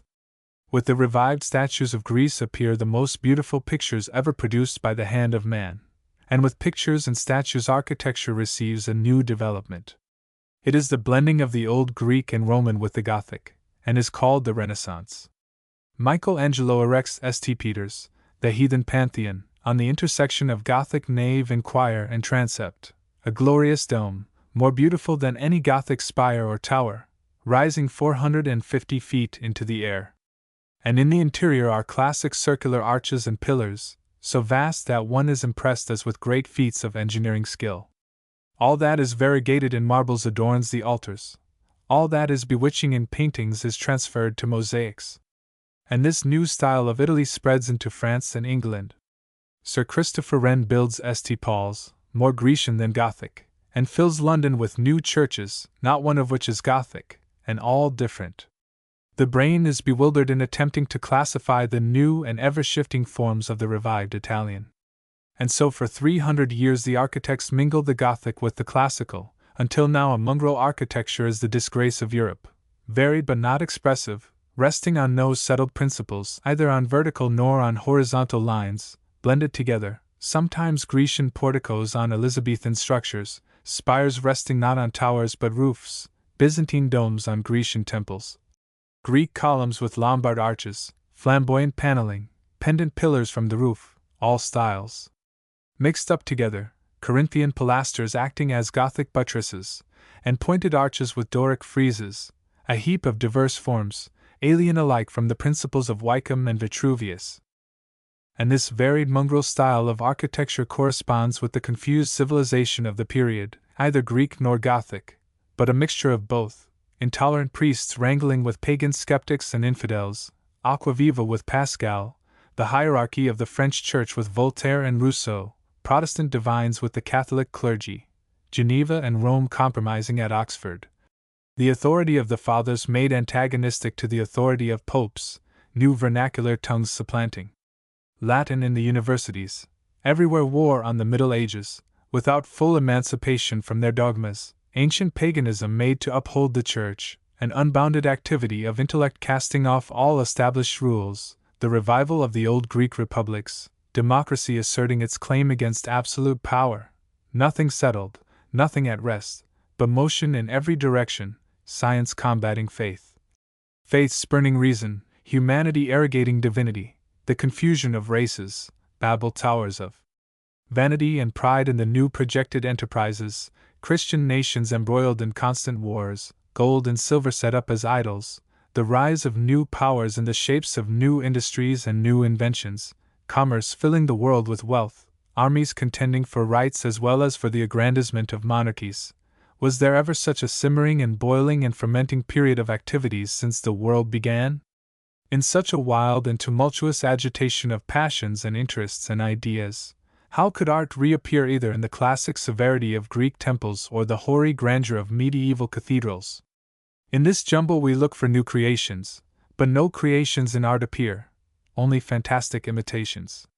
There is no creation except in a new field, that of science and mechanical inventions, where there is the most extraordinary and astonishing development of human genius ever seen on earth, but of the earth earthy, aiming at material good. Architecture itself is turned into great feats of engineering. It does not span the apsis of a church, it spans rivers and valleys. The church, indeed, passes out of mind, if not out of sight, in the new material age, in the multiplication of bridges and gigantic reservoirs, old Rome brought back again in its luxuries. And yet the exactness of science and the severity of criticism, begun 50 years ago, in the verification of principles, produce a better taste. Architects have sought to revive the purest forms of both Gothic and Grecian. If they could not create a new style, they would imitate the old, as in philosophy, they would go round in the old circles. As science revives the atoms of Democritus, so art would reproduce the ideas of Phidias and Vitruvius, and even the poetry and sanctity of the Middle Ages. Within 50 years Christendom has been covered with Gothic churches, some of which are as beautiful as those built by Freemasons. The cathedrals have been copied rigidly, even for village churches. The Parthenon reappears in the Madeleine. We no longer see, as in the 18th century, Gothic spires on Roman basilicas, or Grecian porticos ornamenting Norman towers. The various styles of 2,000 years are not mixed up in the same building. We copy either the horizontal lines of paganism, or the vertical lines of the ages of faith. No more harmonious Gothic edifice was ever erected than the new Catholic Cathedral of New York. The only absurdity is seen when radical Protestantism adopts the Church of pomps and liturgies. When the Reformation was completed, men sought to build churches where they could hear the voice of the preacher, for the mission of Protestantism is to teach, not to sing. Protestantism glories in its sermons as much as Catholicism in its chants. If the people wish to return again to ritualism, let them have the Gothic Church. If they wish to be electrified by eloquence, let them have a basilica, for the voice of the preacher is lost in high and vaulted roofs. If they wish to join in the prayers and the ceremonies of the altar, let them have the clustering pillars and the purple windows. Everything turns upon what is meant by a church. What is it for? Is it for liturgical services, or is it for pulpit eloquence? Solve that question, and you solve the Reformation. My house, saith the divine voice, shall be called the house of prayer. It is by the foolishness of preaching, said Paul, that men are saved. If you will have the prayers of the Middle Ages and the sermons of the Reformation both together, then let the architects invent a new style, which shall allow the blending of prayer and pulpit eloquence. You cannot have them both in a Grecian temple, or in a Gothic church. You must combine the Parthenon with Salisbury, which is virtually a new miracle of architecture. Will that miracle be wrought? I do not know. But a modern Protestant church, with all the wonders of our modern civilization, must be something new, some new combination which shall be worthy of the necessity of our times. This is what the architect must now aspire to accomplish. He must produce a house in which one can both hear the sermon and be stimulated by inspiring melodies, for the church must have both. The Psalms of David and the chants of Gregory must be blended with the fervid words of a Chrysostom and a Chalmers. This, at least, should be borne in mind. The church edifice must be adapted to the end designed. The Gothic architects adapted their vaults and pillars to the ceremonies of the Catholic ritual. If it is this you want, then copy Gothic cathedrals.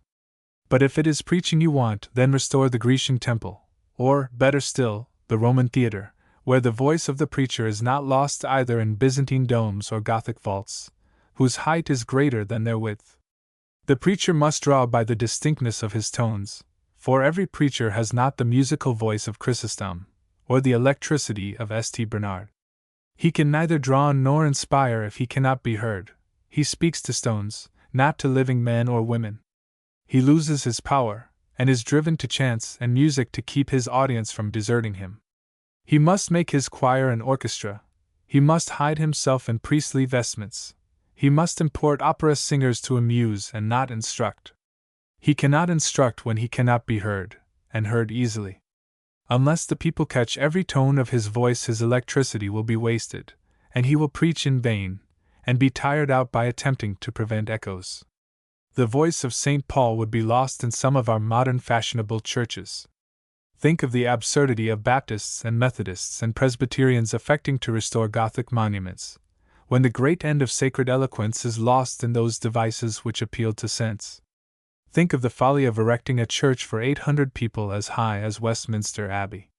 It is not the size of a church which prevents the speaker from being heard, it is the disproportion of height with breadth and length, and the echoes produced by arcades. Spurgeon is heard easily by 7,000 people, and Talmage by 6,000, and Dr. Hall by 4,000, because the buildings in which they preach are adapted to public speaking. Those who erect theaters take care that a great crowd shall be able to catch even the whispers of actors. What would you think of the good sense and judgment of an architect who should construct a reservoir that would leak, in order to make it ornamental, or a schoolhouse without ventilation, or a theater where actors could only be seen, or a hotel without light and convenient rooms, or a railroad bridge which would not support a heavy weight? A Protestant church is designed, no matter what the sect may be to which it belongs, not for poetical or aesthetic purposes, not for the admiration of architectural expenditures, not even for music, but for earnest people to hear from the preacher the words of life and death, that they may be aroused by his enthusiasm, or instructed by his wisdom, where the poor are not driven to a few back seats in the gallery, where the meeting is cheerful and refreshing, where all are stimulated to duties. It must not be dark, damp, and gloomy, where it is necessary to light the gas on a foggy day, and where one must be within 10 feet of the preacher to see the play of his features. Take away facilities for hearing and even for seeing the preacher, and the vitality of a Protestant service is destroyed, and the end for which the people assemble is utterly defeated. Moreover, You destroy the sacred purposes of a church if you make it so expensive that the poor cannot get sittings. Nothing is so dull, depressing, funereal, as a church occupied only by prosperous pewholders, who come together to show their faces and prove their respectability, rather than to join in the paeans of redemption, or to learn humiliating lessons of worldly power before the altar of omnipotence.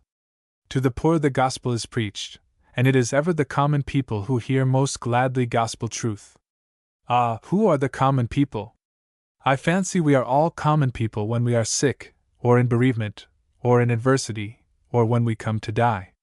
But if advancing society, based on material wealth and Epicurean pleasure, demands churches for the rich and churches for the poor, if the lines of society must be drawn somewhere, let those architects be employed who understand, at least, the first principles of their art.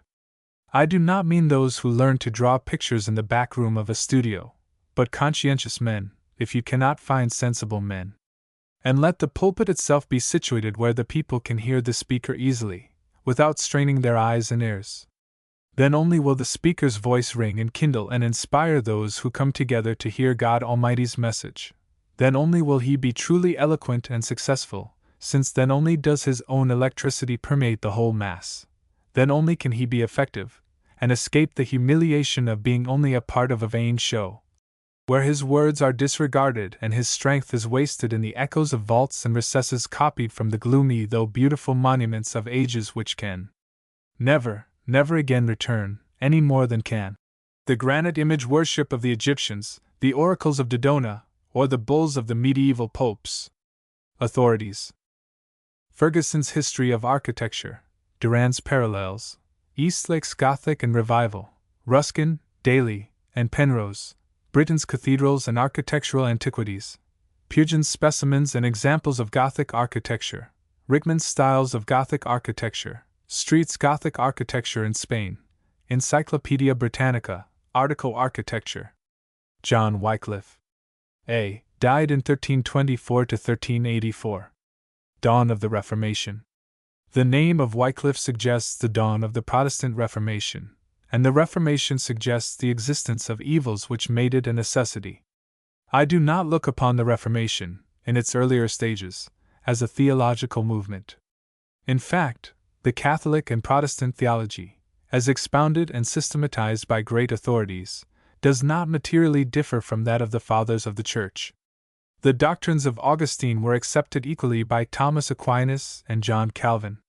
What is called systematic divinity, as taught in our theological seminaries, is a series of deductions from the writings of Paul and other apostles, elaborately and logically drawn by Athanasius, Jerome, Augustine, and other lights of the early Church, which were defended in the Middle Ages with amazing skill and dialectical acuteness by the scholastic doctors, with the aid of the method which Aristotle, the greatest logician of antiquity, bequeathed to philosophy. Neither Luther nor Calvin departed essentially from these great deductions on such vital subjects as the existence and attributes of God, the Trinity, sin and its penalty, redemption, grace, and predestination. The creeds of modern Protestant churches are in harmony with the writings of both the Fathers and the scholastic doctors on the fundamental principles of Christianity.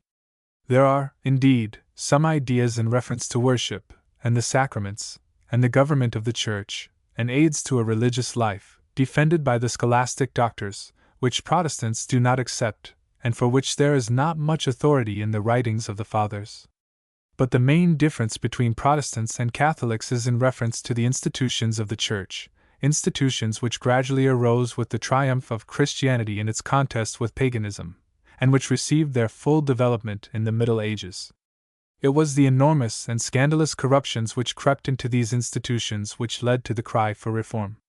It was the voice of Wycliffe, denouncing these abuses, which made him famous and placed him in the van of reformers. These abuses were generally admitted and occasionally attacked by churchmen and laymen alike, even by the poets. They were too flagrant to be denied. Now, what were the prominent evils in the institutions of the Church which called for reform, and in reference to which Wycliffe raised up his voice, for in his day there was only one Church? An enumeration of these is necessary before we can appreciate the labors and teachings of the Reformer. I can only state them, I cannot enlarge upon them. I state only what is indisputable, not in reference to theological dogmas so much as to morals and ecclesiastical abuses. The center and life and support of all was the papacy, an institution, a great government, not a religion. I have spoken of this great power as built up by Leo I, Gregory VII, and Innocent III, and by others whom I have not mentioned. So much may be said of the necessity of a central spiritual power in the dark ages of European society that I shall not combat this power, or stigmatize it with offensive epithets. The necessities of the times probably called it into existence, like other governments, and coming down to us with the weight of centuries behind it, the papacy wields perhaps a greater influence than any other single institution of our times. But I would not defend the papal usurpations by which the Roman pontiffs got possession of the government of both church and state. I speak not of their quarrels with princes about investitures, in which their genius and their heroism were displayed rather than by efforts in behalf of civilization. But the popes exercised certain powers and prerogatives in England, about the time of Wycliffe, which were exceedingly offensive to the secular rulers of the land. They claimed the island as a sort of property which reason and the laws did not justify, a claim which led to heavy exactions and forced contributions on the English people that crippled the government and impoverished the nation. Boys and favorites were appointed by the popes to important posts and livings. Church preferments were almost exclusively in the hands of the pope, and these were often bought. A yearly tribute had been forced on the nation in the time of John Peter's pence were collected from the people. Enormous sums, under various pretenses, flowed to Rome. And the clergy were taxed as well as the laity. The contributions which were derived from the sale of benefices, from investitures, from the transfer of sees, from the bestowal of rings and croziers, badges of episcopal authority, from the confirmation of elections, and other taxes, irritated sovereigns, and called out the severest denunciation of statesmen. Closely connected with papal exactions was the enormous increase of the mendicant friars, especially the Dominicans and Franciscans, who had been instituted by Innocent III for church missionary labor. These itinerating preachers in black and grey gowns were in every town and village in England. For a century after their institution, they were the ablest and perhaps the best soldiers of the Pope, and did what the Jesuits afterwards performed, and perhaps the Methodists 100 years ago, gained the hearts of the people and stimulated religion's life. But in the 14th century they were a nuisance. They sold indulgences, they invented pious frauds, they were covetous under pretense of poverty, they had become luxurious in their lives, they slandered the regular clergy, they usurped the prerogatives of parish priests, they enriched their convents. Naturally, Catholic authorities do not admit the extent of degeneration to which these orders came in their increasing numbers and influence. But other historians strongly represent their evil conduct, which incited the efforts of the early reformers, themselves Catholic. One gets the truest impression of the popular estimate of these friars from the sarcasms of Chaucer. The Friar Tuck whom Sir Walter Scott has painted was a very different man from the Dominicans or the Franciscans of the 13th century, when they reigned in the universities, and were the confessors of monarchs and the most popular preachers of their time.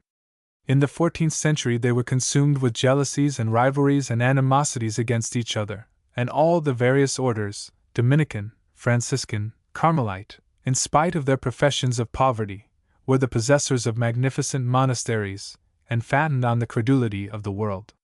Besides these mendicant friars, England was dotted with convents and religious houses belonging to the different orders of Benedictines, which, though enormously rich, devoured the substance of the poor.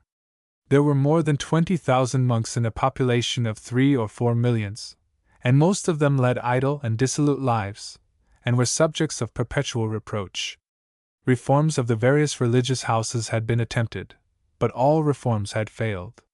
Nor were the lives of the secular clergy much more respectable than those of the great body of monks.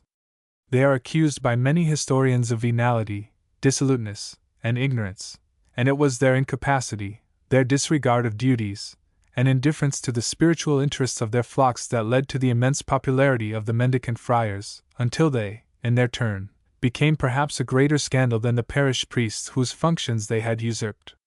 Both priests and monks in the time of Bishop Grosseteste of Lincoln frequented taverns and gambling houses. So enormous and scandalous was the wealth of the clergy, that as early as 1279, under Edward I, Parliament passed a statute of mortmain, forbidding religious bodies to receive bequests without the king's license. With the increase of scandalous vices among the clergy was a corruption in the doctrines of the Church, not those which are strictly theological, but those which pertain to the ceremonies, and the conditions on which absolution was given and communion administered. In the 13th century, as the scholastic philosophy was reaching its fullest development, we noticed the establishment of the doctrine of transubstantiation, the withholding the cup from the laity, and the necessity of confession as the condition of receiving the communion, which measures increased amazingly the power of the clergy over the minds of superstitious people, and led to still more flagrant evils, like the perversion of the doctrine of penance, originally enforced to aid the soul to overcome the tyranny of the body, by temporal punishment after repentance, but later often accepted as the expiation for sin, so that the door of heaven itself was opened by venal priests only to those whom they could control or rob. Such was the state of the Church when Wycliffe was born, in 1324, near Richmond in Yorkshire, about a century after the establishment of universities, the creation of the mendicant orders, and the memorable usurpation of Innocent III. In the year 1340, during the reign of Edward III, we find him at the age of 16 a student in Merton College at Oxford, the college then most distinguished for scholastic doctors, the College of Islip, of Bradwardine, of Ockham, and perhaps of Duns Scotus. It would seem that Wycliffe devoted himself with great assiduity to the study which gave the greatest intellectual position and influence in the Middle Ages, and which required a training of 19 years in dialectics before the high degree of Doctor of Divinity was conferred by the university. We know nothing of his studious life at Oxford until he received his degree, with the title of Evangelical or Gospel Doctor, from which we infer that he was a student of the Bible, and was more remarkable for his knowledge of the Scriptures than for his dialectical skill. But even for his knowledge of the scholastic philosophy he was the most eminent man in the university, and he was as familiar with the writings of St. Augustine and Jerome as with those of Aristotle. It was not then the fashion to study the text of the Scriptures so much as the commentaries upon it, and he who was skilled in the book of sentences, and the Summa Theologica, stood a better chance of preferment than he who had mastered St. Paul. But Wycliffe, it would seem, was distinguished for his attainments in everything which commanded the admiration of his age. In 1356, when he was 32, he wrote a tract on the last ages of the Church, in view of the wretchedness produced by the Great Plague 8 years before. In 1360, at the age of 36, he attacked the mendicant orders, and his career as a reformer began, an unsuccessful reformer, indeed, like John Huss, since the evils which he combated were not removed. He firmly protested against the corruptions which good men lamented, and strove against doctrines that he regarded as untruthful and pernicious. Such are simply witnesses of truth, and fortunate are they if they do not die as martyrs, for in the early Church, witnesses and martyrs were synonymous Greek text. The year following, 1361, Wycliffe was presented to the rich rectory of Fillingham by Balliol College, and was promoted the same year to the wardenship of that ancient college. The learned doctor is now one of the dons of the university, at that time, even more than now, a great dignitary. It would be difficult for an unlearned politician of the 19th century to conceive of the exalted position which a dignitary of the Church, crowned with scholastic honors, held 500 years ago. It gave him access to the table of his sovereign, and to the halls of Parliament. It made him an oracle in all matters of the law. It created for him a hearing on all the great political as well as ecclesiastical issues of the day. What great authorities in the 13th century were Albertus Magnus, Thomas Aquinas, and Bonaventura! Scarcely less than they, in the next century, were Duns Scotus and John Wycliffe, far greater in influence than any of the proud feudal lords who rendered service to Edward III, broad as were their acres, and grand as were their castles. Strange as it may seem, the glory that radiated from the brow of a scholar or a saint was greatest in ages of superstition and darkness, perhaps because both scholars and saints were rare. The modern lights of learning may be better paid than in former days, but they do not stand out to the eye of admiring communities in such prominence as they did among our ancestors. Who stops and turns back to gaze reverentially on a poet or a scholar whom he passes by unconsciously, as both men and women strain their eyes to see an Abelard or a Dante? Even a Webster now would not command the homage he received 50 years ago. It is not uninteresting to contemplate the powers that have ruled in successive ages, outside the realms of conquerors and kings. In the 9th and 10th centuries they were baronial lords in mail-clad armor. In the 11th and 12th centuries these powers, like those of ancient Egypt, were priests. In the 13th and 14th centuries they were the learned doctors, as in the schools of Athens when political supremacy was lost. In the 16th century, the era of reforms, they were controversial theologians, like those of the age of Theodosius. In the 17th century they were fighting nobles. In the 18th, they were titled and hereditary courtiers and great landed proprietors. In the 19th they are bankers, merchants, and railway presidents, men who control the material interests of the country.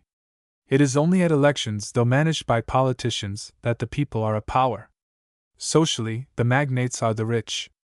It is money which in these times all classes combine to worship.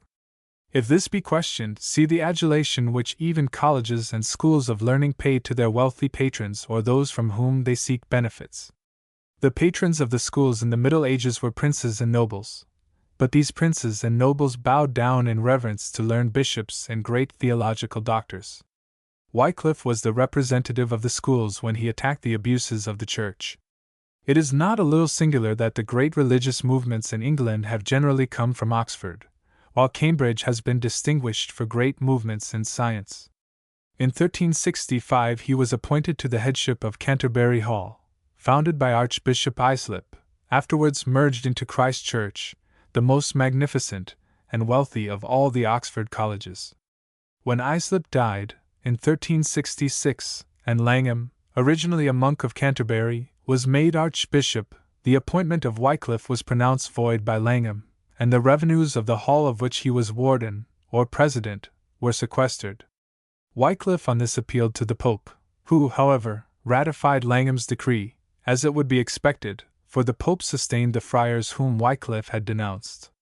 The spirit of such a progressive man was, of course, offensive to the head of the Church. In this case the Crown confirmed the decision of the Pope, 1372, since the royal license was obtained by a costly bribe. The whole transaction was so iniquitous that Wycliffe could not restrain his indignation. But before this decision of the Crown was made, the services of Wycliffe had been accepted by the Parliament in its resistance to the claim which Pope Urban V. had made in 1366 to the arrears of tribute due under John's vassalage. Edward III. had referred this claim to Parliament, and the Parliament had rejected it without hesitation on the ground that John had no power to bind the realm without its consent. The Parliament was the mere mouthpiece of Wycliffe, who was now actively engaged in political life, and probably, as Dr. Leckler thinks, had a seat in Parliament. He was, at any rate, a very prominent political character, for he was sent in 1374 to Bruges, as one of the commissioners to treat with the representatives of the French Pope in reference to the appointment of foreigners to the rich benefices of the Church in England, which gave great offence to the Liberal and Popular party in England. For there was such a progressive party as early as the 14th century, although it did not go by that name, and was not organized as parties are now. In fact, in all ages and countries there are some men who are before their contemporaries.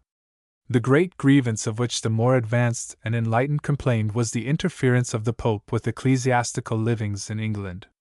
Wycliffe led the opposition to this usurpation, and this opposition to the Pope on the part of a churchman made it necessary for him to have a protector powerful enough to shield him from papal vengeance. This protector he found in John of Gaunt, Duke of Lancaster, who, next to the king, had the greatest authority in England. It is probable that Wycliffe enjoyed at Bruges the friendship of this great man, great for his station, influence, and birth, at least, who was at the head of the opposition to the papal claims, resisted not only by him, but by Parliament, which seems to have been composed of men in advance of their age. As early as 1371, this Parliament had petitioned the king to exclude all ecclesiastics from the great offices of state, held almost exclusively by them as the most able and learned people of the realm. From the time of Alfred, this custom had not been seriously opposed by the baronial lords, who were ignorant and unenlightened, but in the 14th century light had broken in upon the darkness. The day had at least dawned, and the absurdity of confining the cares of state and temporal matters to men who ought to be absorbed with spiritual duties alone was seen by the more enlightened of the laity. But the king was not then prepared to part with the most efficient of his ministers because they happened to be ecclesiastics, and the custom continued for nearly 2 centuries longer. Bishop Williams was the last of the clergy who filled the great office of Chancellor, and Archbishop Laud was the last of the clergy who became a Prime Minister. The reign of Elizabeth was marked, for the first time in the history of England, by the almost total exclusion of prelates from great secular offices. In the reign of Edward III, it was William of Wykeham, Bishop of Winchester, who held the Great Seal, and the Bishop of Exeter who was Lord Treasurer, probably the 2 men in the whole realm who were the most experienced in public affairs as men of business. Wycliffe, it would appear, although he was an ecclesiastic, here took the side of Parliament against his own order. In his treatise on the regimen of the Church, he contends that neither doctors nor deacons should hold secular offices, or even be land stewards and clerks of account, and appeals to the authority of the Fathers and St. Paul in confirmation of his views. At this time he was a Doctor of Divinity and Professor of Theology in the University, having been promoted to this high position in 1372, 2 years before he was sent as Commissioner to Bruges. In 1375, he was presented to the rectory of Lutterworth in Leicestershire by the Crown, in reward for his services as an ambassador. In 1376 Parliament renewed its assault on pontifical pretensions and exactions, and there was cause, since 20,000 marks, or pounds, were sent annually to Rome from the Pope's collector in England, a tribute which they thought should be cancelled. Against these corruptions and usurpations Wycliffe was unsparing in his denunciations, and the hierarchy at last were compelled, by their allegiance to Rome, to take measures to silence and punish him as a pertinacious heretic.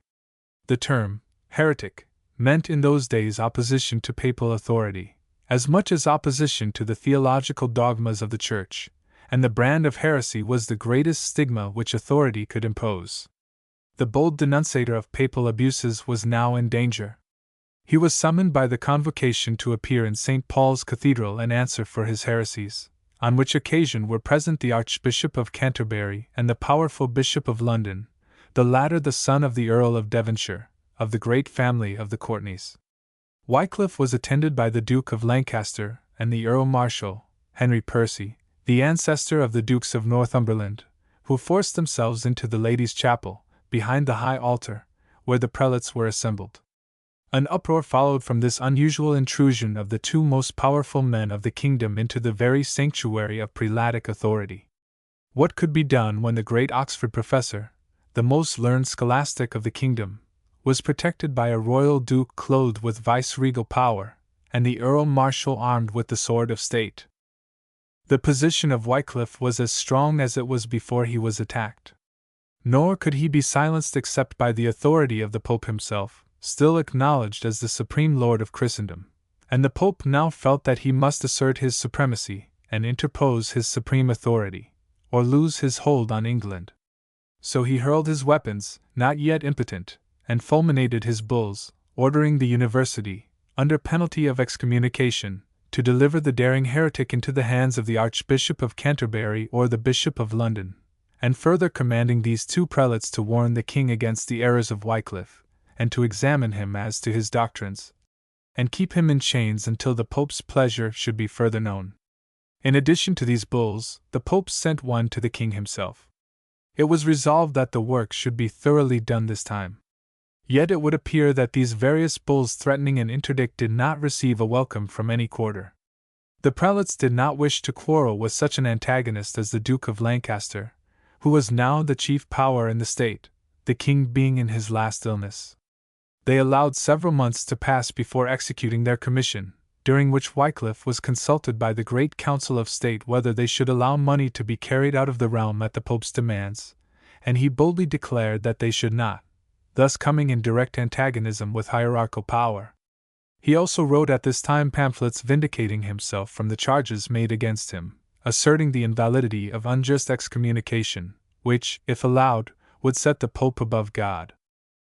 At last, after 7 months, the prelates took courage, and ordered the university to execute the papal bulls. To imprison Wycliffe at the command of the Pope would be to allow the Pope's temporal rule in England, yet to disobey the bulls would be disregard of the papal power altogether. In this dilemma the Vice-Chancellor, himself a monk, ordered a nominal imprisonment. The result of these preliminary movements was that Wycliffe appeared at Lambeth before the Archbishop, to answer his accusers. The great prelates had a different spirit from the university, which was justly proud of its most learned doctor, a man, too, beyond his age in his progressive spirit, for the universities in those days were not so conservative as they subsequently became. At Lambeth Wycliffe found unexpected support from the people of London, who broke into the archiepiscopal chapel and interrupted the proceedings, and a still more efficient aid from the Queen Dowager, the Princess Joan, who sent a message forbidding any sentence against Wycliffe. Thus was he backed by royal authority and the popular voice, as Luther was afterwards in Saxony. The prelates were overcome with terror, and dropped the proceedings, while the Vice-Chancellor of Oxford, who had tardily and imperfectly obeyed the Pope, was cast into prison for a time and compelled to resign his office. Wycliffe had gained a great triumph, which he used by publishing a summary of his opinions in 33 articles, both in Latin and English. In these it would seem that he attacked the impeccability of the Pope, liable to sin like any other person, and hence to be corrected by the voices of those who are faithful to a higher power than his, a blow to the exercise of excommunication from any personal grounds of malice or hatred, or when used to extort unjust or mercenary demands. He also maintained that the endowments of the clergy could be lawfully withdrawn if they were perverted or abused, a bold assertion in his day, but which he professed he was willing to defend, even unto death. If the prelates had dared, or had possessed sufficient power, he would doubtless have suffered death from their animosity. But he was left unmolested in his retirement at his rectory, although he kept himself discreetly out of the way of danger. When the memorable schism took place in the Roman government by the election of an anti-pope, and both popes proclaimed a crusade and issued their indulgences, Wycliffe, who heretofore had admitted the primacy of the Roman see, now openly proclaimed the doctrine that the Church would be better off with no pope at all. He owed his safety to the bitterness of the rival popes, who in their mutual quarrels had no time to think of him. And his opportunity was improved by writing books and homilies, in which the anti-Christian claims of the popes were fearlessly exposed and commented upon. In fact, he now openly denounces the Pope as Antichrist, from his pulpit at Luttonworth, to his simple-minded parishioners, for whose good he seems to have earnestly labored, the model of a parish priest. It is supposed that Chaucer had him in view when he wrote his celebrated description of a good parson, benign and diligent, learned and pious, giving a noble example to his flock of disinterestedness and devotion to truth and duty, in contrast with the ordinary lives of the clergy of those times, who had sunk far below the levels of their calling in purer ages and such as neither popular nor churchly standards of intelligent times would tolerate. Hitherto Wycliffe had simply protested against the external evils of the Church without much effect, although protected by powerful laymen and encouraged by popular favor. The time had not come for a real and permanent reformation, but he prepared the way for it, and in no slight degree, by his translation of the Scriptures into the vernacular tongue, the greatest service he rendered to the English people and the cause of civilization. All the great reformers, successful and unsuccessful, appealed to the Scriptures as the highest authority, even when they did not rebel against the papal power, like Savonarola in Florence. I do not get the impression that Wycliffe was a great popular preacher like the Florentine reformer, or like Luther, Latimer, and Knox. He was a student, first of the scholastic theology, and afterwards of the Bible. He lived in a quiet way, as scholars love to live, in his retired rectory near Oxford, preaching plain and simple sermons to his parishioners, but spending his time chiefly in his library or study. Wycliffe's translation of the Bible was a great event, for it was the first which was made in English, although parts of the Bible had been translated into the Saxon tongue between the 7th and 11th centuries. He had no predecessor in that vast work, and he labored amid innumerable obstacles. It was not a translation from the original Greek and Hebrew, for but little was known of either language in the 14th century. Not until the fall of Constantinople into the hands of the Turks was Greek or Hebrew studied, so the translation was made from the Latin Vulgate of St. Jerome. The version of Wycliffe, besides its transcendent value to the people, now able to read the Bible in their own language, before a sealed book, except to the clergy and the learned, gave form and richness to the English language. To what extent Wycliffe was indebted to the labors of other men it is not easy to determine, but there is little doubt that, whatever aid he received, the whole work was under his supervision. Of course it was not printed, for printing was not then discovered, but the manuscripts of the version were very numerous, and they are today to be found in the great public libraries of England, and even in many private collections. Considering that the Latin Vulgate has ever been held in supreme veneration by the Catholic Church in all ages and countries, by popes, bishops, abbots, and schoolmen, that no jealousy existed as to the reading of it by the clergy generally, that in fact it was not a sealed book to the learned classes, and was regarded universally as the highest authority in matters of faith and morals, it seems strange that so violent an opposition should have been made to its translation into vernacular tongues, and to its circulation among the people. Wycliffe's translation was regarded as an act of sacrilege, worthy of condemnation and punishment.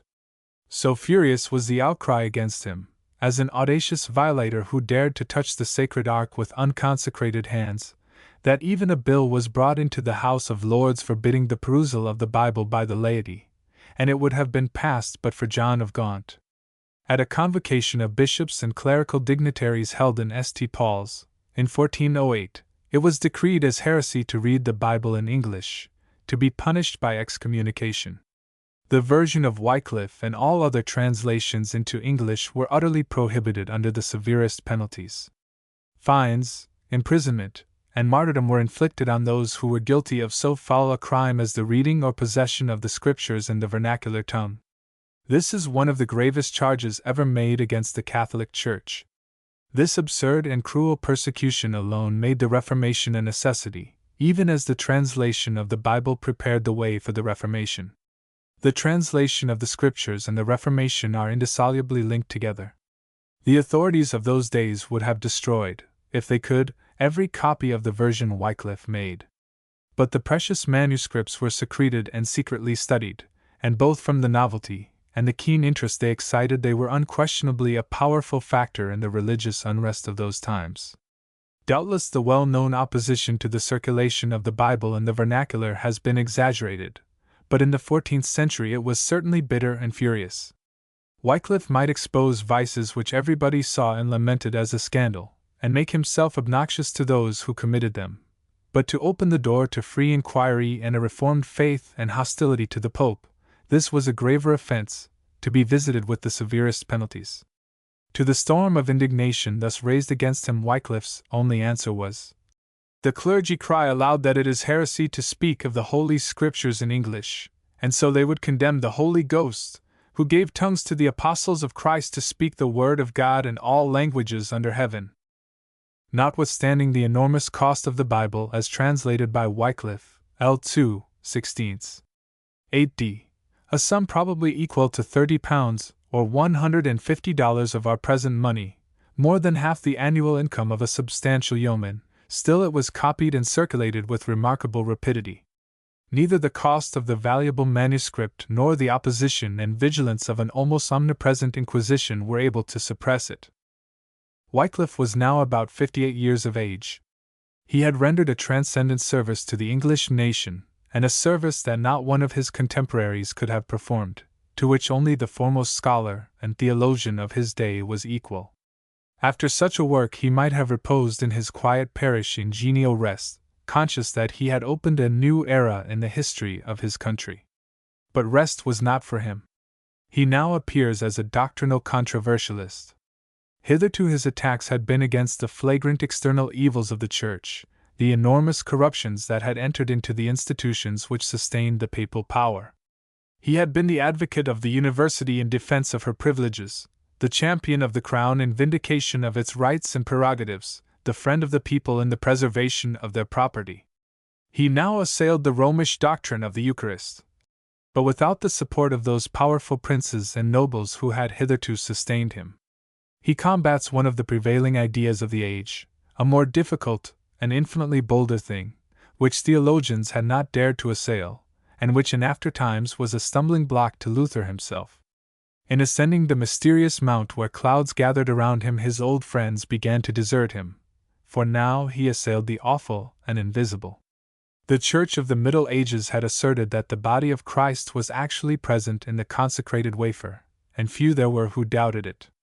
Berenger had maintained in the 11th century that the sacred elements should be regarded as mere symbols, but he was vehemently opposed, with all the terrors of spiritual power, and compelled to abjure the heresy. In the year 1215, at a Lateran council, Innocent III established the doctrine of transubstantiation as one of the fundamental pillars of Catholic belief. Then metaphysics, all the weapons of scholasticism, were called into the service of superstition to establish what is most mythical in the creed of the Church, and which implied a perpetual miracle, since at the moment of consecration the substance of the bread was taken away and the substance of Christ's body took its place. From his chair of theology at Oxford, in 1381, Wycliffe attacked what Lanfranc and Anselm and the doctors of the Church had uniformly and strenuously defended. His views of the Eucharist were substantially those which Archbishop Berenger had advanced 300 years before, and of course drew down upon him the censure of the Church. In his peril he appealed, not to the Pope or the clergy, but to the King himself, a measure of renewed audacity, for in those days no layman, however exalted, had authority in matters purely ecclesiastical. His boldness was too much even for the powerful Duke of Lancaster, his friend and patron, who forbade him to speak further on such a matter. He might attack the mendicant and itinerant friars who had forgotten their duties and their vows, but not the great mysteries of the Catholic faith. When he questioned the priestly power of absolution and the Pope's authority in purgatory, when he struck at indulgences and special masses, he had on his side the spiritual instincts of the people.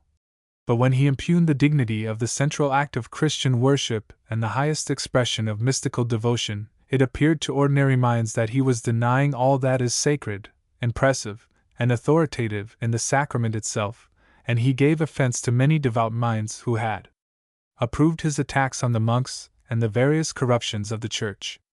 Even the Parliament pressed the Archbishop to make an end of such a heresy, and Courtenay, who hated Wycliffe, needed not to be urged. So a council was assembled at the Dominican convent at Blackfriars, where the Times office now stands, and unanimously condemned not only the opinions of Wycliffe as to the Eucharist, but also those in reference to the power of excommunication, and the uselessness of the religious orders.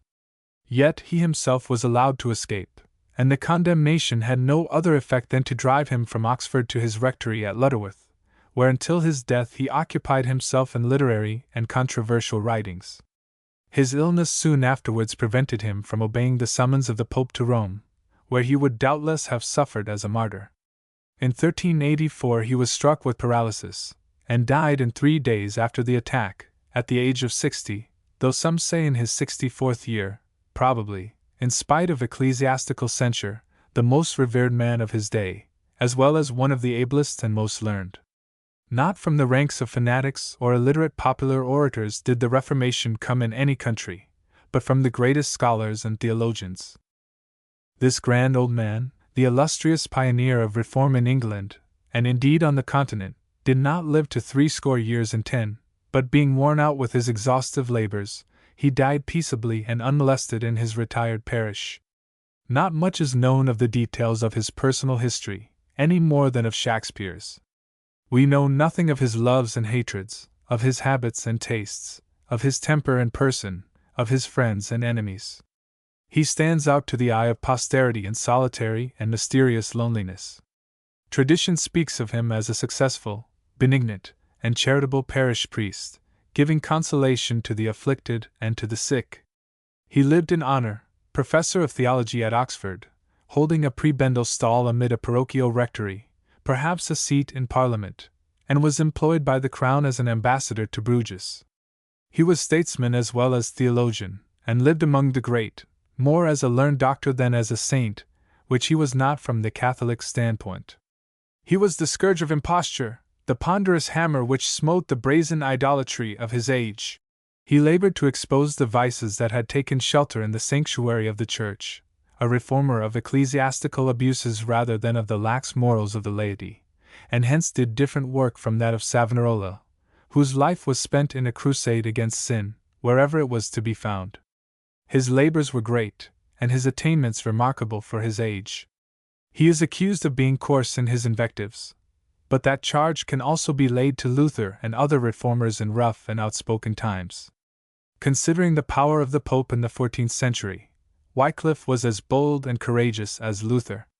The weakness of the papacy had not been exposed by the councils of Pisa, of Constance, and of Basel, nor was popular indignation in view of the sale of indulgences as great in England as when the Dominican Tetzel peddled the papal pardons in Germany. In combating the received ideas of the age, Wycliffe was even more remarkable than the Saxon reformer, who was never fully emancipated from the medieval doctrine of transubstantiation, although Luther went beyond Wycliffe in the completeness of his reform. Wycliffe was beyond his age, Luther was the impersonation of its passions.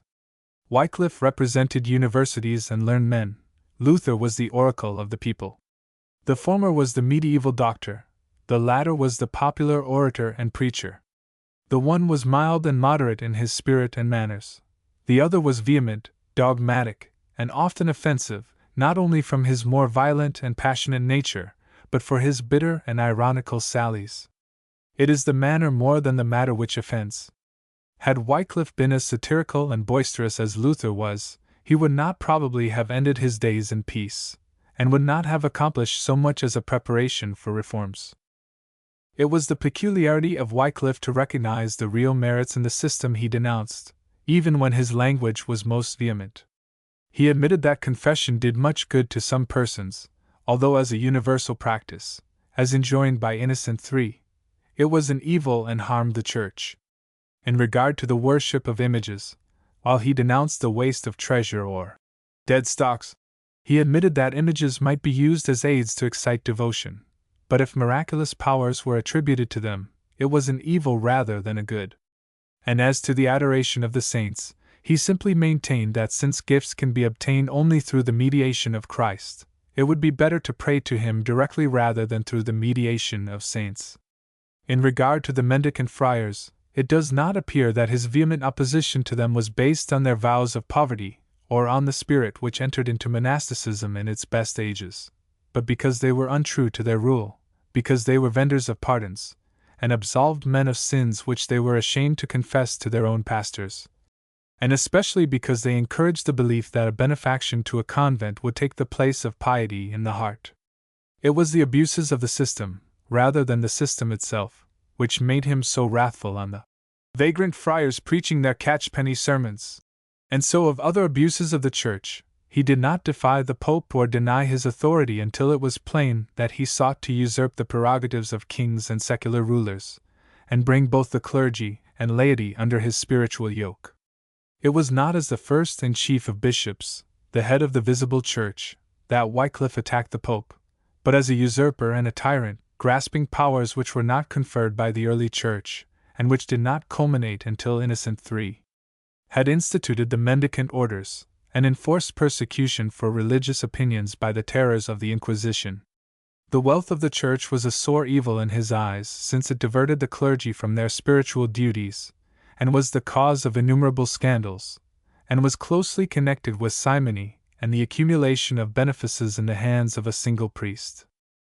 So it was indignation in view of the corruptions of the Church and vehement attacks upon them which characterized Wycliffe, rather than efforts to remove their causes, as was the case with Luther. He was not a radical reformer.